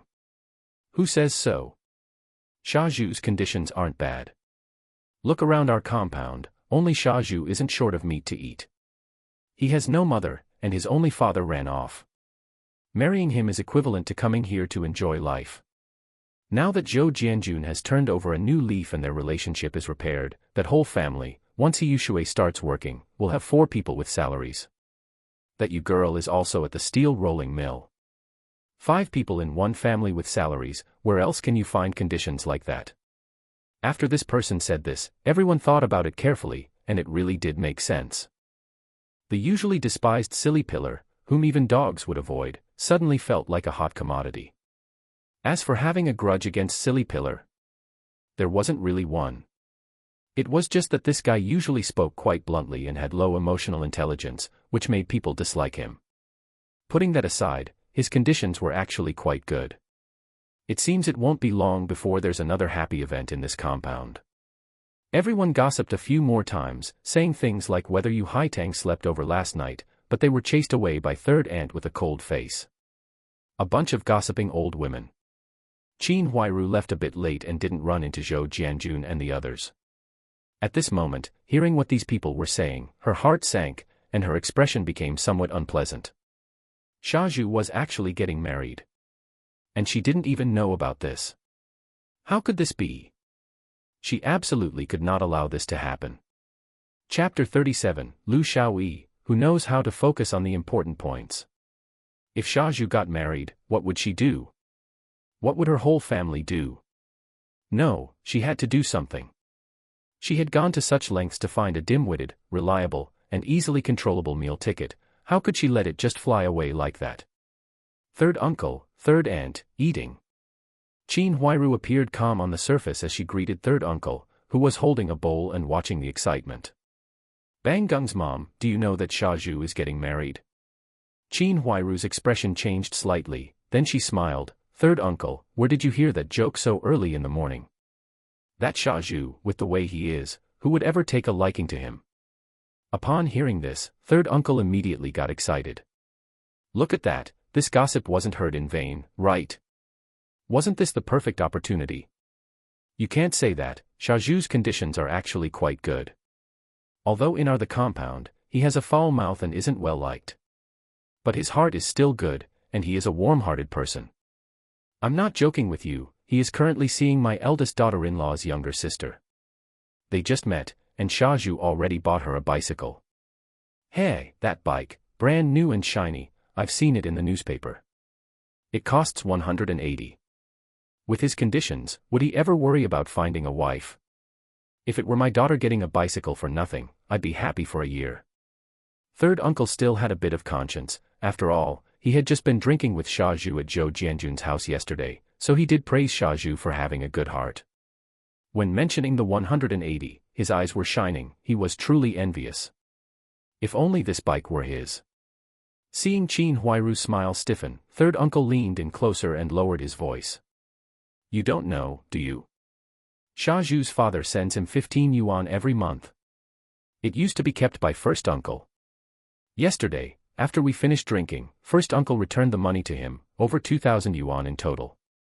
And just like that, he turned around and gifted Haitang a brand new Phoenix bicycle.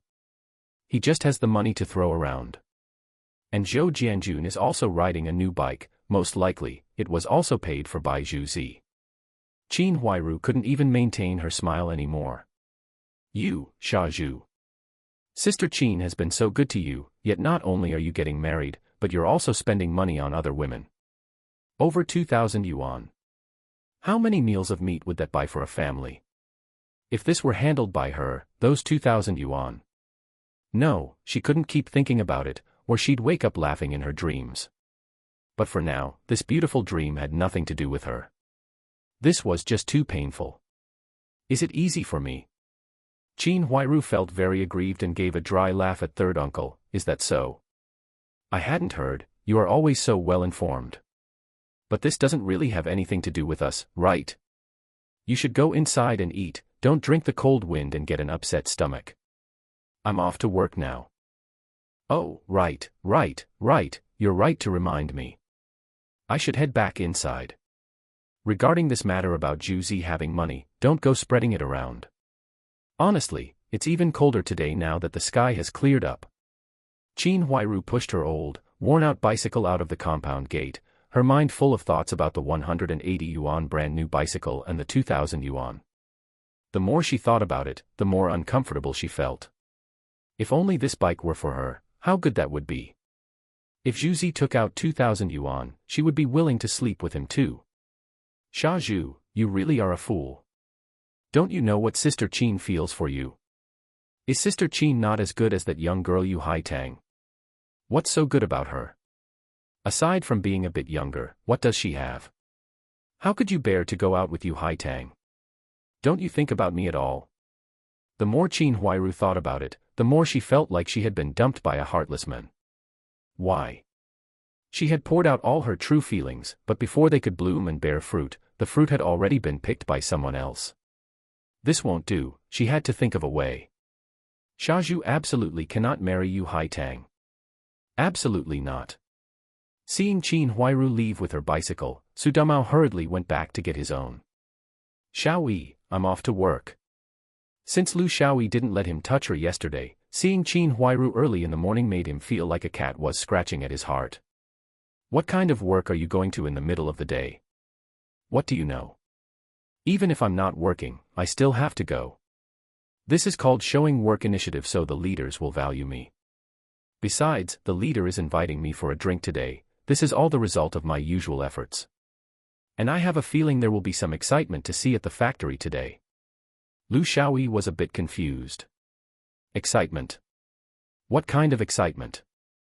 I say you're silly, and you really aren't smart. Seeing Lu Xiaoyi about to punch him, he hurriedly grabbed her hand and said with a grin, just now, did you see that? I saw it. Isn't it just that Xiaozhu is seeing someone? What? Do you have designs on that girl? Su Damao felt inexplicably guilty. It had to be said that Lu Xiaoyi was actually a very smart woman. What nonsense are you spouting? What do you mean I have designs on her? Didn't you see Qin Huairu? The look on her face when she left, good grief, it was like someone owed her 10 yuan. Just you wait and see, there will definitely be some excitement to watch today. I didn't see Qin Huairu's face, but you never do anything proper all day long, staring at that young widow's face every single day. Is she that good looking? That you like her so much? Lu Xiaoyi really knew how to focus on the important points. Su Damao felt even guiltier. Since Lu Xiaoyi hadn't let him touch her yesterday, he had actually planned to discuss sneaking into the small warehouse with Qin Huairu today. Look, you're feeling guilty. Huh? How am I feeling guilty? Let me tell you, Lu Xiaoyi, don't you be unreasonable. That Qin Huairu will absolutely not let Xiaozhu date and get married. If you don't believe me, fine, I can't be bothered with you. Su Damao gave a pale explanation, then simply picked up his projector and left. Seeing his panicked appearance, Lu Xiaoyi laughed and scolded, you rascal, with just that much courage, I bet you wouldn't dare anyway. Su Damao tied up the projector. Although there was no screening task today, he had a private task for a leader, and he couldn't lose his livelihood. I'm leaving, don't wait for me for dinner tonight. Estimating that Qin Huairu hadn't gone far yet, Su Damao hurriedly chased after her. Lu Xiaoyi curled her lips, thinking about the excitement Su Damao mentioned. Qin Huairu and Xiaozhu. What kind of relationship did these two have? She didn't like the gossip in the compound. After all, she was a young lady from a wealthy family. How could she be like those gossiping women, staring at people's bedroom affairs all day long? Although there were many rumors in the compound, what did that have to do with her? She took some millet and fed the 2 hens in the chicken coop. She stared at one hen's backside for a long time, and a look of joy appeared on her face. This hen had laid an egg. Just as she was happy, she happened to see second uncle Lu Haizhong passing by and hurriedly greeted him. Second uncle, going to work? Lu Haizhong obviously had something on his mind. Upon hearing this, he paused, looked at Lu Xiaoyi, made a few grunting sounds, and then quickened his pace. Lu Xiaoyi scratched her head. How strange, what's wrong with everyone this morning? Chapter 38, Yu Haitang, the Speed Demon. Lu Haizhong was feeling unhappy. Yesterday, while drinking at Zhou Jianjun's house, he had taken quite a liking to Yu Haitang the more he looked at her. He had been thinking about suggesting her to his son as a potential daughter-in-law. As for what Zhou Jianjun and his wife originally intended, did that even matter? Could Xiaozhu compare to his eldest son? But who knew Xiaozhu would move so fast? He probably slept with her last night. Wasn't that a slap in the face to his second uncle? Come to think of it, Xiaozhu was actually wronged. The poor guy had slept in a cold bed all night and didn't wake up until dawn. Everyone said the first uncle cared about face, but did Lu Haizhong not care about face? After drinking, he went home and bragged to his sons. He told them he had found a fair-skinned, beautiful wife with long legs for his son, praising her as someone rarely seen in heaven and non-existent on earth. Of course, that expression wasn't quite a thing back then, but that was roughly the meaning. Usually, Lu Haizhong either beat or scolded his sons, and they were quite dissatisfied with him. Now that they saw their stepfather suddenly turn into a good dad, the three sons looked as if they had seen a ghost and naturally didn't believe it. Seeing his sons didn't believe him, the second uncle patted his chest and made a bold promise. "If you don't believe your old man, I'll get you a wife." He had bragged, but he forgot that if Zhou Jianjun hadn't invited him for a drink, he wouldn't have even met Yu Haitang. Early this morning, he felt a chill down his back. Well, it turned out to be a massive stab in the back. No wonder it was so cold, he had been stabbed right through, hadn't he? The three sons of the Lu family heard that Xia Zhu was dating, and they all caught a glimpse of Yu Haitang from afar. They asked their good dad, "Is this the wife you found for me? Isn't this Xia Zhu's woman? Is this the wife you found for my eldest brother? Isn't this Xia Zhu's woman? Is this the wife you found for my eldest brother? Isn't this Xia Zhu's woman?" Huh? Why was there a broken record? Oh, looking closer, it was the third son. Lu Haizhong felt his status as a father was under attack, so he backhanded his three sons with his favorite treat, slaps to the face, asserting his paternal authority. After hitting them, he still wasn't happy. How could he be happy? He hadn't regained the face he lost from bragging, and he had ended up giving his three sons a good beating.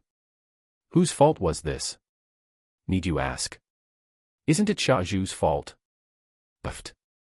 Of course, there was also that Zhou Jianjun, he wasn't a good egg either. Inviting him for a drink was clearly an attempt to corrupt his heart with sugar-coated bullets. Some people's thinking was just different from normal people. The second uncle was just that kind of person. The more he thought about it, the angrier he got. When it came down to it, if Zhou Jianjun hadn't invited him for a drink, would he have been able to meet Yu Haitang? If he hadn't met Yu Haitang, could he have bragged, and then had his sons get slapped? So, all the mistakes, the root cause, lay right there. Fine, Zhou Jianjun, Xia Zhu, just you wait. When I find an opportunity, I'll definitely finish you off. I've lost all my face. Losing face in front of others didn't count, but in front of his own sons, that was a huge loss. He had to make up for it.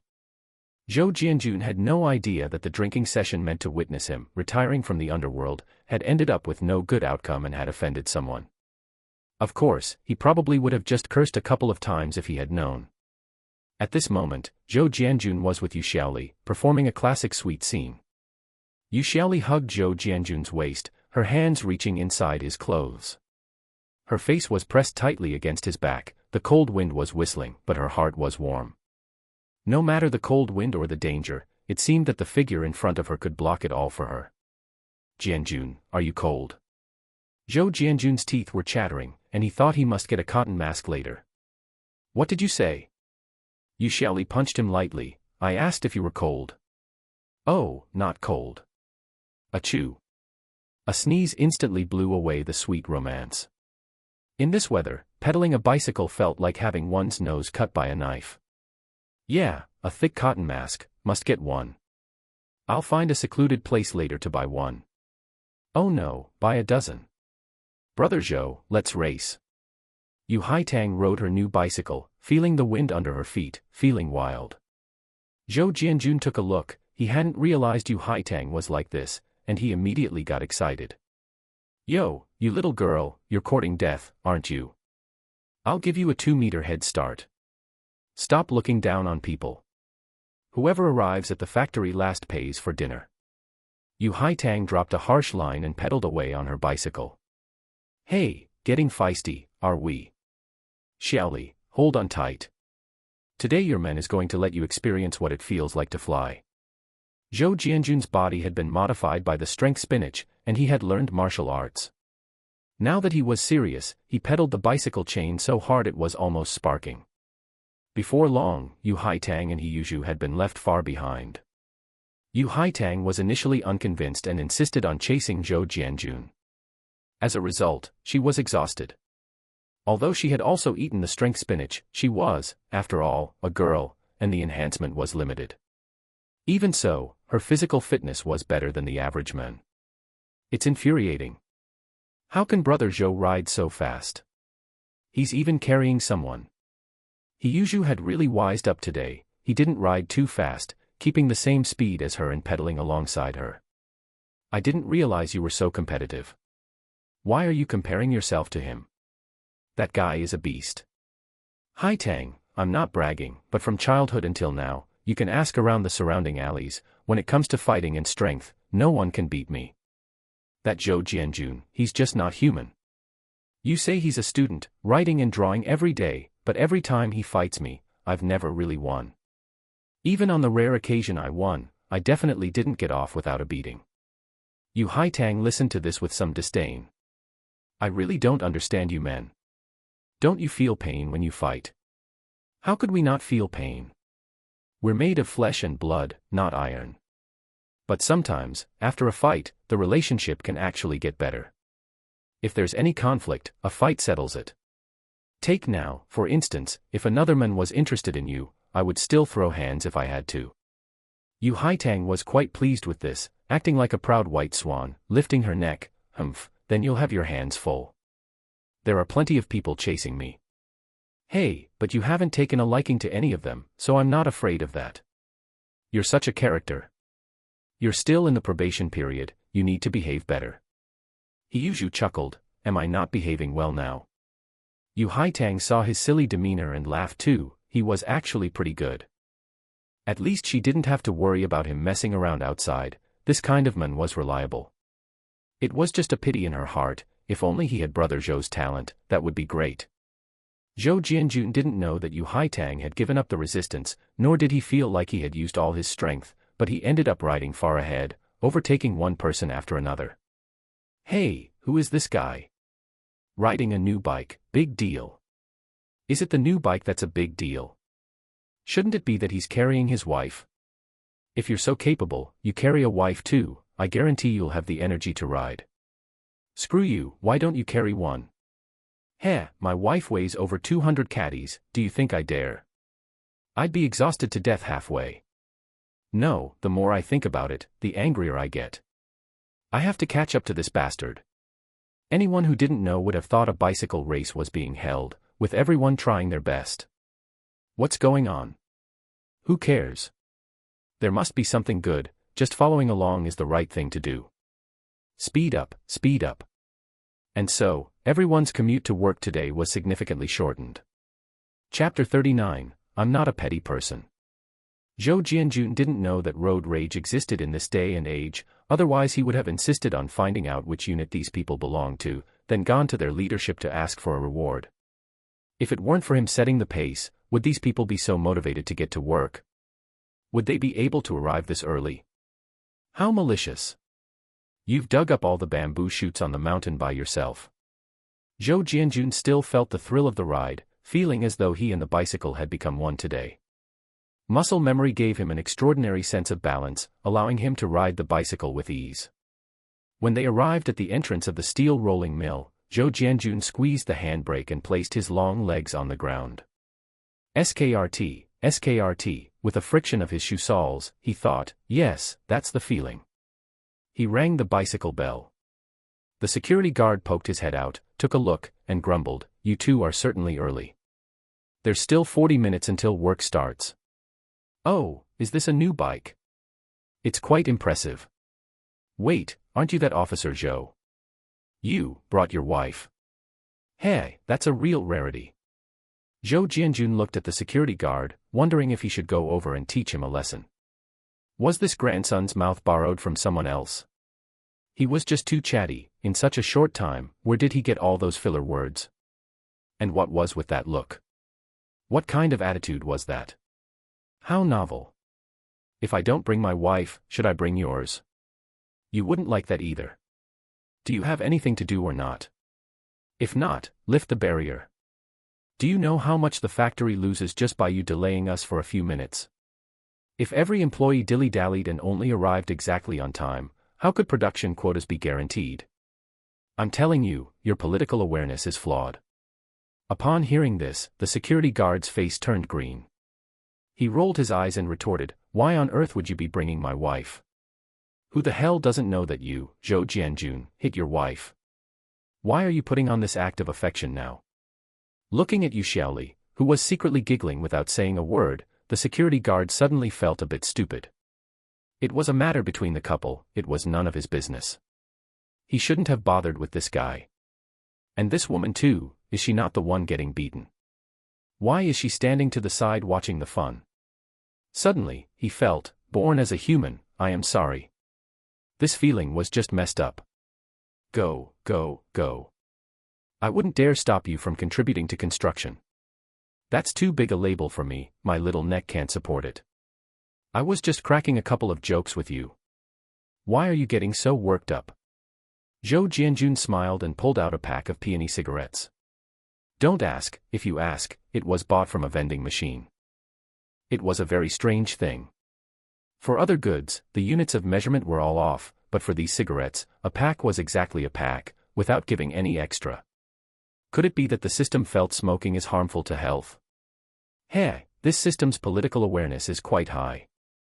If it went click and gave him a ton of cigarettes, well, he'd really be afraid of smoking himself to death. But the problem was, Zhou Jianjun didn't even smoke. In short, this was a public service announcement, smoking is harmful to health, was correct. Peony cigarettes were produced by the Beijing cigarette factory and cost 45 cents a pack. There was a jingle that went, leaders smoke peony, cadres smoke fragrant hill, employees smoke economy, and the common folk roll calendars with cannons. He didn't really think much of this jingle either. Fragrant hill was 27 cents a pack, economy had a unified national retail price of 8 cents, though in some places it sold for 12 cents. As for the cannon rolling calendars, that was pure sarcasm. In this day and age, cigarette butts rarely had filters.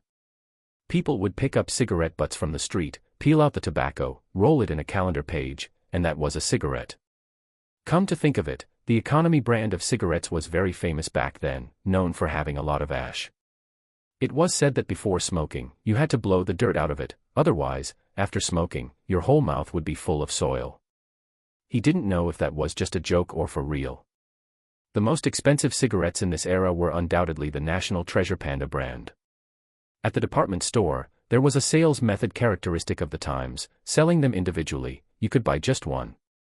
Just take these Panda cigarettes, 7 cents a stick, which meant $1.40 a pack.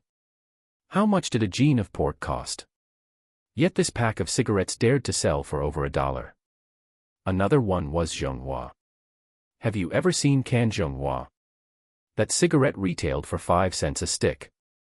In Siheyuan/Beijing, being able to smoke peony was truly a sign of status. Zhou Jianjun pulled out a cigarette and handed it to the security guard. When the security guard saw it, he found it hard to hold a grudge. Besides, he was the one who was in the wrong first. This is a good cigarette. Sorry about just now, it's mainly because of some rumors from before. Look at that, this is the power of a cigarette. Zhou Jianjun smiled, waved his hand, and patted the security guard on the chest. Rumors are harmful. All right, I'm not a petty person. You get back to work, we're going in. The security guard watched the couple enter the gate with a smile, then grimaced and rubbed his chest as he ducked into the guard post. Hey, that grandson has a heavy hand. Are you sure he's a pen pusher? He's really not a decent person, actually playing dirty. Who was Zhou Jianjun? Could he be someone who would take a loss? Let you gossip, I'll smack you to death. How come I didn't know you knew how to smoke? Yu Xiaoli found this quite novel. Me. I don't smoke. If someone who studies painting smokes, they're really afraid of setting their studio on fire one day. In his past life and this life, he never had this hobby. Although I don't smoke, I carry a pack of cigarettes, it makes it easier to talk to people. In the past, whenever I saw anyone, I felt they were beneath me. Who was I? A legitimate college graduate, could I look down on others? Now that won't work. Having gained a new life, this arrogance must be put away. Yu Xiaoli, let me tell you, interpersonal relationships at work are very complex. These bonds are slowly built through a cigarette or a piece of candy. Yu Xiaoli pinched Zhou Jianjun's face. This really doesn't sound like something you would say, but it's quite right. Hee hee, can't a person change? Here, take this candy and share it with everyone when you get to the broadcast room. Especially the people in the electromechanical room, they manage your livelihood equipment. If the equipment breaks, you'll inevitably have to trouble them. Zhou Jianjun stuffed 2 handfuls of white rabbit candies into her hands. I know, the people in our department get along very well, I'm not like you. He personally escorted Yu Xiaoli to the broadcast room office building, then turned back and headed the other way. He didn't know who had planned the factory. Shouldn't the broadcast room and the propaganda department be placed together? As it turned out, one was in the east, and the other was in the west. They were very far apart. If the propaganda department had a manuscript to convey the spirit of a meeting, they had to run a long way to deliver it. Zhou Jianjun mused that it was probably some official who wanted to indulge in the pleasure of bossing people around. Oh, little Zhou, you're here so early today. Yes, Sister Lu, you're early too. Sigh, I'm getting on in years and don't sleep much. It's better to come to the office early, at least it's warmer here, and it saves coal at home. You're right. Hey, I've learned a trick. Maybe I'll even be named an active model worker later. Sister Lu was a bit surprised. In the past, Zhou Jianjun wouldn't have joked with her like this. In her view, this young man had workability, but his emotional intelligence was a bit low, and he didn't fit in well. To put it bluntly, he was arrogant and looked down on the people in the propaganda department. In their propaganda department, there were quite a few people, but there were only 3 people who had seats in the office. One was the director's secretary, one was Sister Lu in front of him, and the other was Zhou Jianjun himself. As for the director and the 4 deputy directors, they were all in the office next door.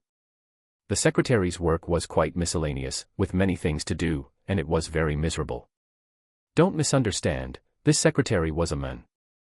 At that time, it wasn't the trend to have the secretary do the work when there was work, and do the secretary when there wasn't. Chapter 40, The Transaction between Su Damao and Qin Huairu. As for Zhou Jianjun and Sister Lu, they each had their own areas of responsibility. For instance, Sister Lu was primarily responsible for manuscript editing and proofreading. If any of the young literary enthusiasts among the workers in the factory occasionally wrote a poem or a short article and wanted to publish it in the factory journal, it had to be reviewed by her. After the review, it would be handed over to Zhou Jianjun for proofreading, correcting typos, and layout. He would even provide illustrations for the articles. Of course, this wasn't done very often, as he mostly painted various propaganda posters. The kind painted on walls back in the day, have you seen them? They probably still exist now, but most are machine-sprayed, with few being hand-painted. In the factory, the large slogans and propaganda posters on the walls everywhere were basically all painted by Zhou Jianjun. Once painted, they lasted a long time, the same painting could serve its purpose for a good while. When the time came, he would usually go to the Fine Arts Academy to recruit students, considering it a chance for them to gain practical experience. When they eventually started working, they would have an extra letter of introduction serving as proof of competence, indicating they had work experience before being assigned. Since he was a graduate of the Fine Arts Academy, he naturally wanted to favor his junior fellow students, which was also a way to curry favor with his teacher. Truth be told, the work wasn't heavy, the factory journal was only published once every half-month, so there was plenty of time for proofreading. As for work, whatever you do, just mind your own business. Do not overreach, or you might get entangled in conflicting interests and easily become a target. Zhou Jianjun had no such intentions and was happy to enjoy his leisure. His desk was in a corner, and there was a large open space nearby with an easel and various paints. It felt familiar yet strange. He looked at the work schedule hanging on the wall. The secretary was supposed to change it every day, but today it was still last week's. Based on his previous memories, every week was much the same. In the middle of winter, without any specific tasks, he could read books, read newspapers, improve his ideological awareness, and learn some knowledge that could help him improve himself. It was truly a great job for slacking off at work, and Zhou Jianjun was very satisfied. Sister Lu, I'm going to get some hot water. Give me your thermos, and I'll fill it up for you. Sister Lu was even more surprised. Previously, when Zhou Jianjun was in the office, he basically kept his head down, writing and painting, and never initiated conversation. Today, he first cracked a joke with her and then offered to get her hot water. Isn't that too much trouble? Sister Lu clearly knew his temperament. Look at what you're saying. You're my senior, what trouble is it for me to fill your thermos when I have to make the trip anyway? Give me the thermos. Watching Zhou Jianjun walk out carrying 2 thermoses, Sister Lu scratched her head. Little Zhou is indeed a bit different today. While Zhou Jianjun was turning over a new leaf and refreshing his image in the office, Su Damao had been chasing after Qin Huairu the whole way. Qin Huairu, what exactly do you mean? Give me a straight answer. We're about to reach the factory, it won't look good if someone sees us. Today, same old rules, 5 steamed buns. When you're on your lunch break, come to the small warehouse. Qin Huairu was already in a bad mood, and having been pestered by him the whole way, she was even more irritated. When he pulled her bicycle to a stop, she got off and glared at him. Are you looking for death? What are you thinking? 5 steamed buns. In your dreams. Su Damao was taken aback by her outburst and sneered, fine, you said it yourself. Don't regret it. From now on, if you have any difficulties, go find someone else. Seeing that Su Damao was genuinely angry and about to leave, Qin Huairu immediately panicked. Although this Su Damao was no good, he could still be useful when necessary. This guy spent all day showing movies outside and could always get some benefits. If there are benefits to be had, why not take them? If she offended him completely, it wouldn't do her any good. Why are you in such a rush? Let me finish. Qin Huairu pulled him hard, causing Su Damao to stumble. Look at you, it's such a cold day, why are you so impatient? Her tone was ambiguous, and she rolled her eyes in a way that was seductively direct. Su Damao immediately swallowed hard. Thinking of this young widow's figure, he felt an unbearable itch in his heart. What exactly do you mean? Stop pulling at me. Oh, are you mad at me now? Fine, I'll be direct then. 5 steamed buns won't cut it, I want 3 caddies of national coupons. There were 2 types of grain coupons on the market, one was the national grain coupon, also known as national coupons. The other could only be used in the city, jokingly called rat coupons. Why were they called rat coupons? There was a saying, dogs remember 1,000, cats remember 10,000, but rats only remember a large area. It meant that rats only recognize their own territory, it wouldn't work if you went too far. National coupons had high value and were harder to come by. When traveling on business, besides a letter of introduction, you needed these national coupons. Otherwise, if you went to another place, you wouldn't even be able to get a meal. At the pigeon market, 1 caddy of grain coupons could be traded for 4 to 6 yuan. Qin Huairu was asking for 3 caddies, which would be over 10 yuan. Su Damao had originally thought it was a bust and was already unhappy. Hearing this, he was so angry he laughed. Qin Huairu, what are you thinking? 3 caddies. Do you know that right now, 5 caddies of grain can get you a young virgin in the countryside? That's not my concern. Take it or leave it. Qin Huairu rolled her eyes, revealing just the right amount of charm. Su Damao was hooked by her gaze, and it immediately went to his heart. He felt not only an itch in his heart but something even itchier. Hey, there's plenty of young energy today, the sun is finally out. Wait, don't go. 3 caddies. You want me to get on board? Usually, it's 5 steamed buns, and I only get to eat the buns. If I give you 3 caddies of national coupons, it can't just be buns, right? Qin Huairu felt his words were too blunt and vulgar, and she felt a bit embarrassed. She said impatiently, we'll talk about it when the time comes. As she spoke, she broke free from his grasp, rode her bicycle, and quickly entered the steel rolling mill. Although she had been taken advantage of before, how could such things be said so bluntly? If anyone heard, where would she, Qin Huairu, hide her face? Su Damao wasn't in a rush. He parked his bicycle and rubbed his hands together. He had left in a hurry today and forgotten his gloves, his hands were almost frozen stiff. He had to have those hot steamed buns today to warm up. Of course, if he could score, it wouldn't be a loss. In the factory, Qin Huairu was just too eye-catching. There were quite a few men who had designs on her. But this woman was clever, those men hung around her, spinning in circles, without gaining any benefits at all. She could always flirt with you just right, making you feel like she was indeed giving you signals, but not fully committing. It was all in one's imagination. Just like that, Qin Huairu indeed gained quite a few benefits. But he, Su Dumao, was different. He could provide benefits, but there had to be a return. He was the type who wouldn't release the hawk until he saw the rabbit. So, exchanging buns for buns was very fair. In Su Dumao's heart, he was far superior to those foolish bumpkins. A bunch of idiots who hadn't even held her hand. TSK, it looks like I, Master Su, am going to have some fun today. Alright, let's go to the bathhouse for a soak first.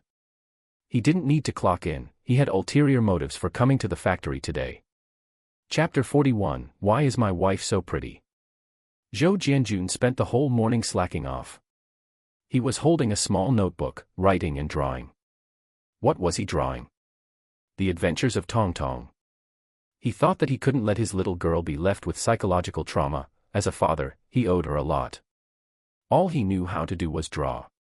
He decided to just make a set of comic characters and draw his daughter as the protagonist. As for the little monsters inside, they were all sorts of snacks. Deep-fried dough sticks, steamed buns, doji. Something strange seemed to have mixed in, he crossed out doji.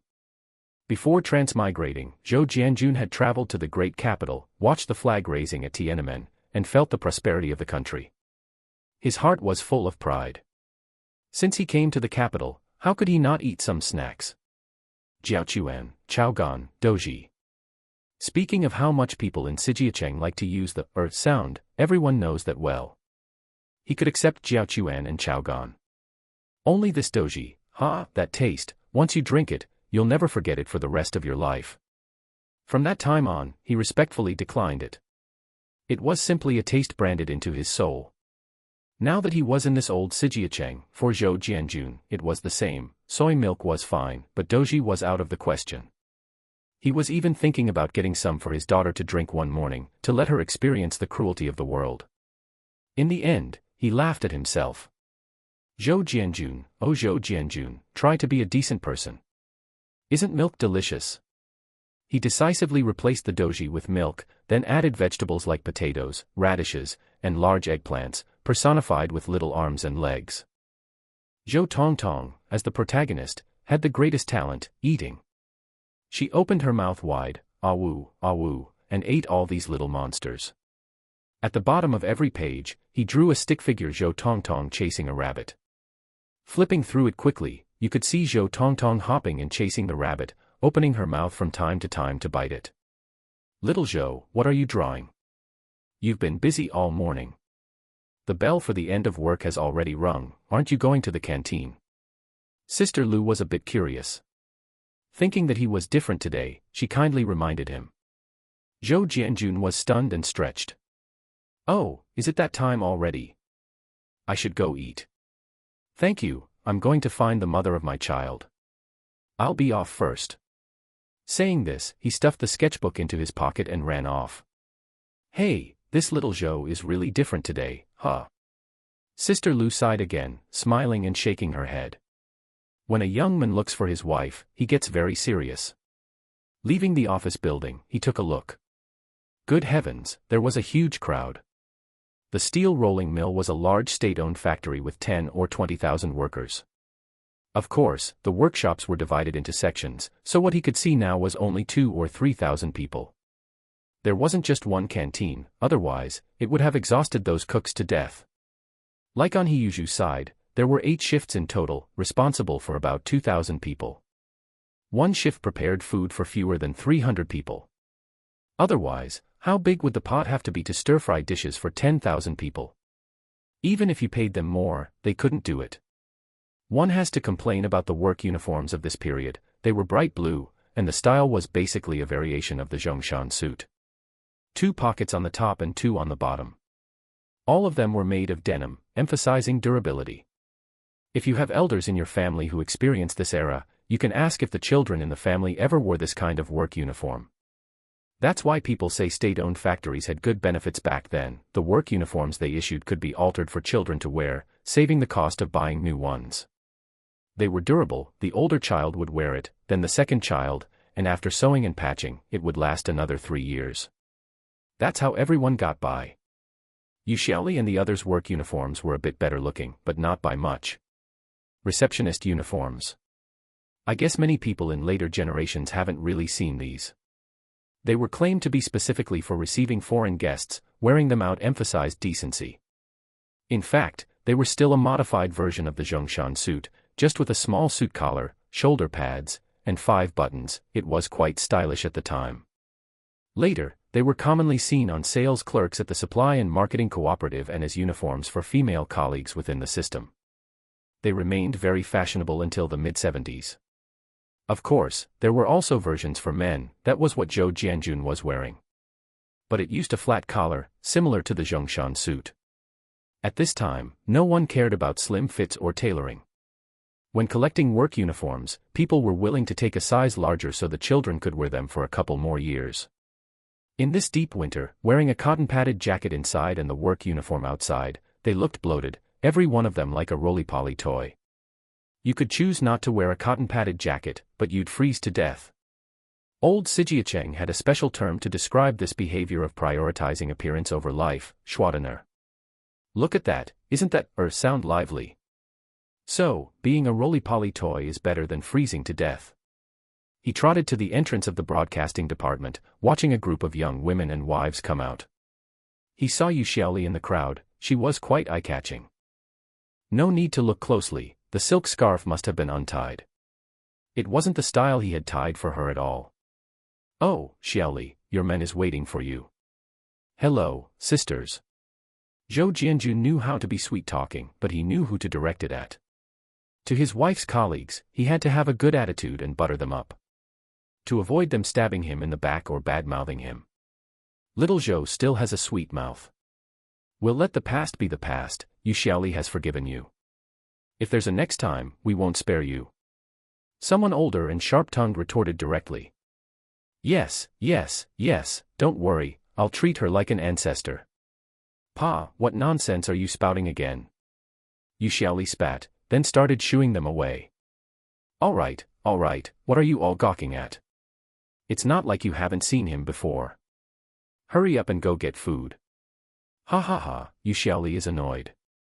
Let's go, don't delay them from eating strawberries." Right.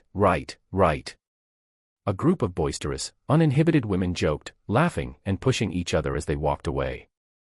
Yu Xiaoli's face was as red as a persimmon. She walked up to Zhou Jianjun and, gathering her courage, took his arm. "Why are you so nice today, coming here to wait for me? Since I married you, I haven't had this treatment in a long time." "It's nothing, I was just wandering around." Who would have thought it would be such a coincidence? We ran into each other.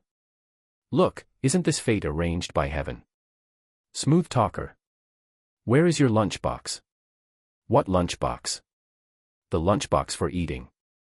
Yu Xiaoli looked at him as if he were an idiot. Zhou Jianjun slapped his forehead. Looking at the aluminum lunchbox in Yu Xiaoli's hand, he remembered seeing his own in the drawer but had forgotten it. This thing was a witness to an era. Even by the early 90s, it still hadn't left the stage. In the restaurants and canteens of later generations, there were trays. You would go there to get food yourself, and there were collection points afterward. Coming here for the first time, he hadn't thought of that. "I was just thinking about finishing work quickly to come see you, so I forgot."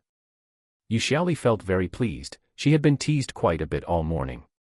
But she could tell they were all envious of her. Some had been married for a few years, and their husbands wouldn't even touch them, or they would just go through the motions. Unlike Yu Xiaoli, who was so passionate, with a ring of hickeys on her neck. Her man was afraid she would be embarrassed, so he specially bought her a silk scarf and tied it in a fancy style. It looked so good. "You silly thing, it's not like you haven't seen me before." "How can that be the same? Are you trying to restore the silk scarf because you didn't tie it the way I did?" "Silly." She took the silk scarf off, and in a few quick moves, tied it back on in a different style, just as beautiful. "My wife is more beautiful than flowers, she looks so good. Why are you so pretty?" Chapter 42, this plot is familiar to me. So good-looking, why is it so good-looking? At the 8th window of the canteen, which was the food service window for the team led by Siheyuan, a long line had already formed. The dishes from other teams always tasted a bit lacking, none were as delicious as those made by Chef He. What's good looking? What are you looking at? Siheyuan was gnawing on a large radish. Following the gaze of his apprentice, Ma Hua, he took a peek. Ma Hua was still an apprentice and had not yet finished his training. However, this guy had an excellent character and was absolutely impeccable towards Siheyuan. People say that a master and apprentice are like father and son. Respect for filial piety and the way of the master was vividly reflected in Ma Hua. He remembered the kindness of Silly Pillar his whole life. In the original story, when Silly Pillar was down on his luck, he never left his side and helped him a lot. He was a good kid. Master, it's that Qin Huairu. Take a look. Oh, did she pencil her eyebrows today? She looks so good. Siheyuan took a look, and it really was true. Qin Huairu was already a stunner by nature. With her eyebrows drawn like that, she looked delicate and alluring. Go away, you little brat. What kind of habit is that, staring at a young widow all day long? Ma Hua got a rap on the head, but he wasn't annoyed, he just chuckled. As they were talking about Qin Huairu, she arrived. She skipped the long line and went straight to the window. Sha Zhu. As soon as she opened her mouth, Siheyuan jumped up and ran off as if his butt were on fire. This stifled the words Qin Huairu was about to say right in her throat. Qin Huairu was completely stunned. What was going on? I haven't even said anything yet, why are you running? Could it be that I eat people? Qin Huairu couldn't figure it out. Even Ma Hua couldn't figure it out. However, he clearly understood his master's attitude. His master had been in such a good mood since early this morning. He heard he was seeing someone, maybe he would have a mistress of the house soon. Tisk, master is truly an upright gentleman. He's so afraid his future wife might have objections that he won't even acknowledge this young widow. Thinking of this, he tapped on the food basin. Why are you cutting in line? Go to the back and line up. Qin Huairu's eyes were brimming with tears, which were swirling around in her eyes. Ma Hua thought it was novel. Oh, are you doing acrobatics here? That's a skilled trade. Could you please call Chef He over? I have something to say to him. Ma Hua curled his lip, thinking to himself that his master didn't want to get involved with this young widow at all, and he was supposed to call him for her. You're dreaming. My master has nothing to say to you. Are you going to eat or not? If you're eating, go line up. Move aside, don't hold everyone else up from eating. Yeah, why are you cutting in line? Why is this person like this? Qin Huairu was accused by the crowd, stomped her feet, and walked away, swaying her chest. A group of onlookers watched with envious eyes. TSK, she's wearing so many layers, how is it that her chest still looks so big, and she can still make it sway? Many young wives looked on with utter disdain, she really had no shame. Twisting like that, who knows who she's trying to show off for? Lu Lan, serve the food for me. I'm going to ask my master about something. Lu Lan was also a rather attractive woman. Her husband wasn't very capable, and she was having an affair with Deputy Factory Director Li. But she was a decent person. Aside from being a bit gossipy and having a big mouth, she was not a bad person. All right, go ahead. What do you want? A portion of potatoes and 2 steamed buns. Okay, next. If one speaks of the hands of the aunties serving food in the canteen, it was truly a skill passed down through the generations. They would shake it, and half a scoop would fall off. Offend anyone, but don't offend the person serving the food. Master, just now that Qin Huairu wanted to cut in line and asked me to call you, but I sent her away. When he arrived at the kitchen, Siheyuan was packing the food. What are you looking at? This is reserved for your future mistress of the house. It's not easy to have a meal with meat, shouldn't I set some aside? Don't go out and talk nonsense. But you did the right thing just now. If she comes again, do the same. If your mistress of the house finds out, she'll get jealous. Siheyuan warned him. Ma Hua immediately gave a thumbs up, look at what you're saying. Would I talk nonsense about this? Master, you still haven't told me who the mistress of the house is. Her, he. He hadn't even said 2 sentences before Hiyuzhu started giggling foolishly himself. Seeing this, Ma Hua also started laughing along. The master and apprentice laughed at each other. Slap. Ma Hua received a slap. Is it any of your business? Why are you so curious? Don't ask around blindly. Go, go, go, see if my brother and sister-in-law have come over to eat. Your brother? Who? Zhou Jianjun. Didn't you break up with him? Ma Hua received another slap. Get lost, is Zhou Jianjun what you call him? You have to call him uncle. What breakup? We are doing just fine. Why aren't you going to the front to keep watch? Oh, I'm going right now. Ma Hua adjusted his crooked chef's hat, full of confusion. Made up. Uncle. Hey, there are really a lot of strange things today. Zhou Jianjun held Yu Xiaoli's hand and sauntered to the canteen. He took a look and, wow, there were a lot of people. It's all your fault for dilly-dallying. Look at this, how long will we have to wait in line? Yu Xiaoli looked distressed. People usually scrambled to get food first. For one, the food was hot, and for another, the portions were generous. By the time you reached the end of the line, the person serving might see that there were too many people and not enough food, and subconsciously reduce the portion size. Zhou Jianjun took a look and pulled her away. Where are you going? With a chef around, could you possibly go hungry? Zhou Jianjun pulled Yu Xiaoli, circled around, and went straight into the kitchen. When they arrived and took a look, well, you pair of adulterers. Hiyuzhu and Yu Haitang were acting all lovey-dovey, eating with gusto, and flirting with their eyes. You take a bite, I take a bite, oh my, it's hard to watch. Well, Hiyuzhu, you've forgotten your own family once you found a girl. How has your sister-in-law treated you normally? You didn't even think to save her a portion, and now you're actually. Zhou Jianjun looked sorrowful and indignant. I didn't expect this, I really didn't expect this, you thick-browed, big-eyed guy, you're actually eating all the good stuff by yourself.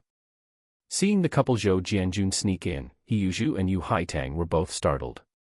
Brother Zhou, sister-in-law, why are you here? What, you can come, but I can't. Go, get me a pair of chopsticks. I didn't bring a lunchbox, so I'll just make do.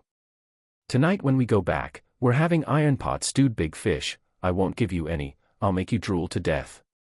Listening to Zhou Jianjun's childish threat, Yu Xiaoli giggled. She punched him, what are you spouting nonsense for? Why are you bothering them here? Come with me quickly.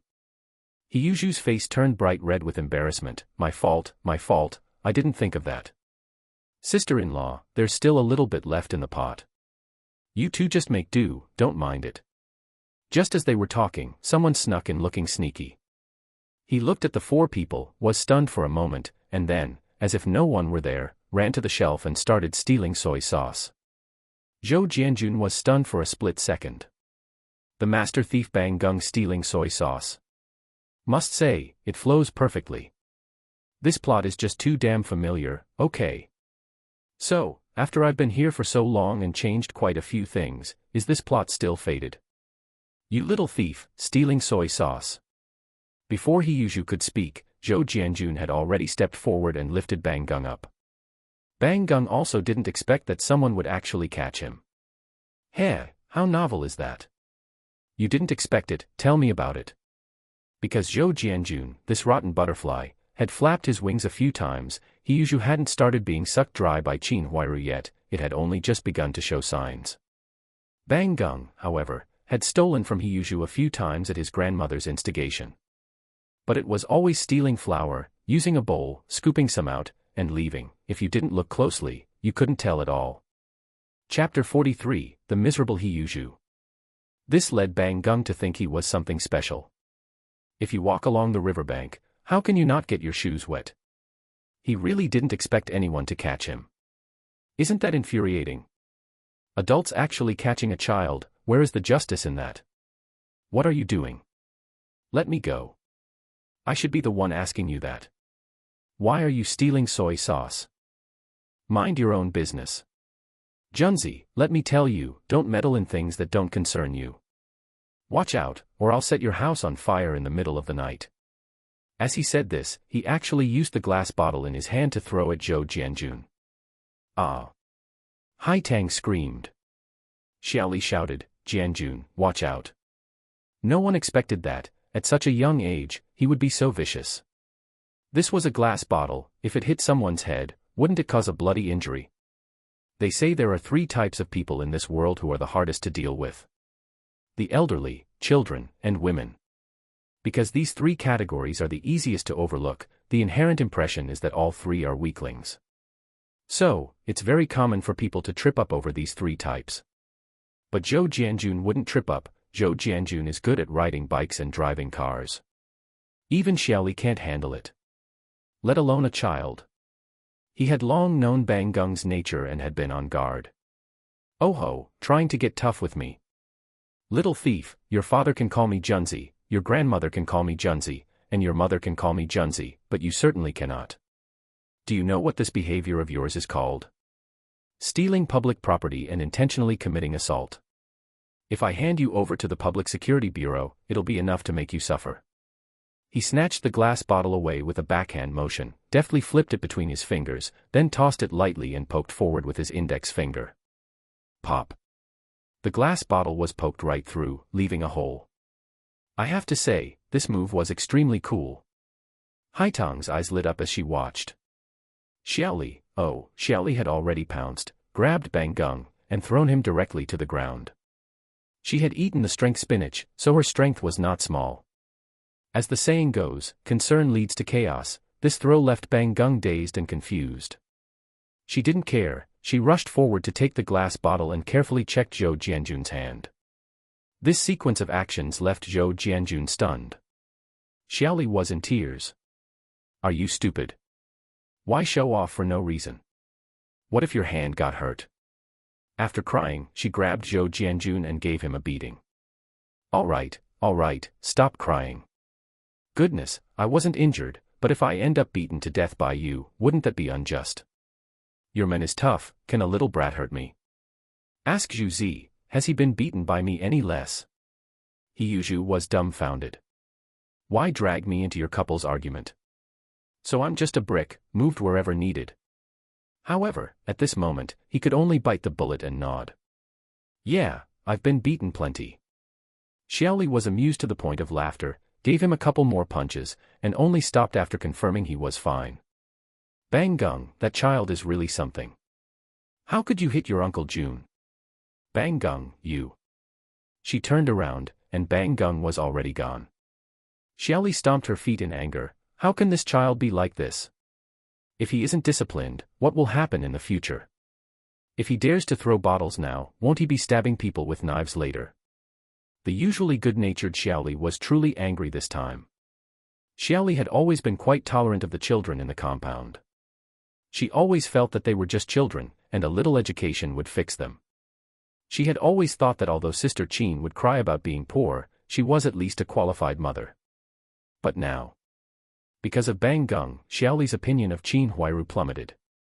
People say, if a child is not taught, it is the father's fault. But if there is no father, shouldn't you, the mother, take charge? Oh, you're right about that. This can't just end like this. Zhu Zi, go take a look and don't let that brat Bang Gung cause any more trouble. We need to have a good talk with Qin Huairu later. Although he preferred to use his fists rather than talk, he also felt that Bang Gung had gone too far. This kid had way too much nerve. Watching him enter the room and pour the soy sauce in one fluid motion showed that he hadn't done this just once or twice. They hadn't noticed before. It seems this kid had been sneaking into the kitchen quite often. Otherwise, how would he know exactly where the soy sauce was kept? All right, Haitang, you keep eating, I'll go check. We're all in the same compound, let's not let anything else happen. Bang Gung hadn't expected Zhou Jianjun to be so tough, and thinking about what Zhou Jianjun had said, he was truly scared. Who in the compound didn't know that Zhou Jianjun, He and Su Damao were no good? They didn't care if you were an adult or a child. If you provoked them, you wouldn't escape a beating. If Zhou Jianjun said he would send him to the Public Security Bureau, he might actually do it. What do? I don't want to go to the Public Security Bureau. Mom, right, I'll find my mom and think of a way. She has the best ideas. Bang Gung, you brat, still running. At this moment, Siheyuan chased after him. Bang Gung let out a yell and bolted. Seeing a small warehouse ahead with the door ajar, he quickly ducked inside, pulled the door shut, hid behind it, and listened to his heart pounding. Hey, this little brat runs pretty fast. Where did he go? Why is the door to this small warehouse open? Siheyuan found it strange. This small warehouse connected to the kitchen back door. Usually, no one came here except the kitchen staff. There wasn't anything valuable stored inside, so they weren't afraid of thieves. But it was usually locked. Just as he reached the door, it was suddenly pushed open. With a bang, it knocked Siheyuan to the ground. Ouch! Which grandson dares to ambush your master? Siheyuan clutched his nose and looked closely. A person was running out bare-bottomed, pulling up his pants as he ran.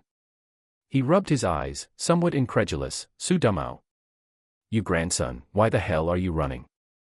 Su Dumao was scared out of his wits, running and shouting, it wasn't me. It wasn't me. You grandson, I'm not finished with you. Ouch, my nose. Siheyuan let go and looked, damn, his nose was bleeding, and tears were streaming down from the pain. He scrambled to get his handkerchief and quickly covered his nose. Just as he was about to go back to wash up, he thought, this isn't right. Su Dumao ran out alone, bare-bottomed. Then there must be someone else in the warehouse. Oh ho, master, he is in for a surprise today. Just as he was about to go in, bang, another person ran out from inside. Before he could see clearly, his vision went black, and he didn't know what had been thrown over his face. Then he felt someone push him. This sudden, unexpected shove knocked Siheyuan down. Ouch! Which grandson is it this time? He scrambled to take the thing off his head, and upon looking, he almost vomited. No wonder it smelled so foul, it was a pair of boxer shorts. And it was a man's pair of boxer shorts. A man. Su Dumao was inside with a man. Ugh. Thinking about this made him want to vomit even more.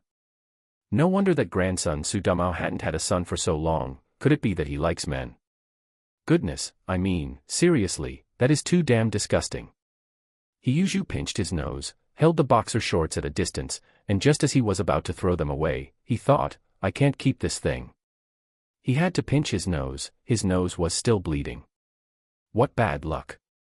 Chapter 44, Su Dumao with a man. With no one around, Bang Gung poked his head out. He looked around and, seeing that Silly Pillar had already left, walked out in a daze. His mind was filled with the scene that had just occurred. His mother's desperate struggle, and Su Dumao's wild, wolfish ambition. Su Dumao. Su Dumao. I will kill you. The small flame of hatred was planted in Bang Gung's heart.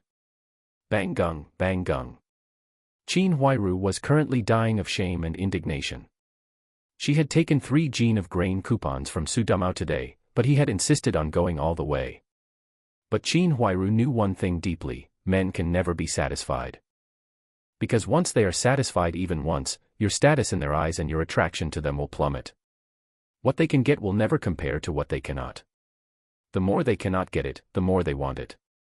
And in this process, they won't realize that they have already paid a great deal. Look at that, she had calculated men's thoughts with absolute clarity. So, could Qin Huairu agree to Su Dumao's damned request? Obviously not, which was why she was struggling. Su Dumao couldn't agree to that either. I gave the coupons, yet you only let me eat steamed buns. How can that be? I have to eat meat. As a result, just as his pants were off, Bang Gung ran in. This shock left Su Dumao feeling like he might have shadows cast over the rest of his life. Good heavens, he was bullying someone's mother, only to be caught on the spot by the son. Su Dumao was truly frightened by the look in Bang Gung's eyes. He took off running without even having time to pull up his pants. Why run? Because a guilty conscience is a thief. Qin Huairu was terrified in hindsight. Fortunately, she had held onto her bottom line and refused to take off her pants. Otherwise, if Bang Gung had seen, what would have happened? Bang Gung looked like he had lost his soul. Seeing Qin Huairu, his eyes were vacant. Bang Gung, are you all right? Don't scare Mom. Facing her son, Qin Huairu finally couldn't hold it back and burst into tears. Bang Gung finally returned to his senses, looking at Qin Huairu with a strange gaze. Are you still my mom? You child, what kind of talk is that? Of course, I am your mom. Then why didn't you resist just now? Why didn't you resist? Mom did resist, Bang Gung, Mom really did resist, but Mom couldn't. He is a man, and I am just a woman. How could I beat him? Bang Gung, after all, had feelings for his mother. Hearing this, he nearly ground his teeth to pieces. Su Dumao. I'll screw your grandmother. Bang Gung, where are you going? None of your business, I want revenge. Qin Huairu panicked, hurriedly ran forward, blocked him, and pulled him into her arms. Silly child, what kind of revenge are you talking about? In these matters, it's always the woman who suffers. Listen to Mom, just pretend this never happened. Mom can handle it. Trust Mom once, okay? If this gets out, Mom's reputation will be completely ruined. Then Mom won't be able to go on living. Do you understand? Bang Gung blinked his eyes, his fists clenched tightly, then slowly loosened. I know. Good boy, good boy. Don't worry, Mom will definitely not let herself suffer. I will definitely make Su Dumao pay the price. You believe Mom? Mom. This call from Bang Gung was truly filled with genuine emotion, causing tears to stream down Qin Huairu's face. My poor child, it's all Mom's fault for being useless. Your dad died early, and those men all want to bully your mom. You must grow up well, and when you have the ability, protect Mom, you know. I will, Mom. I will make Su Dumao's whole family die. Mom, Shaju was also outside just now, He didn't see Mom, don't worry, Mom can handle it. You are not allowed to talk nonsense when you go back, you know. Otherwise, your grandma will definitely kill Mom. She dares. If she does that, I won't take care of her in her old age. All right, go home quickly and take care of your sister. When Mom gets off work, I'll go back and make meat for you. Bang Gung watched the hurriedly departing Qin Huairu, opened his mouth, and thought of the chicken he had just stolen. His eyes were filled with hatred. A chicken? That's letting you off too easily. Su Dumao, you just wait for me. Hiyushu covered his nose and put the large pair of underpants into his pocket. Otherwise, it would be hard to explain if anyone saw this thing. Looking like this, who would believe him if he said these underpants had nothing to do with him? He couldn't take them off to let people inspect them either, wouldn't that be mortifying? Zhu Zi, what happened to you? Were you beaten by Bang Gung? Zhou Jianjun was startled to see Hiyushu like this. Hiyushu rolled his eyes. Oh, so in your heart, I'm that easy to beat. Bang Gung. He needs another 10 years of practice. Don't mention it, today was truly unlucky. Seeing him like this, Yu Haitang pulled his hand away to look, her eyes immediately filled with heartache. You, how can you be so careless? Look, your nose is smashed up. Come over and wash it off, what on earth happened? Don't mention it, it's just bad luck. You step aside first, I need to take something out. As he said this, he pulled out the underpants. Hiyushu, what are you doing? You're acting like a hooligan. Yu Haitang was immediately anxious. Hearing this, Hiyushu also got anxious. Shoo, little auntie, please don't shout. Listen to my explanation first, can you? This thing isn't mine. Mine is bigger than this. Yu Haitang was stunned for a moment, then quickly realized, her face turning red. You filthy hooligan. Yu Xiaoli was covering her face on the side, and Zhou Jianjun patted his head and gave a thumbs up. Master He, you are truly awesome. Hiyushu was annoyed and frustrated, so he threw the underpants directly under the stove, poked it a few times, and the charcoal fire flared up. Zhou Jianjun laughed. I can testify, this isn't his. He doesn't have this style. Hiyushu nearly cried. Brother, I know you have a tongue, but please don't add to the chaos right now.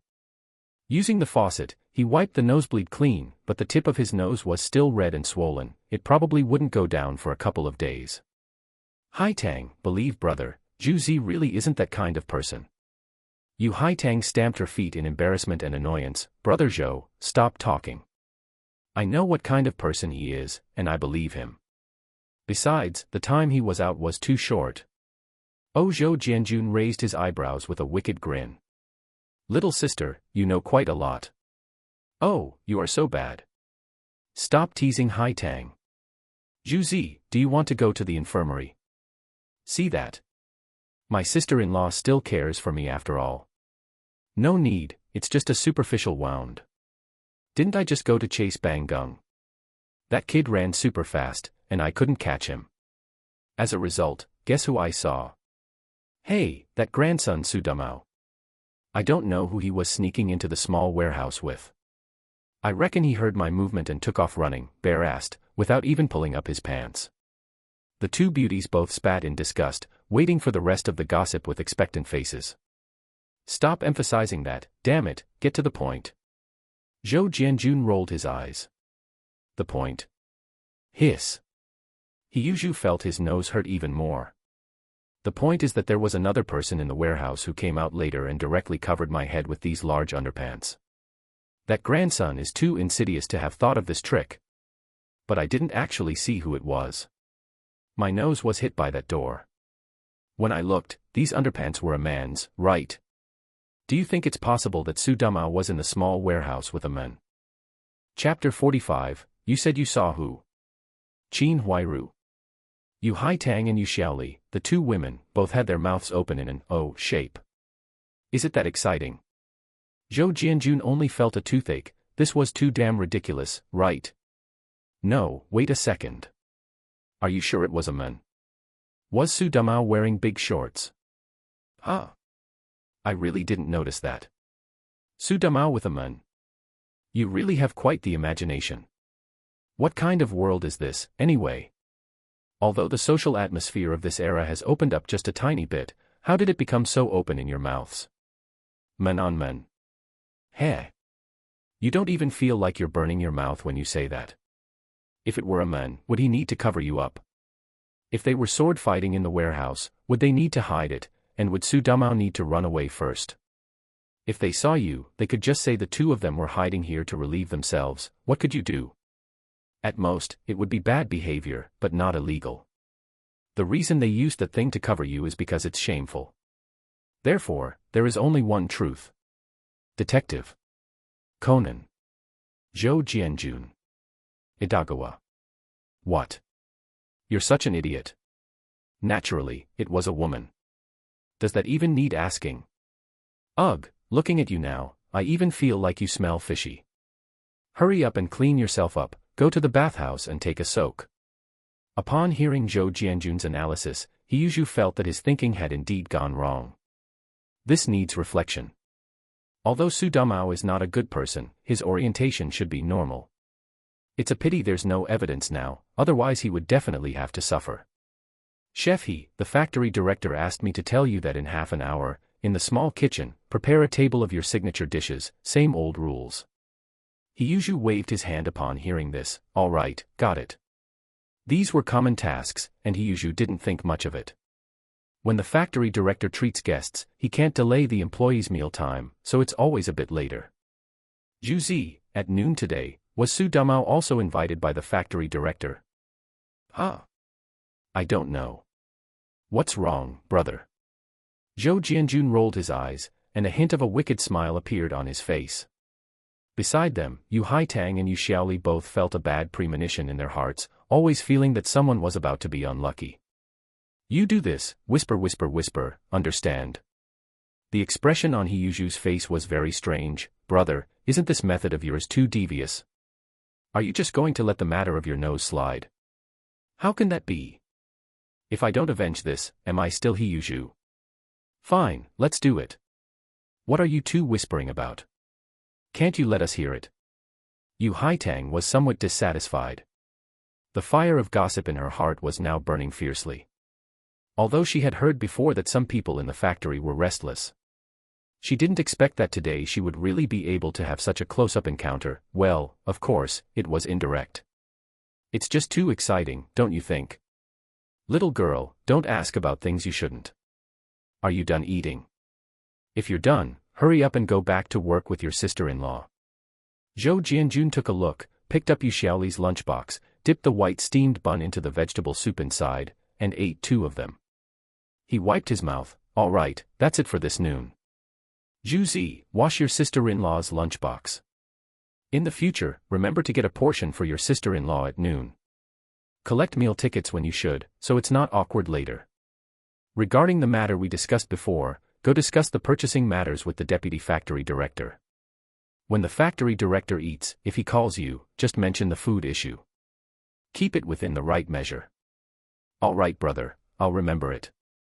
Zhou Jianjun hesitated for a moment, but in the end, he couldn't help it. Boil some hot water and wash your head, face, and neck clean first. Can we not bring that up again? I feel like I'm going to be unlucky for a whole year. Yu Haitang stifled a laugh and pulled Yu Xiaoli out the door. Just before leaving, Yu Xiaoli glared at Zhou Jianjun reproachfully. Zhou Jianjun sighed. They said it was a woman's. Forget it, you won't be unlucky. Still, wash up. Siheyuan wanted to curse. Could your look of disgust be any more obvious? Su Dumao now felt a cold breeze in his crotch. He didn't feel it before, but now that a small piece of clothing was missing, why was it so obvious? Xiao Su. The people coming today are all leaders from fraternal units.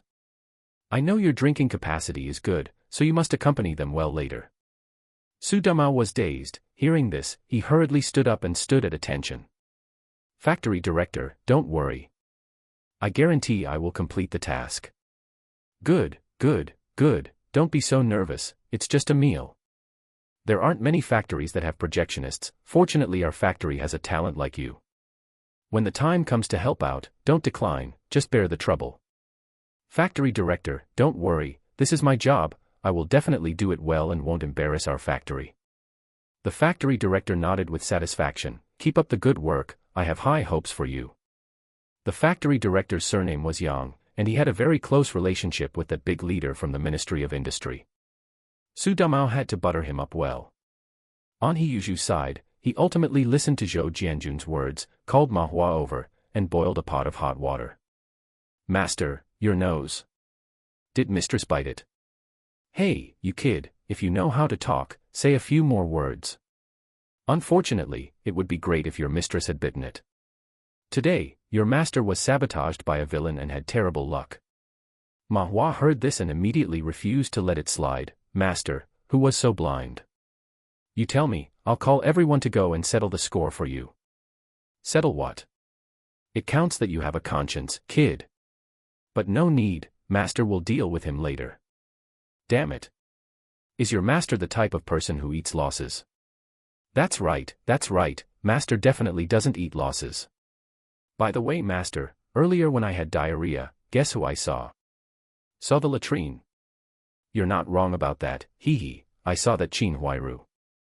She was sneaking around all by herself, heading towards the warehouse. Later, it seemed a men came, I didn't see clearly. Do you think they were in the small warehouse, doing that? Ma Hua gave Siheyuan a look that all men understand. Huh? Siheyuan instantly perked up. What did you just say? You saw Qin Huairu. Are you sure it was her? Ma Hua was startled by his reaction and nodded blankly.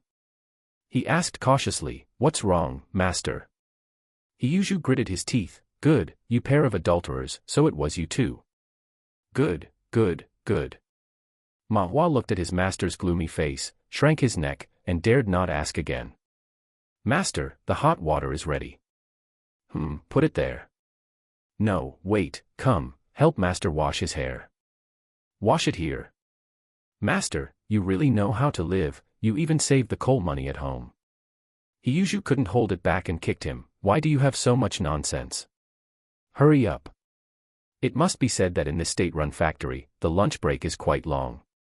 Returning to the office, he found that Sister Lu and that secretary were not there. Seeing that the sunshine outside was quite good, he moved his stool to the sunny spot by the window and started to doze off. Just as he was about to fall asleep, someone came in. Officer Zhou, wake up, hey.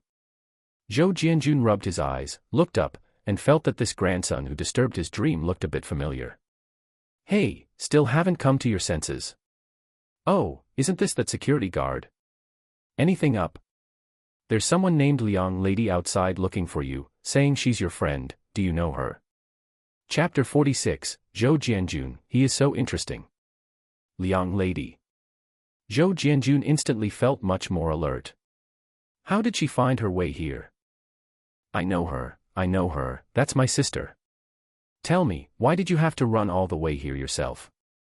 Couldn't you have just made a phone call? The security guard rolled his eyes. You think I didn't try? There was no one in your secretariat. Hurry up, she's been waiting for a long time. All right, thank you.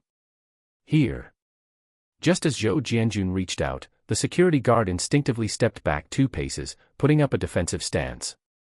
For a moment, it was very awkward. Zhou Jianjun gave him a strange look. I just wanted to offer you a cigarette, what are you doing? The security guard felt even more awkward. Damn it, isn't it because of you, you punk? You patted me this morning, and I haven't recovered yet. Ahem, you are too polite. Saying that, he took the peony cigarette from the furthest distance possible, then turned and ran, as if he were being chased by a dog. Zhou Jianjun was dumbfounded. What's going on? How did I scare him like that? Fortunately, Zhou Jianjun didn't dwell on it and ran quickly to the gate. Upon looking, it really was Liang Lady. Beside her was an ice-cold beauty, quite tall. Zhou Jianjun couldn't help but take a few extra looks, feeling a bit unsure. Sister, why are you here? Is this Dr. Ding Qiunan? Upon seeing Zhou Jianjun, Liang Lady showed a sense of warmth. Master Zhou, I said I hadn't come to the wrong place, I finally get to see you. So you know Qiunan? Ding Qiunan was also sizing up Zhou Jianjun with a wary expression. He looks decent, seems honest and kind. His smile is just right, quite sincere. His fingernails are very short, it looks like he trims them often. He's someone who likes cleanliness. Plus, his fingers are long and slender, his veins are quite prominent, it should be easy to give him an injection. As soon as the thought flashed through her mind, Ding Qiunan was slightly startled. Good heavens, my professional habits are popping up. In this era, although there are nurses, many times doctors are also responsible for operations like giving injections and 4 drips. Responsibilities were not as clearly divided as they are in later generations. If you don't believe it, ask any girl studying nursing, don't they all like to stare at people's veins? Especially when riding the bus, those who stare at people's hands are either perverts or nurses. I heard there is a factory doctor at the machine repair factory, her character like a lilac, her quality like an autumn chrysanthemum. Although I haven't met her, her name is already like thunder in my ears. Hearing him praise her like this, Ding Qiunan felt quite happy inside. Look at that, he really is an educated person. It's so much better than those who say, Dr. Ding, you look so pretty, you look so good. She couldn't help but increase her favorability towards Zhou Jianjun by +1. She just nodded faintly, acknowledging her identity, and didn't say much more. In reality, she only came today to accompany Liang Lady, wanting to see what kind of person this Zhou Jianjun really was. She felt that someone who gives away fish and meat for no reason must be a lecher, lusting after Liang Lady's body. After meeting him, although her impression improved, she still felt he was a wolf in sheep's clothing. I have to say, girl, your judgment is really something. Sister, Dr. Ding, it's quite cold outside, let's find a place to talk. No need, Master Zhou. Don't do that, why call me Master Zhou? I've been calling you sister for a while, you can just call me Jianjun. Liang Lady felt a bit embarrassed. Alright, then I'll call you Jianjun. I came here today actually to thank you, and these are some meat coupons and grain coupons I scraped together, only 5 taels. I know this isn't enough, but I will slowly pay you back. Zhou Jianjun looked at the grain and meat coupons in her hand and frowned. It is currently 65, and the grain coupons circulating in the market are in denominations of 1 tael, 2 taels, 5 taels, and 1 jin, 3 jin, 5 jin.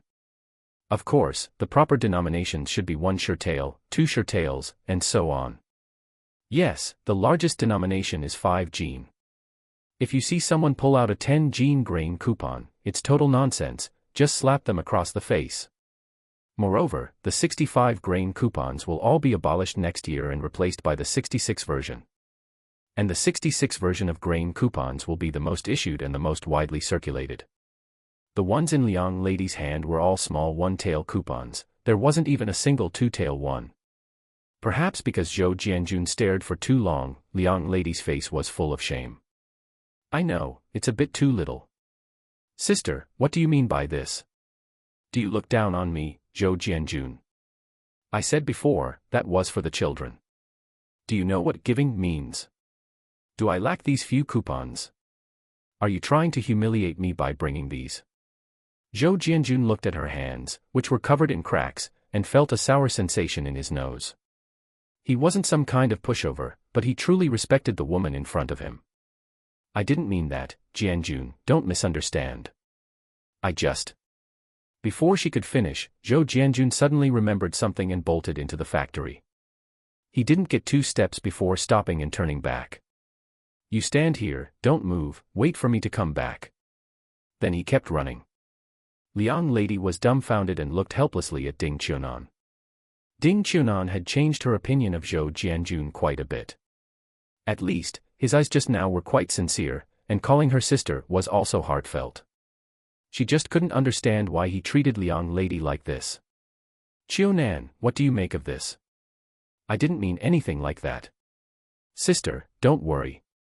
He just couldn't bear to take your coupons. I actually think this guy isn't bad. Liang Lady was torn between laughing and crying. Of course I know he isn't a bad person, but, oh, I can't explain it. Zhou Jianjun ran all the way to the kitchen. Siheyuan had just finished preparing a table of wine and dishes and was cleaning up the kitchen. Brother, were you chased by a dog? Zhou Jianjun almost choked, rolling his eyes in annoyance. Do you have any meat coupons on you? Yes, here, only 1 jean. That's enough. Consider it borrowed from you, I'll pay you back later. What are you talking about paying back or not, brother, you? Before he could finish his sentence, Zhou Jianjun had run off again. Siheyuan felt his head itching and scratched it. What is going on today? Everyone is acting so weird. Chef He, the factory manager is asking for you, the leaders want to see the cook who prepared the meal. Oh, all right, I'm coming. Zhou Jianjun ran all the way back and stuffed the 1 jean meat coupon into Liang Lady's hand. Thinking for a moment, he pulled a handful of candy from his pocket and stuffed it into her pocket. He thought again, took out another handful, and stuffed it into Ding Qiunan's hand. All right, it's quite cold outside, you two should head back. Sister, if you think I'm an all-right person, just take this back. I really don't lack what you have, hurry up and go. Zhou Jianjun's series of actions were very fast. He didn't give the 2 women any chance to react, then bolted. As he ran, he said to the security guard, I don't know these 2 people, don't let them in next time they come. The security guard was stunned by this move. Are you kidding me? Do you think I'm blind? Are you looking down on me? Ding Qiunan looked blankly at the white rabbit creamy candy in her hand, then suddenly the corners of her mouth curled up. This Zhou Jianjun, he is so interesting. Chapter 47, The Love Life of that brat Zhou Jianjun. Qiunan, what should I do? It feels like I came here just to ask for things. Liang Lady felt very uncomfortable.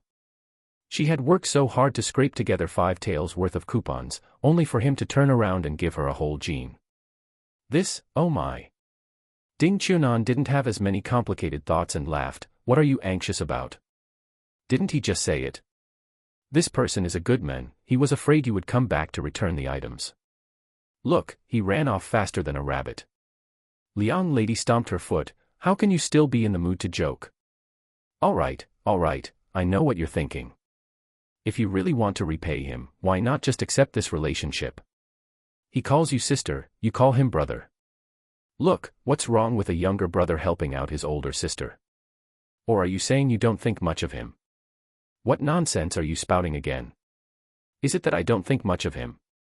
It's just... I just feel, with my situation, how could I ever be worthy of him? Liang Lady's voice grew quieter and quieter, until she finally wore a look of desolation. How could she not have thought about how wonderful it would be if he were truly her younger brother? What's wrong with your situation? Don't you still have your tailoring skills? Wait until later and make him a set of clothes. Consider it a repayment. If one piece isn't enough, make a few more. Bonds are deepened through giving and receiving. You've seen it too, he really isn't lacking for food. The young lady thought about it carefully, and it seemed to be true. Then, that works too. I'll make him a set of clothes later. But, I don't know his measurements. Oh, my dear sister, why are you so silly? Now that we can find him, are you afraid we won't be able to find out where he lives? We'll just go to his house and block him later. Will he be able to run away? You stay here and keep watch. The young lady didn't know what Ding Qiunan was planning and looked on with curiosity. She saw Ding Qiunan walk over to the security guard post and knock on the window. Comrade, do you know where that officer Zhou who just left lives? The security guard took one look and thought, wow, what a great beauty. His speech became a bit slurred. He stood up nervously and even wiped his hands on his pants. Comrade, didn't Officer Zhou say he didn't know you? Ding Qiunan rolled her eyes. That's why they say she's a beauty, even rolling her eyes looked good. He can say he doesn't know us, but we know him. Do you know where he lives? I do. The security guard blurted out, but then he thought carefully, this wasn't right. Even if he knew, he couldn't just say it. In this day and age, the security section had a strong sense of confidentiality. Mostly, he was afraid that if he did, that brat Zhou Jianjun would slap him a couple more times. He had carefully replayed it in his mind several times and realized he probably couldn't beat Zhou Jianjun. This discovery was very depressing. It was obvious just now that he was hiding from these two beauties. If he told them and Zhou Jianjun found out, wouldn't he get another beating? No, I don't know. Ding Qiunan was speechless. Comrade, did you see that woman? That is Officer Zhou's sister. I am his younger sister. We came to seek refuge with him, and we don't even know where he lives. So please, do us a favor and tell us. Sister. Younger sister. The security guard stared, dumbfounded, at Liang Lady and then at Ding Qiunan. For a moment, he didn't know whether to say that bastard Zhou Jianjun had great luck with women or to curse him for being a beast. Damn it, his own wife was already so beautiful, the flower of the factory. And yet, where did he provoke these two beauties? Although Liang Lady looked a bit older, she still had charm, it was a mature beauty. As for Ding Qiunan, it was a cold, aloof beauty that made one want to conquer her at first glance. This Zhou Jianjun was really no good. Thinking about how Zhou Jianjun was showing off his affection in front of him this morning, the security guard was furious. This playboy deserved to be beaten to death. Before long, Liang Lady saw Ding Qiunan come back, looking a bit smug. It's done, at number 8 Courtyard, by Hua Alley. It's getting late, let's go back, don't let it affect work. When we have time off later, I'll accompany you to his house.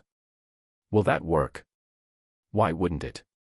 Where did your usual feisty spirit go? We aren't doing anything shameful. Liang Lady heard this and thought it made sense, straightening her back. Who said I was feisty? I am the most gentle. Yes, you are gentle. Holding a welding torch and pointing it at people everywhere, you are the most gentle. Watching the two pretty women leave, the security guard felt very satisfied. That bastard, just wait for the crematorium. Zhou Jianjun felt a chill behind his back, feeling as if someone was going to stab him in the back. He turned around to look, and well, the window had been left ajar at some point, so of course it was chilly. Sister Lu, did you open this window? Sister Lu was knitting a sweater at her desk. Hearing this, she looked up, adjusted the glasses on her nose, and looked blank. No, Secretary Sun must have opened it. Secretary Sun was that miserable secretary. Speaking of which, this secretariat department was annoying, 1 director and 4 deputy directors, good heavens, all working one secretary to the bone. Although Secretary Sun had a desk here, one basically never saw him. Oh, then I'll close it. I keep feeling a chill behind me. Sister Lu acknowledged him and lowered her head to continue knitting. Just as he closed the window, the office door was pushed open, and Heyushu poked his head in. Brother, come out for a second. Zhou Jianjun was stunned. Why did this guy come here? What's the matter? After leaving the room, he closed the door again and pulled Hiyuzhu to the side of the stairwell. Hiyuzhu looked around, acting like a spy meeting a contact. It actually made Zhou Jianjun feel a bit nervous. He poked him in irritation. Hey, what are you doing? Having a secret meeting. Hiyuzhu chuckled, his face full of joy. Brother, that thing we talked about earlier, it's done. Zhou Jianjun was stunned. This was so out of the blue that he didn't react for a moment. What thing? The cafeteria director thing. Hiyuzhu lowered his voice. Oh, just that. Fine, I get it. Let's talk about it when we go back. No, brother, why don't you have any reaction at all?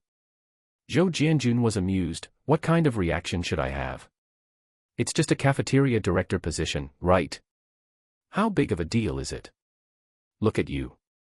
What about Su Damao? Did you see him? Hey, I was just about to say that. He really went to drink, got drunk, and I had a few brothers from the canteen send him home. Zhou Jianjun heard this and laughed. He also lowered his voice. Are you sure? Yeah, it's that brat's boxer shorts. Hey, when we go back tonight, there's going to be a good show. I'm done with work, so I'm going back to cook and wait for you to get off work. Zhou Jianjun looked him over. Didn't eat chicken today, right? He thought about it. Why did that sound so awkward? When the words reached his lips, he changed them. The canteen didn't serve chicken today, right? No, didn't we eat pork at noon? I picked it out for Hai Tang to eat, but it ended up all eaten by you and your sister-in-law. Pa, you remember that part clearly, don't you? Didn't I just eat the vegetable soup? As long as you didn't eat chicken, it's fine. Go back. In my kitchen, there are tomatoes. Fry some eggs later. The eggs are in the cupboard. Go find them yourself. No, brother, if you want to eat chicken, I can go buy some. No, wait, I gave the meat coupons to you. How about I go to the pigeon market? But didn't we just eat it yesterday? Why are you so greedy? Get lost, get lost, get lost. After driving Hiyuzhu away, Zhou Jianjun stood in the corner of the stairwell and thought for a while. The incident with Su Damao losing his boxer shorts seemed to be in the original story as well, but that was Hiyuzhu messing with him, taking advantage of him being drunk to pull off his boxer shorts. Episode 2 of the TV series. After returning, Su Damao was beaten up by Lu Xiaoyi, and Su Damao couldn't explain what happened. Because of this, an all-courtyard meeting was held, and the three uncles unanimously agreed that he had conduct issues and wanted to send him to the security section. Only when Hiyuzhu saw that things had escalated did he admit he had made it up, and he was punished by sweeping the courtyard for 3 months. So now Zhou Jianjun was thinking about a question, a very unreasonable question. This time it wasn't Silly Pillar who pulled them off. So why would Su Damao take off his boxer shorts, and why was the item in Qin Huairu's hands? Under normal logic, wouldn't it be unnecessary to take everything off? What man doesn't have the ability to pee standing up? He couldn't figure it out. Unless. Suddenly, a flash of inspiration hit him, and he thought of a possibility. Qin Huairu wanted to get a hold on Su Damao, so she induced him to take off his boxer shorts. This would be a handle to threaten Su Damao with. But he still felt that something was wrong somewhere. It was as if something was missing. Why did Su Damao suddenly run out? Scared by Hiyuzhu? No, Hiyuzhu's footsteps wouldn't be enough to scare him into rushing out without even caring about his pants. This meant that while things were intense inside the warehouse, an accident suddenly happened. This accident was Bang Gung. Zhou Jianjun slapped his hand. This damn well explained everything. When Hiyuzhu described it earlier, Zhou Jianjun felt something was missing. He had to remember that he only arrived at the small warehouse because he was chasing Bang Gung. Hiyuzhu only said that Bang Gung ran off and got lost, but now it seemed very likely that he had snuck into the small warehouse. Good and evil will eventually be rewarded. The way of heaven is a cycle. If you don't believe it, look up. Who has heaven ever spared? Zhou Jianjun felt strange in his heart. It was quite a coincidence. In the original story, Su Damao wanted to ruin the marriage between Hiyuzhu and Qin Huairu, causing trouble behind the scenes by hanging a worn-out shoe on Bang Gung, which led to Bang Gung resenting Hiyuzhu for 8 years and also delayed Hiyuzhu for 8 years. And now, if his deduction was correct, he Yuzhu chasing Bang Gung made him see Su Dumao and Qin Huairu in the warehouse. Hey, every cause has an effect. I'm starting to believe in karma now. Chapter 48, When in doubt, ask Daddy System. Zhou Jianjun returned to his office, thinking left and right, unable to settle his mind. He Yuzhu had already made the necessary connections, and the next step was to manage the food supply source. He didn't lack meat or vegetables, but he needed a proper channel to supply them to the steel rolling mill. In this day and age, bulk purchasing required local purchase agreements. It had to be unit to unit, not individual to individual, as that would be considered speculation. For example, such and such unit, such and such department, purchased 2 large fat pigs from our village today. Click, the village committee stamps it for you. That is the legal procedure. Everything needs a justification, doesn't it? This sort of thing is easy to get. Take a few packs of cigarettes to a local government in a remote town, and you can get a stack of blank ones. Then just fill them in yourself later. In these times, everything must be done with a veneer of legitimacy. But the one delivering to the steel rolling mill couldn't be Zhou Jianjun himself. He could provide market receipts for the meat and vegetables on hand, and no one would be able to trace them. That's true. But that was for his own consumption. The quantity was small, and no one cared. But if you really encountered someone strict, this wouldn't stand up to scrutiny. Where did you get the meat coupons, vegetable coupons, and grain coupons?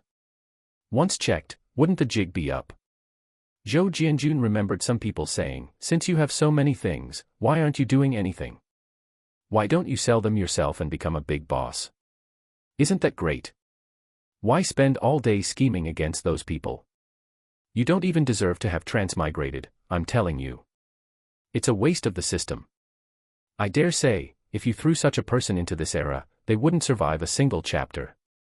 Everyone, what time is this? It's the winter of 65, in a little while, it'll be 66.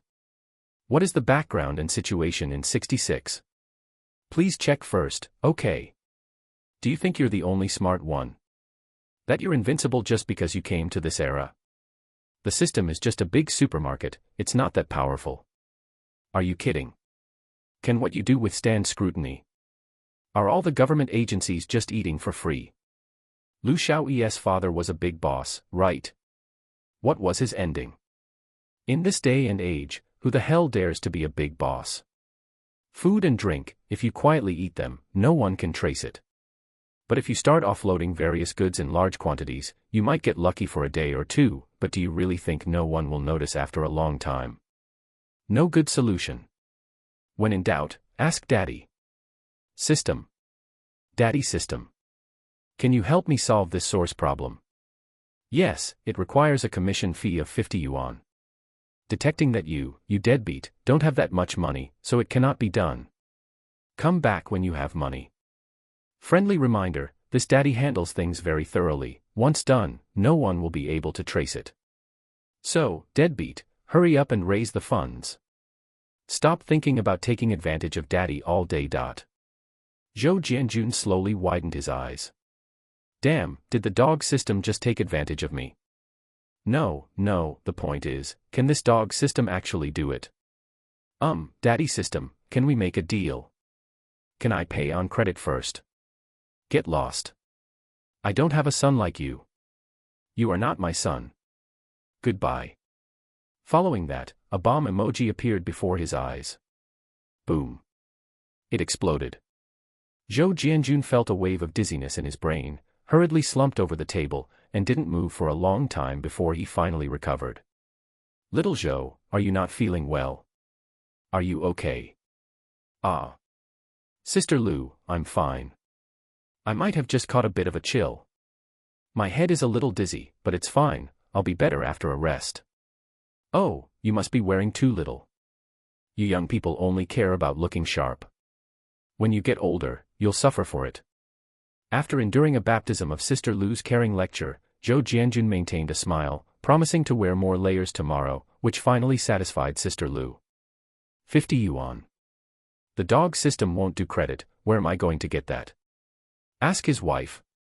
This is the worst option. After all, he had just started to turn over a new leaf and had only just received his allowance. If he asked for 50 yuan in the blink of an eye, wouldn't Yu Xiaoli be absolutely flooded with suspicion? No, no. He still needs this wife. Unexpectedly, a figure suddenly popped into his mind. Got it. He thought of someone, Yan Sainer. This Yan Sainer was one of the street loafers who used to hang out with Zhou Jianjun, eating and drinking. The group had 4 permanent members and 6 non-permanent ones. Why were there non-permanent ones? Those 6 weren't real street loafers, they actually had proper jobs. But every time Zhou Jianjun, the sucker, treated them, why not come for free? It was all just interconnected friend relations. You call me brother, I call you brother. On the wine table, it was all sincere, but off the table, it was all just booze and meat nonsense. One call, free today. Brother Zhou is treating. When they heard that, good heavens, the sucker is treating, must go for a feast. So, these friends were just temporarily thrown together. Having many people makes it lively, doesn't it? It better highlights Brother Zhou's status, right? With everyone saying, Brother Zhou is awesome, Zhou Jianjun would feel like he'd drunk 8 tails of fake liquor, not even recognizing his own wife and children. That's the kind of person he was before. He had just been thinking about how to make up for the losses the original owner suffered, and didn't this just run right into him? Zhou Jianjun grinned, making a creepy sound. If it weren't for Sister Lu being a staunch proletarian revolutionary fighter, she probably would have already dragged Zhou Jianjun out to roast him. Little Zhou. There's something wrong with his brain, he must get it treated early. This look of concern for the mentally challenged made Zhou Jianjun feel quite warm. With things on his mind, time passed incredibly slowly. Finally managing to tough it out until work ended, Zhou Jianjun ran quickly to find Yu Xiaoli. Yu Xiaoli, do you trust me? Yu Xiaoli had a bad feeling. What are you going to do? I'm going to find Yan Sainer. Don't worry, trust me, I'm doing this for a serious matter. The matter of Zhu Zi becoming the cafeteria director is already 80% certain. Now it just needs that final push, and I have to provide it. Where the supplies come from, that matter has to be handled through Yan Sainer. Seeing Zhou Jianjun explaining carefully, Yu Xiaoli suddenly felt very valued. She couldn't help but smile. I trust you. Just those 3 short words made Zhou Jianjun let out a huge sigh of relief. It's good that you trust me. Have Hai Tang take you home. I'll eat at home tonight. I'll be back soon. All right then, take care of yourself. Don't get swindled by others again. No way. Now that I've grown some hair, I'm sharper than a monkey. Don't worry. I'm leaving now. Yu Haitang pushed her bike out, glanced at the departing Zhou Jianjun, and felt a bit curious. Sister-in-law, where is Brother Zhou going? Where else? He's gone to handle business for your family's Zhu Zi. If this works out, Zhu Zi's position as cafeteria director will be in the bag. Really? That's great. Come on, sister-in-law, I'll take you home. Are you really taking me, or is it just to see someone? Oh my sister-in-law, you've learned to be bad from Brother Zhou.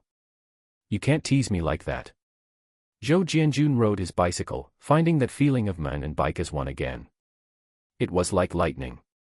Why does this grandson look so familiar?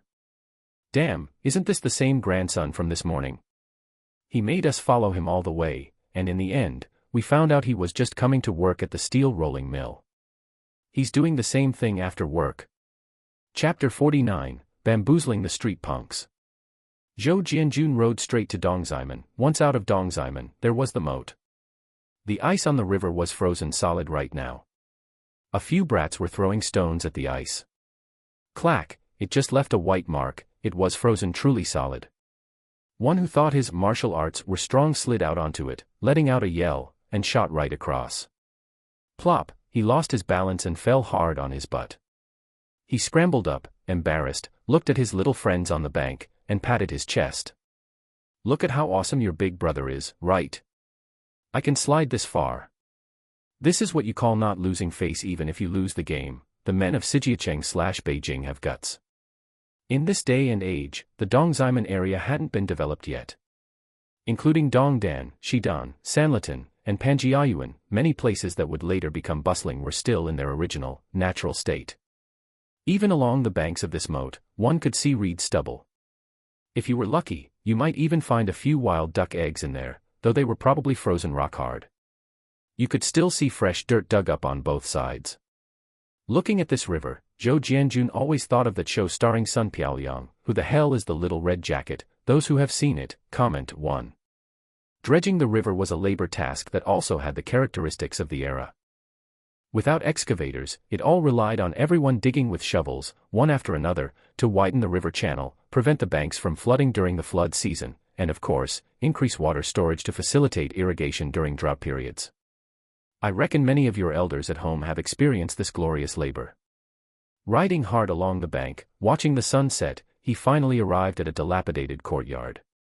Zhou Jianjun got off his bike, propped it up, and locked it. He kicked the door open. Sure enough, in the courtyard, there was a set of pai gao laid out on a broken table full of holes. 4 people were playing there. Seeing the door open, the 4 were stunned, thinking someone was cracking down on gambling. Looking up and seeing it was Zhou Jianjun, they immediately beamed. That look was like they had just seen their own father. In this day and age, running into a fool was far rarer than seeing one's own father.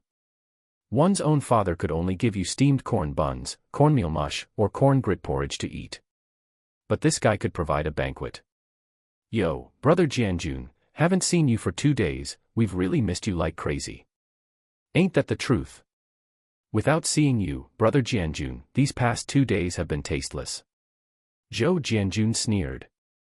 If no one was treating them to liquor and meat, of course it was tasteless, wasn't it?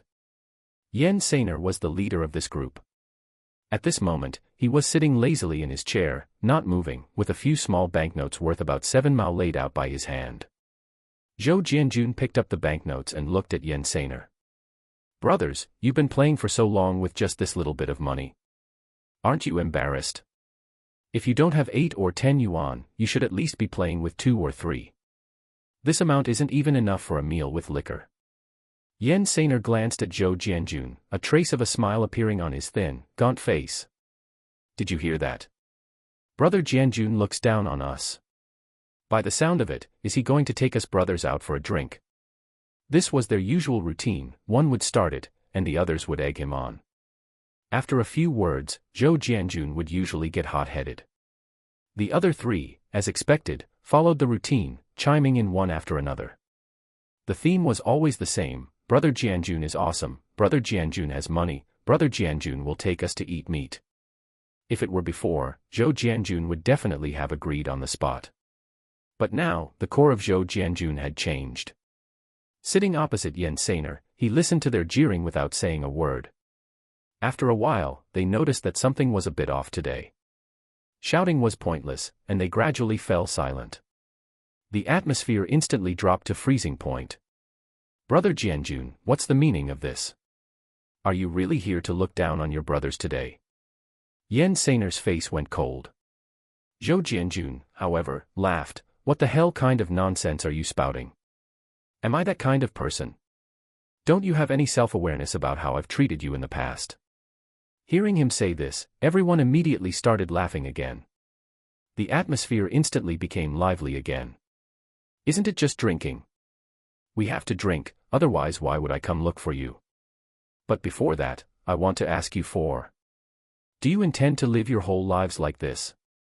Don't you want to do something else to earn some money? Yan Sainer and the others looked at each other, not answering. Lu Lizhi, who had the most influence among these 4 besides Yan Sainer, tentatively asked, Brother Jianjun, there's more to what you're saying. We've been brothers for so long, you can see it too, who wants to live like this? But we don't have any connections now. The 4 of us have bad backgrounds, and no unit is willing to accept us. If you have a way, just show us the path. We all respect you. As he said this, he winked at the others, and Yan Sainer also nodded with a smile, chiming in, yeah, Brother Jianjun, there are no outsiders here, just say what you have to say. I naturally know that, otherwise why would I come to find you? Look, what is this? Zhou Jianjun reached out and pulled half a pack of peony cigarettes from his pocket. When they saw it, their expressions became strange. Brother Jianjun, you're doing well, you're even smoking peony now. Then Zhou Jianjun pulled out another pack, and their expressions changed slightly. Then Zhou Jianjun pulled out another pack. Yan Sainer reached out. Brother, is this for us? Look at that, the way they addressed him had already changed. Zhou Jianjun slapped his hand away. Yan Sainer didn't get mad, just pulled his hand back with a grin. Zhou Jianjun stacked the 2.5 packs of cigarettes together. Do you think I bought these cigarettes? You should know that I don't smoke. Zhou Jianjun reached out and pressed his hand on these 2.5 packs of cigarettes. His expression was arrogant, which fit his past persona. Oh. Did someone give this to you, brother? Lu Lizhi actively played along. Zhou Jianjun gave him a look that said, "You're very sharp," though in reality, his heart was bleeding. He had just gotten 3 yuan in pocket money from his wife, but ended up spending 1 yuan and 5 mao on a silk scarf, and the remaining 1 yuan and 5 mao on these 3 packs of cigarettes to show off. Now, all he had left was 1 mao and 7 fun to his name. Of course. All of you, come closer. With the look of someone holding a big secret, Zhou Jianjun waved his hand, and the few of them hurriedly crowded around. Don't say later that your big brother didn't take care of you. I came today because there's a big deal I want to bring you all in on. You all know the steel rolling mill, right? Of course, of course. Zhou Jianjun worked at the steel rolling mill, so they naturally knew. A brother of mine is the cafeteria director at the steel rolling mill, and now, all the procurement for the canteen is up to him. As for me, I've contacted a few channels and can get meat and greenhouse vegetables. Think about it, when the time comes, if you participate and are responsible for transportation, and I get my brother to set the prices a little higher, the profits that leak out, you can imagine. After finishing, Zhou Jianjun casually took back the 2.5 packs of cigarettes and stuffed them back into his pocket. In reality, he had put them into his watch. A flash of shock crossed the faces of Yan Sainer and the 4 others. They naturally knew how much profit there was in procurement for the canteens of these state-run large factories. Not to mention the money, just talking about skimming off a few gene of meat during transportation was truly untraceable. There were so many places to pull a fast one. They were surprised that this Zhou Jianjun actually had such great ability, that he actually had such a brother, and could even get hold of these channels. To say they weren't tempted would be a lie. Chapter 50, The Con. Yan Sainer was ultimately a bit older, so he felt some hesitation. Brother, we don't mean to doubt you, it's just, is this thing for real? Zhou Jianjun put on an unhappy expression and stood up to leave. This was consistent with his usual temperament. He was, after all, an arrogant intellectual who looked down on everyone. Hey, saying that, I'm really afraid of offending intellectuals. My apologies, my apologies. What do you mean? How have I treated you brothers usually? I came here today thinking about giving you a hand, and you actually doubt my ability. Fine. Yan Sainer, Lu Lizhi, I see who you really are. So, in your eyes, I, Zhou Jianjun, am just a good-for-nothing who only knows how to eat, drink, and be merry. Yan Sainer was startled. Oh, how did you know what we were thinking? However, at this moment, the hesitation in his heart actually vanished. Indeed, a person like Zhou Jianjun wouldn't joke about something that would bring him so much face. Isn't this guy's biggest trait his need to save face? TSK, if they could secure this job, not only would they have a legitimate livelihood, but the kickbacks would be massive. No, brother, look at me, oops, I'm clumsy with my words, I said the wrong thing, I deserve a beating, I deserve it. Yan Sainer slapped himself twice with a fake smile. He pulled Zhou Jianjun back. Lu Lizhi scolded from the side, Sainer, you were really in the wrong. When has our brother ever lied to us? Brother, don't pay him any mind, this guy's brain is addled by the wind. Please, tell us in detail, what's the plan? Do you think I have that capability? Zhou Jianjun continued to put on airs, crossing his arms and looking at them sideways. Of course, we all know your capabilities. Please, calm your anger. That's more like it. Lu Lizhi, it's only because it's you. If it were anyone else, I would definitely have given him a couple of hits. Yes. Please, tell us more. Zhou Jianjun observed the expressions of the 4 men, felt the timing was right, and cleared his throat. Here's the deal, you rent a courtyard near the Chaoyang vegetable market. I've secured a batch of official documents, which are purchase intent letters. We're doing legitimate business, but the connection with the steel rolling mill will now be through us. Others supply us with goods, take pork, for example, at 68 cents. When we connect with the steel rolling mill, we supply it at the market price of 73 cents. See? That's a 5-cent profit per gene. Normally, when supplying a large factory, one would definitely give a discount, but at the steel rolling mill, my brother is the one who calls the shots. Doesn't that 5-cent profit just fall right into our hands? How big is the steel rolling mill? 10 or 20,000 people. How much meat do they eat a day? At least 1,000 gene, right? Even if not 1,000, there must be at least 500, right? You do the math, calculate it to your heart's content. How much can we make? But listening to Zhou Jianjun calculate these figures, the four men's breathing became much heavier. One transaction, and that was a net profit of 5 cents per gene. 100 gene of pork would be 5 yuan, 1,000 gene would be 50 yuan. Good heavens! Working at the factory, how much do you earn in a month? Making 50 in a single day, what about a whole month? Where else can you find such a good deal? Who wouldn't be jealous? Brother, don't say but. If there are any difficulties, just tell us straight. By now, the four men were already lost in fantasies of getting rich. But you also know, even though the cafeteria director is my brother, even close brothers must settle accounts clearly. To be honest, he originally intended to give this job to his brother-in-law. Siheyuan, who? Me. Do I have a brother-in-law? Of course, Siheyuan didn't know this, and Zhou Jianjun was spinning a wild yarn. Upon hearing this, the four men believed him even more. Yes, anyone would know the benefits involved. Why would someone just hand it over to you for nothing? However, they also understood Zhou Jianjun's implication. To grease the wheels, money had to be paid. Brother, in your opinion, how much will it take to secure this? What do you mean by that? Do you think I don't have the ability to pull this off? Zhou Jianjun glared at them.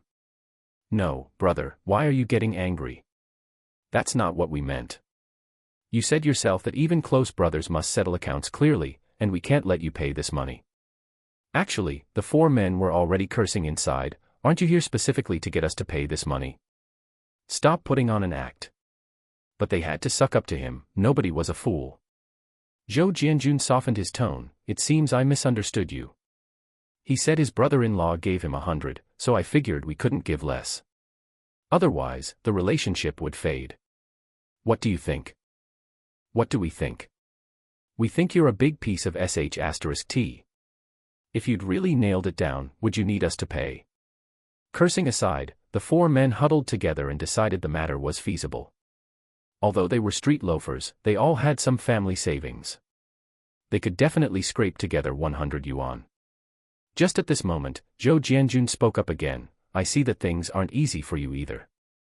How about this? I'll personally put in 20, and you four put in 20 each. Wouldn't that make exactly 100? But let's be clear, I want 2 shares of the profits. That's not too much, right? Hearing that he was willing to contribute, the four were naturally pleased. But these 2 shares, 50 yuan, and Zhou Jianjun wanted 20 for himself. Wasn't that a bit much? Zhou Jianjun sneered, don't forget, without you, I could do this job myself. I'm only doing this to help out my brothers. What? Are you not going to show any loyalty?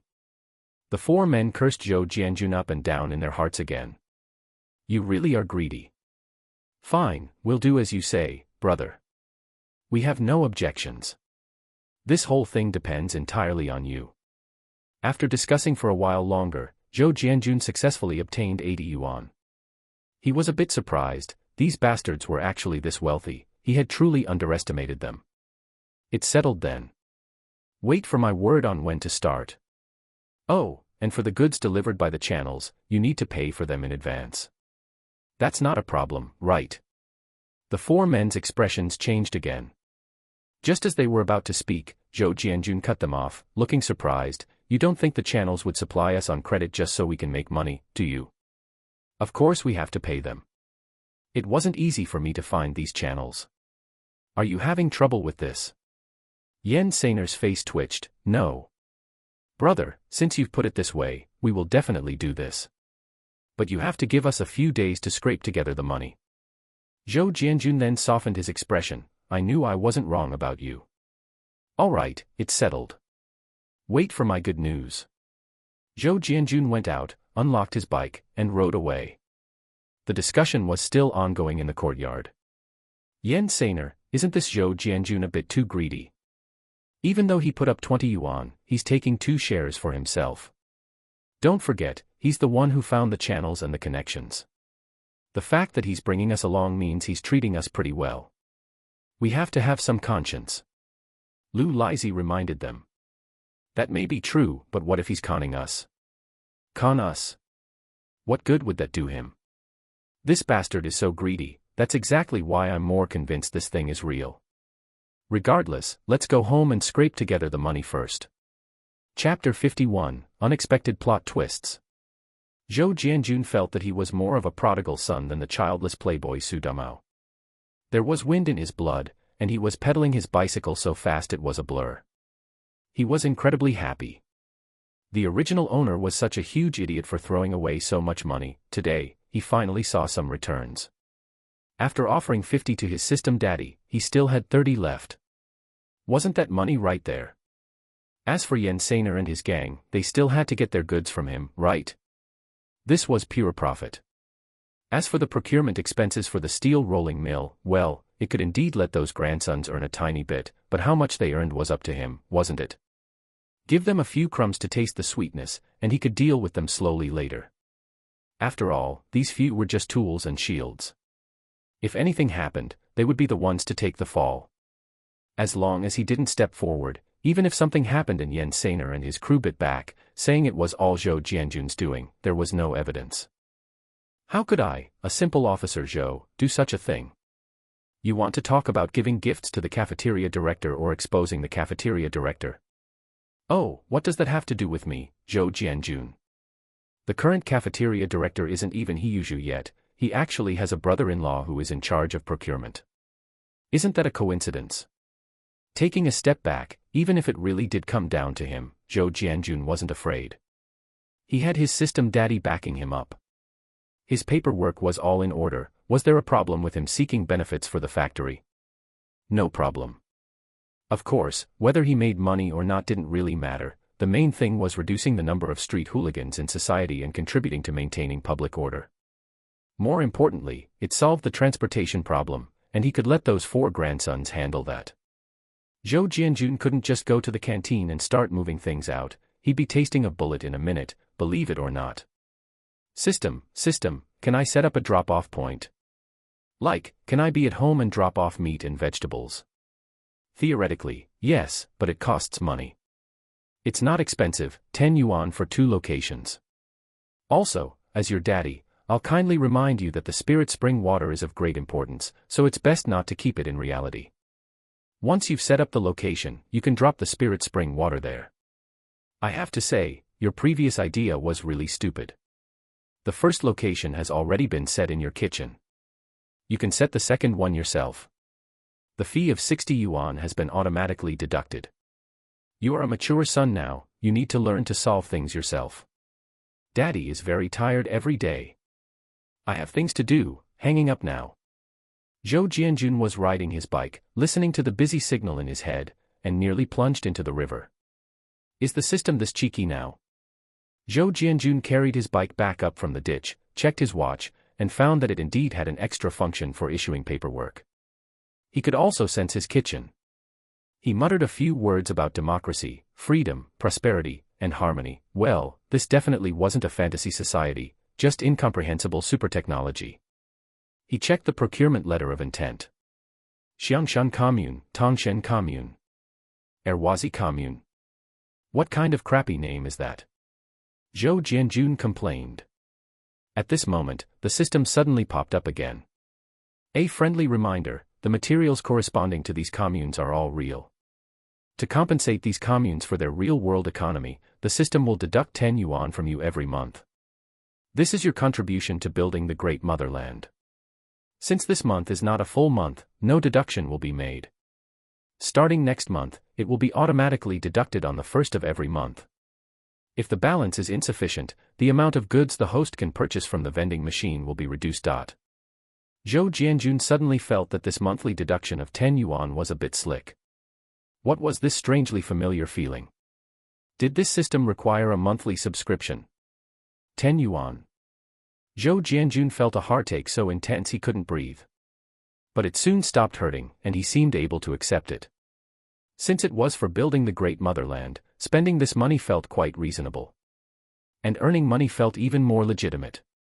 Zhou Jianjun finally figured it out. The system was actually a transit station, helping to circulate goods in poor areas. In this day and age, information and transportation weren't that developed. In some places, even if they had good things, they couldn't sell them and just stayed poor. This was a good thing. He didn't know how the system subsidized them, but the price Zhou Jianjun paid wasn't that big. It was pretty good. Zhou Jianjun wiped away his tears while pedaling the bicycle. He wasn't heartbroken at all. Zhou Jianjun returned to the compound and found it quiet. Something's not right. Su Damao was sent back drunk. Didn't Lu Shaoyi notice his boxers were gone? Bang Gung stole soy sauce, but Su Damao's chicken wasn't missing. Jianjun is back. Third aunt was carrying a basin of vegetables to the communal wash basin and greeted Zhou Jianjun when she saw him. Yeah, I'm back. Third aunt, why is it so quiet tonight? Nothing happened in the courtyard, did it? Third aunt sighed upon hearing this. How could nothing happen? Something big happened at Su Damao's place. That kid Bang Gung set Su Damao's house on fire. Su Damao was drunk and sleeping like a dead pig. If everyone hadn't discovered it early, he would have been burned to death. As she spoke, she gestured towards Qin Huairu's house and lowered her voice. Lu Shaoyi went to her parents' home today and wasn't here. The people in the courtyard wanted to hand Bang Gung over to the security department, but that Jia Zhangshi wouldn't have it and even scratched second uncle's face. So, second uncle got angry, called the people from the security department, and had both Bang Gung and Jia Zhangshi taken away. First uncle and third uncle took Qin Huairu and sent Su Damao to the hospital. Second uncle went to the security department himself. He's probably going to keep an eye on Jia Zhangshi all night. Hey, this matter isn't over yet. I really couldn't tell that little rascal Bang Gung had such a cruel heart. He threw a burning coal ball directly onto Su Damao's bed. Third aunt looked regretful. All right, hurry back. I see your wife and Haitang are already home. Oh, okay, all right then, you carry on. A storm raged in Zhou Jianjun's heart. The plot had undergone a massive change, far exceeding his understanding. Bang Gung stealing soy sauce had indeed happened. Su Damao's chicken being stolen had likely happened too. But Su Damao losing his boxers, Lu Shaoyi hadn't noticed, and instead, Bang Gung had almost burned Su Damao to death. He never expected that Su Damao would avoid one all-courtyard meeting criticism, only to pay a much higher price. Sure enough, the courtyard is still the same, and the people are still the same, but the story is completely different. From this moment on, Zhou Jianjun deeply realized that the characters from the show wouldn't necessarily develop according to the plot. These were living, breathing people living right beside him. He had to change his fixed perspective to better integrate into this life. However, he didn't have too many sentiments. The results everyone faced were caused by their daily behaviors. There was nothing to say. Misfortune and fortune have no gate, one calls them upon oneself. He hadn't interfered with the whole thing, only stopped Bang Gung from stealing soy sauce. That wasn't wrong in itself.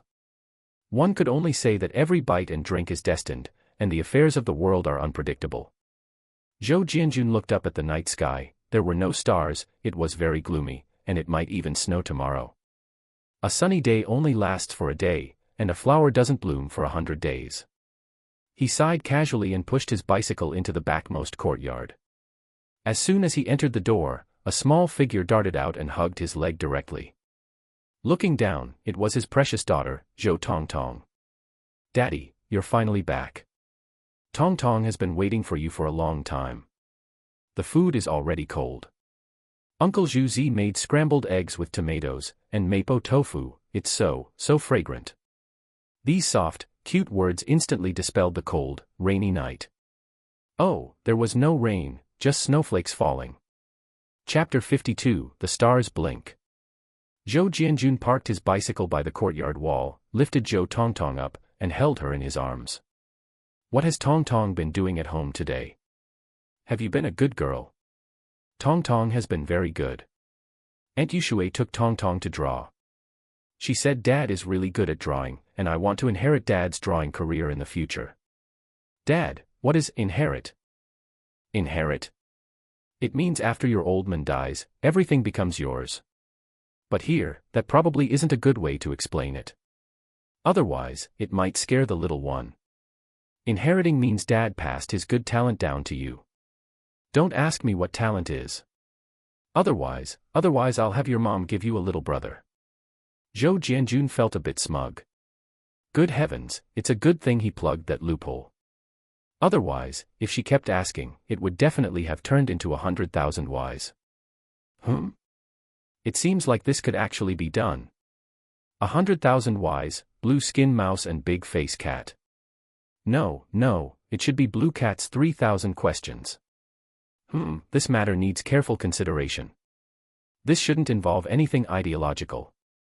Popularizing science for children and nurturing the little flowers of the motherland's next generation, how could that possibly get caught up in the great winds? Play it safe, don't get reckless. The stars blink their eyes, the moon draws a question mark, the comet drags a long tail, the rainbow comes to build a bridge. Dad, what are you singing? It sounds so good. Oh, a nursery rhyme. Does it sound good? I'll teach you. Dad, why do you keep repeating just these 4 lines?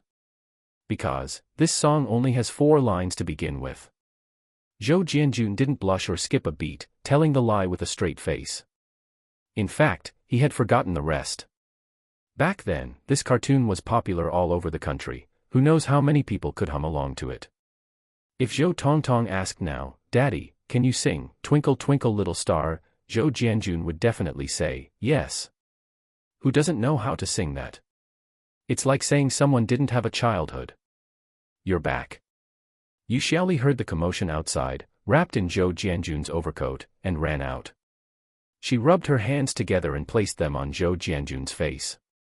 Are you cold? Zhou Jianjun shook his head. It's all right, I don't feel cold. Hurry and go inside, it's starting to snow again, no telling what it will be like tomorrow. As he spoke, he tucked the little girl into her arms, wrapped her up in the overcoat, and then went inside. The deaf old lady was dozing in her chair. Siheyuan called out softly twice, but there was no response. Zhou Jianjun stepped forward and gently massaged the old lady's shoulders. She noticed and opened her eyes, looking bleary-eyed. Oh, Junzi is back. Quick, Zhuzi, go heat up the food, it's time to eat. Siheyuan looked at the old lady, speechless. Fine, you certainly dote on your big grandson, but you're ordering me around. What are you staring for? Go. Zhou Jianjun added. Siheyuan sighed, ran to the kitchen, and took down the steamer basket. A large fish head was stewing in the pot. In the steamer basket were the tomato and eggs and mapo tofu made earlier, as well as several little piggy steamed buns and the remaining large meat buns. This way, they could keep warm. Earlier, Zhou Jianjun had hung the fish under the eaves, where it had been frozen for a long time, hard as a rock.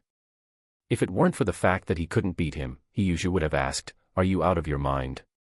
Leaving the fish outside to freeze, were you afraid it would go bad or something?" With a small hacksaw, it had been a struggle to saw off the fish head. Chopped chili fish head is a great dish, it's a Hunan dish. Siheyuan specialized in Sichuan cuisine, but he could make it too. However, at this time of year, there were no chopped chilies, and there were no fresh chilies on the market. He could only stew the fish head with tofu. Even this block of tofu had required a special trip to the market to buy. As the saying goes, tofu should be boiled 1,000 times, fish 10,000. It was fortunate that he made this dish, fish head stewed with tofu. Otherwise, after such a long time, any other dish would have stewed into mush. He quickly stuck several cornmeal cakes, prepared in advance, around the edge of the pot. This is called pot sticker cakes. Once these cakes absorbed the flavor of the fish soup, the taste would be absolutely superb. While he was working on this, Zhou Jianjun came in, looked at the pot, and shoved a handful of firewood under the stove. The fish soup immediately began to boil. Although they had a gas stove at home, they didn't use it very often. Cooking with a firewood stove is the most delicious. Especially when cooking rice. After it's done, a layer of crispy rice crust remains at the bottom of the pot, which was the best snack of childhood. Later, when electric rice cookers and all sorts of other pots became popular, that original taste could never be found again. Brother, did you go find Yen Saner? Yeah, I fleeced him for a sum of money. You go back and tell Deputy Factory Director Lee that the matter of the vegetable supply channels has been arranged. Everything has proper documentation. I'll give you the procurement documents tomorrow, and you can show them to him. Fill that cafeteria director vacancy as soon as possible. As for the delivery, I've left that to Yen Saner and his guys. Zhou Jianjun recounted the whole process in detail, leaving Siheyuan stunned. In the end, he gave a thumbs up. Brother, you're really something. You came up with a method like this. Are you sure we can make a profit? Nonsense, why else would I go through all this trouble? It's mainly for you to become the cafeteria director. Report the prices to them according to what I gave you, keep them down, don't let those bastards actually make money.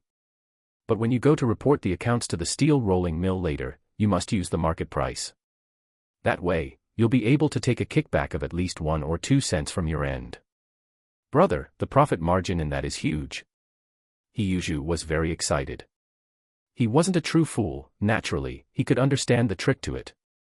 Zhou Jianjun took 2 shares of money from Yen Saner. If Siheyuan took another share from it, it was true that Yen San and his guys would still make a profit, but it meant that if a caddy of meat originally had 5 cents of profit, now it would only have 2 cents of profit. And the steel rolling mill didn't suffer any losses either.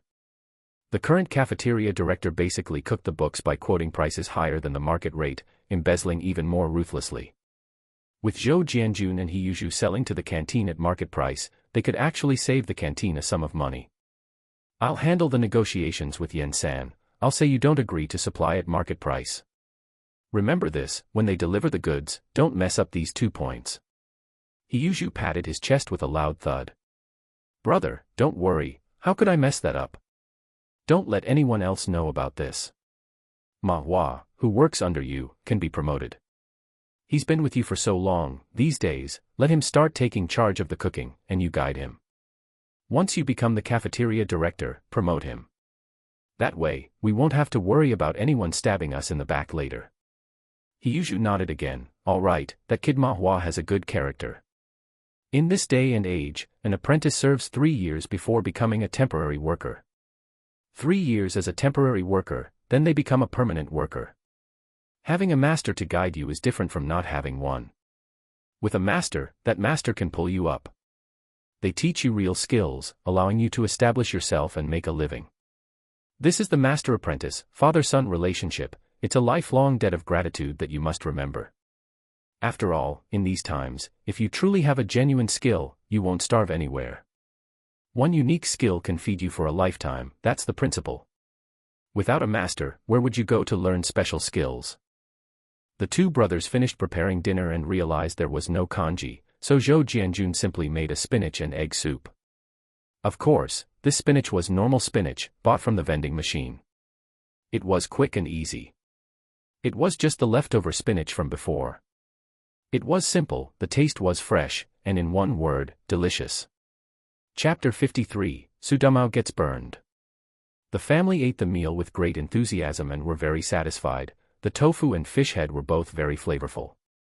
What surprised Zhou Jianjun was that after Yu Haitang brought Yu Xiaoli back, she didn't actually leave. Once asked, good heavens, she was just staying behind to mooch a meal. Fine, let her eat, it's not like we're short on food. After finishing the meal, as usual, he sent Zhu Zi to wash the dishes, and Yu Haitang went to help as before.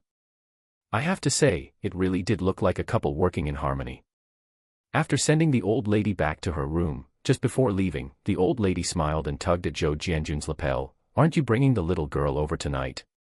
Zhou Jianjun was amused by her you know what I mean expression. After thinking for a moment, he nodded. All right, I'll bring her over later. Oh right, during dinner just now, the little girl complained that you only know how to tell stories about grain coupons. Later, give this to her. Zhou Jianjun pulled a small booklet out of his pocket. It was the Tongtong's adventure. He had spent his time slacking off drawing during the day. The old lady's eyesight wasn't great, and the light in front of the door was dim, so she couldn't tell what it was. She simply agreed and then urged Zhou Jianjun to hurry up and bring the child over. This made Zhou Jianjun break out in a cold sweat. It felt like the emperor wasn't in a hurry, but the eunuch was. "How come you, an old lady, are more concerned about this than I am?" Zhou Jianjun scratched his head and had no choice but to go back.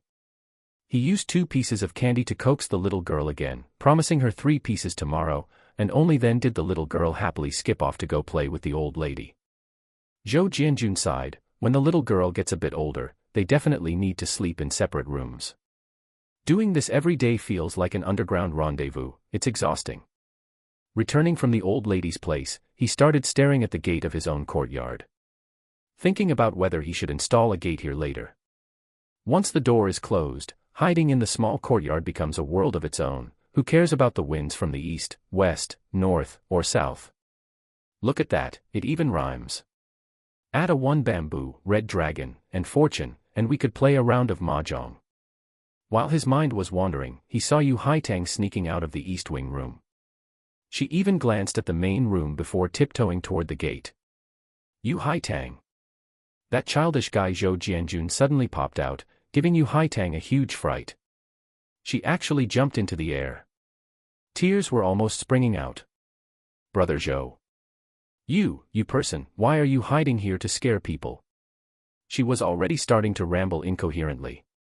Zhou Jianjun didn't know whether to laugh or cry. "I just came back from the old lady's room and was about to go in when I saw you poking your head around. If you weren't feeling guilty, how would you have been scared by me? What are you doing?" I'm not doing anything, I was just going to use the bathroom." The Siheyuan hadn't been renovated uniformly at this time, so there were no toilets in the courtyard. One had to go to the public toilet at the entrance of the alley. Usually, there would be a spittoon in the room. Though called a spittoon, it was actually a chamber pot with a lid. Before dawn, when waking up in the morning, one would go empty it into the public toilet.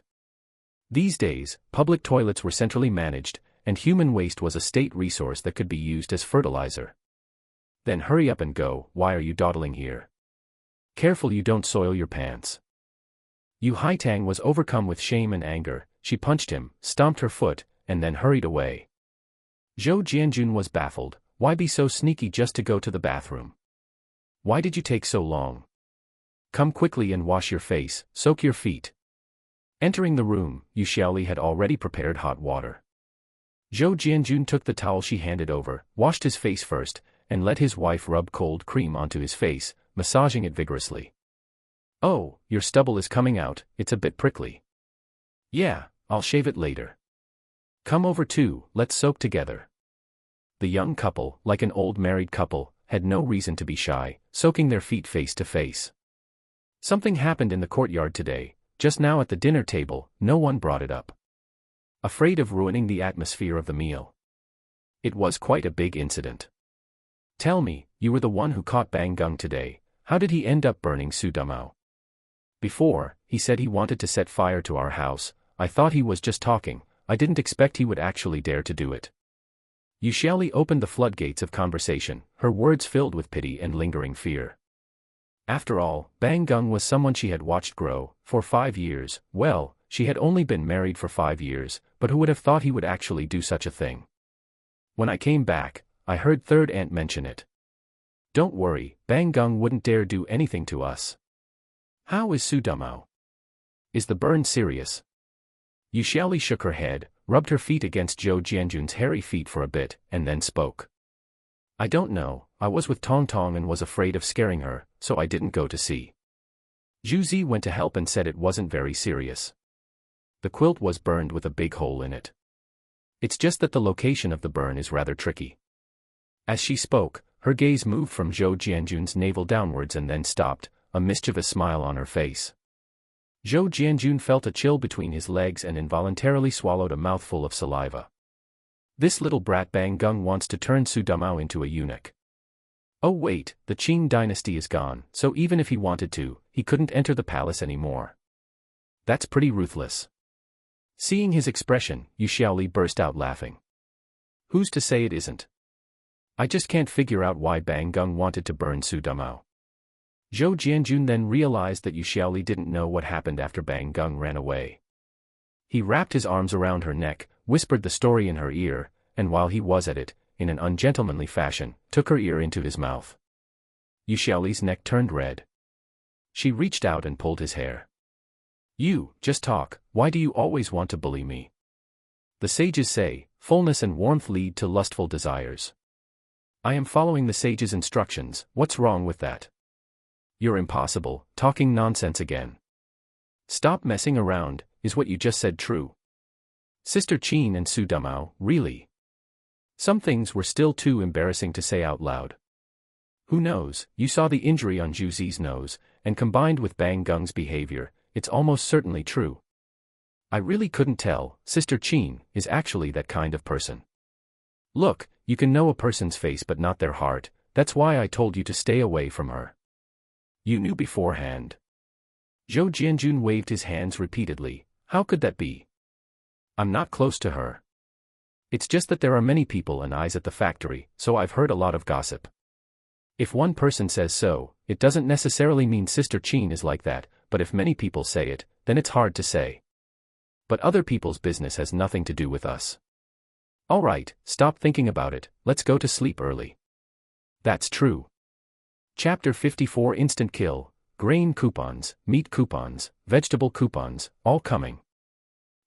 I'll listen to you on this. I'll take a few eggs over to check on him tomorrow. Alright, but don't take too many.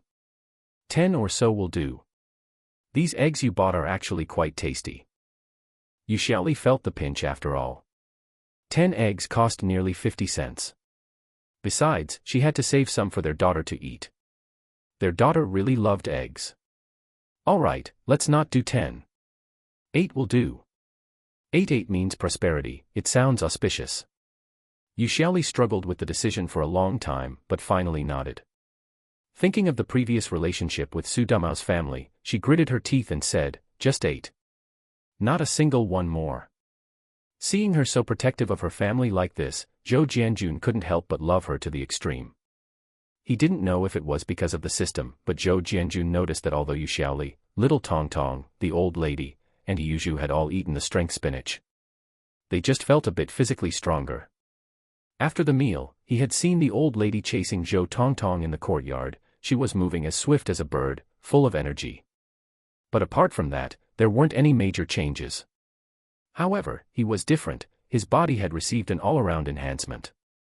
Both his strength and reaction speed had been greatly improved. He reckoned it was because he had the system inside him that he got such a big bonus. This was quite good, it saved them from all turning into muscle-bound strongmen with huge biceps. Like Yu Xiaoli, putting on a little bit of weight was just fine. This feeling was especially obvious, she wasn't as bony to the touch anymore. The couple chatted for a while, and unable to resist Zhou Jianjun's pleading, Yu Xiaoli played with the compass for a while longer. Afterward, the two of them fell into a deep sleep. When midnight arrived, the on-the-dot flash sale struck again. Single item on the hour limited time flash sale, starting now. Rules will not be repeated. Do you wish to start the flash sale? This time, Zhou Jianjun wasn't woken up, he was half asleep, just humming a couple of times. System, asterisk, Zhou Jianjun, UF asterisk asterisk asterisk ING beep beep beep beep beep, system. Zhou Jianjun, oh. ZZ system, oh, beneficial, oh. Fine, as a mature system, I must learn to tolerate a pig of a teammate. One-click start, no need for special effects, thanks. Alright, congratulations to the host for obtaining the item, coupon set. A brief explanation, the coupon set contains 500 meat coupons, 500 grain coupons, 500 vegetable coupons, and 500 industrial coupons. For specific denominations and corresponding goods, please check for yourself, host. That's all, I'm tired. Zhou Jianjun, oh. ZZ. Zhou Jianjun felt like he had a dream where he found 500 meat coupons and happily bought meat to eat.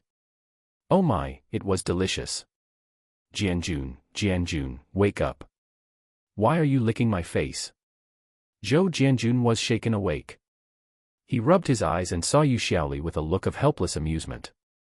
What's wrong? What did you dream about? Look at this, my face is covered in your drool. Zhou Jianjun scratched his head. What did he dream about? He forgot, he only remembered eating meat. He lifted his hand to check his watch. Damn, it was already past 3 in the morning. Didn't that mean he had missed tonight's on-the-hour flash sale? Then, Zhou Jianjun was filled with confusion. There were some coupons in his watch. Yu Xiaoli, am I not awake yet? Yu Xiaoli pinched the soft flesh of his armpit hard, making the brat yelp in pain. Ouch, ouch, ouch. Let go, I'm awake, I'm awake. Huh, so it wasn't a dream. What wasn't a dream? Nothing, nothing. Go to sleep, it's still early. Or should we do some exercise? Go to hell. I heard from the older sister in my department that men are like dogs, they aren't satisfied even if they eat 3 times a day. I've realized that you really are like that. Where are there 3 times? I only do it twice, alright. Zhou Jianjun, I'll fight you. You go for over 2 hours at a time, and you still say that. Let me show you. Early in the morning, Zhou Jianjun held 2 hot steamed buns in his hands and let out a yawn. He checked his watch. 6:45. A bit later than usual. His wife was still fast asleep, but her complexion was quite good. He got up and performed a set of boxing moves in the courtyard with grunts and groans, leaving footprints all over the ground. The snow on the ground had piled up into a layer, as thick as the soles of his shoes. Snowflakes were drifting from the sky. Practicing boxing in this environment was truly dashing. He went into the kitchen and started making porridge, spinach and beef porridge. He minced the beef, blanched the spinach, and chopped it up for later use. Then, he added some salt and white pepper powder into the minced beef, mixed it well, and massaged it so it would absorb the seasoning. He looked at the half-tank of water in the water vat, used a gourd ladle to scoop it all out, and then filled the vat with spirit spring water. There was a little bit left in the ladle. He tasted it, it had the clear sweetness of mountain spring water, and he couldn't help but feel refreshed. Goodness, this water is delicious. When the porridge was done, he tasted it. The porridge made with this water had a special, subtle sweetness. It was very faint, but it improved the flavor of the porridge by 20 or 30%. What a great thing! He lifted the lid of the bun basket and took a look, only a few little yellow ducks were left. He set up the steamer and put in 7 eggs. After thinking about it, he took 2 out, preparing to steam some egg custard.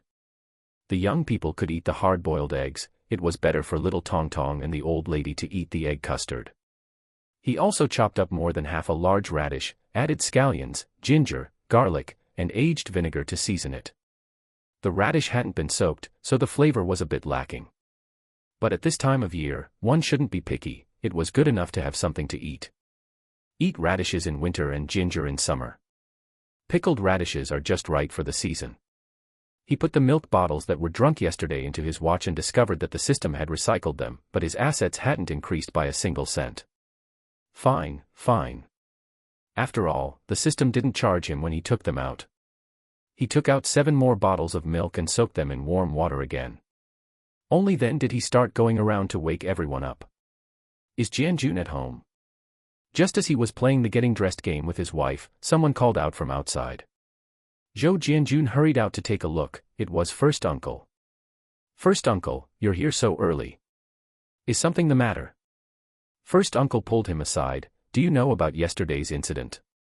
What incident yesterday? I came back quite late. Zhou Jianjun naturally knew what he was asking about, but he didn't want to get involved, so he simply pretended not to know. Chapter 55, First Uncle is moralizing again. I am planning to install an iron gate at the entrance to keep these people out and stop anyone from bothering me. Not to mention getting involved in the messy affairs between Su Damao and Qin Huairu. First Uncle looked at Zhou Jianjun's expression. Seeing him look confused, as if he really didn't know anything, he frowned. Xiaoli, didn't Juzi tell you last night? Why are you repeating yourself? If he had told me, wouldn't I already know what happened? What exactly is it? I have a pot on the stove, don't let it burn. First Uncle was clearly unhappy. What is this? I'm here to talk to you, and it's not as important as what's in your pot. It will only take a few words, it won't burn. Let me tell you. Yesterday, Bang Gung burned Su Dumao's quilt. Fortunately, the coal briquette was almost burnt out, so it didn't cause a big fire. Su Dumao didn't have any major issues, just the chicken feathers were burned off, and he sustained some minor injuries. The doctor said the injuries aren't serious and won't affect his future use. Doctor is what they used to call physicians. This term remained popular until the early 90s. The older generation is still accustomed to using this term when going to the hospital. Zhou Jianjun's expression was strange. The chicken feathers were burned off. TSK, Bang Gung's aim was quite precise. Isn't that a good thing? Yu Xiaoli was just telling me that she plans to take some eggs to visit him later. After all, we live in the same Siheyuan, it wouldn't be right not to visit. Hearing this, why did first uncle look inexplicably gratified? That's thoughtful of you. It seems your rehabilitation has been quite thorough. Yes, this is indeed a good thing. But the problem now is that Su Dumao refuses to let it go and insists on reporting Bang Gung to send him to jail.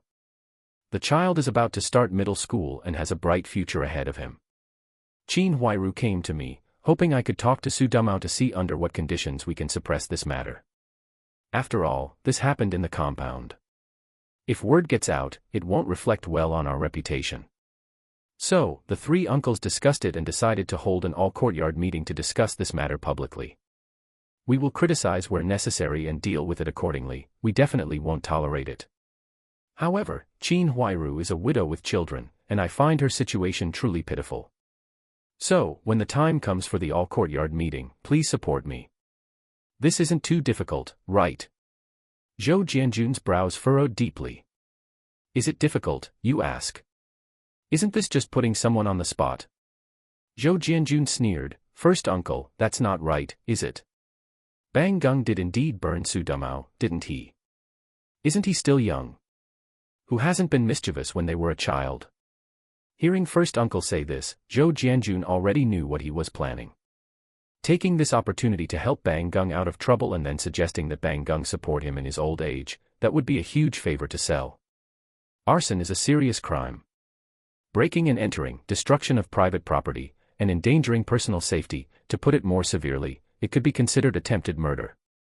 This Siheyuan is allocated by the state for them to live in, they only have the right of residence, so it counts as state property. One must add another charge, intentional destruction of state property. If these charges are substantiated, Bang Gung could spend a lifetime in prison. Even if he is underage, he would essentially grow up in a juvenile detention center. How big of a deal is this? And you think you can just brush it off by calling it a child's mischief? Mischief. First uncle, you watched Zhu Zi and me grow up. Were we naughty? There are so many children in the courtyard, aren't they all mischievous? But look, has anyone else been so mischievous that they went to someone's house and started a fire? Yes, Sister Qin's family has a hard life.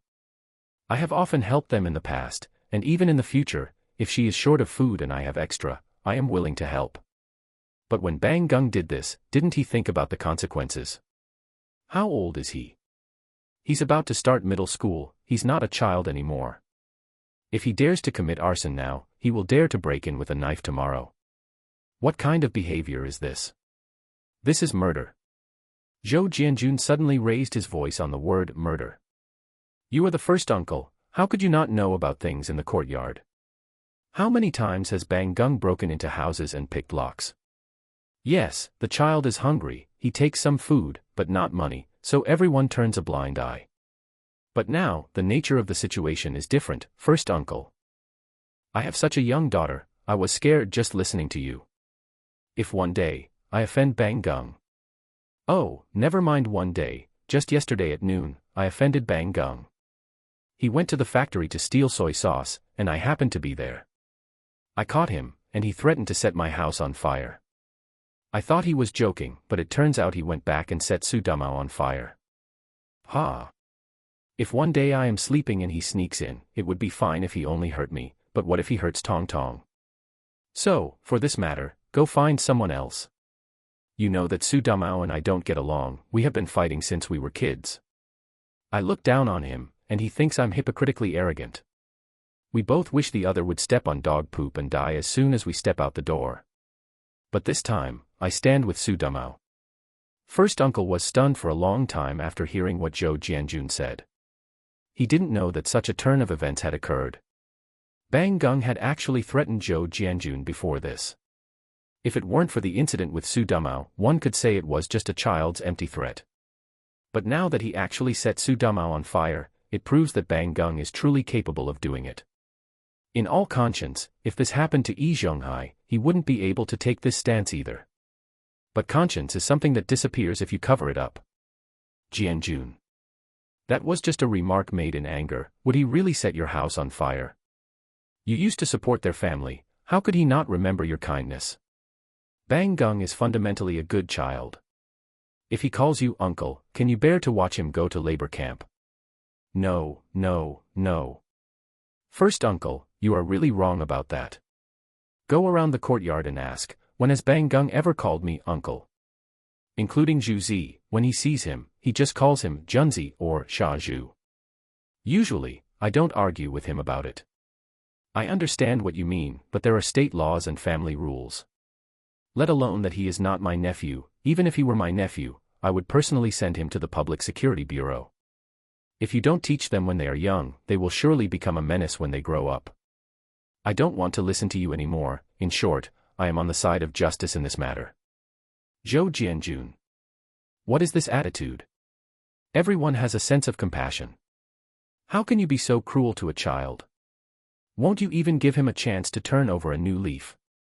And you call yourself a college student, an intellectual. You were able to turn over a new leaf yourself, can't you give Bang Gung a chance? Zhou Jianjun was about to enter the kitchen, but hearing this, he just felt a sense of disgust. Fine, if that's how you want to talk, then I will state my position at the meeting and have Bang Gung sent in. I was able to turn over a new leaf because I didn't break the law. My relationship with Yu Xiaoli is between the two of us. If she forgives me, what can outsiders say? If Bang Gung makes a scene at home and burns his own house, I'd be more than happy to give him a chance. You really are delusional. I'm going to eat and then go to work, so I won't keep you. Do whatever you want. By the way, I will definitely attend the all-courtyard meeting. Chapter 56, A Night Between He Yuzhu and Yu Haitang. Zhou Jianjun walked into the kitchen with a wave of his hand, while first uncle stared at his resolute back, his face turning livid. He threw his hand down in frustration, pointed at the kitchen door, and began to curse loudly. You can't be so selfish in life. We all need help from our neighbors. If you don't help Bang Gung today, no one will help you in the future. Zhou Jianjun heard him, but he didn't say a word, merely snorting in disdain. Seeing that nothing he said would work, first uncle gave up, and with a cold expression, walked out. Hello, first uncle. At that moment, deaf old lady arrived with Zhou Tongtong. She hadn't needed Zhou Jianjun to invite her today. Zhou Tongtong greeted first uncle, and first uncle looked at Zhou Tongtong, his expression becoming very complicated. He wasn't as angry as he had been before. Tongtong is such a good girl. Go on now, your dad has already finished cooking. Okay, goodbye, first uncle. Zhou Tongtong hopped and skipped into their courtyard, while deaf old lady stared at first uncle for a long time. The expression on her face was truly a forced, insincere smile. It made first uncle's skin crawl. Greetings, old lady. Deaf old lady spat a glob of phlegm right at first uncle's feet. Shaohai, people act, and heaven watches. Some things, once done, are seen by heaven. It's not that retribution won't come, it's just not the right time yet. Her words seemed unrelated, yet they felt as if they were directly pointing out the reason for first uncle's visit today. First uncle's face had been changing like a mask all morning, turning green then red. He wanted to explain himself, but the old lady had already walked away with her hands behind her back. He didn't know if it was just an illusion, but the old lady's back seemed much straighter, and her steps were steady. With snow falling from the sky and landing on her, she even had a heroic air about her. Does this old lady know something? First Uncle Yi Zhonghai looked at the old lady's back with suspicion. Others might not be aware, but he had often looked after the old lady in the past. After all, she was a senior, a surviving family member of a revolutionary martyr, and a key person of concern for the sub-district office. As first uncle, he naturally had to take good care of her. Therefore, he knew very well that while the old lady appeared deaf, she actually just didn't want to get involved in the courtyard's affairs. She was sharp-eyed and sharp-eared, she caught everything she was supposed to hear, and ignored everything she wasn't. So, if one were to ask who was the shrewdest person in this courtyard, it wouldn't be the calculating third uncle, but definitely this old lady who played deaf and dumb. First uncle stood in the snow for a long time, nearly becoming a snowman, feeling that ever since Zhou Jianjun had turned over a new leaf, he could no longer figure out the Zhou family. After thinking for a long time without understanding where the problem lay, he brushed the snow off his shoulders, put his hands behind his back, and walked away just like the old lady. However, when he reached Siheyuan's doorstep, he slipped and fell flat on his face. Ouch! Witch brat poured water on the ground. In this weather, water really freezes upon contact. There was a shiny patch without snow where the water had melted the snow, and now it had turned into ice. He hadn't noticed it and ended up falling. He looked around, didn't see anyone, so he had to accept his bad luck, climbed up, and brushed the dirt off his body. What he didn't know was that behind Siheyuan's door, a girl was hiding, sticking her tongue out, holding a wash basin. Siheyuan was shirtless, half lying on the bed, watching the girl walking a bit awkwardly, and laughed. "What are you looking at? How is it? Does it still hurt?" Yu Haitang glared at him. "Why haven't you gotten up yet? If Brother Zhou sees us later, won't he laugh me to death?" "What's there to laugh about? He's probably already figured it out by now. When he goes to call you Shui for dinner and sees you're not in your room, he'll definitely guess you're here with me. My brother is sharper than a monkey." Upon hearing this, Yu Haitang's face turned even worse, she looked like she was about to cry. She stamped her foot, which seemed to affect some sore spot, and she frowned in pain. "You're still sitting there watching me make a fool of myself. How can I face anyone now? My mind must have been muddled. I was a respectable young woman, and you had to insist on me sleeping with you. Whoa. I can't go on living." Just at that moment, the door was knocked upon. "All right, I could hear the two of you blubbering from far away. Men should marry, and women should marry, what's the big deal? Isn't it just sleeping together? As if no one else sleeps. Zhu Zi, get out here." Zhou Jianjun's voice came from outside. Upon hearing it, Yu Haitang's face turned bright red, and she immediately felt like she couldn't go on living, hurriedly diving into the blankets to hide. Siheyuan watched and chuckled, patting the lump in the blankets. "This isn't like you. My brother isn't an outsider, and it's not like he doesn't know about us, so what are you afraid of?" Saying this, he wrapped a coat around his bare torso and trotted over to open the door. "Brother, is it time to eat?" Zhou Jianjun glanced at him and irritably shoved a small bag into his hands. "All right, it's a girl's first time, so coax her properly. Don't act like a complete blockhead. Girls like men who are gentle, understand? Say a few nice words, if you keep talking nonsense, I'll slap you to death."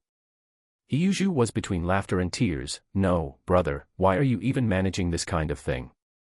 Because your brother is an experienced man. I don't want to argue with you, you blockhead man.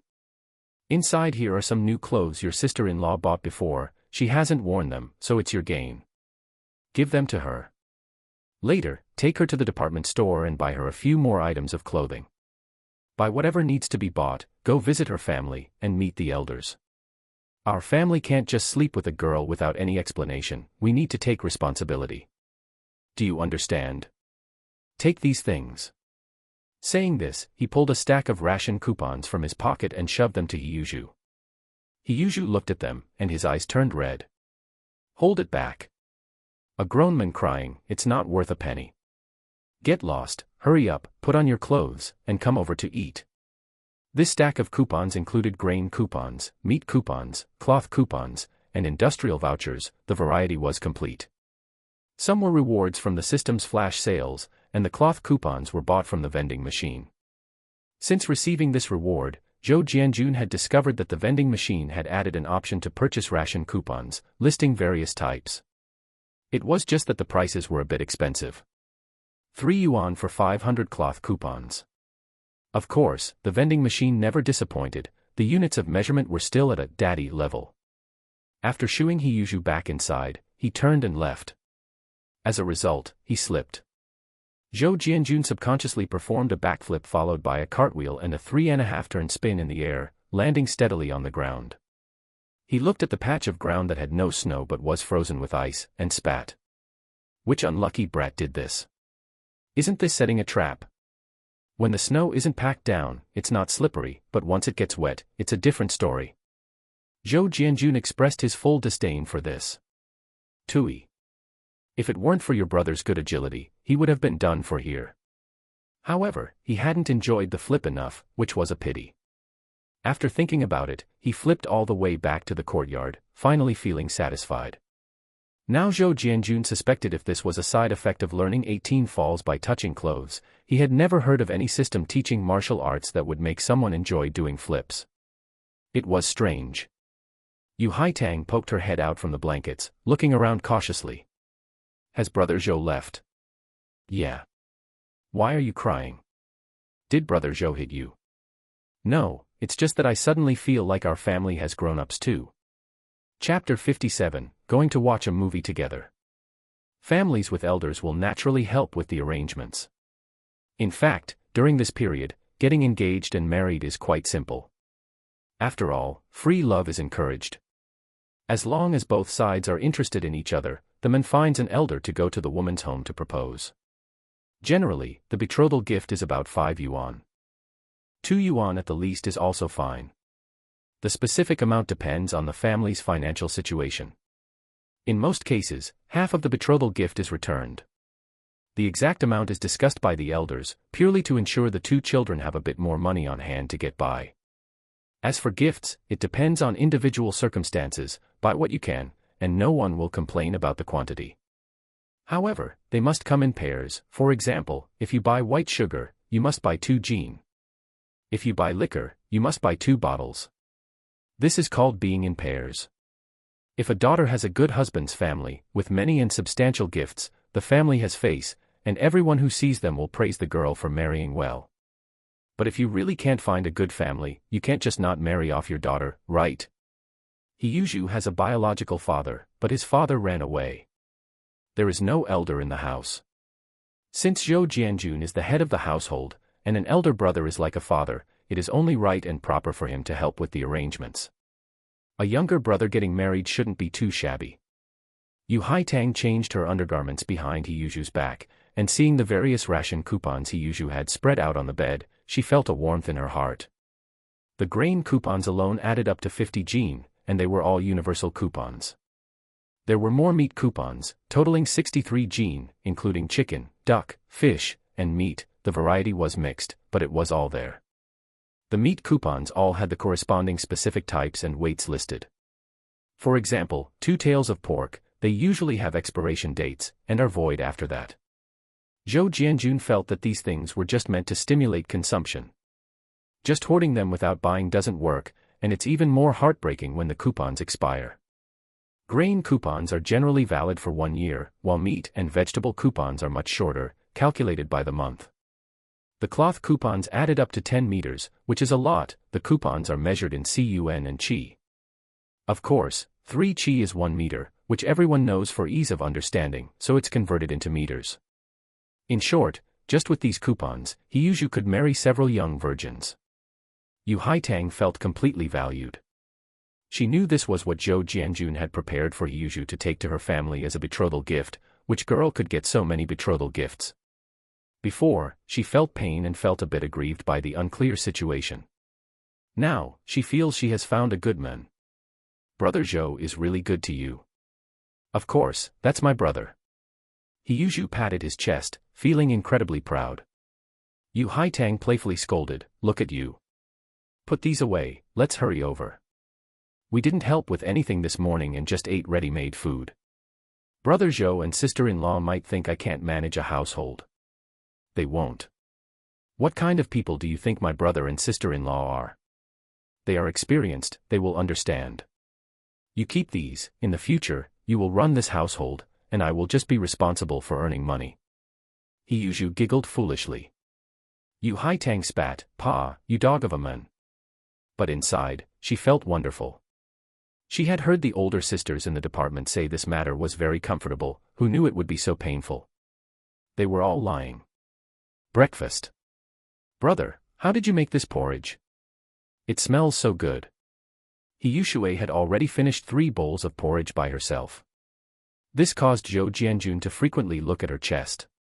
Where did this girl put all that food? What kind of look is that? I only ate 3 bowls of porridge, right? Why are you so stingy?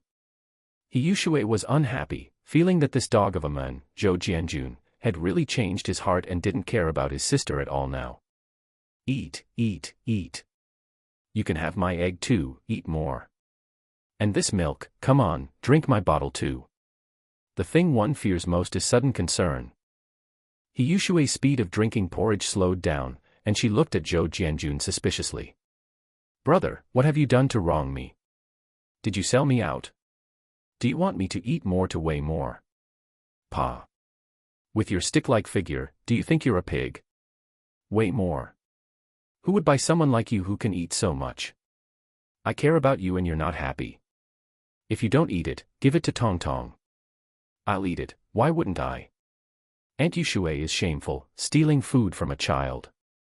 Zhou Tong Tong made a face at her. Hey, you little ungrateful thing, Auntie has spoiled you for nothing. You Hai Tang and Heyushu, that pair of scoundrels, were in the heat of a passionate affair, Is that how this phrase is used? Zhou Jianjun fell into deep thought. Jianjun, how did you draw this? It's quite fun. Tong Tong treats it like a treasure. I asked for it for a long time before she showed it to me. Yu Xiaoli had a small appetite and finished eating early. She held the picture book and looked at it. The more she looked, the happier she became. Although the lines were simple, they vividly captured their daughter's expressions. Anyone who looked at it could recognize it was her daughter. The characteristic of comics is capturing prominent features. Clearly, it's not realistic, but everyone can recognize a person through those few strokes. Oh, I just drew it for fun when I wasn't busy at work. Look at this, if you flip through it quickly, doesn't the drawing come to life? Yu Xiaoli watched her daughter chasing a rabbit and performing various actions, and was immediately amused. It really does, this is fun, how did you do it? Didn't we watch the movie, Little Tadpoles Looking for Mom, before? Actually, it's a similar principle. This is called animation, but to make it into a movie, you have to draw many original drawings, make them move, and they form the images we see on the movie screen. Little Tadpoles Looking for Mom was an inkwash-style animated film made by the Shanghai Animation Film Studio in 1960. Speaking of the domestic animation industry, it started really early, with the earliest dating back to 1929. Even Hayao Miyazaki came to our country to learn from us back then. Brother Zhou, you even know about movies. You know so much. I heard from a few sisters in the department yesterday that there's a screening of Havoc in Heaven tonight, adapted from Journey to the West. Shall we go and see it? Yu Haitang seemed very interested. Yu Xiaoli was tempted and looked at Zhou Jianjun. Ever since this scumbag became a scumbag, they hadn't watched a movie together. Why, look at me. If you want to go, go, and take Tong Tong with you. Zhou Jianjun felt quite a lot of emotion in his heart. Havoc in Heaven, oh. Released in July 1964, it is a milestone work in the history of Chinese animated film. He had seen it countless times in his previous life, but this time, he actually felt that a classic was being born right beside him. This feeling gave him a sense of time-space confusion. Seeing Zhou Jianjun spacing out, the others lowered their voices. Zhou Jianjun woke up from his melancholy in the long river of history and suddenly remembered something. The movie tonight, he probably wouldn't be able to see it. First uncle had said they were going to hold an all-courtyard meeting. He quickly told them about this, and the few of them looked at each other without saying anything. This matter really was not a small thing.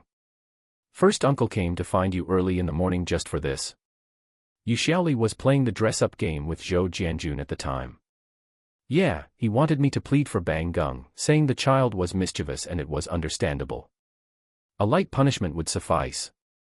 Heyushu, who was listening on the side, immediately sneered.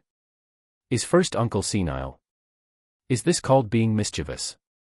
I really feel that first uncle has been acting more and more outrageous lately.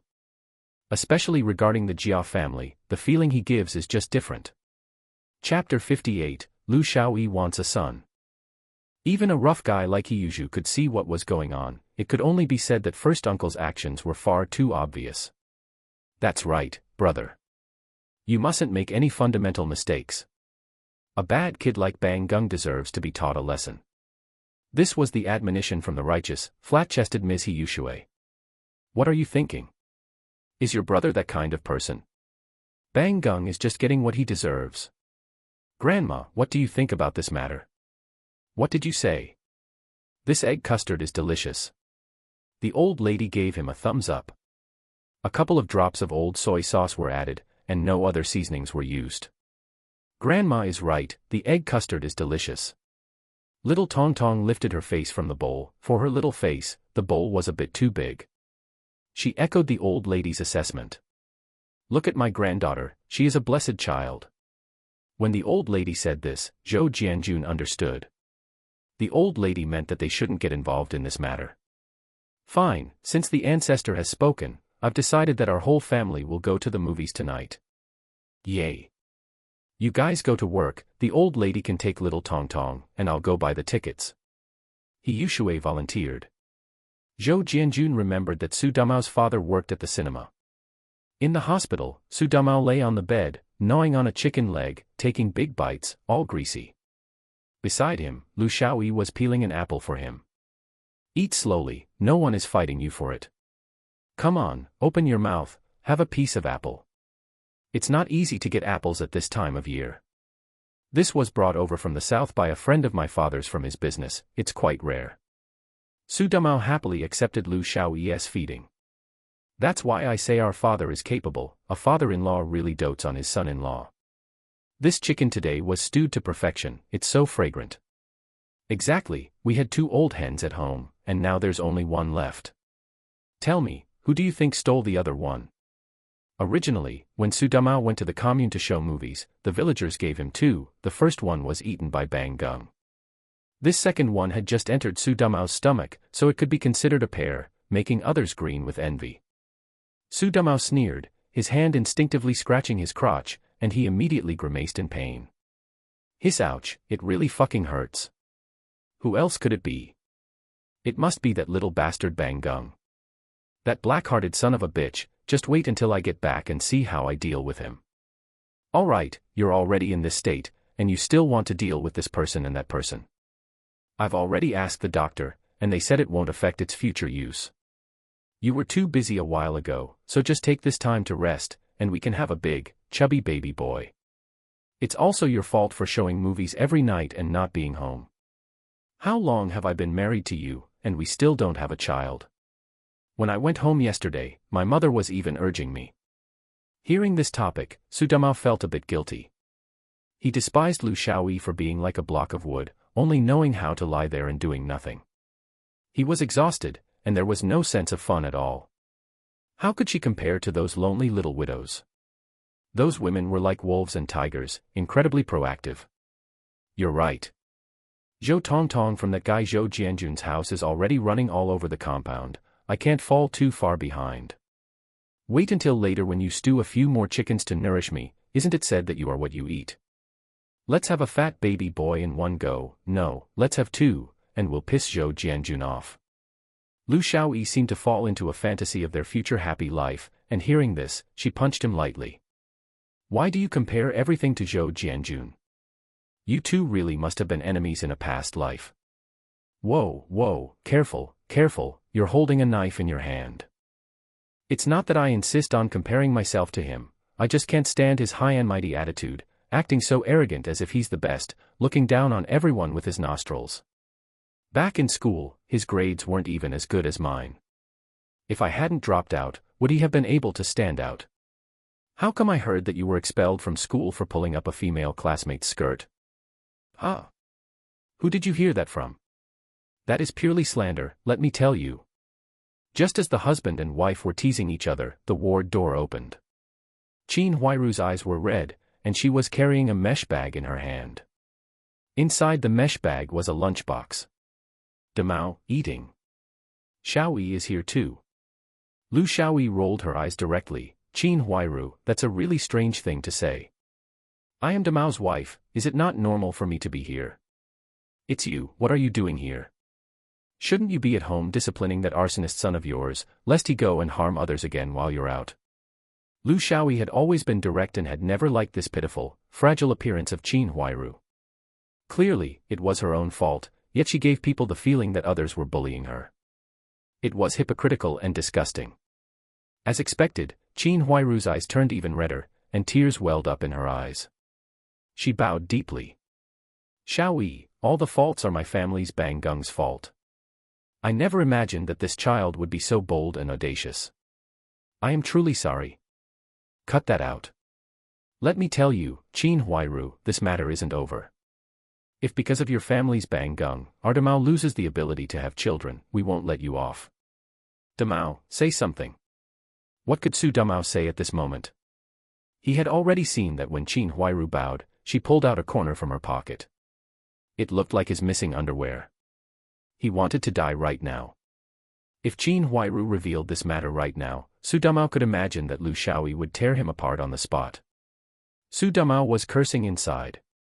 Damn Qin Huairu, fine, so she really did ask him to take off his underwear back then, saying it was for convenience, but actually, she wanted to get a hold on him. This woman really has deep schemes. At that time, Su Damao had fled first. He didn't know how Qin Huairu had escaped, so he also didn't know that Yuzhu had already burned his underwear. What kind of person was Qin Huairu? She was certain that Su Damao could not possibly know about this matter, so relying on her memory, she found a piece of rag similar in color and stuffed it in her pocket, solely to get a hold on Su Damao. She knew very well that this time, if she wanted Bang Gung to get through this difficulty, it would ultimately depend on Su Damao. As long as he, the victim, didn't pursue it, then Bang Gung would at most be disciplined by the neighborhood office and sweep the streets for a few months. But if Su Damao pursued it, then the discipline would come from the Juvenile Detention Center and the Public Security Bureau. The nature of the situation would change. So she came here today to show her cards. All right, Shaoyi, we are all neighbors living in the same compound. Qin Huairu is so busy at work every day, and with Bang Gung being raised by Jia Zhangshi, it would be a miracle if he was raised well. This matter isn't her fault either. She's just a woman, it's not easy for her. Hearing this, Lu Shaoyi glared at Su Damao, furious. Well, you, Su Damao, I've heard before that you and Qin Huairu were involved in something unclear. So you two really do have something going on. And you're still speaking up for her. You are shameless. Su Damao frowned, this was what he hated the most. Lu Shaoyi would often act like a shrew, shouting and yelling. Look at the people in the compound, Qin Huairu, Yu Xiaoli. Which one of them doesn't speak softly and gently? But it just had to be her, with her loud voice, always yelling and screaming at him, acting like she's scolding her grandson. Chapter 59, Qin Huairu's Eloquence. What man doesn't care about his face? Especially in front of others, and even more so in front of a beautiful woman, everyone cares about their face. A smart woman will save face for her men in front of outsiders. If there's an issue, they can discuss it however they want once they get home and close the door. But Lu Shaoyi belonged to that type with a spoiled young lady's temper. She had been pampered at home. She never cared about that. This was also why Su Damao was annoyed with her. It was even more so at this moment. He had finally managed to see this woman, Qin Huairu, soften her stance in front of him, yet she had to come and interfere. Shaoyi, what nonsense are you spouting? If this gets out, how can your husband hold his head up in society? I think you've lost your mind. This is a hospital, what kind of behavior is this, making such a scene? Get out and go home right now. If you keep making a scene, don't blame me for divorcing you. Divorce? Fine. Su Damao, you finally revealed your true thoughts. All right, you want a divorce, right? Let's divorce then. Whoever doesn't go through with it is a coward. I'm in the way of you two, right? Fine, I'm leaving. I'll make room for you too. Qin Huairu leaned against the wall, looking timid, but her eyes were full of amusement. Seeing that Lu Shaoyi was about to leave, she hurriedly stepped forward to block her. Shaoyi, you've misunderstood. How could there be anything between me and Damao? Don't listen to what those people are saying. I only came here today to apologize. Please, don't fight. Lu Xiaoyi was truly furious now. Seeing Qin Huairu acting like she was being bullied by others only made her angrier. She pushed her. I don't need your fake kindness. Then, Qin Huairu let out an "oh" and fell down delicately. With a thud, she hit the corner of the bed, and her forehead instantly turned red. Xiaoyi, you. Qin Huairu shed tears. What on earth have I done to make you misunderstand me so deeply? Seeing this, Su Damao jumped straight out of the bed. Lu Xiaoyi, are you fucking crazy? Su Damao, you dare to curse at me? Fine, you pair of shameless adulterers, just you wait. Lu Xiaoyi felt extremely wronged. It was obvious that Qin Huairu had no good intentions. She had been standing up for Su Damao, yet this bastard Su Damao was actually siding with an outsider. Lu Xiaoyi stamped her foot and stormed off, her heart aching terribly. Oh my, how did this happen? Damao, hurry and chase after her. It's all a misunderstanding. Su Damao snorted coldly, don't worry about her, let her go. If I don't teach her a lesson, she'll get even more out of hand. At this moment, Su Damao finally felt like he had stood up for himself. Sure enough, Qin Huairu was looking at him with an expression of admiration. In reality, Qin Huairu was filled with disdain. Su Damao currently felt like he was at his peak, and everything he saw was filtered through rose-colored glasses. Are you really not going to go after her? I hope nothing happens. Su Damao was annoyed. What could happen? Stop worrying about things that aren't your business. Why did you come here? Qin Huairu pursed her lips, didn't I say? I came to apologize. Bang Gung did something wrong, and I hope you can forgive him this once. Su Damao narrowed his eyes and, through the slits, unabashedly sized up Qin Huairu from head to toe. Qin Huairu frowned at this aggressive gaze. What is your attitude exactly? Say something. If you want compensation, even if I have to sell everything I own, I will compensate you. Bang Gung is just a child, he has a bright future ahead of him. As long as you nod, you can save him. Su Damao, on the other hand, was now calm and composed, clasping his hands behind his head with a smirk on his lips. Compensation. How will you compensate me? If I were truly injured, could you compensate me with a son? Qin Huairu hesitated for a moment, then seemed to make up her mind and walked to the bedside. Su Damao, have you never wondered why you and Lu Xiaoyi haven't had a son after being married for so many years? Su Damao's heart skipped a beat, and his eyes opened wide. What are you trying to say? Look, the doctor said you are functioning normally now, so why hasn't Lu Xiaoyi been pregnant all these years? As long as you let Bang Gung go this time, I can compensate you with a son. You have to know, I've already given birth to 3 children. Haven't you always wanted me? I agree. Qin Huairu, do you have any fucking idea what you're saying? Of course I do. For Bang Gung, I'm willing to go all out. Think about whether what I said makes sense. If you agree, once you are discharged from the hospital, I will bear you a son. You can do whatever you want with me. If you send Bang Gung to prison now, what good does it do you? Although you've suffered a bit, you now have a chance to get a son, don't you want a child to call you Dad? As she spoke, Qin Huairu reached into the quilt and hooked the elastic band. Su Damao flinched violently, staring at Qin Huairu in astonishment. This woman's peach blossom eyes were now filled with nothing but seduction. Su Damao was a normal man, he swallowed hard. Although you are married, you haven't really tasted the pleasures of a woman, have you? Whatever Lu Xiaoyi can't give you, I can. Qin Huairu lifted the quilt and crawled inside. Su Damao's eyes were about to pop out. When Qin Huairu walked out of the hospital room, her face still flushed from being under the quilt. She wiped her mouth fiercely with a handkerchief, a flash of determination in her eyes. As for Su Damao, he had truly experienced a pleasure he had never known before.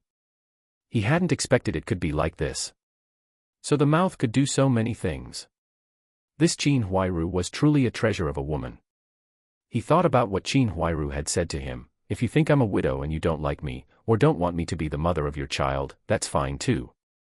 I have a sister in the countryside named Qin Jingru. She has never had a boyfriend, she's a proper, innocent young maiden. You should know from my looks that my sister looks 70% like me. A country girl, she doesn't know much. You can be the master of the house, and I guarantee she will serve you comfortably. Liu Xiaoyi's family is rich, but are you, Su Damao, any worse off? With your salary, can't you live happily? Also, Liu Xiaoyi's family background is ultimately not good. Do you want your son to be called a capitalist brat when he goes to school later? It must be said, this woman, Qin Huairu, had studied Su Damao too thoroughly. Every sentence hit the mark. Added to her oral offensive, Su Damao's little heart was already thumping wildly. It seemed that getting rid of Liu Xiaoyi really meant the good days had arrived. No, this matter, I must see Qin Jingru first. Naturally, the Zhou Jianjun family could not know what happened in the hospital. At this time, everyone had already arrived at work. Just after arriving at the office, the director of the propaganda department called Zhou Jianjun in. Little Zhou, congratulations. This abrupt sentence completely baffled Zhou Jianjun. No, leader, where does this joy come from? Didn't you publish a painting before? It was called Harvest Vision. The big leader took a liking to it, and you've won an award. What? What was that? Chapter 60, What is a Surprise? Bonus chapter for top-ranked reader 1. Harvest Vision. Zhou Jianjun quickly set his mind to work, searching through his memories. Finally, he found a memory fragment. This was a painting by the original owner. The main subject was an elderly farmer driving a tractor, with the trailer filled with large pumpkins, corn, and other crops, looking full of joy. Next to him was a worker brother, holding a hammer in his hand, and beside him was another brand new tractor, a new product that the worker had just hammered out. The meaning was the great alliance of workers and peasants, striving for development, building a new nation, and changing the face of the country day by day. Just like that, this painting, full of the feeling of the era, had previously been published in the Workers' Daily. After recalling everything, Zhou Jianjun suddenly realized. So, he was now winning without even trying. He had inexplicably won an award and caught the eye of the big leader. This happiness had come a bit too suddenly, hadn't it? Although the original owner was a bastard, it seemed he had left behind some benefits for him. At least the skill of painting was there. Unexpectedly, while he was distracted, this appearance in the eyes of the leader turned into the young comrade Zhou Jianjun being unfazed by favor or humiliation. A young man with this kind of temperament was not bad at all. Although people in the unit often had complaints about little Zhou, saying he was arrogant, it seemed now that the rumors were not true. A young person with talent, what was wrong with being a little arrogant? If a young person didn't have any hot-bloodedness, could they even be called a young person? The director was even more satisfied with Zhou Jianjun. He gently patted Zhou Jianjun on the shoulder as a sign of appreciation. You, this young comrade, have high standards. Not being arrogant in victory is a good thing. We also didn't expect that this time, in the cultural sector selection of the 10 best works that could best embody our 1965 spirit, everyone thought they would surely be taken by those cultural institutions. Originally, the leaders of the Ministry of Industry didn't hold much hope, but who would have thought that in the factory, a dark horse would emerge? The big leader of the Ministry of Industry is very happy. Who says we workers only know how to swing hammers? When it comes to the arts, there are talents among us too. The higher-ups have issued a document requiring us, comrade workers, to strengthen our ideological and cultural construction while strengthening our own professional and technical skills. This time, the higher-ups are taking the lead to organize a cultural and sports meeting themed on the new era's spiritual outlook, calling on college students to go to the front lines of the factories to feel the passion and vitality of our working class. The big leader has specifically named you to attend the meeting, and you will also need to give a speech at that time. You must take this matter to heart and prepare well. Zhou Jianjun scratched his head a little. What was there to talk about with this thing? But regardless, he was no stranger to similar meetings. When he worked at the animation company before, he often had meetings to discuss creative work ideas and such. What? Is there a difficulty? Seeing Zhou Jianjun's troubled expression, the director asked with concern. No, leader. I was just thinking about how to complete this task perfectly. I absolutely must not lose face for our steel rolling mill propaganda department. Sure enough, when the leader heard this reply, his face beamed with joy. Good, good, good. Young people nowadays need to have this kind of daring spirit. Work hard. I have high hopes for you. In our propaganda department, including you, there are only 3 college students in total. You are the face of our propaganda department. But don't be complacent, you must continue to work hard. Yes. Rest assured, leader, I, Zhou Jianjun, will definitely follow the leader's instructions, study hard, improve myself, and become a person useful to society, in order to repay the leader's cultivation. In this day and age, shouting slogans was the most popular thing, and leaders all bought into this. The director was indeed happy, saying this meant wanting to share a portion of the credit with him. Who wouldn't want credit? This was the credit for the cultivation by a department director leader. I didn't see it before, but you, Zhou Jianjun, this thick-eyebrowed, big-eyed guy, actually understands social nuances quite well. Must cultivate him well in the future. This little turkey is not bad. Coming out of the director's office, he was still holding an awakening ticket in his hand. Look, this was a feature of the times. It was a kind of ticket for rewarding good and punishing evil, rewarding diligence and punishing laziness. Those good comrades who were hard-working and willing to work would be issued a red ticket. Those lazy comrades who loafed on the job would be issued a green ticket. In this era where honor was more important than life, the level of mockery was maxed out, wasn't it? Do you see it now? Green really is the color of life. Of course, since this was a reward, it naturally had substantial rewards. It couldn't be a blank check. This awakening ticket could be used as a meal ticket. For example, the one in Zhou Jianjun's hand had, redeemable for 10 meals, printed on it. With this thing, he could eat 10 meals for free in the canteen, and it had to be a full meal. If you dared to shake the ladle, I'd report you immediately. Of course, generally, those serving food in the canteen respected comrades holding such tickets and certainly wouldn't do such a thing. This reward was not small, it was equivalent to saving 10 meals worth of rations. This was what you call gaining both fame and benefit. Although he had tickets and money on hand now, he would save where he could. Who would complain about too many discounts? The propaganda department was only so big, and since the person involved had been notified, the secretariat naturally had to publicize it widely. To put it on a small scale, this was Zhou Jianjun's individual honor. To put it on a large scale, this was the honor of the steel rolling mill propaganda department and even the entire steel rolling mill. This was the time when collective honor was most emphasized. For example, the evaluation of production levels was based on workshops. As for internal competition, that was your own business. Externally, everyone was united. Consequently, in the span of a morning, Zhou Jianjun became famous. Oh, the factory has such a person. Oh, that's the one who beats his wife. Hey, don't talk nonsense, he treats his wife very well.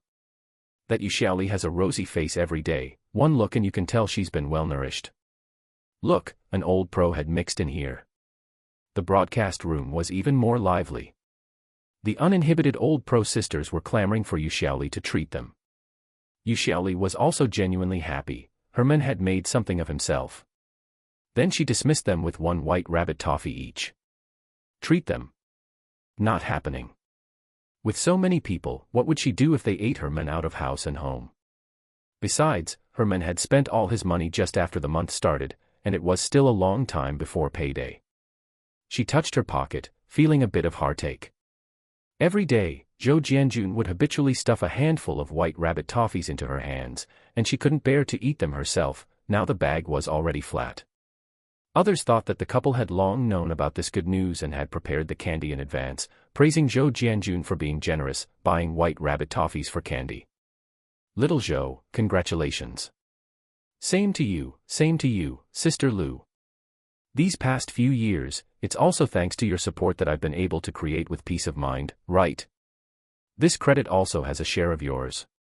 Sister Lu heard this and was happy. Sure enough, Comrade Little Zhou had finally figured things out. In the past, he wouldn't have said such nice things. By the way, Sister Lu, the director has given me a task to go out and collect material to find some inspiration. I'll be going first. If there's anything, please help me cover for it. As he spoke, he flipped his hand, pressed down, and lined up 5 white rabbit toffees on Sister Lu's desk. Good lad, did you know the news in advance and prepare for it? It is time to eat candy. All right, you go, the task assigned by the leader is important, and there's nothing much here. Sister Lu flipped her hand, and like magic, the candy was gone. Suddenly, the air was filled with a joyful atmosphere. Chapter 61, Zhou Jianjun sows discord. Zhou Jianjun left the office and headed straight for the broadcast room. Oh, isn't this our great painter, Officer Zhou? Here to see Xiaoli. That's right, Sister Taozi. Is Xiaoli in? She is. She's reviewing the script. I'll call her for you. All right, thank you. Sister Taozi swayed her slender waist as she walked inside, and before long, Yu Xiaoli ran out alone. Why did you come over at this time? Did something happen? No, and even if there were, it would be good news. I just wanted to tell you that I'm going to the hospital to see Su Dumao. Take this, you'll need it when you go to the canteen to eat later. Yu Xiaoli looked at the consciousness coupon in her hand and slightly regained her composure. Oh, is this a reward? Yeah, I just wanted to let you know. I might not be back at the factory by noon, so I won't be able to eat with you. All right, I understand. Ride carefully on the road. Zhou Jianjun acknowledged her, and just as he stepped out of the building, he bumped into second uncle, Lu Haizhong. Zhou Jianjun took one look and chuckled. Second uncle's face was covered in scratch marks. To be fair, both sides of his face were quite symmetrical. That old lady, Jia Zhangshi, really had a heavy hand. It highlighted the word steady and accurate. Without decades of practice, one really couldn't achieve that level. Second uncle. Did you get into a fight with second aunt at home? Lu Haizhong looked at Zhou Jianjun with a fake smile. Oh, it's Jianjun. You're quite the celebrity in the factory now. You don't know what happened to my face. Don't poke fun at your second uncle. What are you doing? It's working hours, you can't just go wandering off. Look at what you're saying. I've accepted a task from the leadership and am preparing to visit Comrade Su Dumao. By the way, are Bang Gung and Jia Zhangshi still locked up in the security section? Mentioning this got second uncle excited. Yesterday, he had personally participated in the security section's operation to arrest Jia Zhangshi. He felt he had commanded a few security guards, and the feeling was just too satisfying. You bet. Let me tell you, I'm not letting this matter go. Look, what has my face turned into? When I started work today, everyone said I was caught having an affair by my wife. Where am I supposed to go to reason with them? Anyway, I have tasks to do, I won't waste time chatting with you. Go do whatever you need to do. I'm going to find the factory director to report on work. Oh, aren't you capable?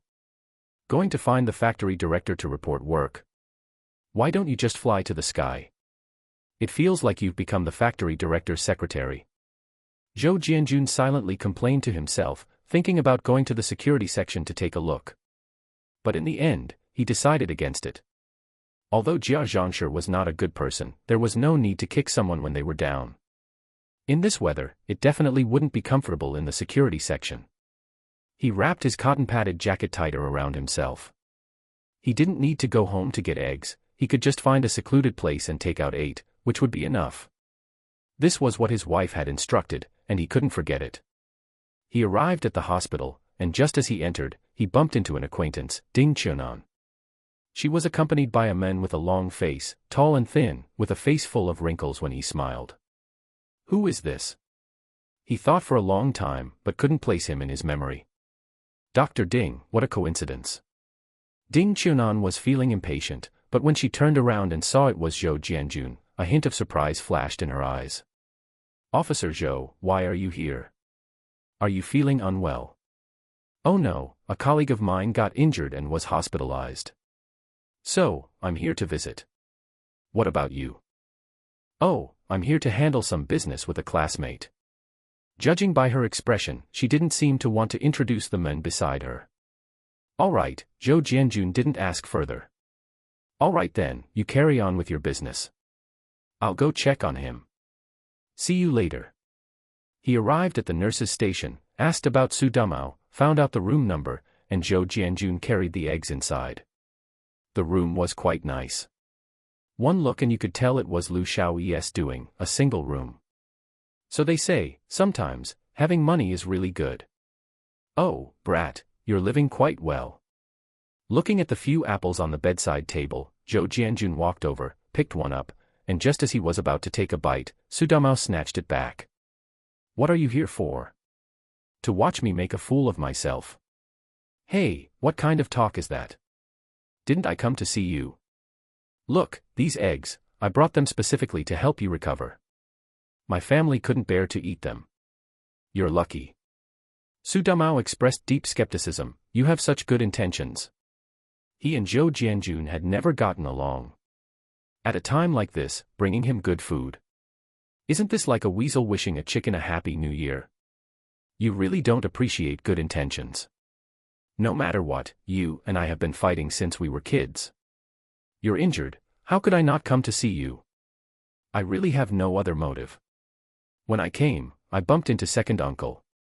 It looks like he wants to deal with that Jia Zhangshi. This time, I reckon second uncle is going to rise up in our courtyard.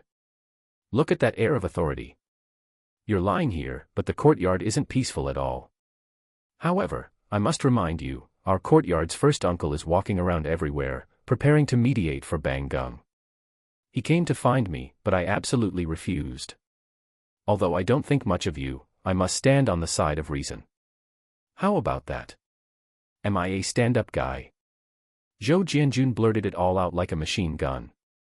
Su Damao's expression turned somewhat ugly. Indeed, just as Zhou Jianjun said, although the two often fought, they never went too far. It didn't count as a life-or-death feud. But this first uncle, isn't he going a bit too far? He was still lying here, and he was already plotting behind his back. He could forgive Bang Gung for the sake of Qin Huairu. But plotting behind his back without consulting him. Isn't that messing with him, Su Damao? Could he endure this? Chapter 62, Counseling Ding Qiunan. Is everything you said true? Su Damao asked, half doubting. If someone else had said it, he would have believed it immediately. But with Zhou Jianjun, he had to take half of what he said and believe only half of that. Believe it or not, I don't intend to get involved in this anyway. Look at the quality of these eggs. Have you ever seen such good eggs? And you're still doubting me. Zhou Jianjun placed the eggs into a lunchbox on the bedside table, then folded up the small net bag and stuffed it into his pocket. Seeing this, Su Damao rolled his eyes. Look at how stingy you are. You're even taking back a raggedy net bag. You don't get it, do you? To use third uncle's words, that is, eating won't make you poor, drinking won't make you poor, but failing to plan will leave you poor. A small net bag still costs money to buy. If I leave it here, you'll only eat the eggs, and you won't eat the net bag, will you? Hey, why would I eat a net bag for no reason? Why are you learning from third uncle? It's not that I want to criticize you, Zhou Jianjun, but with your, never mind, I can't even be bothered to talk about you. I'm grateful you could come to see me. Put that apple down, do you know how rare these things are? Oh, you come to visit, bring a few eggs, and then pocket 2 of my apples on the way out. You're not losing out at all. Yo, look at how stingy you are, and you're criticizing me. What's wrong with me taking one back for little Tong Tong to eat? Do I need to call you Uncle Damao for it? Su Damao was choked up, stifled for a long while, with a look of utter despair on his face. Fine, just take one. I'm not doing this for you, Zhou Jianjun, I'm doing it for little Tong Tong's sake. It's all the same, regardless, that's my daughter. One is one. All right, I'm leaving, you take your time recovering. Although Zhou Jianjun came over today to see Su Damao, he actually wanted to stir up some trouble for him. Based on his understanding of Su Damao, this guy definitely couldn't control his lower half. If Bang Gung really came back unscathed, he might truly be a menace in the future. He was caught by him when stealing soy sauce. After he finished dealing with Su Damao, would he think, if it weren't for Zhou Jianjun catching him, could he have run? If he couldn't run, would he have bumped into all that? So, he had to be on guard. He, Zhou Jianjun, wasn't afraid, but what about little Tong Tong? What about you, Xiaoli? As the saying goes, a person may have no intention to harm the tiger, but the tiger has the intention to harm the person. Raising a tiger as a threat was not Zhou Jianjun's style. One must know, if a person gets stuck in a rut, their thoughts become unpredictable and untraceable. The highest realm of martial arts. Buffed. So, no one knew if Bang Gung would eventually point the spearhead at him. This time, Zhou Jianjun was determined to make Bang Gung suffer a bit. It would be best if he could come to his senses. If not. Zhou Jianjun stepped out of the ward, took a deep breath, and immediately started coughing. The smell in this hospital was truly hard to describe. In the middle of winter, everything was sealed up tightly. The wind from outside couldn't get in, but the smell from inside couldn't get out either. Well, there was no point in pretending to be a hero spouting harsh words. In any case, the goal had been achieved. Given Su Damao's nature, he would definitely stir up some trouble, letting him deal with first uncle, saving first uncle from coming to manipulate him all the time. Zhou Jianjun now felt a sense of relief. Some people always like to use, "they are just children," or, "they are young and ignorant," as excuses to forgive children. But it is precisely because they are ignorant that the evil of a child is truly evil. Because they will not fear the majesty of the law, nor will they be constrained by the requirements of moral models. They act entirely on impulse. I want to mess with you, so I will mess with you, even Jesus can't stop me. Because they don't consider the consequences. Therefore, children's education can never be relaxed for a moment. You think they are still young now, so you don't discipline them. In 2 years, you still think they are young, so you don't discipline them. When you finally want to discipline them, you find that they won't listen to you at all anymore. After Zhou Jianjun left, Su Damao pondered by himself, and the more he thought about it, the angrier he became. Originally, he had been prepared to accept Qin Huairu's terms. After all, those terms didn't seem like a bad deal at all. Getting 2 women for free, and women who knew how to play, that would be too exciting. But Zhou Jianjun's words gave him an inexplicable feeling of being cuckolded. As a man, could he be happy with that? Qin Huairu had begged him, and first uncle was still busy behind the scenes. What was he after? Why was first uncle so concerned about the Qin family? In this whole compound, who didn't know whose intentions were what? Yi Zhonghai, you want to stab me in the back? Fine, I'm not done with you. After venting his anger for a while, he started to worry again. He had pissed off Lu Xiaoyi and sent her away, so dinner was now up in the air. What a mess. Thinking about it this way, he felt even more bothered. Zhou Jianjun left the inpatient department and saw Ding Qiunan again. Ding Qiunan was still there and hadn't left. He didn't see that long-faced man from before, though. Dr. Ding, still busy. Ding Qiunan was obviously somewhat distracted. She looked at Zhou Jianjun coldly for a few moments, as if her consciousness had just returned, and her eyes gradually came into focus. Her eyes, which were originally bright and spirited, now seemed to have a sense of exhaustion. Officer Zhou, are you done with your visit? Yes, we're from the same compound. It was just a few words. You look a bit pale, didn't you rest well? Ding Qiunan looked at him, wanting to say something but stopping herself. She pursed her lips, then suddenly grabbed his arm and led him to the window in the stairwell. What's going on? Ding Qiunan looked out the window, sighed faintly, her face full of worry. Officer Zhou, I would like to ask you a question. Ding Qiunan's voice at this moment carried a hint of hesitation and uncertainty. Zhou Jianjun, however, perked up. What's the matter, to make you this worried? I have a friend. Oh, Zhou Jianjun raised his eyebrows, understanding instantly. Anything that started with this phrase, no doubt about it, was definitely her own business. And looking at her appearance, it was probably a relationship issue. He nodded and listened on. Sure enough. I have a friend who likes someone. That person and my friend have a pretty good relationship, and their feelings have been developing steadily. But now, rumors are spreading that person and another good sister of mine have something. Ambiguous. Yes, ambiguous. So my friend is very distressed right now. Although that person has explained it several times, my friend feels that there is no smoke without fire. If his character were truly fine, how could there be such rumors? Zhou Jianjun listened quietly as she finished, his mind racing as he analyzed the situation.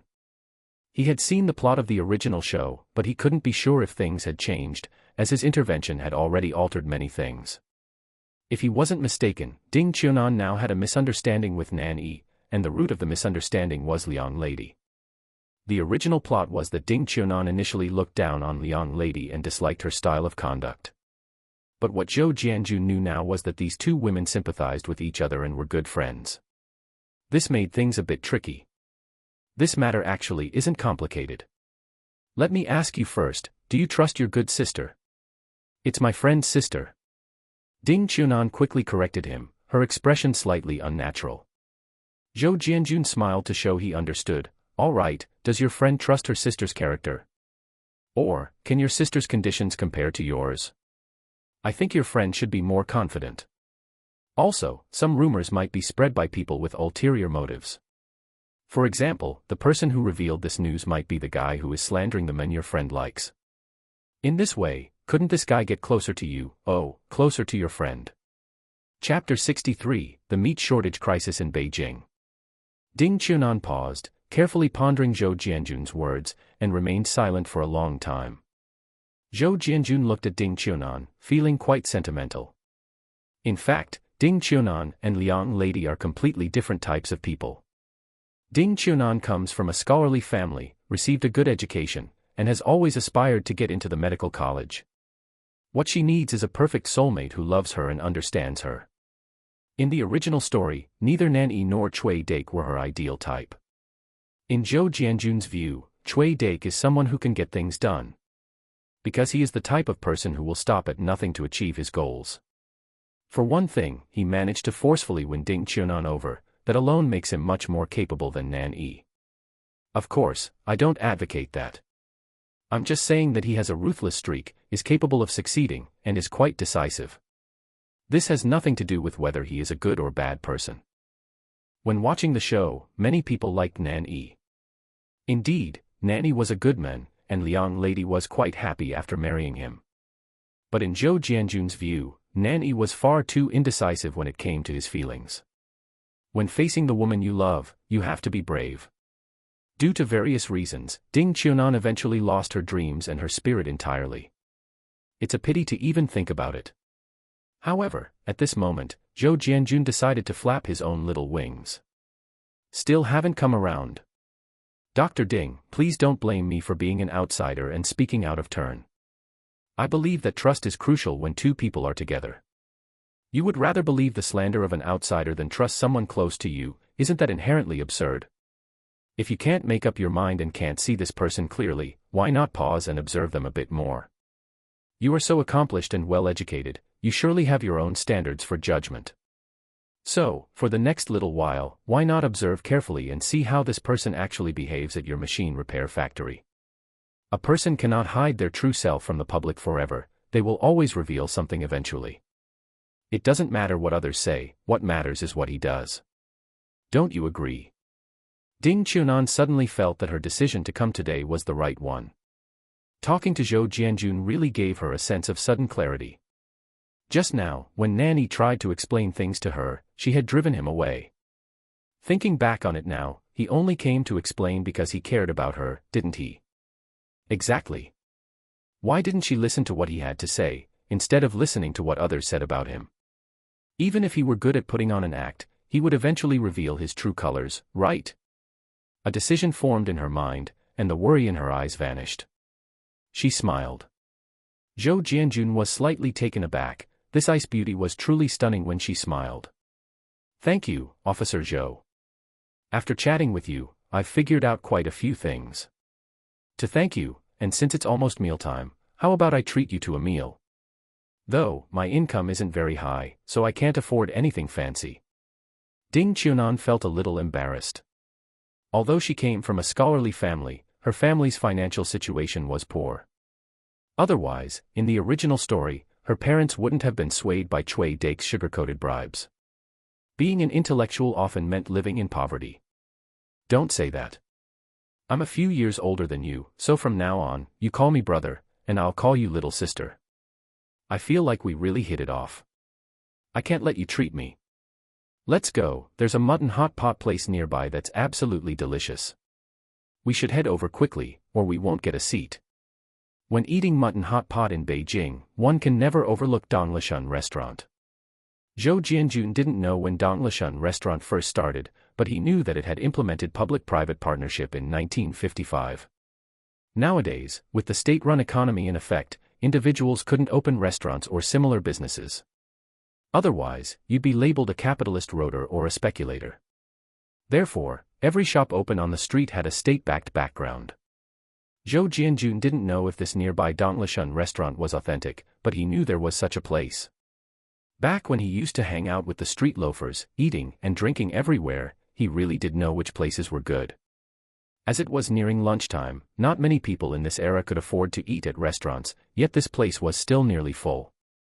It was Ding Qiunan's first time in such a place, and she found it quite novel. Zhou. Brother Zhou, why are there so many people here? The men of Beijing love this. Besides, there are plenty of people with time and money to spare. Eating a hot pot of mutton in the dead of winter is just wonderful. All right, let's sit down. Yo, Junzi. It's been a while since you came by.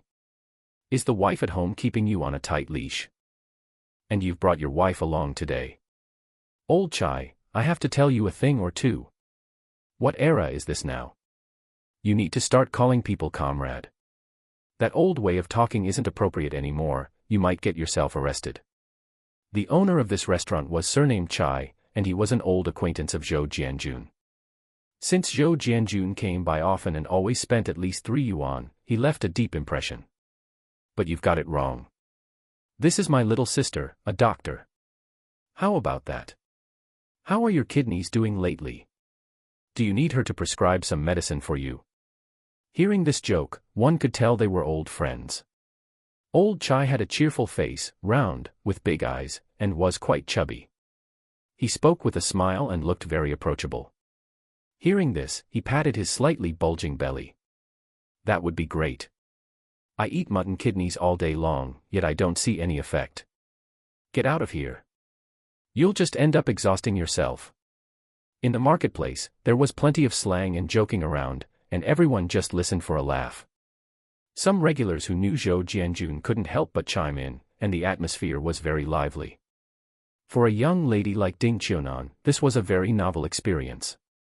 Her pretty face was slightly flushed, and she couldn't tell if it was from the heat or from shyness. Since there was a female guest present, the jokes couldn't go too far. After the pleasantries, old Chai asked what they wanted to eat.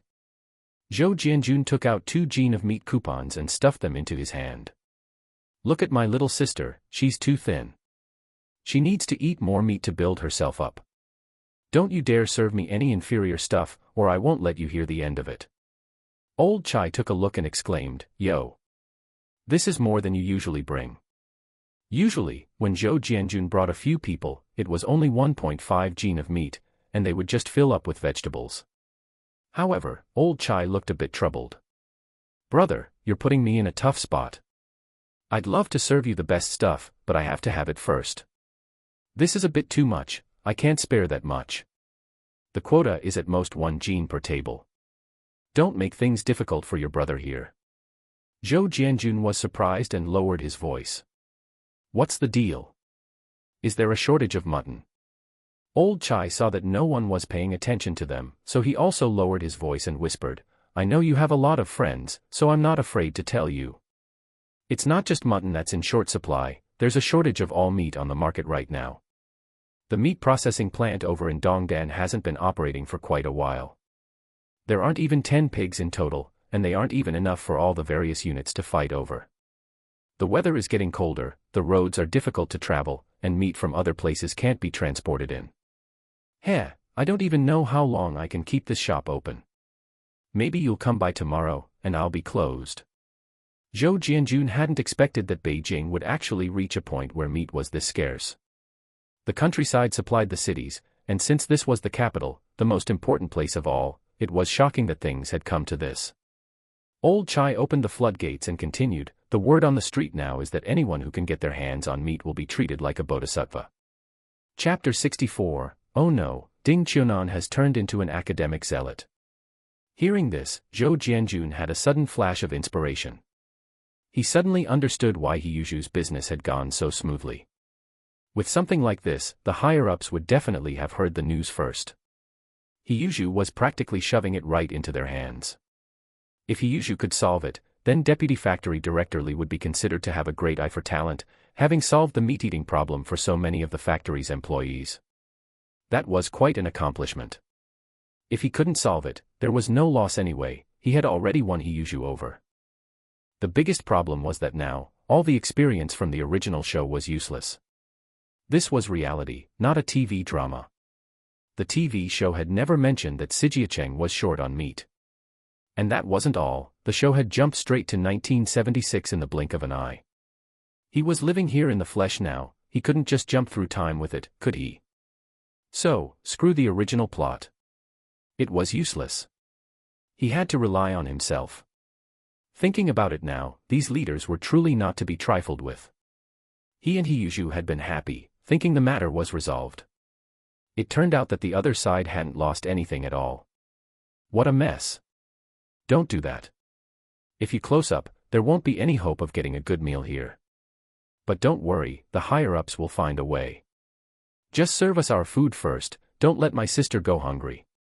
All right, sorry about that, brother. I'll send you a plate of lamb liver later. A flash of bitterness crossed old Chai's face. Who would want to close such a good business? But there was no choice. Brother Zhou, what were you guys just talking about? Being all mysterious. Nothing, just chatting. I originally wanted to treat you until you were stuffed, but that's not possible now. It's limited to 1 gene per table, so let's just make do with what we have. Ding Qiunan was stunned. 1 gene of lamb, and he called that making do.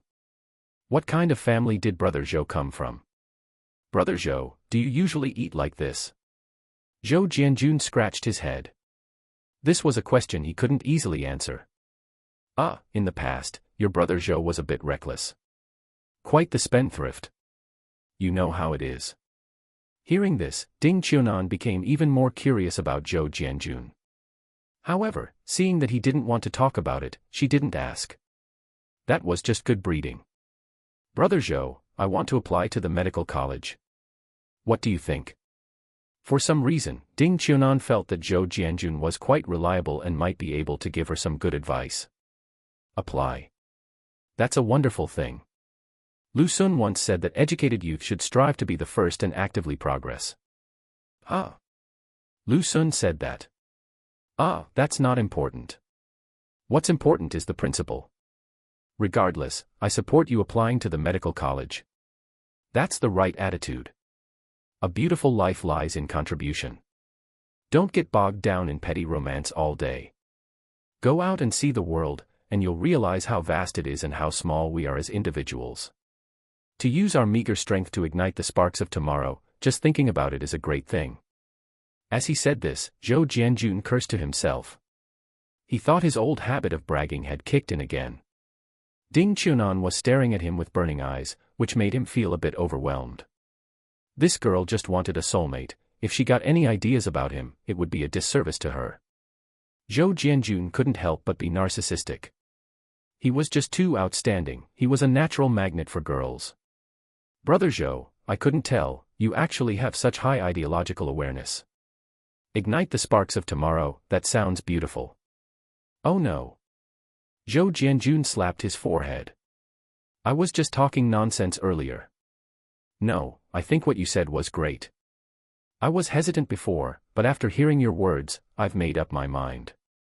I want to apply to the medical college. You're right, petty romance is not something our generation of heroic sons and daughters should be focused on. I want to become a great doctor and save lives. The girl spoke with passion and fervor. Zhou Jianjun secretly breathed a sigh of relief. Thank goodness, he had just filled her with empty, inspirational rhetoric, and she didn't mean anything else by it. It seemed he had to be careful in the future, he couldn't just spout nonsense. A very noble wish. Come, I'll substitute tea for wine and toast to your dream. All right, to your dream. The meal left Zhou Jianjun feeling nervous, it was mainly because the girl's fire of fanaticism seemed to have been ignited. He suddenly felt a bit worried about whether this girl would also become a vanguard next year. It was a bit scary. After eating, Zhou Jianjun sent the energized Ding Qiunan away like he was getting rid of a plague god. Oh my god, that was terrifying. Not knowing what he was thinking of, Zhou Jianjun shivered. If this girl went back, she surely wouldn't be dwelling on those little romantic entanglements anymore. She wouldn't decide to never marry for the sake of the great cause of medicine, would she? Saying something like, "I dedicate myself to the medical cause, blah blah blah." Ugh, what a sin, what a sin. The feeling of digging a hole and running away was just damn satisfying. He tucked the packed lamb liver into his coat. It was nearing noon, the snow was getting heavier, and the wind had picked up. The snowflakes hitting his face felt incredibly sharp. He checked the time, it was not yet 1:30, and he didn't feel like going to work to kill time. Going home to sleep, no, that should be going home to gather inspiration.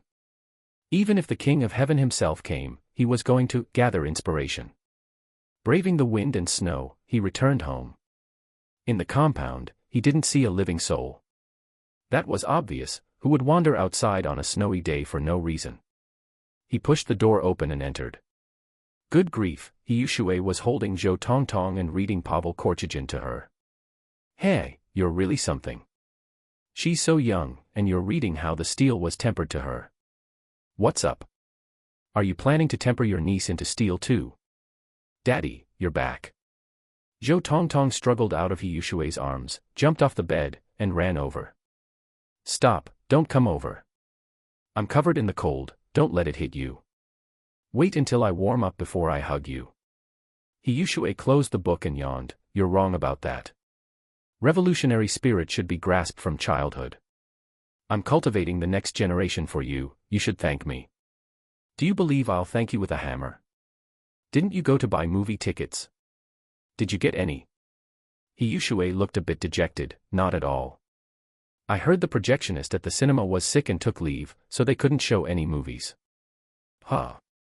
Zhou Jianjun paused, but immediately expressed understanding. In this day and age, being a projectionist was a rare and specialized job. So, they only have one projectionist at the cinema. That's right. There's a little apprentice, but he hasn't finished his apprenticeship yet, so the cinema leadership wouldn't dare let him operate it. If the film strip got burned, the loss would be huge. Nowadays, movies were all shot on film, not like in the future where you had a hard drive loaded with a terabyte of teacher tutorials. Just thinking about it made his waist ache.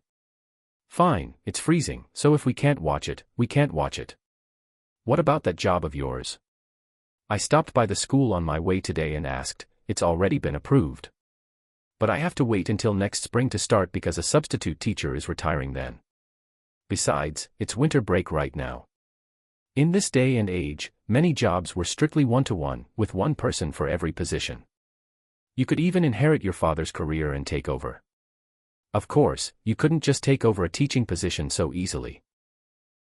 That's true. The snow is getting heavier again, I wonder when it will stop. Chapter 65, Showing Off Affection, Showing You All to Death. For the entire afternoon, the room was filled with Zhou Tongtong singing that song, The Stars Are Blinking, the Moon is Drawing a Question Mark. It gave Zhou Jianjun a headache. He truly regretted why he had taught her that song. This is what you call bringing trouble upon yourself. Sweetie, come here. Let's make a deal. Can you not sing that? But that's the only one I know how to sing. Then Daddy, ugh, Tui, Father will teach you to sing, Twinkle Twinkle Little Star, how about that? Okay. Twinkling, twinkling, shining bright, the sky is full of little stars, hanging in the heavens, shining light, like 10 million little eyes. How come I never realized before that this song is a nightmare for people with trypophobia? Father, this song doesn't sound good. Then, amidst Hiyushui's exaggerated laughter, Zhou Jianjun shoved Zhou Tongtong into her arms. He couldn't stay in this house anymore. It was too infuriating. He checked the time, the vegetable market was almost closing. You stay here and watch her, I'm going out for a bit. What are you going to do again? Brother, if you don't deal with that pig's head in the house soon, it's going to grow into a whole pig. A pig's head? Zhou Jianjun slapped his forehead. Damn, he almost forgot, there was still a pig's head in the house. That guy Hiyushu had bought it a while ago, and it had just been sitting there. But this thing was too difficult to prepare. Forget it, forget it. He would leave it for Hiyushu to deal with later. If it can grow into a pig, that's our gain. Let it grow. If you want to eat pig's head meat, just say so, no need for these games. Siheyuan made a face at him. I just want to eat it. Speak properly. It's so cold today, who the hell wants to eat pig's head meat? I'm going to get some lamb spine, we're having hot pot tonight. Okay, hurry up and go. I don't want to eat pig's head meat anymore. He realized that as long as this girl had a brother spoiling her, she would never grow up. Zhou Jianjun rolled his eyes. He wrapped himself in his overcoat and went out. Finding a sheltered spot, he bought a Type 55 military winter hat from the vending machine, the one known in later generations as the Lei Feng hat. He also bought a large cotton face mask. He was armed to the teeth. The original owner never would have worn this hat, thinking it ruined his image. In Zhou Jianjun's view, that was just being an idiot, not living a good life and getting himself killed. Image or no image, staying warm was what mattered most. He would buy one for everyone in the family later. At this point, Zhou Jianjun discovered another issue with the system. That was, when he bought the silk scarf for Yu Xiaoli before, there was only one. These hats and masks were also single items. It seemed that apart from food and drink, where the units of measurement were quite exaggerated, everything else was quite normal. Truly a considerate little system daddy, knowing that in this era, the biggest fear was starvation. Or was it afraid of him reselling supplies? Selling clothes, selling various goods. He couldn't figure it out. Saying he was going to the vegetable market was just an excuse to wander around, he couldn't even see a shadow on the road.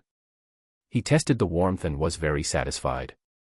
He decided to just buy a set of masks and hats for everyone, but they were hard to carry. Forget it, he would put them away for now. He took out a portion of lamb spine, tallied up the potatoes, cabbage, and radishes at home, and decided that would do. He wouldn't bring out any other meat.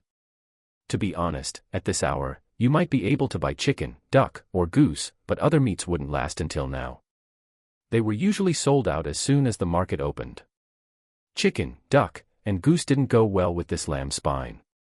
To save trouble, he would eat simply. Everything can be stewed, that's great. With the heated brick bed burning in the room, even if it was snowing outside, eating hot pot was incredibly comfortable. Zhou Jianjun even thought about whether to buy a couple of ounces of liquor to take back, but after thinking about it, he gave up. If he said he wouldn't drink, he wouldn't drink. Entering the compound from outside, he ran into Lu Guangfu walking out. This was the son of second uncle Lu Haizhong. Yo, brother Junzi, buying groceries. What groceries? In this hellish weather, there's only some lamb spine left, and not much meat on it. What are you going out for? Sigh, it's my dad. He insists on staying at the factory, so I'm going to take him some bedding and such. Zhou Jianjun chuckled. The conditions at the factory are so tough. Second uncle is truly dedicated to selfless contribution, you kids should learn from him. The second uncle's family was famous for their fatherly kindness and filial piety. Lu Guangfu wasn't very old, but he could tell when someone was being sarcastic. Forget it, brother Junzi, don't you know what's going on? My dad is really something, sticking his nose into other people's business for no reason. Brother Junzi, why don't you lend me your bike to ride? Lu Guangfu looked at the brand new bicycle, his eyes shining. Want to borrow the bike? Yeah, look at how far the road is. Can you bear to watch your brother go on foot? Me. I can bear it just fine. I'm not the one going. Hey, it's cold enough out here. I'm heading back. See you later. Lu Guangfu was dumbfounded, watching Zhou Jianjun push the bike through the gate, taking a long time to snap out of it. Tui, you little punk, you're really something else. It's just borrowing your bike. And you won't even lend it. One day when I make it big, I'll buy a car and make you green with envy. Lu Guangfu ran off, cursing. Thinking about how that bastard Zhou Jianjun even had a hat and mask to wear, he suddenly felt the weather was even colder. Damn it. Zhou Jianjun returned home, put down the lamb spine, gave some instructions, and went back out. With work almost over, he had to go pick up his wife. Lu Guangfu jogged all the way. From afar, seeing the steel rolling mill gate, he felt a dark shadow zip past him. He looked closely. Hey, isn't that the little punk Zhou Jianjun? He recognized that license plate. In this day and age, bicycles didn't just have registration papers, they had license plates and had to be stamped, a treatment not unlike cars in later generations. Damn, that little punk, running so fast and not offering me a ride. I hope you slip and fall, you grandson. But he was disappointed. Zhou Jianjun arrived at the steel rolling mill gate and pulled a beautiful foot brake maneuver, causing the bicycle to drift sideways. Squeak. It kicked up a pile of flying snow. Anyone who saw it would have to call it impressive. He arrived right on time, and the factory bell rang for the end of the shift. The timing was just perfect. He waited at the gate for a while, and a crowd of people poured out like sheep. Heh, with this much snow, how are we supposed to get back? Even if I had a bike, I wouldn't dare ride it. Just walk back. If you slip, you'll be killed. A group of people were worrying. Lily, over here. Zhou Jianjun accurately caught sight of his wife's figure again. Hearing the shout, everyone turned their heads and was stunned. Who is this person? He's wrapped up too tightly. Yu Xiaoli was helping push the cart behind Yu Haitang, and Yu Haitang was hiding behind He Yuzhu. It made Zhou Jianjun furious. You're afraid of the cold so you hide, and you make my wife push the cart for you.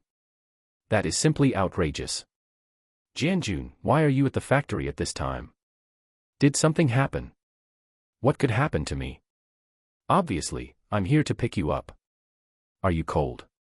Zhou Jianjun hurriedly took off his overcoat, wrapped it around her, and then took off his hat and put it on her head.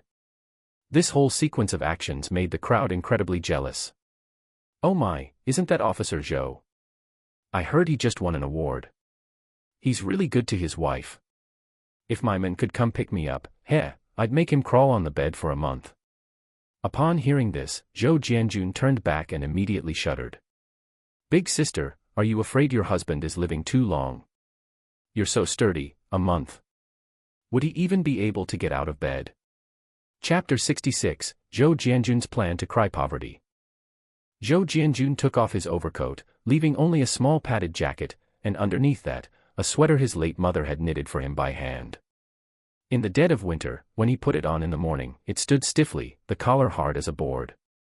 When he took it off at night, good heavens, it would crackle and pop with static electricity, sparks flying everywhere. He had to wear it inside out to feel a bit more comfortable. But this kind of sweater was warm. It was something his old mother had knitted stitch by stitch. It was bright red and incredibly vibrant. I hadn't noticed before, but Comrade Zhou has such a sturdy build.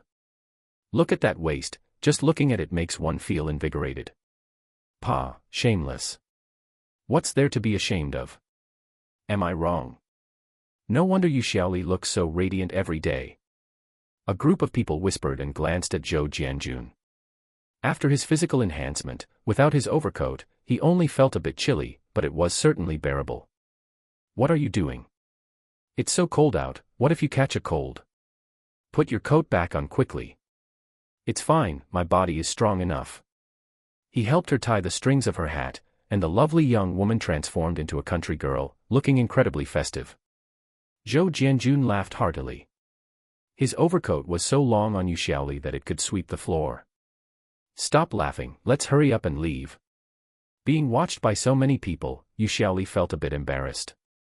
All right, we're going. Yu Haitang, what are you hiding? Hurry up and ride your bike back yourself. Yu Haitang made a bitter face. Brother Zhou, I'm not feeling well today.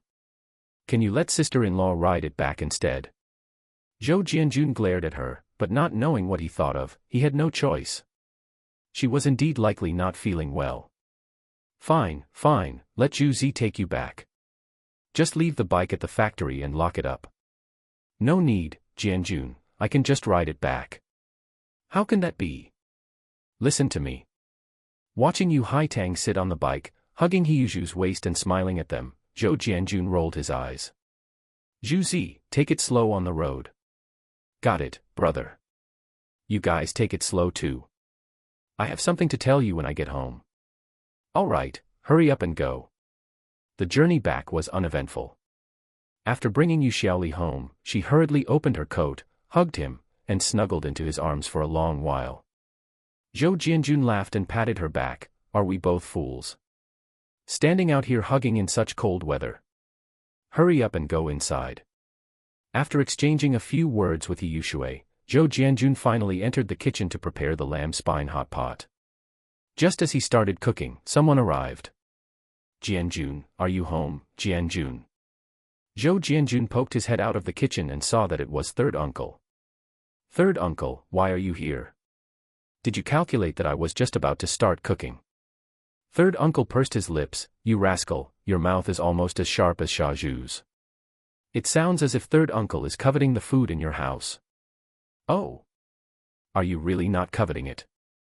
Third uncle stared at him for a long time before laughing himself. To say I'm not coveting it would be a lie.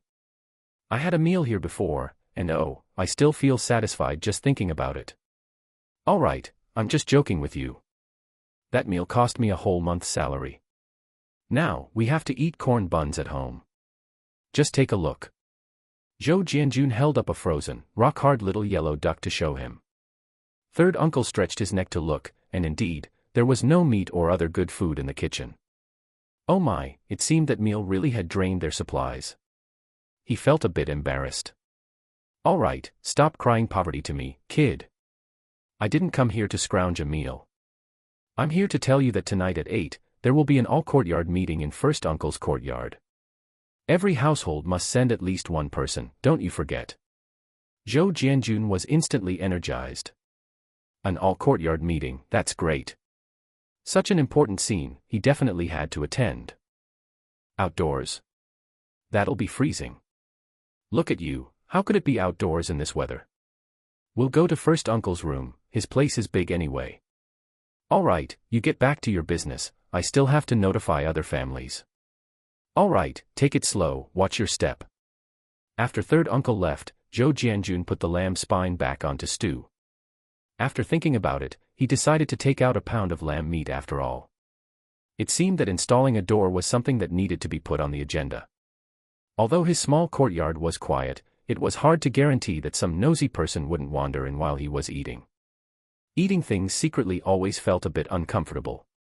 In the future, he would have to carry some gruel and chew on corn buns to show his face in the courtyard. This way, everyone would think, oh, Zhou Jianjun really is poor, he can't even afford meat anymore. Look, once this fixed impression was formed, even if they occasionally caught him eating meat, it wouldn't matter. Everyone eats a bit of meat now and then. Plan accomplished. He was currently seasoning the lamb spine, having made some chili oil with dried chilies. The red broth, once it started bubbling, smelled absolutely delicious. Yu Xiaoli had just entered carrying Zhou Tongtong and immediately sneezed several times. The smell of the chili hadn't fully dissipated yet. Why did you come here? You'll get covered in the smell, go out quickly. I just came to see if there was anything I could help with. Yu Xiaoli felt so happy now, she couldn't even lend a hand with the cooking. What help can you offer? You'll just make a mess, and you might choke Tongtong with the smell. Daddy, I can help too. Right, you can help by eating. Third uncle just came by, there's an all-courtyard meeting at 8. I'll go, you just stay at home. I expect there will be plenty of arguing tonight. Yu Xiaoli nodded obediently. When it was time to eat, Siheyuan still hadn't returned, and it was getting dark. They decided not to wait for him, he was likely staying for dinner at the Yu family home. Brother, how come there's still lamb meat? Leftovers from last time. Do you really think your brother would feed all the meat to outsiders? Zhou Jianjun said casually. Siheyuan was quite happy and ate with gusto. While eating, she kept hissing because it was really quite spicy. But this flavor, once eaten, made her whole body warm and comfortable. After finishing the meal, he checked the time, it was 7:40, still a little while to go. Zhou Jianjun stood up, put on his overcoat, and put on his hat. I'm going to check the front. Just leave the pots and bowls, let Zhu Zi clean them up when he gets back. Siheyuan was indeed staying for dinner at the Yu family home. When Yu Haitang's parents met Siheyuan and clarified the details, they were basically satisfied. The only thing was that after Yu Haitang married him, there would be no parents-in-law, which they felt was a bit unfortunate. If there were elders, they could help out a bit, and the young couple wouldn't have such a hard time. At the very least, when having children, someone would be there to help with the postpartum care. Yu Haitang helped speak a few words, displayed the betrothal gifts, and mentioned that he had given a bicycle and that she would be in charge of the household after marrying. He just stood there grinning foolishly. Father Yu and Mother Yu had nothing more to say. In these times, meat coupons and grain coupons were hard currency and could be used as money. Such good conditions were hard to find. He had given so much that Father Yu was truly beaming. The elder daughter had married into the Yen family, and Yen Bugui, that in-law, was stingy to a fault. Look at the one the second daughter had found, he was truly generous. Father Yu pulled Hiyuju to drink, and both of them got drunk and insisted on becoming sworn brothers, leaving the mother and daughter unable to laugh or cry. That night, they kept the future son-in-law over, and Hiyuju and Yu Haitang spent the whole night in intimate activity, keeping the old couple awake all night, but that's a story for another time. Chapter 67, Bring Jia Zhangshi and Bang Gung up. Some things are addictive. There's a phrase called, tasting the marrow and knowing the flavor. Don't overthink it, I'm talking about this lamb spine hot pot. Eat it twice and you'll get hooked. Zhou Jianjun left and went to the old lady's room. It was windy and snowy outside today, so he had already sent dinner to her room earlier. He had prepared some non-spicy lamb soup in advance, and he also took half of the lamb liver he had packed to go. This is something elderly people can handle, and it's good for nourishing blood and improving eyesight. It's quite good. Grandma, is it to your taste? The old lady had just finished eating and was wiping her mouth with a handkerchief. Seeing Zhou Jianjun enter, she immediately smiled, her face full of affection. It's to my taste. With such good food, neither your grandma nor your grandpa ever had this kind of good fortune. It's lucky it's me, enjoying this good fortune on their behalf. Who's to say it isn't? You are truly a blessed person. I'll take this bowl back, I have to head to the front for the meeting. Hearing this, the old lady pursed her lips and shook her head. There aren't many good things in this compound. If you go, go, but don't get involved in the mess. Just go and listen. The elderly woman's mindset was always that it's better to avoid trouble than to invite it. But Zhou Jianjun was different, he was actually itching to stir up trouble. However, at this moment, he could only nod and agree. You're right. I'm just going to watch the excitement. I was thinking that one of these days, I'll install a door for my small courtyard, and you can move in with me. The west wing is empty. I'll partition the 2 rooms, and later I'll have Tong Tong sleep with you. Do you think that's okay? To his surprise, the old lady waved her hand. No, no. I live here just fine. But I support you installing a door. In our compound, there are some sticky-fingered people, it's not clean here, so installing a door is good. Zhou Jianjun felt helpless. What's so good about living here? If you move to my courtyard, we can take care of you. Do you think I'm too old? No, no. You hurry up and go. The old lady isn't bedridden, why would I need you to take care of me? My body is still in good shape. Just today, I took a stroll around the alley. When I truly can't move one day, I'll move over. Seeing that he couldn't persuade her, Zhou Jianjun stopped trying. All right then, I'll go ahead. Later, I'll have Yu Xiaoli come over to help you wash your feet. He took the bowl to the kitchen. With Zhu Zi not at home, he really felt uncomfortable missing someone to wash the dishes. When he arrived at the front and entered the main courtyard, he thought he was early, but to his surprise, quite a few people had already arrived. Zhou Jianjun greeted those he knew and saw Lu Xiaoyi sitting alone in a corner, her face clearly expressing, I'm happy. Oh no, her face clearly expressed, don't mess with me. Big Moth, why are you all alone? Where's Su Dumao? Lu Xiaoyi was already unhappy, and hearing him ask this, she didn't give him a pleasant look at all. He's dead. Huh. Zhou Jianjun was stunned for a moment. Was it that sudden? He just turned into a hairless chicken, how could he be gone just like that? What happened after he left during the day? When did it happen? How are you preparing for the funeral? Lu Xiaoyi had just said it offhandedly, and she didn't expect Zhou Jianjun to take it seriously, which immediately made her laugh in anger. You, how could you? Oh, he's not dead, he's at the hospital. You scared me. I thought as much, I even took eggs to visit him this morning. Hey, a whole 8 eggs. Lu Xiaoyi stopped talking and rolled her eyes at him. Zhou Jianjun didn't want to make a fool of himself, but he did find it a bit strange. For this all-courtyard meeting, the person involved, Su Damao, wasn't coming. Let's wait and see. If Su Damao doesn't show up and they just stir up trouble unilaterally, then he, Zhou, would have to act on behalf of justice. But unexpectedly, talk of the devil, and he appears. Su Damao walked in, supported by first uncle. His legs were spread half a meter wide, looking exactly like the character from Hands Up, who says, "Listen to uncle's advice, the water is deep here, you can't handle it." Zhou Jianjun laughed. "First uncle, why did you bring a monkey back with you?" It would have been better if he hadn't spoken. Once he mentioned it, everyone looked, and he really did look like a monkey handler, just missing a gong. Everyone burst into laughter. First uncle, whose face had been quite serious, couldn't help but twitch the corner of his mouth upon hearing this. This rascal, what kind of things is he saying? He had to hold it in right now, he couldn't laugh. Su Damao was furious. This grandson was too vicious. Zhou Jianjun, if you don't know how to talk, shut up. No one thinks you're a mute. Zhou Jianjun chuckled twice. This was meant to build up his anger, but he couldn't really push him over the edge, so he wisely backed off. He found a long bench, sat on it, crossed his legs, and waited to watch the show. Su Damao was actually stunned. Usually, Zhou Jianjun would have at least retorted a couple of times. Why was he so well-behaved now? However, thinking about how he said he didn't want to get involved earlier today, he felt relieved. He glared at him, snorted coldly, and ignored him. "Xiaoyi, your man is here, why don't you help him?" "Usually, I'd help him however much he needed, but today I don't want to." Lu Xiaoyi was furious.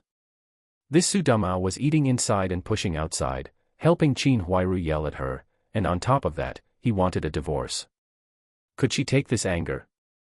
First uncle saw that his words didn't work and frowned. However, knowing Lu Xiaoyi's temperament well, he thought about it and ultimately didn't say anything. He helped Su Damao sit on a chair and scanned the crowd. His gaze paused on Zhou Jianjun before moving away. Clearly, he had thought of another unpleasant moment. "Where are second uncle and third uncle?" "Yan Jieqing, where's your dad?"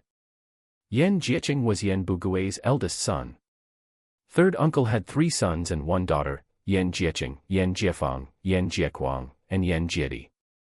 This Yan Jieqing was Yu Haitang's brother-in-law and Yu Li's husband. Zhou Jianjun couldn't help but look up. Sure enough, Yu Li was there too. This was also a woman with a hard life, and she was quite pretty. He was just here. I'll go out and look for him.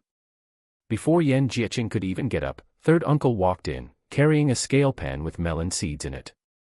I'm here, I'm here. Is everyone here? Second uncle has already brought them into the compound. Lu Haizhong really felt majestic and impressive right now. Behind him followed 2 comrades from the security section, escorting Jia Zhangshi and Bang Gung. Jia Zhangshi hung her head, her clothes disheveled, and her hair a mess. She had clearly suffered. She no longer had that spirit now. Bang Gung was tied up tightly, with a stinky sock stuffed in his mouth. No one knew whose it was. Seeing them enter in this state, everyone couldn't help but frown. Zhou Jianjun took a look. Oh, Jia Zhangshi was missing a sock. It seemed to be in Bang Gung's mouth. Bang Gung's eyes were bloodshot. Looking at Su Damao, he immediately became agitated, making whimpering sounds and trying to rush over, but he was held back tightly by the security section comrade. Seeing this, first uncle's expression turned grim. He slapped the table. Second uncle, what are you doing? Bang Gung is just a child. How could you let the security section comrades do this to him? Lu Haizhong wore a smile on his face. Perhaps because the temperature in the room was a bit high, the wound on his face felt a bit itchy. He scratched it, looked around the circle, attracted enough attention, and then slowly began to speak. Chapter 68, Jia Zhangshi's Good Son. Is every household here? I'm going to take roll call now. I hope everyone can be present, as this is, after all, a major matter for our compound. In the past, When holding an all-courtyard meeting, second uncle was particularly enthusiastic about such things because it could highlight his authority. And today, it was the highlight of his life. Anyone who dared not to come, would be rounded up later and given a good education. Not being enthusiastic about attending meetings means there's a problem with one's ideology. Zhou Jianjun sneaked over to the scale tray, grabbed a handful of melon seeds, and ran off. It's free, might as well eat it. Second uncle was busy establishing his authority, and seeing everyone with their heads lowered, looking submissive, made him very happy. Unexpectedly, someone was actually running around. He immediately widened his eyes. When he saw it was Zhou Jianjun, he felt a bit conflicted. After all, Zhou Jianjun had been quite well behaved these past few days, and he had just eaten meat at his place. Jianjun, wait a moment to eat those seeds, you're so greedy. Sit down properly, I'm taking roll call. Right, please, go ahead, please. Zhou Jianjun was rarely this cooperative, and second uncle was very satisfied to see him so submissive. That's more like it. It seems that after this incident, that troublemaker Zhou Jianjun has finally realized his power. This is a very good start. In reality, Zhou Jianjun was completely holding a spectator's mindset. If you want to put on a show, I'll just watch, it doesn't cost anything anyway. In this day and age, there's nowhere to buy a television, and there's no entertainment in the evenings. Now that someone is putting on a show, Zhou Jianjun was just one step away from cheering for them. Being difficult. Not happening. Everyone was also a bit curious that Zhou Jianjun had actually given in. If this had been an all-courtyard meeting before, and he was called out, he would have surely launched into a long-winded speech with the three uncles, saying things no one could understand. He's an educated man, after all, likes to show off his book smarts. He really has changed his ways today. Forget it, old Lu, I've checked, everyone is here. There are over 20 households in total, aren't they all here? It's quite cold, hurry up and get to the point. First uncle couldn't watch anymore. This Lu Haizhong was trying to usurp his position, really thinking of himself as the first uncle. I, Yi Zhonghai, am still sitting here, and you just won't stop showing off your power. If it were normal times, he wouldn't want to argue with Lu Haizhong about these things. Because his status was secure, it was the highest. If Lu Haizhong wanted to show off, let him show off. But today, he had other purposes, and he was feeling annoyed, so how could he allow Lu Haizhong to jump around like that? Third uncle, who was to the side, also chimed in. Second uncle, let's start with the main topic. It's getting quite late, don't delay the comrades from the security section from going back to rest. Let's resolve this quickly, everyone has been tired for a whole day. Third uncle gave second uncle a look. Lu Haizhong was obsessed with power, but third uncle was not. He just needed to sit securely in this position of third uncle, having a bit more say, being able to handle the compound sanitation fees, he could get some benefits here and there. Second uncle had never really respected third uncle, thinking he was just his own lackey advisor. Seeing his look, he also understood that he couldn't get too carried away. He cleared his throat. Well, I won't say much more nonsense, everyone should know that an extremely egregious incident has occurred in our compound in the past 2 days. That is, Bang Gung, he. Before he could finish, a voice eerily popped up. Second uncle, can I say something? Second uncle frowned and discovered that Zhou Jianjun was actually raising his hand, looking quite well behaved. His anger was temporarily suppressed. What do you want to say? It's like this, second uncle, don't you all think we're missing someone here? Everyone looked at each other. No, aren't we all here? Second uncle listened. Oh ho, this kid has finally wised up, knowing how to report things. He needed to win him over later, so he would have a capable subordinate in the compound in the future. At least this kid isn't stingy, that meat was really delicious. Who didn't come? Is it that they don't take us three uncles seriously? For such an important meeting, to not come, their ideological awareness is problematic. Jianjun, tell me, who did you discover didn't come? Just feel free to say it. Zhou Jianjun found it a bit funny, this second uncle really was taking a feather for an arrow, it felt like he was trying to back him up. Has everyone not noticed? Qin Huairu. We are here publicly judging her mother-in-law and her son. What kind of sense does it make for Qin Huairu not to be present? Second uncle, think about it, if you make some decision later, and she isn't present, will she accept it from you? She will definitely make a scene at the factory. By then, when others see it, oh, second uncle, your ability is lacking. How could you do such an unreliable thing? What will others say about you? Zhou Jianjun put on an expression of, I'm thinking for you. Second uncle listened, looked around, and come to think of it, Qin Huairu really wasn't here. What Zhou Jianjun said made sense. Wouldn't the leaders think his ability to handle things was poor? It really is. Hey, where is Qin Huairu? I haven't seen her today. Could she have run away? The sound of discussion among the crowd buzzed up. First uncle frowned, swept a glance at Zhou Jianjun, but found that Zhou Jianjun seemed to really just be offering a reminder. At this moment, having finished speaking, he was just lowering his head to eat melon seeds. He always felt that things weren't that simple, but he also felt that what Zhou Jianjun said made a lot of sense. This matter required Qin Huairu to be present. Look, Jianjun is still the most thoughtful. I hadn't noticed before, but this Qin Huairu really must be present. When we do things in the compound, we must maintain fairness. We must convince the masses. We can't do things that will get us stabbed in the spine.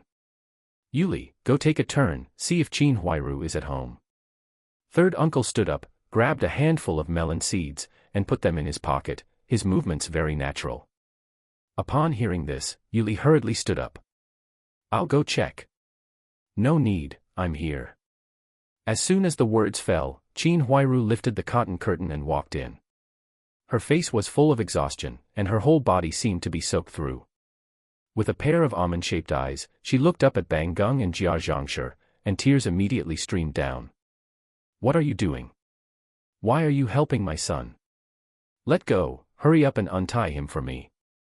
When that Jia Zhangshi saw Qin Huairu arrive, it was as if she had suddenly found her backbone, and her courage instantly grew. However, the moment she opened her mouth, she started cursing loudly. Qin Huairu, where the hell have you been? You unchaste woman, my son and I were both dragged away, and instead of finding a way to save us, you were out wandering around. Oh, Dongshu, my good son. Open your eyes and look, ever since you left, this home hasn't looked like a home anymore. Qin Huairu doesn't show filial piety to your mother, and even this bunch of people are bullying us, a widow and an orphan. Zhou Jianjun got goosebumps. He felt as if a cold wind was darting around the room. Hey, this Jia Zhangshi has got some talent. The moment she opened her mouth, it was like a chant with 3 sighs, very rhythmic, and her voice was so loud it went straight to the head. How is this an old widow? She is clearly a necromancer. Chapter 69, the play begins. Now that all the actors had arrived, Zhou Jianjun decisively made himself invisible. He didn't intend to get involved in what happened next. The old lady said it best, just bring your ears along. By now, Qin Huairu had already gone to untie the ropes on Bang Gung, while Jia Zhangshi was sitting on the ground, throwing a tantrum. In an instant, first uncle's room became a chaotic scene. No one went up to stop her. Everyone knew exactly what kind of temper Jia Zhangshi had. No one wanted to get dragged into the mess. If you went over now, she might just scratch you a few times. Look at second uncle's face, it looked like a tabby cat's. Going out like that wasn't just unsightly, it wouldn't sound good if people talked about it either. A grown man, and yet he ended up with his face scratched up like this by a woman. No wonder people at the factory said second uncle got caught having an affair. Such things didn't normally happen otherwise. This is rebellion, pure rebellion. You two comrades, what are you standing there for? Hurry up and arrest them all. Seeing that things were spiraling out of control, second uncle became anxious. This was outrageous, it was practically mutiny. However, the 2 comrades from the security section glanced at him and then slowly took 2 steps back. This action left second uncle dumbfounded. What was the meaning of this? Why weren't they following orders now? The people from the security section weren't fools either. Going up in this situation would just be asking for trouble, wouldn't it? If that wailing old woman scratched them, what would they do if their young faces got ruined? Besides, they were only there to show support and assist with the handling of the matter. It wasn't the security section's responsibility. Why should they risk their necks? Second uncle called out for ages, but no one paid him any mind. This made his round face look so gloomy it seemed like it could drip water. Jianjun, Jianjun, stop eating. Are those melon seeds that good? Aren't you quite the fighter? Hurry, hurry, hurry, subdue this Jia Zhangshi for me. In Lu Haizhong's view, since Zhou Jianjun had just yielded to him, surely he could still order him around. As it turned out, Zhou Jianjun just rolled his eyes. What does that have to do with me? Who said I can fight? I'm just a scholar. Why don't you ask third uncle? Look, he's a scholar too, can he fight? Third uncle was busy stuffing melon seeds into his pocket. He froze upon hearing this and quickly shook his head. Jianjun is right. How could we scholars fight? It would be beneath our dignity. Second uncle was about to vomit. Third uncle was one thing, he was usually a bootlicker, trying to smooth things over and offending no one. But how could you, Zhou Jianjun, have the nerve to call yourself a scholar? Have you fought any fewer fights growing up? How do you have the face to say that? But since they weren't willing to step in, Lu Haizhong couldn't force them. At this moment, his authority was completely swept away. To the side, Yi Zhonghai felt that the commotion had gone on long enough, so he slowly stood up, carrying the air of a big shot. He slammed his hand on the table, and the room shook like a thunderclap. Bang! Have you all made enough of a scene? What kind of behavior is this? Look at where you are, is this a place for your nonsense? And you, Jia Zhangshi. If you continue to act unreasonably here, don't blame me for calling a vote to send you back to your hometown. At your age, you have no dignity as an elder. Get up already. The threat of being sent back to her hometown was quite significant. The hometown was in the countryside, how could it be as comfortable as the city? Qin Huairu could still earn a salary and held the financial power. If she were sent back, she would truly have nothing left. Jia Zhangshi decisively stopped wailing and scrambled up, her movements remarkably nimble. Zhou Jianjun watched from the side and found it amusing. Her acting skills were truly something. Just a moment ago, she was acting like she was dying. I'm only doing this for the sake of first uncle. But today, we must have an explanation. On what grounds did Lu Haizhong lock me up? Did I break the law? And my Bang Gung, such a young child, being abused by you all like this? You must pay compensation, otherwise I will go to the factory and report you to the leaders. Poor, dear son of mine, who lost his life completing a task for the factory. And yet you bully us. Do you really think we are easy to bully? These words were particularly unreasonable. But coming from Jia Zhangshi's mouth, it was perfectly normal. No matter how reasonable something was, she could twist it into being unreasonable. She was number one at causing trouble. Shut up. Go sit to the side, we'll discuss your issues later. Just look at what you've done to old Lu. You want compensation? Old Lu, calm your anger first and sit down for a rest. Two comrades, thank you for your hard work late at night. Please, sit. Today, we're just asking you to act as witnesses so that no more trouble breaks out later. That. Yi Zhonghai scanned the room, his gaze finally landing on Yuli. Yuli, could you please pour a bowl of hot water for the two comrades? Yuli was busy watching the drama, so she was taken aback when suddenly called upon, but she stood up and nodded. Yan Jieqing frowned in dissatisfaction. Why did they always order his wife around? Did they think he was a pushover? Easy. We came here with a mission, which is to help mediate. Let's be clear beforehand, mediation is one thing, but if anyone causes trouble again, our security section is not to be trifled with. This was clearly directed at Jia Zhangshi. Having suffered some hardships at the security section, Jia Zhangshi didn't dare to act out now and sat obediently, though her eyes darted around shiftily, and there was no telling what kind of scheme she was cooking up. Seeing first uncle Yi Zhonghai stabilize the situation in just a few words, Lu Haizhong was so angry he could burst. How could this be? Everything was clearly under control, so how did it turn out like this? Furthermore, he realized that Yi Zhonghai's prestige in the compound was truly too high, far beyond what he could compare to. Therefore, if he wanted to rise to the top, he had to take down Yi Zhonghai first. He sneered twice, but he wasn't stupid. This was not the time to challenge first uncle, so he sat down obediently. All right, the commotion has gone on long enough, and the jokes have been seen. Let me say a few words. I believe everyone knows why we are all here today. Earlier, Bang Gung used coal briquettes to set fire to Su Damao's quilt. Fortunately, nothing major happened. However, before he could finish, Su Damao immediately refused to accept it. As expected, what Zhou Jianjun said earlier was true. This first uncle really wanted to turn a major issue into a minor one and then into nothing. Wait.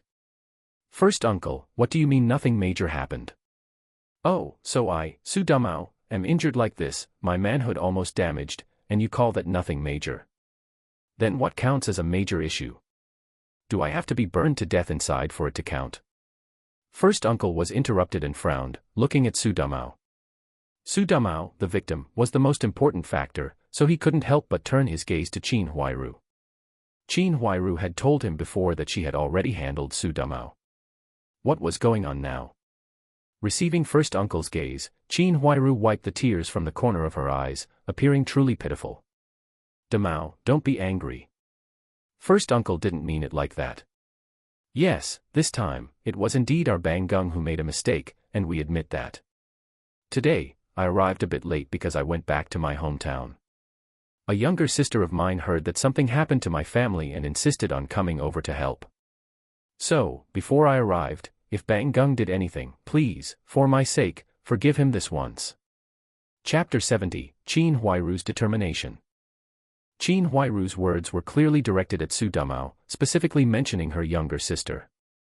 Then, with a hint of a threat in her eyes, she looked at Su Damao and patted her pants pocket with a gesture that only Su Damao would understand.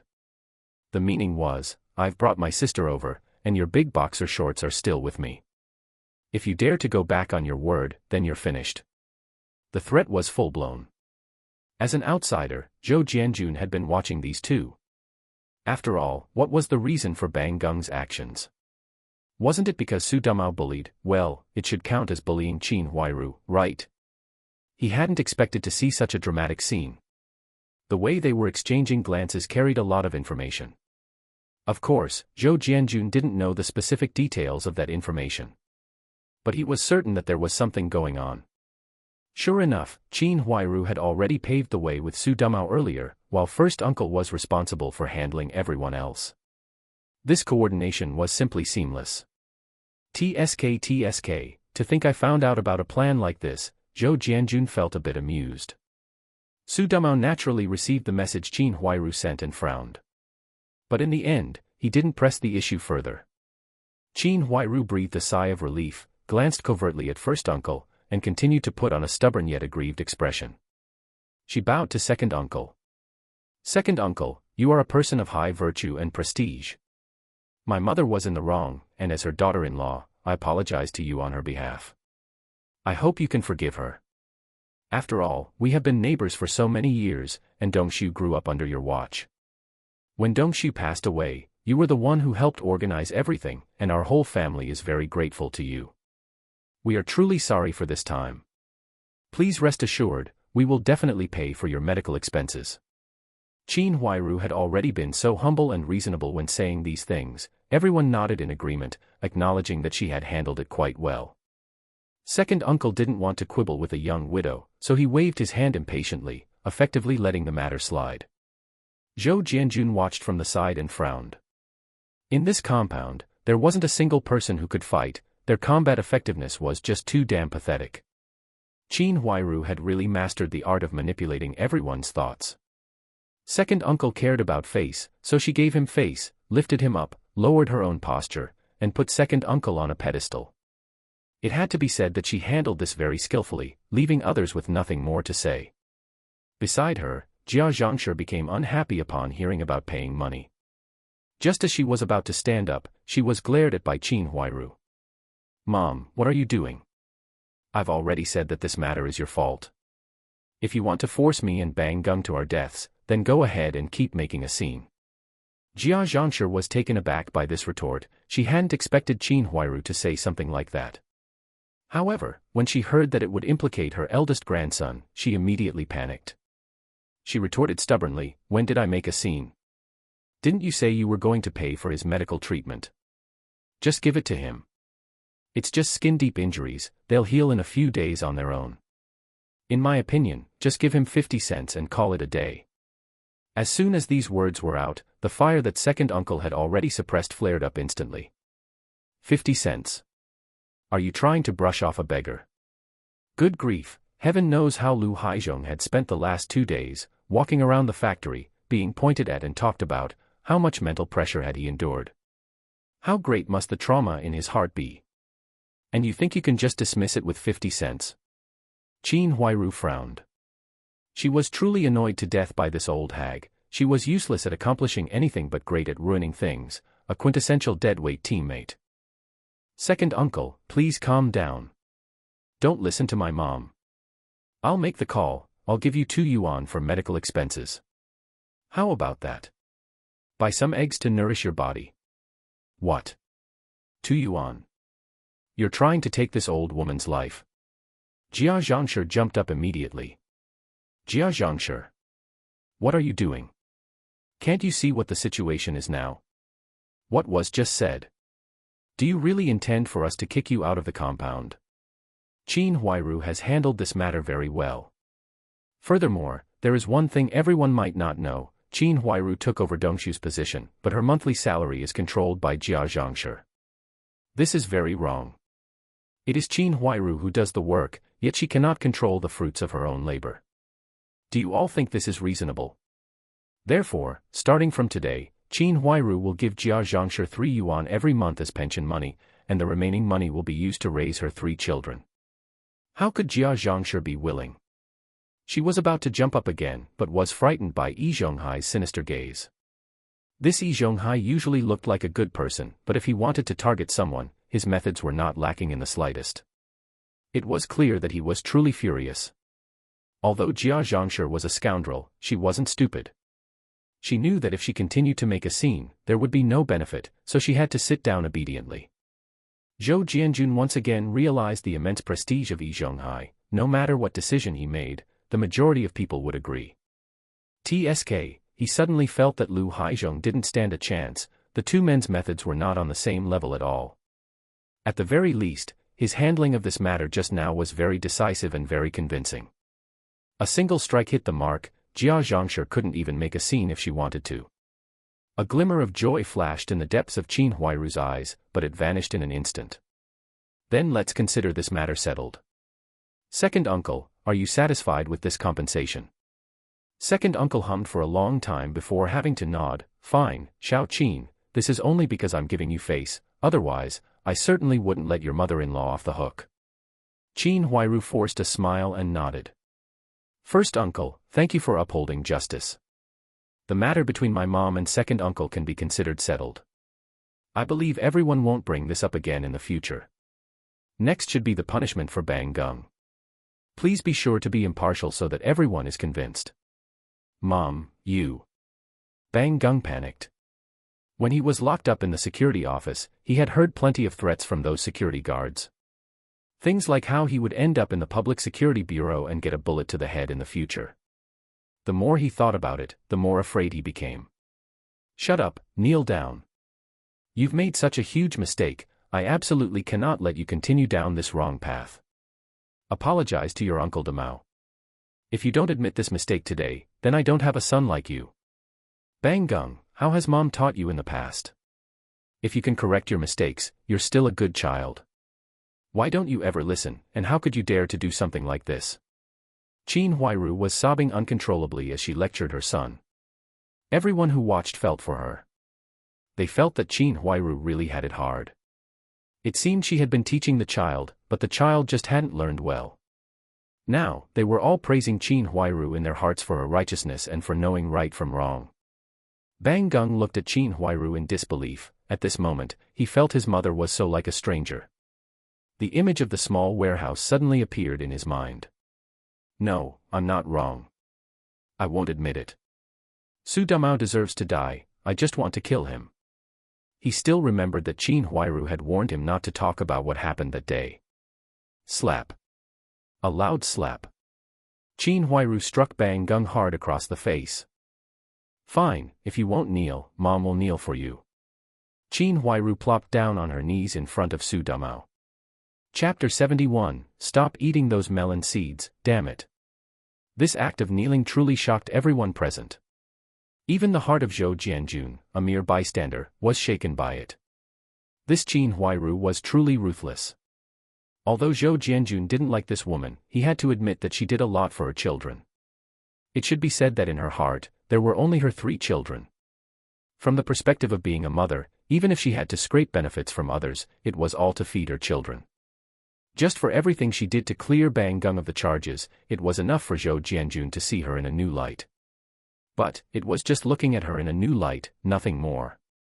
There are 1,000 ways to live. She could be ruthless to others, so why couldn't she gain control of her household? Couldn't she outmaneuver one Jia Zhangshi? To put it plainly, she just didn't want to. Now that it's the new society, even if a mother-in-law abuses her daughter-in-law, there are people who will handle such matters.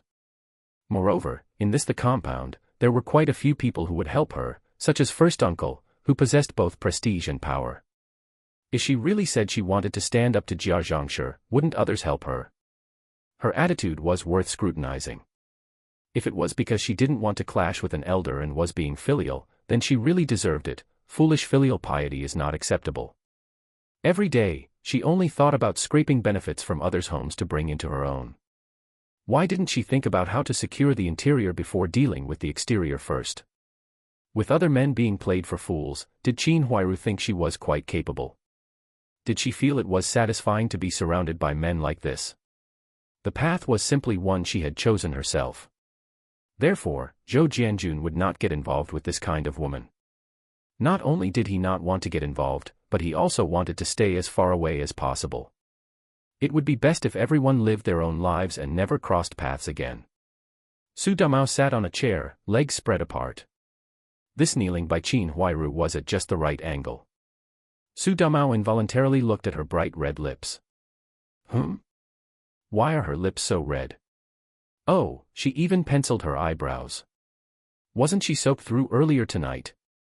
Su Damao was a bit dazed, but this pose, It seemed he had learned a new position. He definitely had to try it out in the future. Everything was just right. Mom, get up. Don't kneel to this bad guy. Su Damao, I didn't finish you off this time, but next time I definitely will. Before Bang Gung could finish, Qin Huairu pulled him down to the ground, took off her shoe, and with 2 sharp slaps, left Bang Gung's mouth full of blood. I told you to stop repeating your mistakes. I'll teach you to act tough. Is Su Damao something you should be calling him? How did I give birth to a son like you? Qin Huairu started her act of disciplining her son again. This time it was truly ruthless. Bang Gung's mouth was beaten to a pulp. It was completely unwatchable. Oh, Bang Gung's mom, the child is still young and doesn't know any better. A couple of slaps is enough. You don't have to go for the kill, do you? Yeah, everyone, hurry and stop her. If she keeps beating him like this, she might break the kid. Very good, she had successfully aroused everyone's sympathy. Qin Huairu stopped, tears streaming down uncontrollably. It's all my fault. I didn't raise him well. Damao, you say it. How do you want to deal with him? As long as you speak up, I won't have a single complaint. I'm truly at my wit's end. Why is my life so bitter? This crying was truly like rain falling on a delicate flower. It was dainty and piteous. The men present all felt their hearts tremble along with her. Except for Zhou Jianjun, who was currently grabbing melon seeds under third uncle's murderous gaze. I have to say, her acting was really good. I don't know if there are any Oscars now, otherwise, one would have to be awarded to her. This woman was truly ruthless. With her doing this, others wouldn't find it easy to say anything. A woman had been bullied to this extent, who would have the heart to kick her while she was down? Lu Xiaoyi, watching from the side, was so angry her lungs were about to explode. This Su Damao was staring straight at her breasts. What was that about? Was he starved for buns at home? Qin Huairu, stop with the hypocrisy. Let me tell you, this matter must be resolved with an explanation to our family. In my opinion, just send him straight to the Public Security Bureau. Hearing Lu Xiaoyi's words, Su Damao thought back to the conditions Qin Huairu had previously mentioned to him. He frowned. What does this have to do with you, a woman? Now, the more he looked at Lu Xiaoyi, the more crude he found her. If only she could be like Qin Huairu, acting dainty and pitiful, then he would work hard at tilling the field every day. Thinking about those matters in bed, Su Damao finally made up his mind. First uncle saw that the timing was about right. After all, they had been working together for many years, and at this moment, their tacit understanding was perfect. All right, Lu Xiaoyi, stop fanning the flames here. We came here today to resolve this issue. You all saw it just now. Bang Gung is young and doesn't know any better, and Qin Huairu, as his mother, has already disciplined him well. If he acts up again in the future, then we won't have any more favors to give. So, I'm thinking, let Qin Huairu pay 20 yuan as medical expenses. For the burned quilts, she can buy new ones for them, and the blackened walls should be repainted. As for Bang Gung, he should go back and write a 2,000-word letter of repentance, and later read it in front of the whole the compound, promising not to repeat the offense. Qin Huairu, do you accept this? Qin Huairu wiped her tears, looked at Bang Gung, who was lying on the ground holding his mouth and wailing, and nodded hesitantly. 20 yuan, that was not a small amount. Damao, what do you think? The Jia family has only this one son. If he's really sent to the Public Security Bureau, the Jia family line will end. We've been neighbors for so many years, whenever anyone has a hard time, everyone helps out. Can you just raise your hand high and let him off the hook? No way, wouldn't that be letting him off too easy? I don't agree. Lu Xiaoyi naturally objected. However, her objection was ineffective. Su Damao frowned and slowly shook his head. Easy, go stand aside. I haven't spoken yet, is it your turn to talk? Lu Xiaoyi looked around and saw everyone staring at her.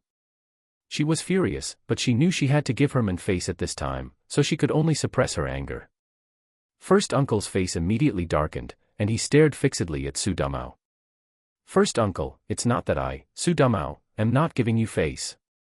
I can accept the conditions you mentioned. However, I don't think that's enough. I don't think Bang Gung can stay in the compound anymore. After all, no one can guarantee he won't set me on fire again. You all just saw it, this kid is trying to kill me. I'm not a heartless villain who wants to drive someone to ruin. I can choose not to send him to the Public Security Bureau, but I absolutely will not allow him to appear before me again. You can send him to the countryside, or anywhere else, it doesn't matter, I just don't want to see him again. Otherwise, I'm afraid that one day I won't be able to hold back and I'll beat him to death. At this moment, second uncle's brain turned, he slapped his thigh, and stood up. As the victim, Damao's opinion is something we also need to consider. Oldie, I think what he says makes sense. After all, we can't watch Bang Gung all day and night, right? Here, I propose that we send both Jia Zhangshi and Bang Gung to the countryside. That way, Bang Gung will have someone to look after him, and the compound will be peaceful. Third uncle, stop eating those melon seeds, damn it, and say something. Lu Haizhong felt a bit of frustration at his incompetence. Chapter 72, Dust Settles, What a Rascal, Zhou Jianjun. Third uncle was completely stunned. I was just here eating melon seeds and drinking tea, watching the commotion, how did this end up involving me? Oh, I am third uncle. Fine, I guess it really does involve me. He reluctantly put down the melon seeds, and as he stood up, the seeds in his pockets rattled loudly. Ahem, well, I think, this matter. Second uncle is right about what he just said. Su Damao, as the victim, yes, has indeed suffered harm. This kind of harm, for a man, is truly significant. As soon as he said this, everyone immediately shared a knowing smile. Go away, what are you laughing at? Therefore, Bang Gung must be punished. First uncle proposed a compensation of 20 yuan, which I think is quite fair. As for sending Bang Gung away, isn't that a bit too much? Of course, I'm just saying. After all, we should go by what everyone thinks. In my opinion, why not just have Bang Gung sweep the compound for a year to accept reform? We could even save on cleaning fees. Hey, even at a time like this, third uncle was still thinking about those cleaning fees. That's my opinion, I'm done speaking. Third uncle clutched his pockets and hurriedly sat back down. No way. My point remains the same, a man shouldn't suffer in vain. Look, did you see that? This little brat is still glaring at me. If you don't agree with me, I'll report it to the Public Security Bureau and have him charged with arson and assault. Su Dumao glanced at first uncle. Aren't you trying to stand up for Qin Huairu? Fine, see that. I'm definitely going to mess this up for you. When the time comes, you won't get anything good out of it either. Doesn't Qin Huairu's fate still lie in my hands? Beside them, Jia Zhangshi wasn't having it. How did the conversation turn to sending her away? This won't do. We already paid the money, and it was settled that my part was over. Why is it being dragged back onto me? I'm not going back to the countryside. You want to kick me out? No way. I'm going to report you to the factory. You, Lu Haizhong, are abusing your power and retaliating maliciously. For a moment, Jia Zhangshi actually showed off some vocabulary, popping out 2 idioms in a row. Lu Haizhong's face darkened. If she reported him, wouldn't his future career path be cut off? Now he found this old hag even more disgusting. All right, the solution is out now. Qin Huairu, see if you can accept it. Since Su Dumao wants to kick Bang Gung out, I think we should compromise. We can find a house for Bang Gung elsewhere so he doesn't live in the compound anymore. But Qin Huairu, you must keep a close eye on Bang Gung. There will not be a next time. As for Bang Gung's life, from now on, you, Jia Zhangshi, will take care of him. From now on, Qin Huairu will give you an extra 2 yuan every month. 5 yuan a month is enough for you to live with the child. Does anyone have any objections to this arrangement? Zhou Jianjun nodded secretly. First uncle really had impressive methods. This compromise could satisfy Su Dumao while also being acceptable to Qin Huairu. After all, this was already a very good outcome. They could find a house in another alley later, it wouldn't even have to be too far away. Zhou Jianjun thought for a moment and teased, Aunt Jia, you'll be happy from now on. You'll have money in your hands and be free. With 5 yuan, you can eat meat a few times a month. That's much better than gnawing on corn buns at home every day.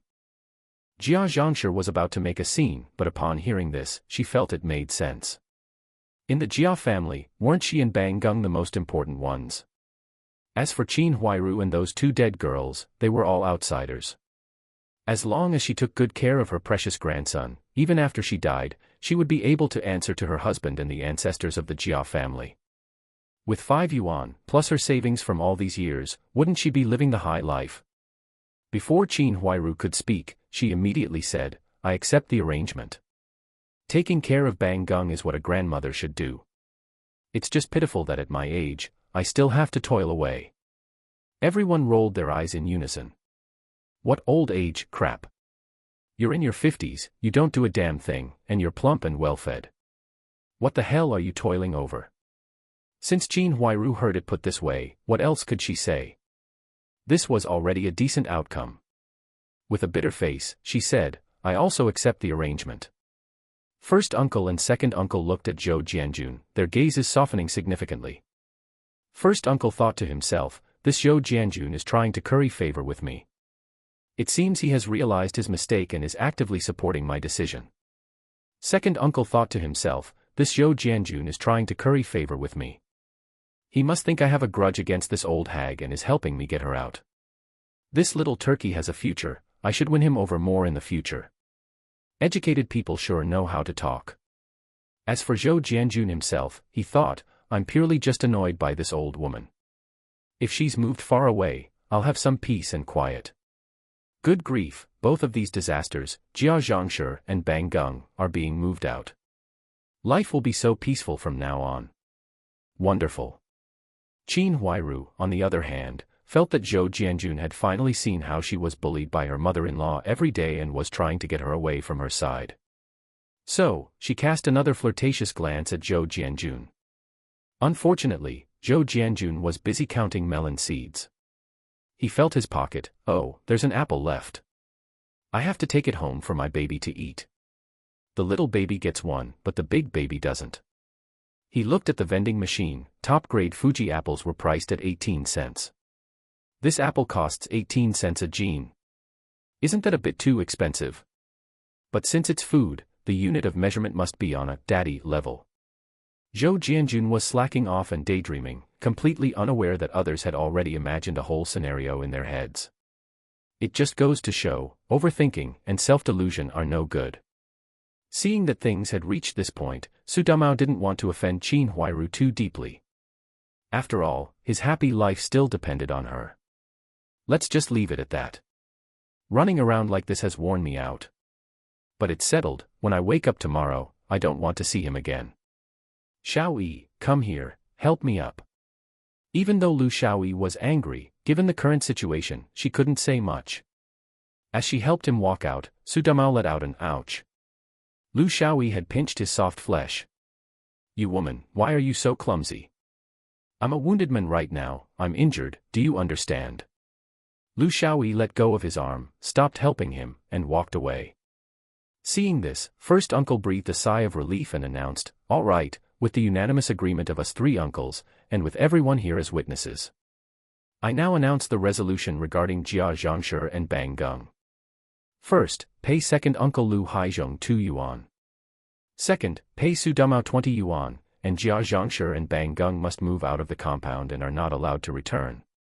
Does anyone have any objections to this resolution? Qin Huairu also scanned the crowd, her heart tightening. If any new complications arose at this moment, it would be bad. As it turned out, Zhou Jianjun stood up. Everyone's gaze instantly fell upon him. First uncle's gaze turned into a death stare, radiating murderous intent. He had just praised this kid, and now he was acting cocky. Jianjun, do you have an objection? His tone was no longer polite. Zhou Jianjun scratched his head in confusion. What objection? Isn't the announcement finished? I'm going home now. By the way, third uncle, can you give me 2 handfuls of those melon seeds? I'll take them back for the kids to eat. First uncle. Qin Huairu. Everyone. Third uncle. You little thief, stealing melon seeds from third uncle. Bah, you rascal. Chapter 73, Apple. The dust had settled, and the show was over. Zhou Jianjun stepped out, letting out a big yawn. Then, he hunched his shoulders. It was warm inside the house, but freezing cold outside. The snow seemed to be stopping, though. That's a good thing, hopefully, the sun will be shining bright tomorrow. First uncle also had a smile on his face as he cheerfully distributed the melon seeds from the tray to everyone. Third uncle's face had turned the color of an eggplant, and he looked like he was about to explode. Fortunately, they had left him a little bit at the bottom. Even these melon seeds were distributed by the sub-district office, they made an appearance at every meeting. This was also the time when third uncle would try to scrape up some benefits. Now that he had been fleeced, he was truly furious. Especially that Zhou Jianjun, bah, what a scoundrel. He spat again. Zhou Jianjun, unaware of this, strolled along, sliding his feet across the snow as he went. It was actually quite fun. However, he would have to shovel snow tomorrow morning, otherwise, it would freeze to the ground and be hard to walk on. Upon returning home, he saw his big treasure lying on the bed with the little treasure, and a flat-chested girl, all neatly looking through the picture books Zhou Jianjun had drawn. They had already read them several times, yet they were still at it. Zhou Jianjun winked at He Yushui. Why didn't this third wheel have any sense of tact? Brother, why are you winking at me?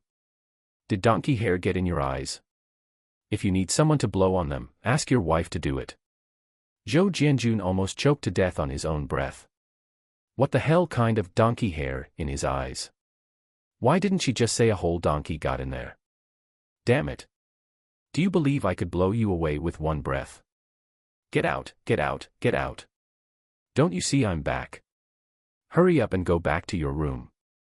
I won't. I'm sleeping with my sister-in-law tonight.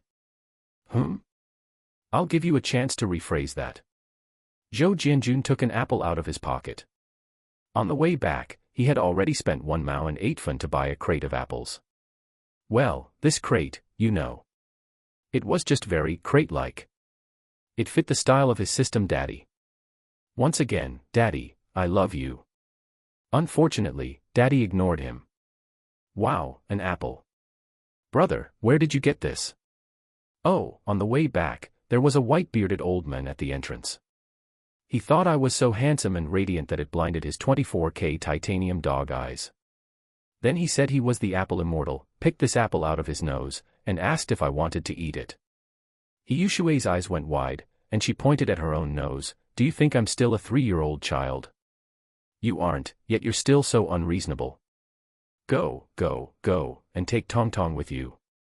Daddy, I am 3 years old. Right, you are 3, so you should sleep with your 3.5-year-old Auntie Yushui. Huh?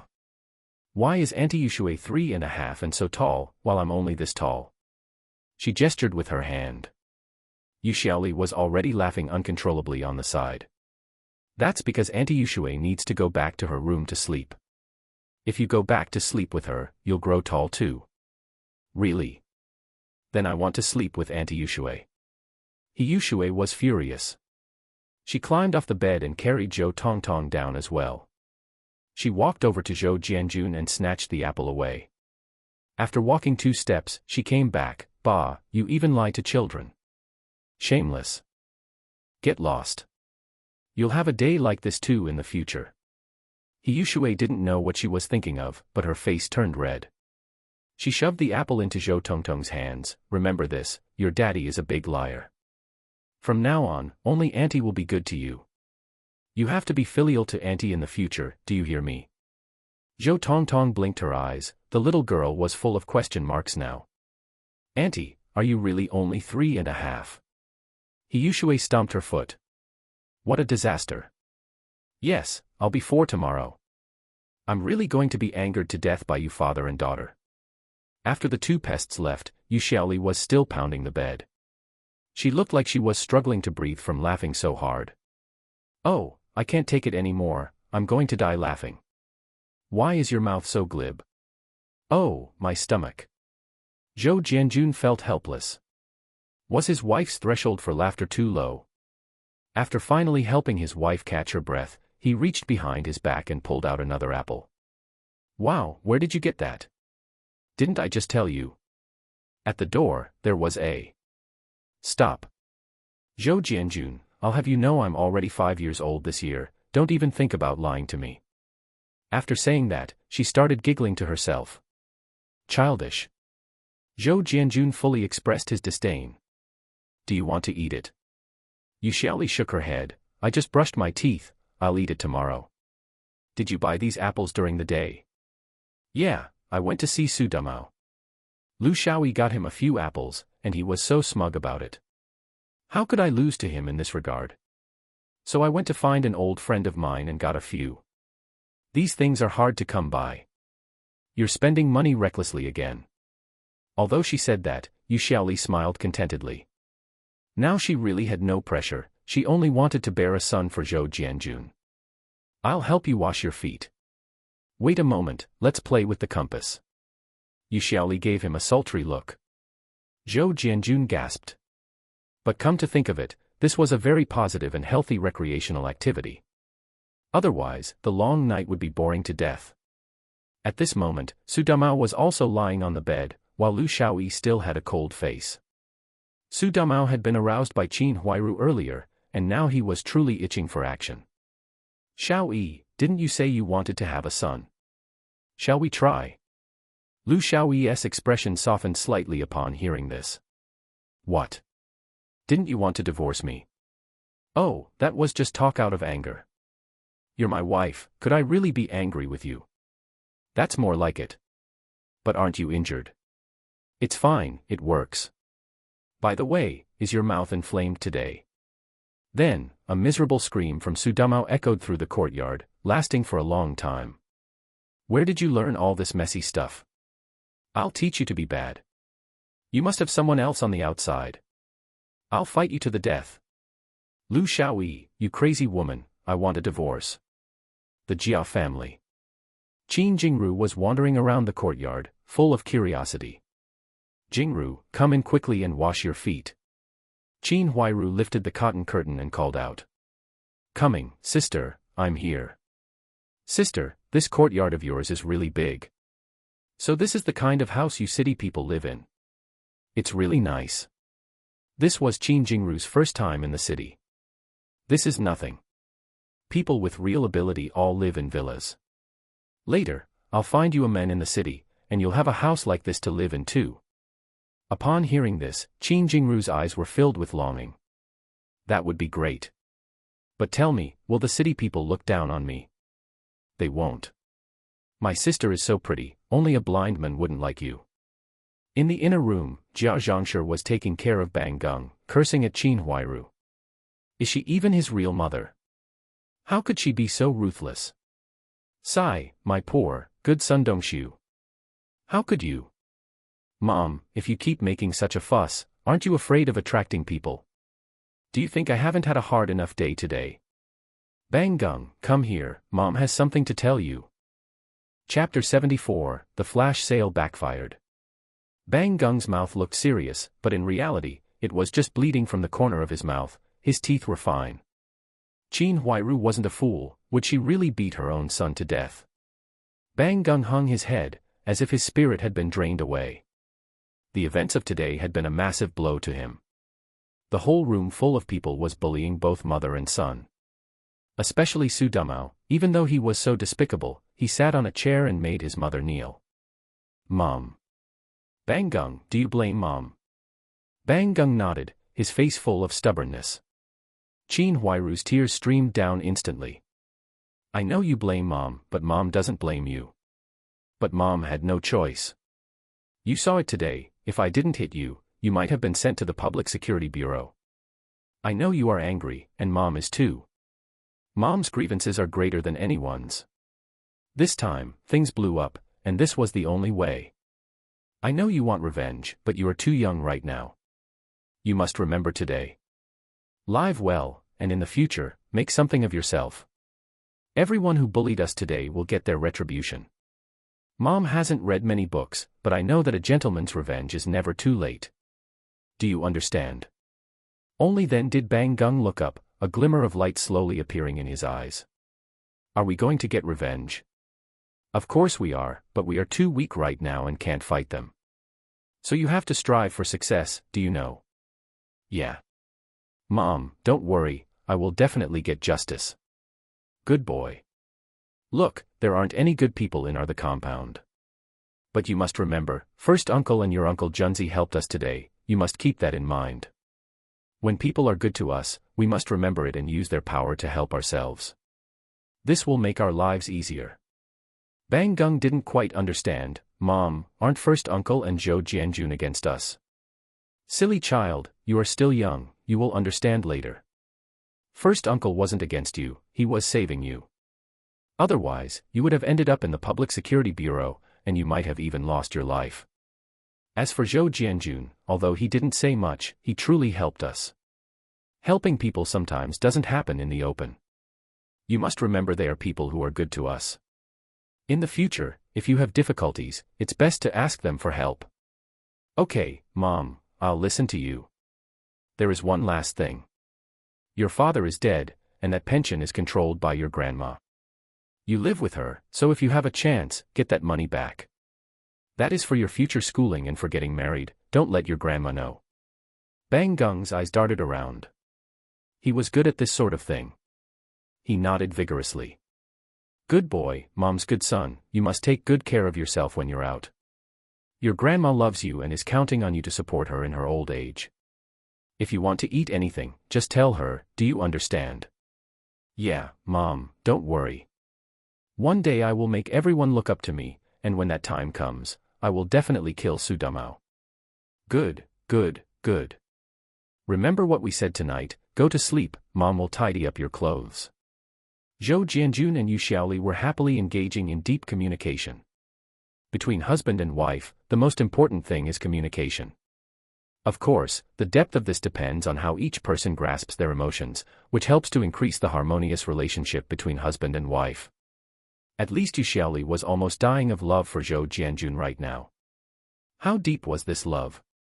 Yu Xiaoli even cried, she was just that moved.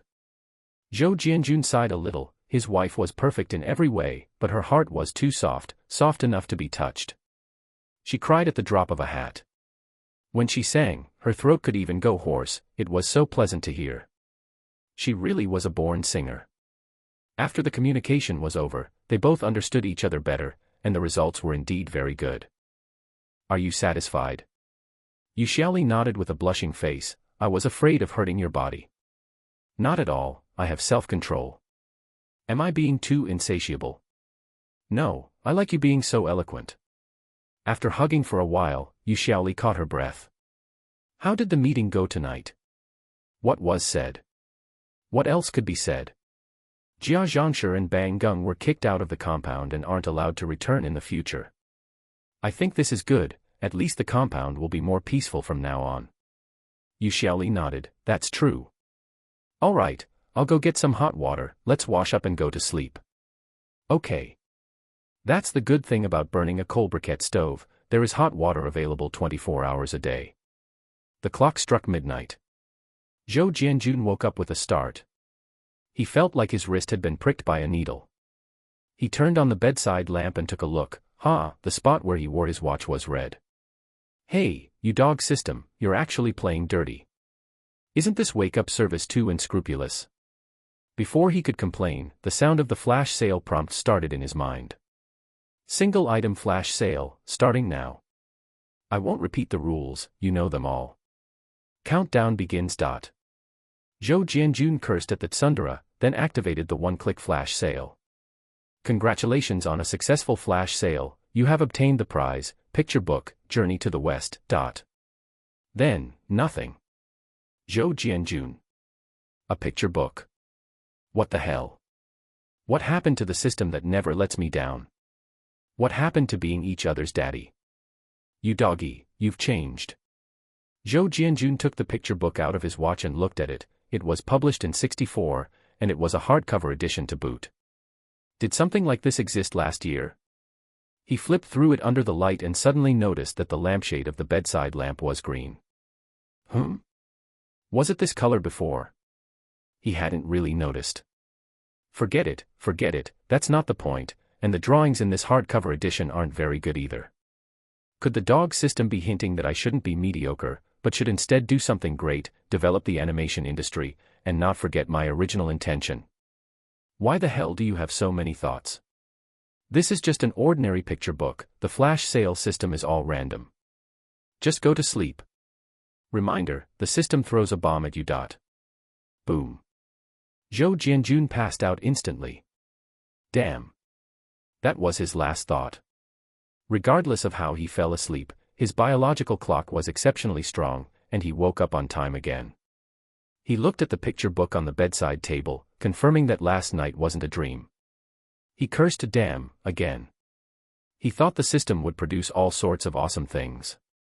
It seems this hypermarket has stopped acting like a human. Forget it, he'd use it to coax the kids later. He got out of bed, and as soon as he stepped out, he saw Siheyuan pushing his bicycle into the compound. Brother, you're up. Yo, Master He, where did you go to have fun yesterday? He, I went to Haitang's house, things are settled. When you have time to look, pick a day to go over and set the date. Our family doesn't have any elders, so you can represent us. Zhou Jianjun scratched his head. He was just a fine young man, so why was he suddenly getting involved in this kind of thing? All right, let's talk about it when the weather is better. Why are you back at this hour? How will you Haitang go to work later? She has her ways, don't you worry about that. I came back because I forgot to tell you yesterday that Deputy Factory Director Li will announce the order today for me to be the cafeteria director. About that vegetable business. Chapter 75, Qin Huairu's Gratitude. Zhou Jianjun had wondered what it was all about. It seemed that Deputy Factory Director Li was anxious too. Don't worry about the vegetables, just listen to me. You tell Deputy Factory Director Li that the roads have been difficult to travel lately, and transporting goods is quite hard. As for the price, you need to raise it by 15 cents. It's not just the steel rolling mill that wants vegetables right now. If you want to buy anything, you have to pay extra. 15 cents. Brother, isn't that a bit too much? Siheyuan swallowed hard. If he hadn't learned from Dong Lishun restaurant that the whole city was short of meat, Zhou Jianjun wouldn't have dared to open his mouth to ask for this. In any case, it cannot be lower than 12 cents, you try your best to fight for it. Are you stupid? In this day and age, who isn't short of meat and vegetables. If the deputy factory director won't agree, you go find the factory director. I've received news that, in short, the city is extremely short of meat lately. Us raising it by 15 cents is already being very kind. If it fell into someone else's hands, wouldn't they butcher you for a heavy price?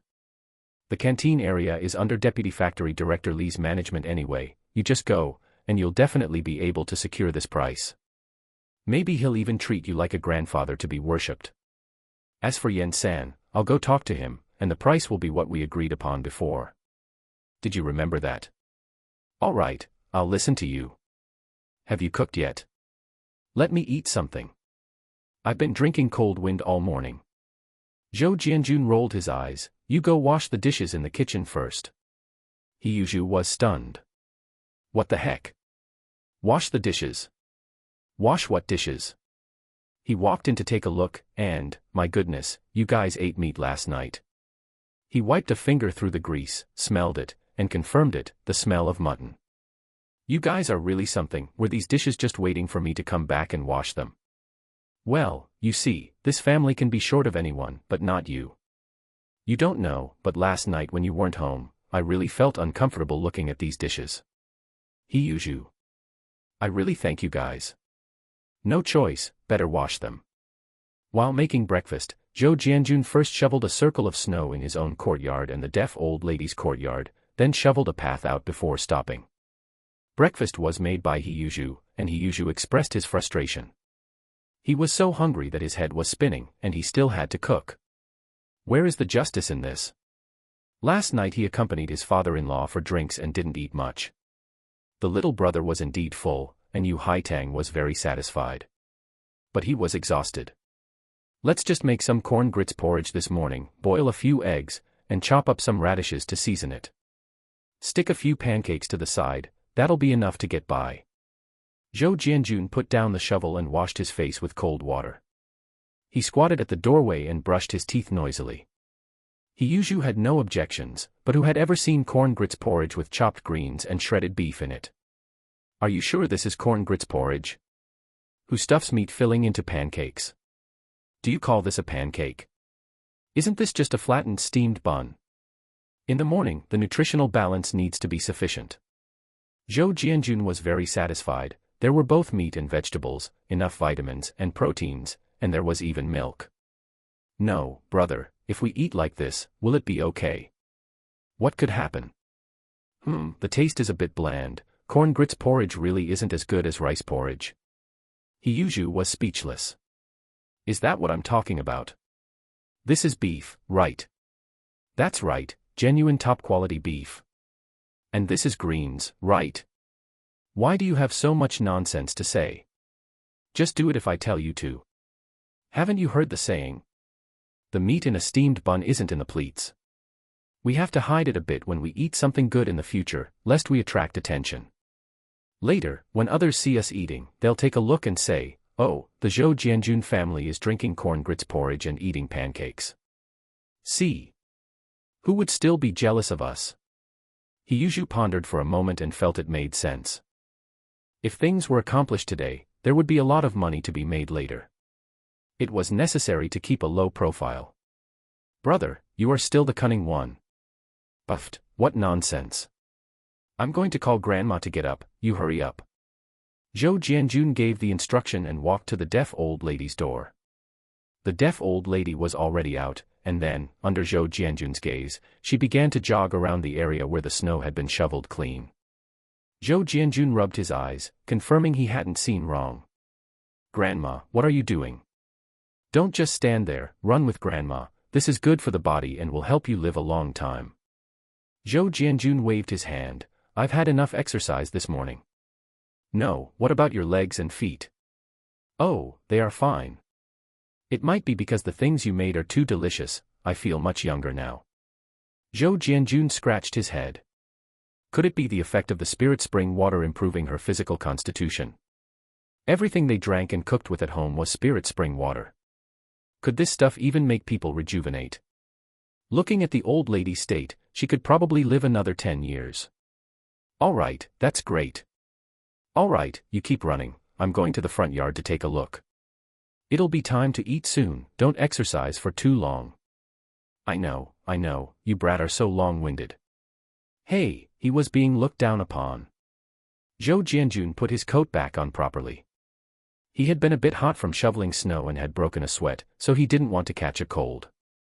At this moment, Qin Huairu was walking out of the door, carrying a large bundle. Seeing Zhou Jianjun coming over, her eyes lit up. Jianjun. What's wrong, Sister Qin? Is there something up? No, about last night, thank you. I know your intentions. Zhou Jianjun was startled. Don't, what intentions of mine do you know? Why does that sound so creepy? No, Sister Qin, I don't understand what you mean by that. You don't need to understand, I understand in my heart. In any case, you helped me, and I thank you. Saying this, she smiled at Zhou Jianjun, which made Zhou Jianjun break out in a cold sweat. What on earth did he do last night? He didn't do anything, did he? Didn't he just eat a few more melon seeds? He couldn't figure it out. Being thanked for no reason, yet he didn't feel happy at all. Sister, is it really necessary to send Bang Gung to the countryside so early? At this time, another female voice came from the room, and a girl with 2 ponytails walked out. She was a stranger, in a word, she was fresh and vibrant. Just saying, this girl looked clean. Qin Jingru. A scene from the plot suddenly flashed through Zhou Jianjun's mind. Hey, it really was Qin Jingru. He slapped his forehead, remembering, it seemed Qin Huairu had mentioned it last night. At this time of year, what did it mean that she specifically went back to the countryside to bring Qin Jingru to the city? Zhou Jianjun racked his brain but didn't expect that Qin Huairu wanted to introduce Qin Jingru to Su Damao. After all, the plot was all messed up now. Alright, anyway, it didn't have much to do with him. If I don't send him, it won't work, don't you know the situation? For now, let him go back and stay for a few days, when we find a house another day, we'll let him come back. I just think Bang Gung is too pitiful. Why are the people in your compound like this? This Qin Jingru was a naive sweetheart from the start, and she also had a boisterous personality. Alright, keep your voice down. I have to go to work today, you take him and my mother-in-law back. Can you find your way back on your own? Qin Jingru nodded repeatedly. Alright, here is 50 cents and 4 taels of grain coupons, which is enough for your round-trip fare and food. Zhou Jianjun watched the commotion for a moment, then turned and went to the front yard to find third uncle.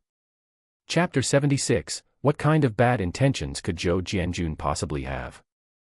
When he arrived at the front yard, third uncle was already up, shoveling snow with his butt sticking out. Oh, third uncle, you're still. Before he could finish, third uncle had already scooped up a shovel full of snow and flung it at him. Get lost, get lost. I knew you'd come to make fun of third uncle first thing in the morning. No, how could I dare? Goodness, you can even calculate that. You're truly amazing. Third uncle rolled his eyes at him. This rascal had competed with him for melon seeds last night, he had to remember that grudge. Don't waste your breath with me here. He continued shoveling snow, then noticed Zhou Jianjun hadn't left, which made him curious. Oh, man, what's up? Looking for me for something? Treating me to a drink? You must not have woken up from last night and are still daydreaming, right? I'm drinking cornmeal porridge now, let alone having drinks. Life isn't lived like that. I'm here with a serious matter to ask for your advice. You know that Zhu Zi and Haitang are currently dating. Zhu Zi went to see your in-laws, and they didn't have any objections. I'm thinking about when to go over and propose marriage. But I'm just a junior, it wouldn't work if I went alone, and I don't know the proper etiquette.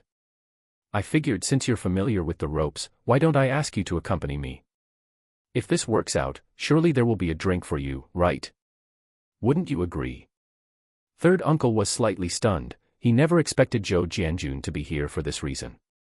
Zhou Jianjun really put a lot of thought into Siheyuan's matters. He could certainly go, but without an elder present to oversee things, it would feel too frivolous.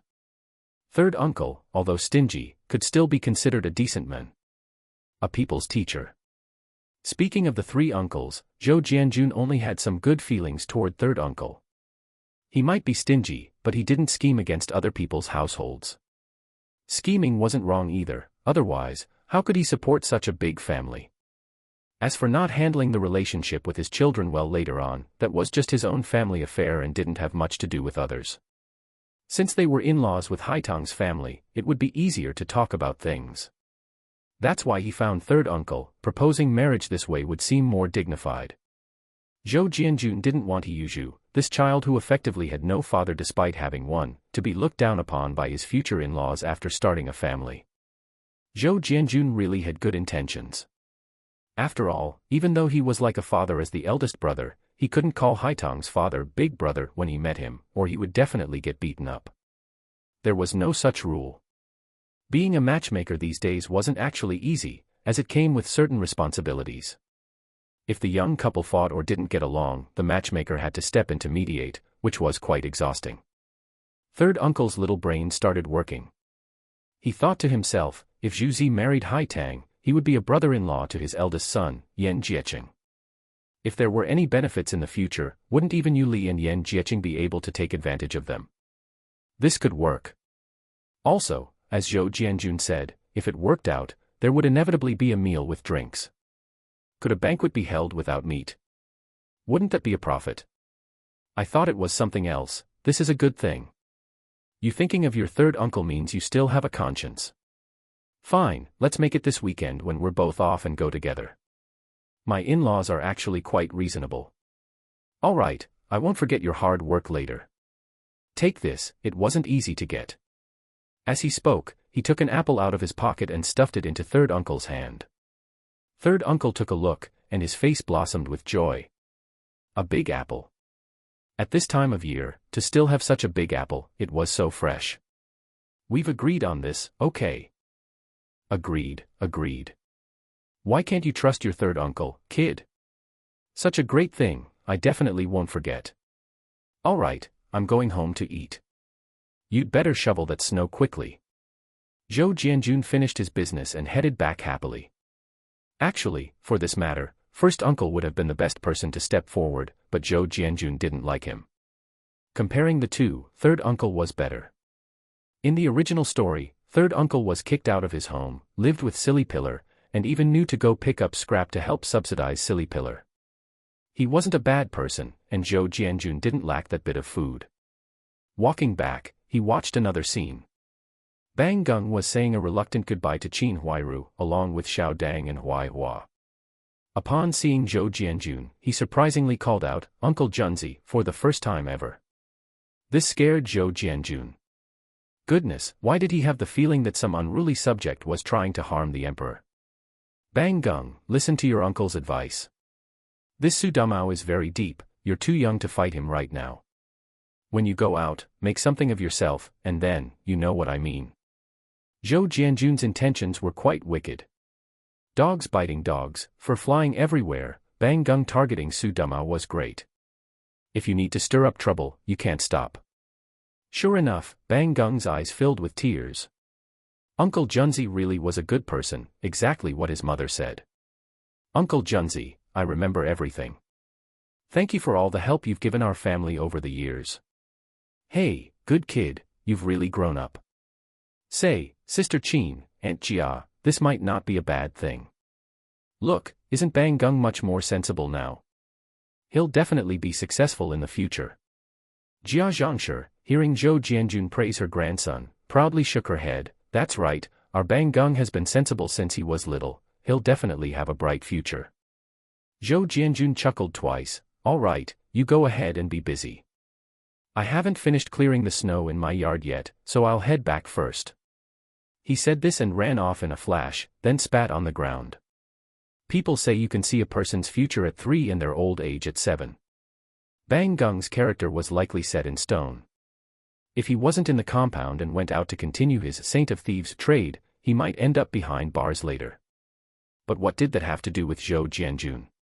What kind of bad intentions could Zhou Jianjun possibly have? He was just stirring up trouble and shifting the hatred. Glad to be left in peace. Returning home, just as he was about to enter the dining hall, Zhou Jianjun stepped back 2 paces, looked at the small rope under the eaves, and scratched his head. Yu Xiaoli, where's our fish? I don't remember just eating a fish head, do I? Yu Xiaoli, who didn't have anyone to help her get dressed today, got up much faster than usual. It showed that games really wasted time. Hearing this, she poked her head out and took a look. I don't know, it was still there last night. She didn't know what kind of habit Zhou Jianjun had, liking to hang fish outside to freeze. Brother, stop shouting. I put the fish body away. I'll take it to my father-in-law later for a drink. He likes eating fish. Zhou Jianjun took a look. Siheyuan was bringing breakfast over. Hey, you could really know how to please your father-in-law. This 10-plus-pound fish, removing the head, is all meat. Aren't you ashamed? Who gifts a fish to a father-in-law without the head? What does that look like? It's fine, this stuff isn't common, and you might not even be able to buy it at the market. You aren't reluctant to part with it, are you? Siheyuan looked at him with disdain. Screw you, what do I have to be reluctant about? Get lost, if you want to take half, just take it. Oh right, I've invited third uncle to go to the Yu family home with us this weekend, it counts as having an elder there. Just letting you know, don't go around with a sour face when the time comes, keep your dog temper in check. Chapter 77 Ding Qiunan, you can't like him. There are many old rules passed down from generation to generation, and they have their own reasons. Siheyuan was not someone who couldn't distinguish between what was important and what wasn't. He smiled and agreed. Brother, I've troubled you. As long as you know. I don't expect you to repay me. After you finish eating, take your sister-in-law to work. Help me ask for leave by the way, just say I'm fully focused on preparing for the symposium to fulfill the leader's task. I'm going to secure the vegetable supply channels. Right, wait a moment. He ran to the main room, to his bedroom, took out the procurement approval document from his watch, checked it to make sure there were no issues, and then returned to the dining hall. The dining hall was next to the kitchen. Given the size of the house, having a dining room was normal. Take this and show it to the leader later. Remember the price I told you. If it really doesn't work, say you'll raise it by 2 dimes. Test Deputy Factory Director Li's attitude. If that doesn't work, we'll communicate again. Siheyuan gasped, how come you changed your mind in such a short time? I thought about something. Meat is scarce everywhere in Siheyuan/Beijing right now. If the price is low, don't you think they'll be suspicious? And then try to snatch our channels. A higher price is normal and reasonable. Siheyuan pondered for a moment and nodded in agreement. Tisk, 2 more dimes. This is. Seeing Yu Xiaoli come out of the room with Zhou Tongtong and Siheyuan, Siheyuan shut his mouth decisively, but he couldn't hide the excitement in his eyes. What are you 2 brothers chatting about? So happy. Siheyuan chuckled, nothing, my brother said he's going to propose on my behalf this weekend, and asked third uncle to be the intermediary. Yu Xiaoli was stunned. You really should find an elder. Third uncle is respectable, he's a good choice. Your brother is so thoughtful, I hadn't thought of that before. Who's to say otherwise? I'm starting to suspect my brother was a woman in his past life, even women aren't as thoughtful as him. Get lost. Zhou Jianjun slapped Siheyuan, then turned to invite the old lady over. Hurry up and eat, it's getting late. Everyone agreed that they would like to have more of this lifestyle, referring to eating cornmeal pancakes and drinking corn grit porridge at home. Even the old lady highly approved of Zhou Jianjun's plan to feign poverty. My eldest grandson is right. Don't flaunt wealth, that's a good idea. You all need to be sharp when you're out in the future. Behind closed doors, we'll live our good life in secret. The old lady said with a mysterious look, lowering her voice, which made everyone burst into laughter. After finishing the meal, the sun had indeed come out, it was a clear day. Looking at it, the snowy weather wouldn't be returning anytime soon. Zhou Jianjun rode his bicycle and headed towards Dongzaimen again to find Yan San and the others. Meanwhile, the atmosphere at the machine repair factory was exceptionally lively today. Because of helping a brother unit, the commune had sent a pig to the machine repair factory to improve the food for the factory. All the employees had been looking forward to it since early morning. The machine repair factory couldn't compare to a big factory like the steel rolling mill, where they could eat meat at least once a week. But the machine repair factory hadn't seen any meat for a long time. Qiunan, after work today, let me treat you to a movie. Cui Dake was not tall, had a round face, very dark skin, and looked very old. He had a lecherous look on his face. Master Cui, please call me Dr. Ding, or Comrade Ding. The factory is currently cracking down on lifestyle issues. If you do this again, don't blame me for reporting you to the factory. Ding Qiunan refused with a cold face. But Cui Dake was thick-skinned. He chuckled a few times, unconcerned. Why do you say that? I'm not harassing you, nor am I having any illicit affair with you. I just want to treat you to a movie. I've already made myself very clear. I don't have time. Don't hinder my work anymore. After listening to Zhou Jianjun's words earlier, she already had a higher goal. If she had previously been confined to romance and matters of the heart, now she was single-mindedly focused on passing the medical college entrance exam to see a broader world. She wanted to witness the tomorrow's spark that Zhou Jianjun spoke of. However, after detaching herself from those romantic entanglements, she felt she saw many problems clearly. For example, the Cui Dake in front of her didn't just act this way towards her. Even Liang Lady was a target of his flattery. And she discovered a common point: these female comrades were all single and held city household registrations. This made Cui Dake's motives very obvious. This made her feel disgusted. Cui Dake was just using these female comrades as stepping stones to get a city household registration. Qiunan, why are you here? I was just looking for you. Let me tell you, our factory is getting a big fat pig today. I heard it's over 200 gene. The leadership wants Master Nan to slaughter the pig, but Master Nan is being stubborn and refuses to do it. You go and persuade him. Everyone is waiting to eat meat. Liang Lady burst in a rush, speaking like a machine gun. Only after she finished did she realize, oh, why is there a lecher next to her? Looking carefully, oh, it was Cui Dake. Her brows furrowed instantly. Master Cui, what are you doing here? Is your stomach hurting again today? She remembered that Ding Qiunan had said that this Cui Dake often faked illness to get close to her. Cui Dake was actually a bit afraid of Liang Lady. Hearing this, he smiled apologetically. No, it was hurting before, but now that I see you, it's better. Well, you two chat, I'll go back to work. After Cui Dake left, the coldness faded from Ding Qiunan's face, replaced by a touch of helplessness. What? Is this Cui Dake pestering you again? Ding Qiunan nodded. Hey, this guy is really something. Before this, I even saw him harassing Xianglan. What is he trying to do? No, I have to go deal with him later and make him behave. All right, sister, there's no need to pay attention to such a person. You just said the factory leaders want to ask Master Nan to slaughter the pig. Are they planning to let him return to the canteen? Exactly, this Master Nan is really something, stubborn, doesn't listen to anyone, and has even angered the leaders. Ding Qiunan pursed her lips and shook her head. I'm not going. I've learned a lot lately, and I've figured out many things. I've discovered that, in reality, I don't like Master Nan as much as I thought. Ah. Liang Lady was completely dumbfounded. Silly girl, do you know what you are saying? Where is this coming from? Why don't you like him anymore? Did he make you angry? No, sister, you don't understand. I only want to pass the medical college entrance exam now. I don't want to spend energy on other things. If he truly treats me well, he should support my dreams. If he leaves because of this, it only proves that my decision was correct.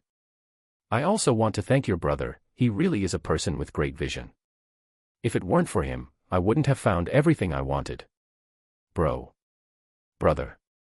Liang Lady's heart involuntarily conjured up Zhou Jianjun's face, which looked so honest and upright. No, this won't do, Qiunan, my brother, he is a married man, you two cannot. Chapter 78, He Yuzhu, the bargaining expert. Ding Qiunan was caught between laughter and tears, hurriedly cutting off the topic. Sister, what nonsense are you spouting? As for brother Zhou, Zhou Jianjun, I just feel he's a friend I can converse well with. It's a meeting of minds, a resonance of the soul. It is not romantic love. It's more like being comrades in arms, both using our own ways to hope that today's efforts will transform into tomorrow's sparks. Witnessing the greatness of life. Liang lady remained utterly bewildered. Although she understood every word individually, she couldn't grasp the meaning when strung together. Had she nothing better to do? She didn't realize that for an idealistic girl like Ding Qiunan, one had to feed her chicken soup. One had to talk about ideals and aspirations.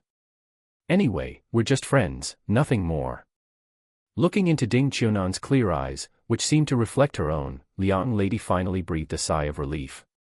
That was a relief, no matter what she had just said. As long as she didn't like him, that was all that mattered. Are you really not going to try and persuade him?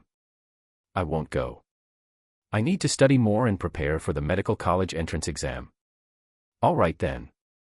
Sister believes you will surely succeed. After leaving the infirmary, Liang lady was still puzzled. What tomorrow's sparks? What did that even mean? Like lighting a fire. When my grandfather was young, he often played here. Oh, wait, that's from the song about Daqianmen, not Dongzaimen. Zhou Jianjun pedaled his bicycle all the way, passing through Dongzaimen. He thought of Daqianmen. There was a small tavern in Daqianmen with a proprietress named Su Huizhen. The tavern sold Nulanchen Erguotu liquor.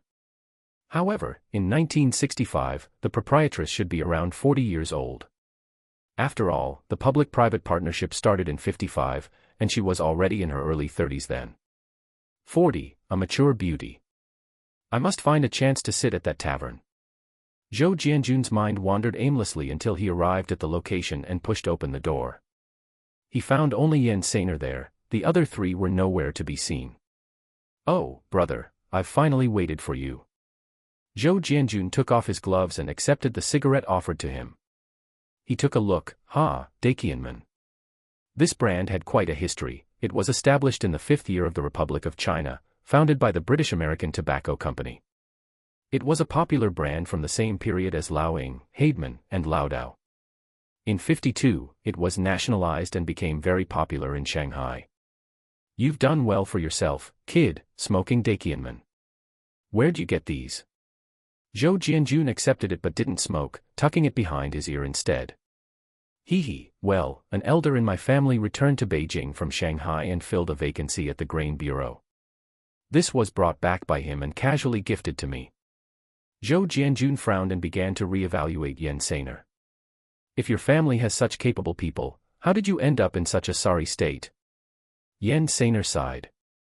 He's an elder, but that goes back several generations. He was lucky, he followed the troops to fight the invaders and earned great military merit back in the day.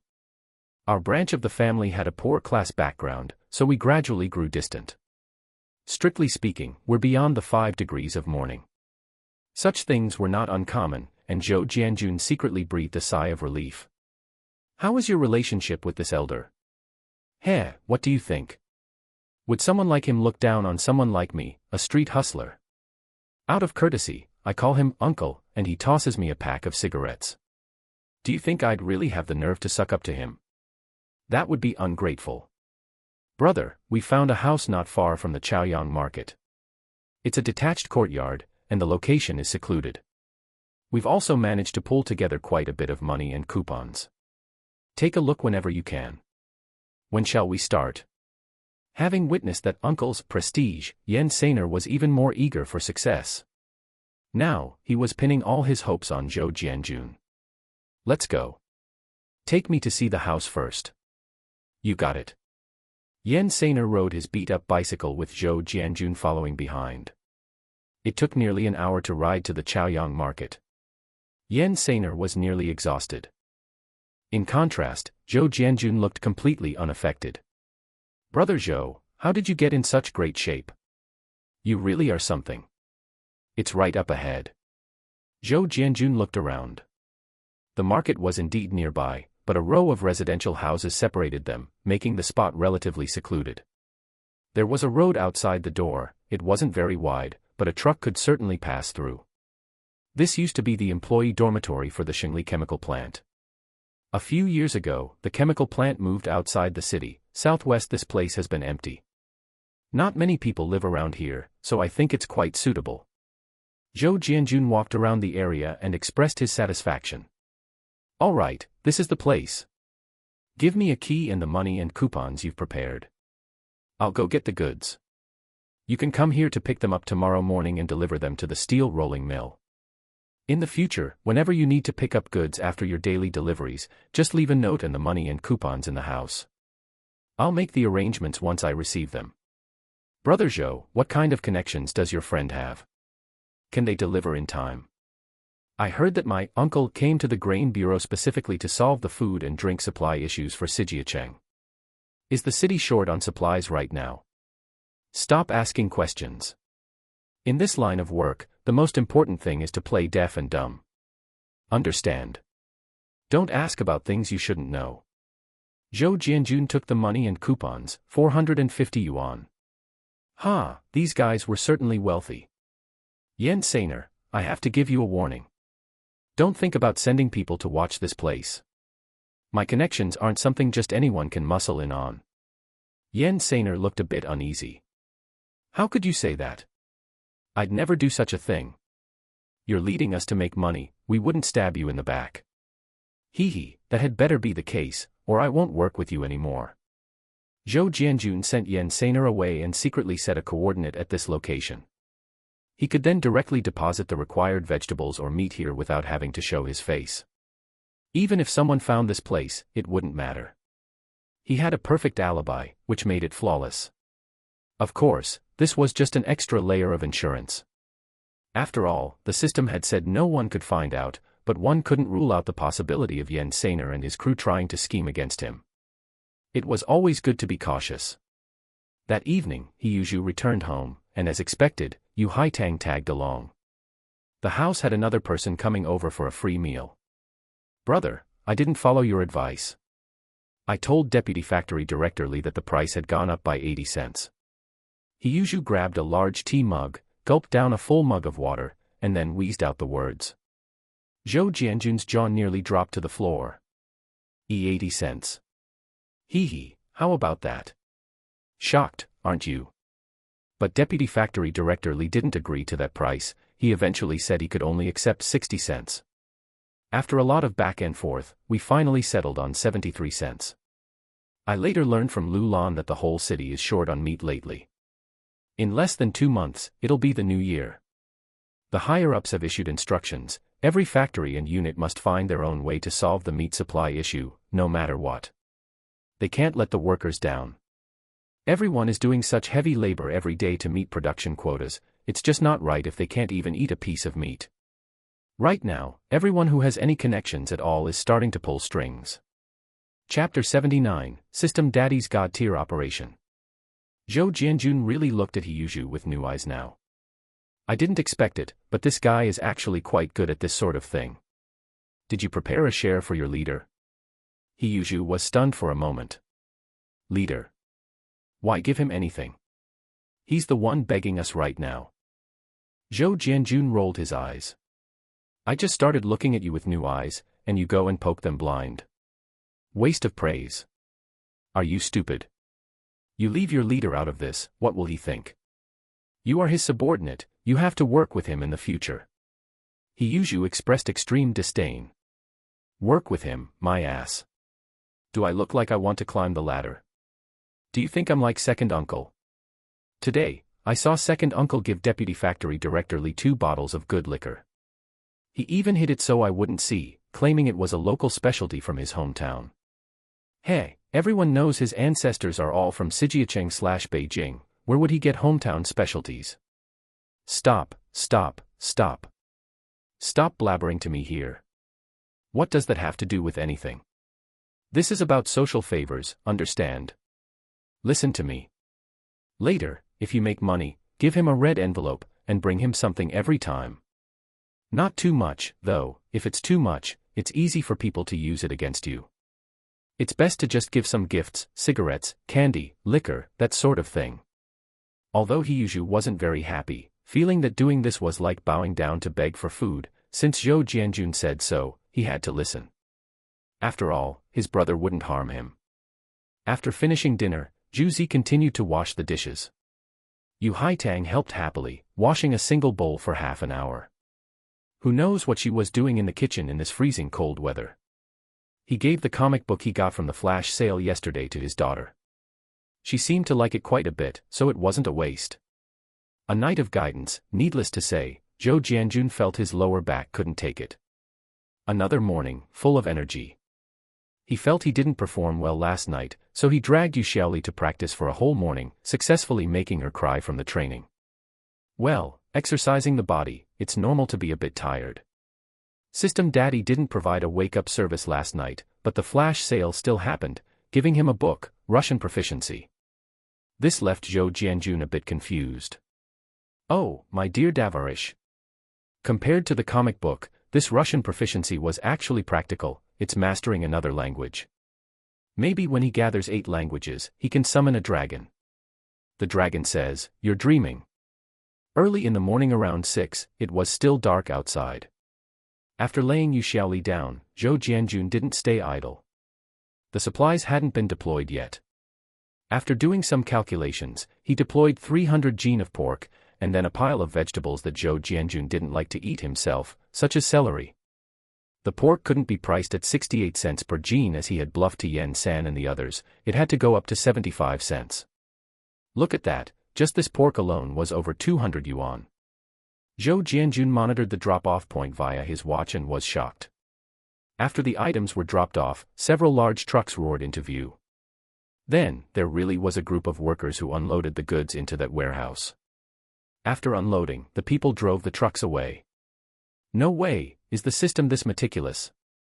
Even if someone saw this, they wouldn't be able to find anything. All he could say was, "System Daddy is awesome." As for how it was done, that was the system's business, where would Zhou Jianjun know? With this first time, he felt relieved. Sure enough, every step was perfect. Given that the host is profiting significantly, the monthly deduction fee is increased to 20 yuan. Remember, you are contributing to the great motherland. Zhou Jianjun clutched his conscience. Mom, that hurts. How can they just raise the price temporarily?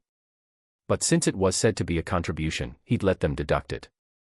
Meanwhile, thousands of miles away at the Erwazi commune village branch, someone delivered a sum of money in a large envelope.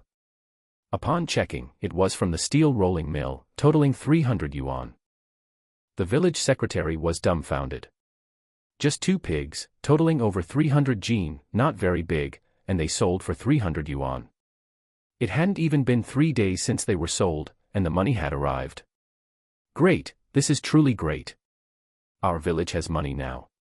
Quick, Accountant Xiao Zhang, hurry and notify everyone to come and distribute the money. The great collective, everyone spends the money together. Zhou Jianjun didn't know any of this. The system was using Zhou Jianjun to facilitate various turnovers, helping everyone live a better life in a special way. The 20 yuan usage fee really wasn't overcharging. How could the 4 people including Yen Saner trust Zhou Jianjun so easily? They had been squatting far away since early morning. Watching the 2 large trucks deliver the meat and vegetables into the house, the 4 of them looked at each other. This Zhou Jianjun really didn't lie to us. Goodness, that's a lot of meat. Has our business actually succeeded? This guy is impressive. Hurry, hurry, they've left, let's go take a look. The 4 of them scrambled to get through the door. Once inside, they saw the pork had been slaughtered and was arranged neatly. There were all kinds of fresh vegetables with dew still on them, it was so fresh. Tisk, brother, try this. This celery is so tender and juicy, not a single tough fiber. This guy really did get some good vegetables. It seems we can't keep ripping him off, this is our god of wealth. The 4 of them were excited for a long time. Yen San waved his hand. Stop standing there, damn it. Where are the carts you were told to find? Hurry up and load the goods. Wait, cut off 2 gene of pork, we'll have a meat dish for lunch. Don't take too much, though, this is what makes us money. Rest assured, we understand. I'll go bring the carts. Compared to the large trucks, they had only managed to get 2 mule carts. But that was enough. After a strenuous effort to load the carts and deliver them to the steel rolling mill, Deputy Factory Director Li couldn't stop smiling. In reality, it was because Lu Lan had been too fierce last night and worn him out. He Yuzhu also didn't expect the quality of the vegetables to be this good. He had a new understanding of his brother's ability. He really did get them, and the speed was fast enough. After weighing, he usually didn't even mention the price to them, just saying someone would distribute the money to them, and sent the four of them, including Yen-san, away. Hey, this guy, isn't he just a lousy canteen director? Acting all high and mighty, looking down his nose at us. And Zhou Jianjun even brags that he's his brother. All right, stop complaining. I'll go find Zhou Jianjun and ask him what's going on. Zhou Jianjun didn't go out for inspiration today. He couldn't go out all the time. He was currently in his office painting. Otherwise, he wouldn't be able to turn in his work. What was he painting? The 8 major service roles. The 8 occupations of this period were all quite impressive. Many friends might know them. Conductors, supply and marketing cooperative sales clerks, state-run restaurant servers, postmen, barbers, childcare workers, drivers, and cooks. In this day and age, it's not like later generations where you can complain about poor service attitude. That didn't exist at all. They were all working for the state. Actually, among these 8 roles, the postman was the happiest because their unit provided a bicycle, so they didn't have to buy one themselves. Drivers were even more impressive. In this day and age, people who could drive were truly rare as phoenix feathers and unicorn horns, and those without connections couldn't drive at all. Little Zhou, what are you painting? Sister Lu held a large tea mug and had been staring at Zhou Jianjun for a long time. Chapter 80, Promotion and Fortune. Haven't I been out looking for inspiration these past 2 days? Well, inspiration has arrived. I was thinking, what can best reflect the spirit of our new era? Isn't it these workers of the new era? Just look, ever since the public-private partnership reforms began in '55, we've driven away capitalism. Everyone's life has clearly gotten much better. These people are from all walks of life, and they best embody the current spirit. Last time I painted our worker and peasant brothers, and this time I'm painting these 8 great service personnel. Look, isn't that everything covered? Sister Lu heard this and gave a thumbs up.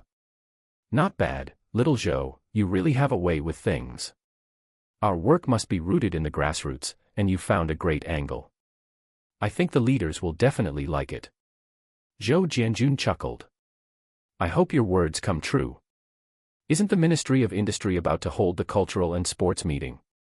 The leadership asked me to prepare, and I'll have to give a speech then. I'm not good at that, so I thought I'd finish these paintings before then. It'll make it easier to talk about, right?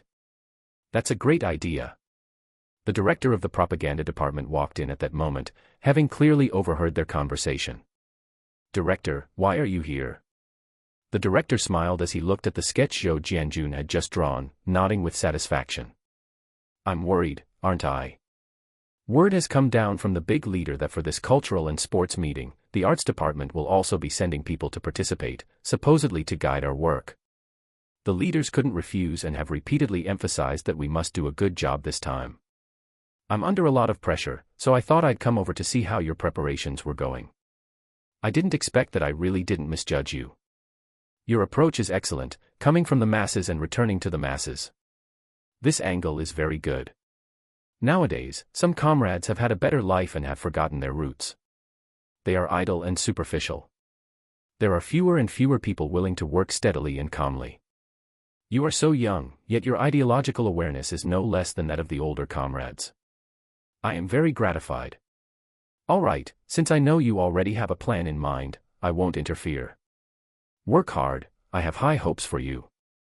If this goes well, I plan to propose that you become the deputy director of the propaganda department. Zhou Jianjun was stunned when he heard this. A good thing like this. Although he wasn't keen on politics or promotions, being a deputy director had many benefits. Not to mention various subsidies, the main thing was that in the future, if there were tasks like painting walls, he wouldn't have to do it himself. That stuff was truly exhausting. Just wait and see. Next year when the winds change, the slogans on the walls will probably have to be changed every single day. This was a good thing. Zhou Jianjun immediately put on an excited expression. I didn't do much. It's all thanks to your leadership, Director. Our propaganda department is united, working hard to learn and grasp the spirit of our superiors. Everything I have today is due to your cultivation and that of the other leaders, as well as the help of our comrades in the propaganda department. Rest assured, I guarantee I will complete the task. The director nodded with satisfaction and patted him on the shoulder. Work hard. I won't disturb your creative process, you go ahead and get busy. After the leader left, Sister Lu looked at Zhou Jianjun as if he were a rare treasure. Not bad, little Zhou. I couldn't tell before, but you're quite smooth. What you just said was really good. Not greedy for credit, not arrogant. It looks like I'll have to call you Deputy Director Zhou in the future. Oh, come on, Sister Lu, stop teasing me. As they were talking, the office door was knocked. Sister Lu went to open it, and it was Yen Sainer. Hello, may I ask if Comrade Zhou Jianjun works here? Zhou Jianjun took a look and raised an eyebrow. Sister Lu, he's a friend of mine. He probably has something to discuss with me. I'll go have a word with him. Sister Lu smiled and agreed, and Zhou Jianjun pulled him to the corner of the stairs. What's up? Didn't receive the goods. Yen Sainer laughed when he heard this. He lowered his voice. How could that be? Brother Zhou, you really are the best. He gave a thumbs up. The vegetables are truly top-notch, you can't even buy ones this good at the market. Actually, I wanted to ask, the brothers have put all their money for getting married into this. When is the steel rolling mill going to settle the bill with us? Also, I have to say, that cafeteria director is really not a good person, he looks down on everyone. Zhou Jianjun imagined he used abrasive manner and suppressed a laugh, that was certainly something he would do. Look at you, that's just small-time thinking. What kind of place is this? It's the steel rolling mill. Such a big factory, would they be short on that little bit of money for you? However, I have to tell you one thing first, the vegetable prices have gone up. Take that pork, for example. I originally negotiated it at 68 cents, but now it's gone up to 75 cents. When Yen Sainer heard this, he became anxious. This meant their profit was almost gone. Just as he was about to speak, Zhou Jianjun stopped him. Don't rush, listen to me finish. Although the supply side raised the price, the steel rolling mill side is also raising theirs. It's just that the profit margin is much lower, about 2 cents per catty of meat. But you can still earn a little. 2 cents. 300 catties of meat means 6 yuan in profit, which is equivalent to dividing it among the 4 brothers, Zhou Jianjun, and that damn cafeteria director. Does that mean the 4 brothers only earn 3 yuan? After all, Zhou Jianjun takes 2 shares, and the cafeteria director takes 1. Of course, counting the vegetables, they could earn about 5 yuan a day in total. Compared to meat, the profit margin for vegetables is larger, even though the base price is lower. 5 yuan a day, that's 150 a month. 4 brothers, that's over 30 yuan each. That's not a small amount. Yen Sainer's mind worked fast, and he quickly calculated the figures. If you feel you're earning too little, I'll give you the money later, and I won't look for you in the future. Consider it letting you earn some pocket money for drinks. How about that? Zhou Jianjun added at this moment. Yen Sainer quickly said, don't do that, Brother Zhou. This job is doable, it's quite good. Rest assured, we'll follow you to the end. You don't think it's too little money? Hey, this is a surefire business with no risk of loss, how could we complain? By the way, Brother Zhou, you're busy, so I won't disturb you any longer. Let me know in advance when to supply the goods next time. Just as Yen Sainer was about to leave, Zhou Jianjun quickly stopped him. This is too inconvenient. Is there a telephone near your home? You should have moved out of that dilapidated courtyard outside the city long ago. Actually, there is. Lu Lizhi has a courtyard near Dashilan, and there's a telephone nearby. I'll write down the number for you later. All right, it's settled. I'll let you know in advance which day to deliver the goods. As for the payment, I won't settle it with you just yet. After all, if I need vegetables tomorrow, you'll have to provide them to me, and it's too much of a hassle to settle every time. How about we settle the profits once a week? Agreed, we'll do whatever you say. Zhou Jianjun happily saw him out of the office building, and the smile on his face slowly faded. Look at that, hadn't he just earned over 400 yuan from them? After all, his goods didn't cost him a penny. Chapter 81, Some Trifles. These mere 300 caddies of meat had already emptied the savings of Yen Sainer and his people. Looking ahead, if the demand at the factory increased and there was more meat, wouldn't they need to increase their investment? Look at that, the money from Yen Sainer and his group had been earned. Once the steel rolling mill settled the bill, that would be another large sum of money. Later, I'll give Yen San and the others a pittance to share, considering it as transportation costs. That would be perfect. Zhou Jianjun profoundly realized one thing: conscience is the kind of thing that, if you just suppress it for a while, it doesn't hurt as much. This feeling of making money, oh my, it's truly delightful. That evening after getting off work and returning home, Siheyuan brought back the money. Deputy Factory Director Li had heard that the suppliers were from distant communes and needed to rush back, so he didn't waste any words and paid up directly. If you were to say that everyone was poor at this time, that would be understandable. But if you were to ask if there was money, there really was. The biggest problem was that while there was money now, you couldn't buy things, the ration coupons were restrictive. This was going through official channels, a public-to-public procurement, which had nowhere near reached the distribution quota. As long as they paid, that was straightforward enough. 300 caddies of meat, 800 caddies of celery. At noon today, everyone at the factory ate shredded pork with celery. But to be honest, with so many people eating at the factory, this bit of meat was barely enough to fill the gaps between their teeth. Regardless, they had at least seen a hint of meat, and with some oil and fat, everyone was very satisfied. For this reason, the factory director specifically called Siheyuan over today to praise him, saying that the vegetables purchased were fresh enough, and the pork was truly fragrant, absolutely top-quality meat. Everyone was quite happy, except for Zhou Jianjun, who was extremely annoyed. He really couldn't eat celery, so in the end, he only ate 3 steamed buns dipped in vegetable broth. He didn't know if this counted as lifting a rock only to drop it on his own feet. And the kind that made him howl in pain, at that. After getting off work and returning home, this fellow Siheyuan actually brought back 2 caddies of pork belly. He didn't even mind the grease, he wrapped it in newspaper, tucked it under his armpit, and brought it back just like that the whole way. Zhou Jianjun didn't even know what to say. He had only used up 300 caddies of pork from his watch, so why did he have to bring this back? However, this did allow the whole family to have a delicious meal of braised pork. Yu Haitang even praised Siheyuan for being capable, praising him so much that he was as giddy as if he had drunk 2 caddies of herb water. He insisted on fighting to wash the dishes. As if anyone wanted to fight him for it. Brother, Haitang and I plan to get our marriage certificate tomorrow. This is her father's idea, otherwise, with her always living at my place, people will talk. Getting the certificate, that's great. Go get the documentation tomorrow, and then go get it registered. In this day and age, to get married, you first have to get documentation.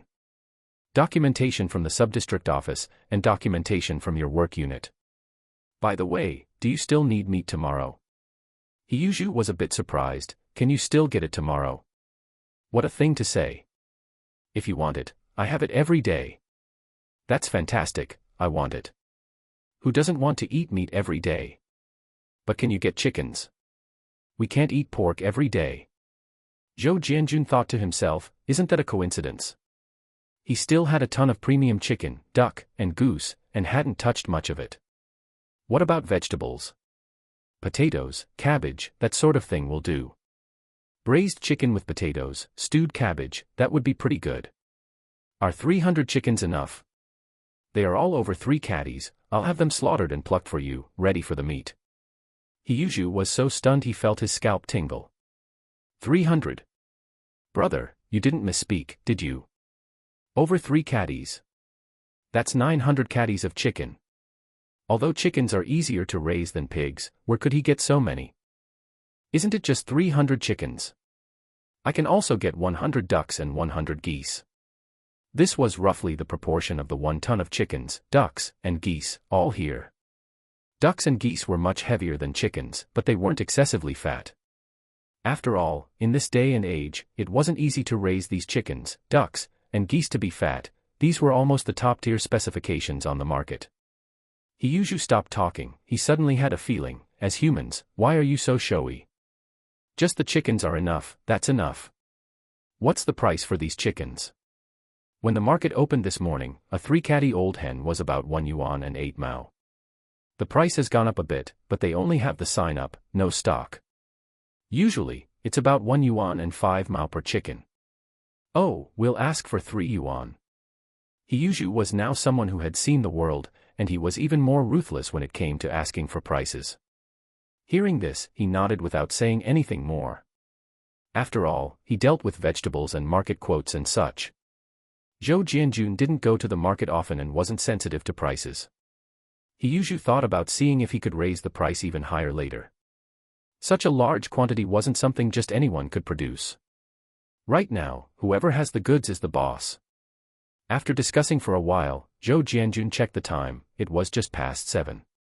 He ran to the entrance of the alley and found a public phone to call Yen Sainer. At this time, making a phone call meant having to go nearby and asking someone to help call the person over. After waiting for quite a while, Yen Sainer finally came over. "Brother Zhou, calling at this hour, does that mean we continue tomorrow?"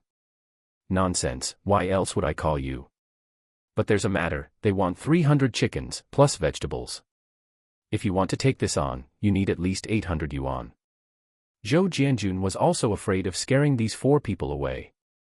"You gave me 450 before, that counts as the capital, now you need at least 350 more. And one more thing, the steel rolling mill has settled the payment. Do you know how much you earned today? You 4 brothers can each split 2 yuan. Brothers, 2 yuan. What kind of concept is that? That's 60 yuan a month, higher than a damn factory regular worker. And you only need to transport the goods to earn this money. My brother said that maybe they will need vegetables every day. That's the situation. If you think this is doable, raise the money. If not, I'll give you back the 450 plus your share, and I'll do it myself in the future." At this moment, the owner of the small shop spoke up. "Friend, are you bragging? What kind of job earns 2 yuan a day? Tell me, and I'll go do it too." These words reached Yen San's ears. Originally, he was still a bit hesitant, thinking that 2 yuan a day was too little profit. But upon hearing this, he felt a jolt in his heart. That's right, where else could he find this kind of work? Isn't it just scraping together another 350? Scrape it together. Don't say that, brother Zhou. We've been friends for so many years, right? We'll put the money in that room for you tonight, you just focus on contacting the goods. All right, it's a deal then. Don't mess with your big brother. We wouldn't. Sorry to bother you, brother Zhou. Zhou Jianjun hung up the phone, and when he asked about the phone fee, his face turned dark.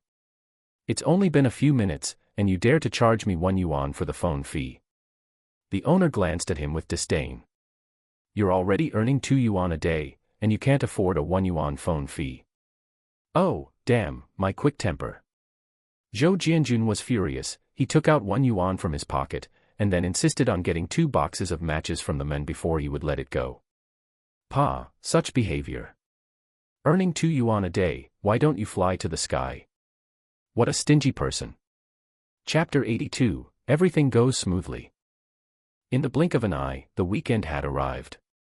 Siheyuan had completely solidified his position as cafeteria director. There were so many canteens in the steel rolling mill, and several cafeteria directors. Employees from other canteens not under Siheyuan's management were dying of envy every day. This resulted in Siheyuan being very busy lately, constantly being invited out for drinks. It was nothing more than wanting to get a share of vegetables from him. Zhou Jianjun originally thought he had a lot of supplies in his temporary warehouse, but in just these past 2 days, it had been completely emptied out. Oh, the large carp were still there.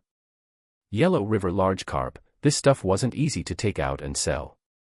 The main issue was that these fish were inconvenient to transport, they would basically be dead before even reaching the capital. The vegetable markets had channels, which were for special supply. Occasionally, some could trickle out to the markets for everyone to see. But if you suddenly had so many appear all at once and transported them to the factory, it would be hard to explain. Plus, it was the middle of winter, not the fishing season, so it was better to avoid arousing suspicion. I'll just keep them to eat slowly, they won't spoil anyway. This week didn't start from Monday, supply only began on Wednesday. But in just those 3 days from Wednesday to Friday, the two brothers calculated their accounts and brought in over 3,000 yuan. Of course, this didn't include the 900 or so yuan in costs for Yan Sainer and his group. This was all money Zhou Jianjun had conned out of them. I don't know where these four guys got so much money.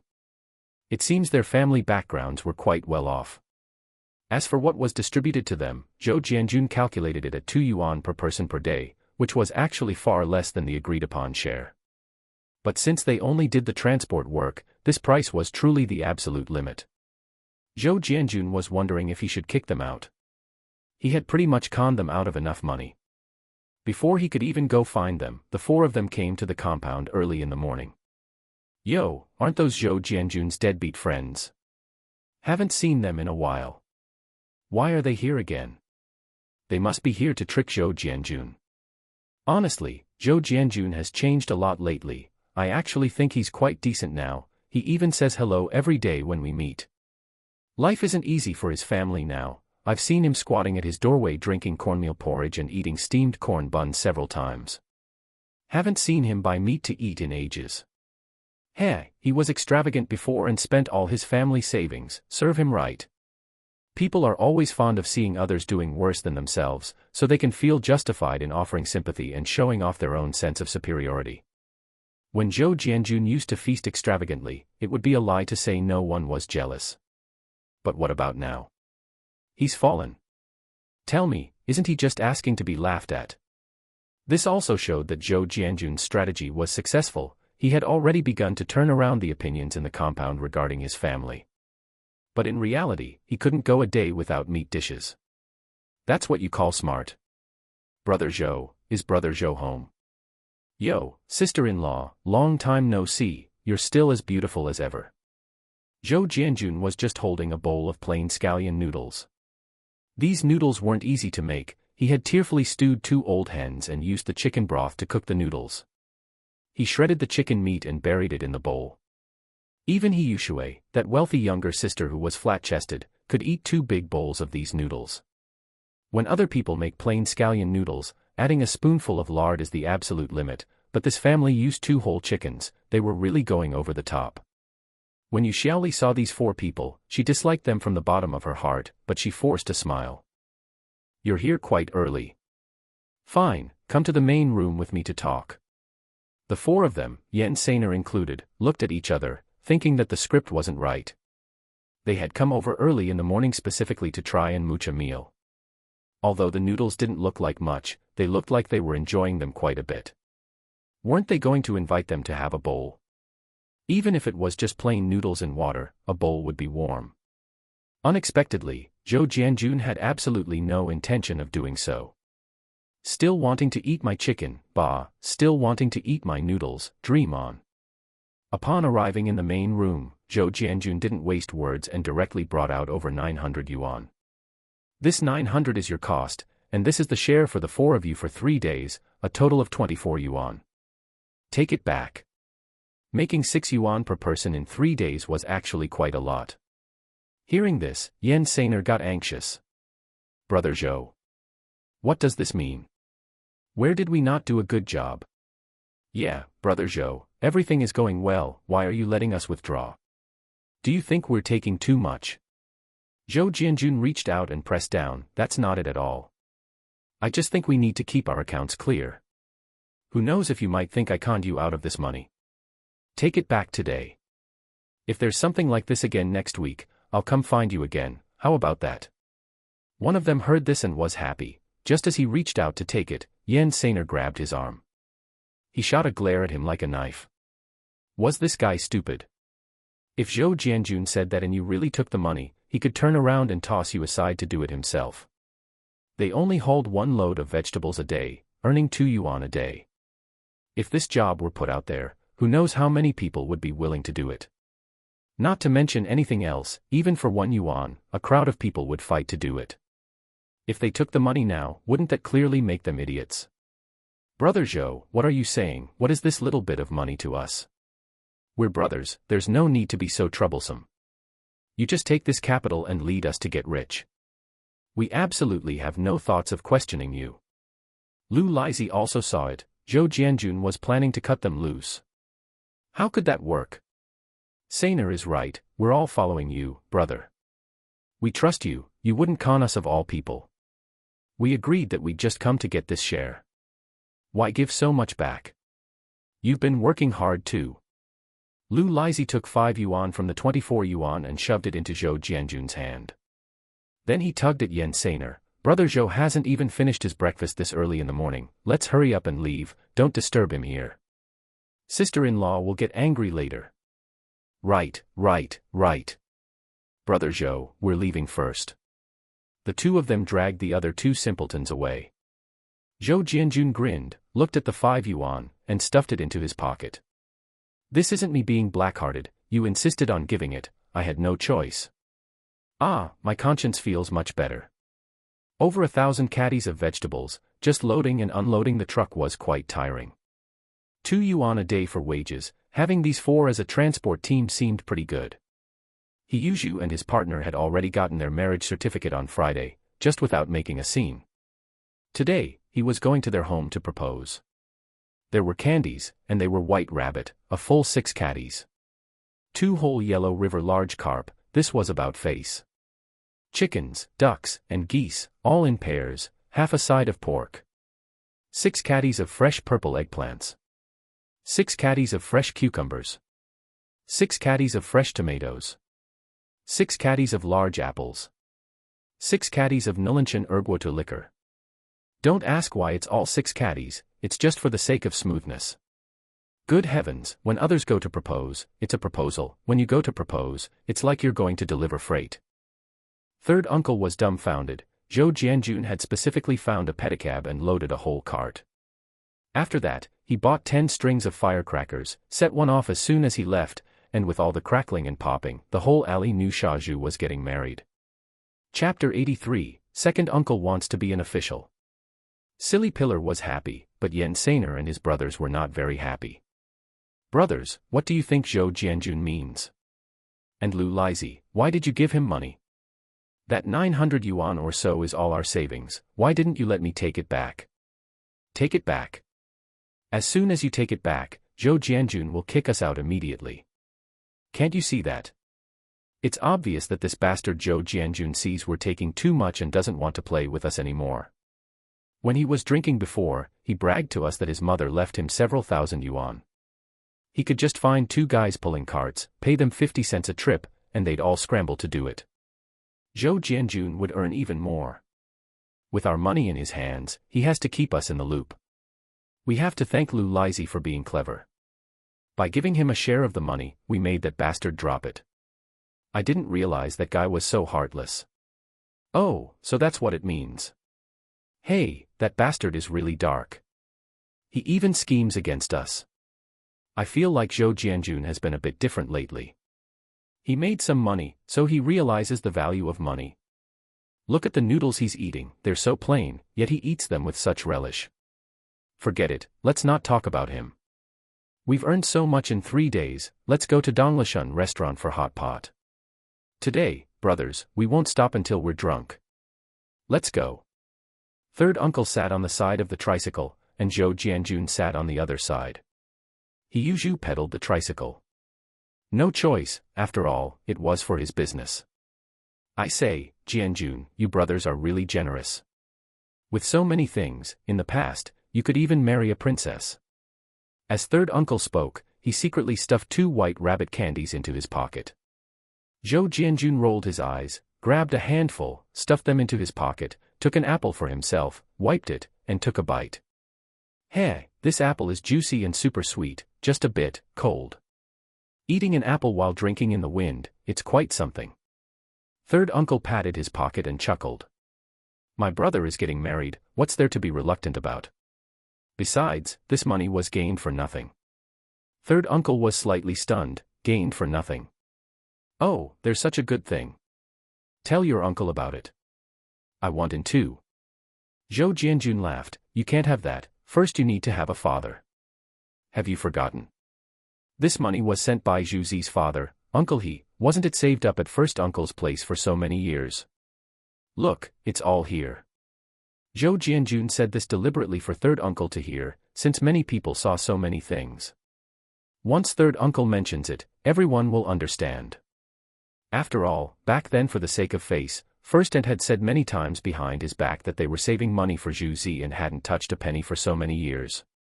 Many people in the compound knew Zhu Zi had money, so this many things made sense.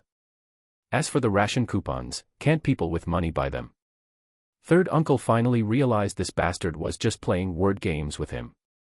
He rolled his eyes, took an apple, and took a bite. You brat, no respect for elders, always joking with your uncle. That wasn't gained for nothing, was it? Speaking of this, thinking of first uncle, Yan Bugui slapped his thigh. Hey, it really was gained for nothing. If Zhou Jianjun hadn't heard about this, the money really wouldn't have reached Silly Pillar. Look, the money sent by his father, wasn't it spent on getting a wife? Thinking about it this way, he didn't feel jealous anymore. It belonged to him. So, third uncle's mindset was actually quite normal. By the way, Jianjun, have you heard? Second uncle is about to be promoted. Yan Bugui was closer to second uncle, so he knew more. Promoted? I haven't heard about it at the factory. What kind of official position? Hey, you don't know about this, right? But I do. Let me tell you, don't go spreading it around. Old Lu recently got in good with your deputy factory director. They say it's because he did a good job catching Jia Zhangshi, resolved conflicts in the compound, and maintained harmonious relations between comrades. And in the process, he got injured. Your deputy factory director thinks he has good character and leadership skills. So, he's planning to make him the captain of the workers' inspection team, specifically to catch conduct issues. Hey, old Lu has finally gotten what he wanted. When third uncle said, gotten what he wanted, he seemed to carry some indescribable emotion, and it was unclear what he was really thinking. Zhou Jianjun's mind flashed with a scene. In the original plot, there was indeed such a segment where second uncle became the captain of the inspection team. Although the plot has changed a lot, some things still have a fixed direction. However, this has nothing to do with him. Zhu Zi is getting married, and it won't involve him. Then I'll have to congratulate second uncle later, definitely have to mooch a meal and drinks from him. I'll also tell you a secret, I'm going to be an official too. Could third uncle believe this? He smiled and pointed at him. Keep bragging, you just have to compete on this, right? Look, I'm telling you the truth, but you don't believe me.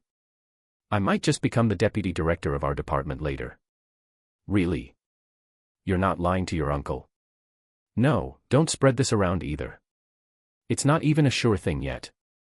Yan Bugui rolled his eyes, buffed, isn't this still joking with me? This isn't even confirmed, I could say I'll be the principal tomorrow. He immediately lost interest. Dongdan, in front of the department store.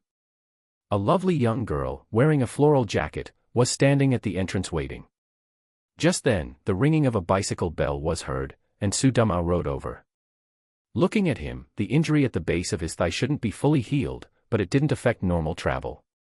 Silly girl, why are you waiting out here? It's so cold. Hurry, hurry, come in with me. Qin Jingru had already tasted the sweetness of love in these 2 days. This guy, Su Dumao, is the destined male lead. A life of debauchery, loves eating seafood, everyone knows this. Qin Jingru, a country girl, how could she withstand his money offensive?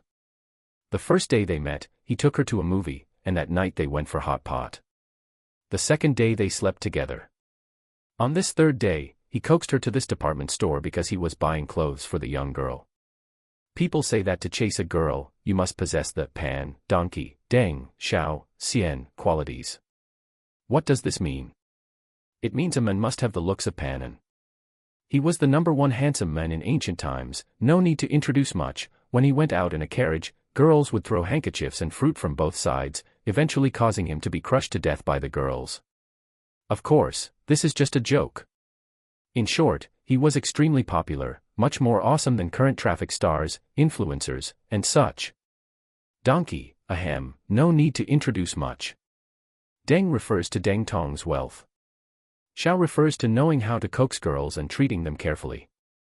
Xian refers to free time. As long as you have these 5 conditions, there is no woman in the world you can't conquer. Actually, if you think about it carefully, This is just nonsense. You don't need anything else, as long as you have money and free time, that's about it. Su Dumao doesn't look like much, and as for his ability, well, you'd have to ask Lu Xiaoyi. But he can be considered to have money and free time. And movies, in this era, have too much lethality for young girls. Even in later generations, there's still a bunch of people who like watching movies. The proper kind of movies. Cinemas are definitely where couples go the most, then eat hot pot and sing songs together, and then, Those who know, know.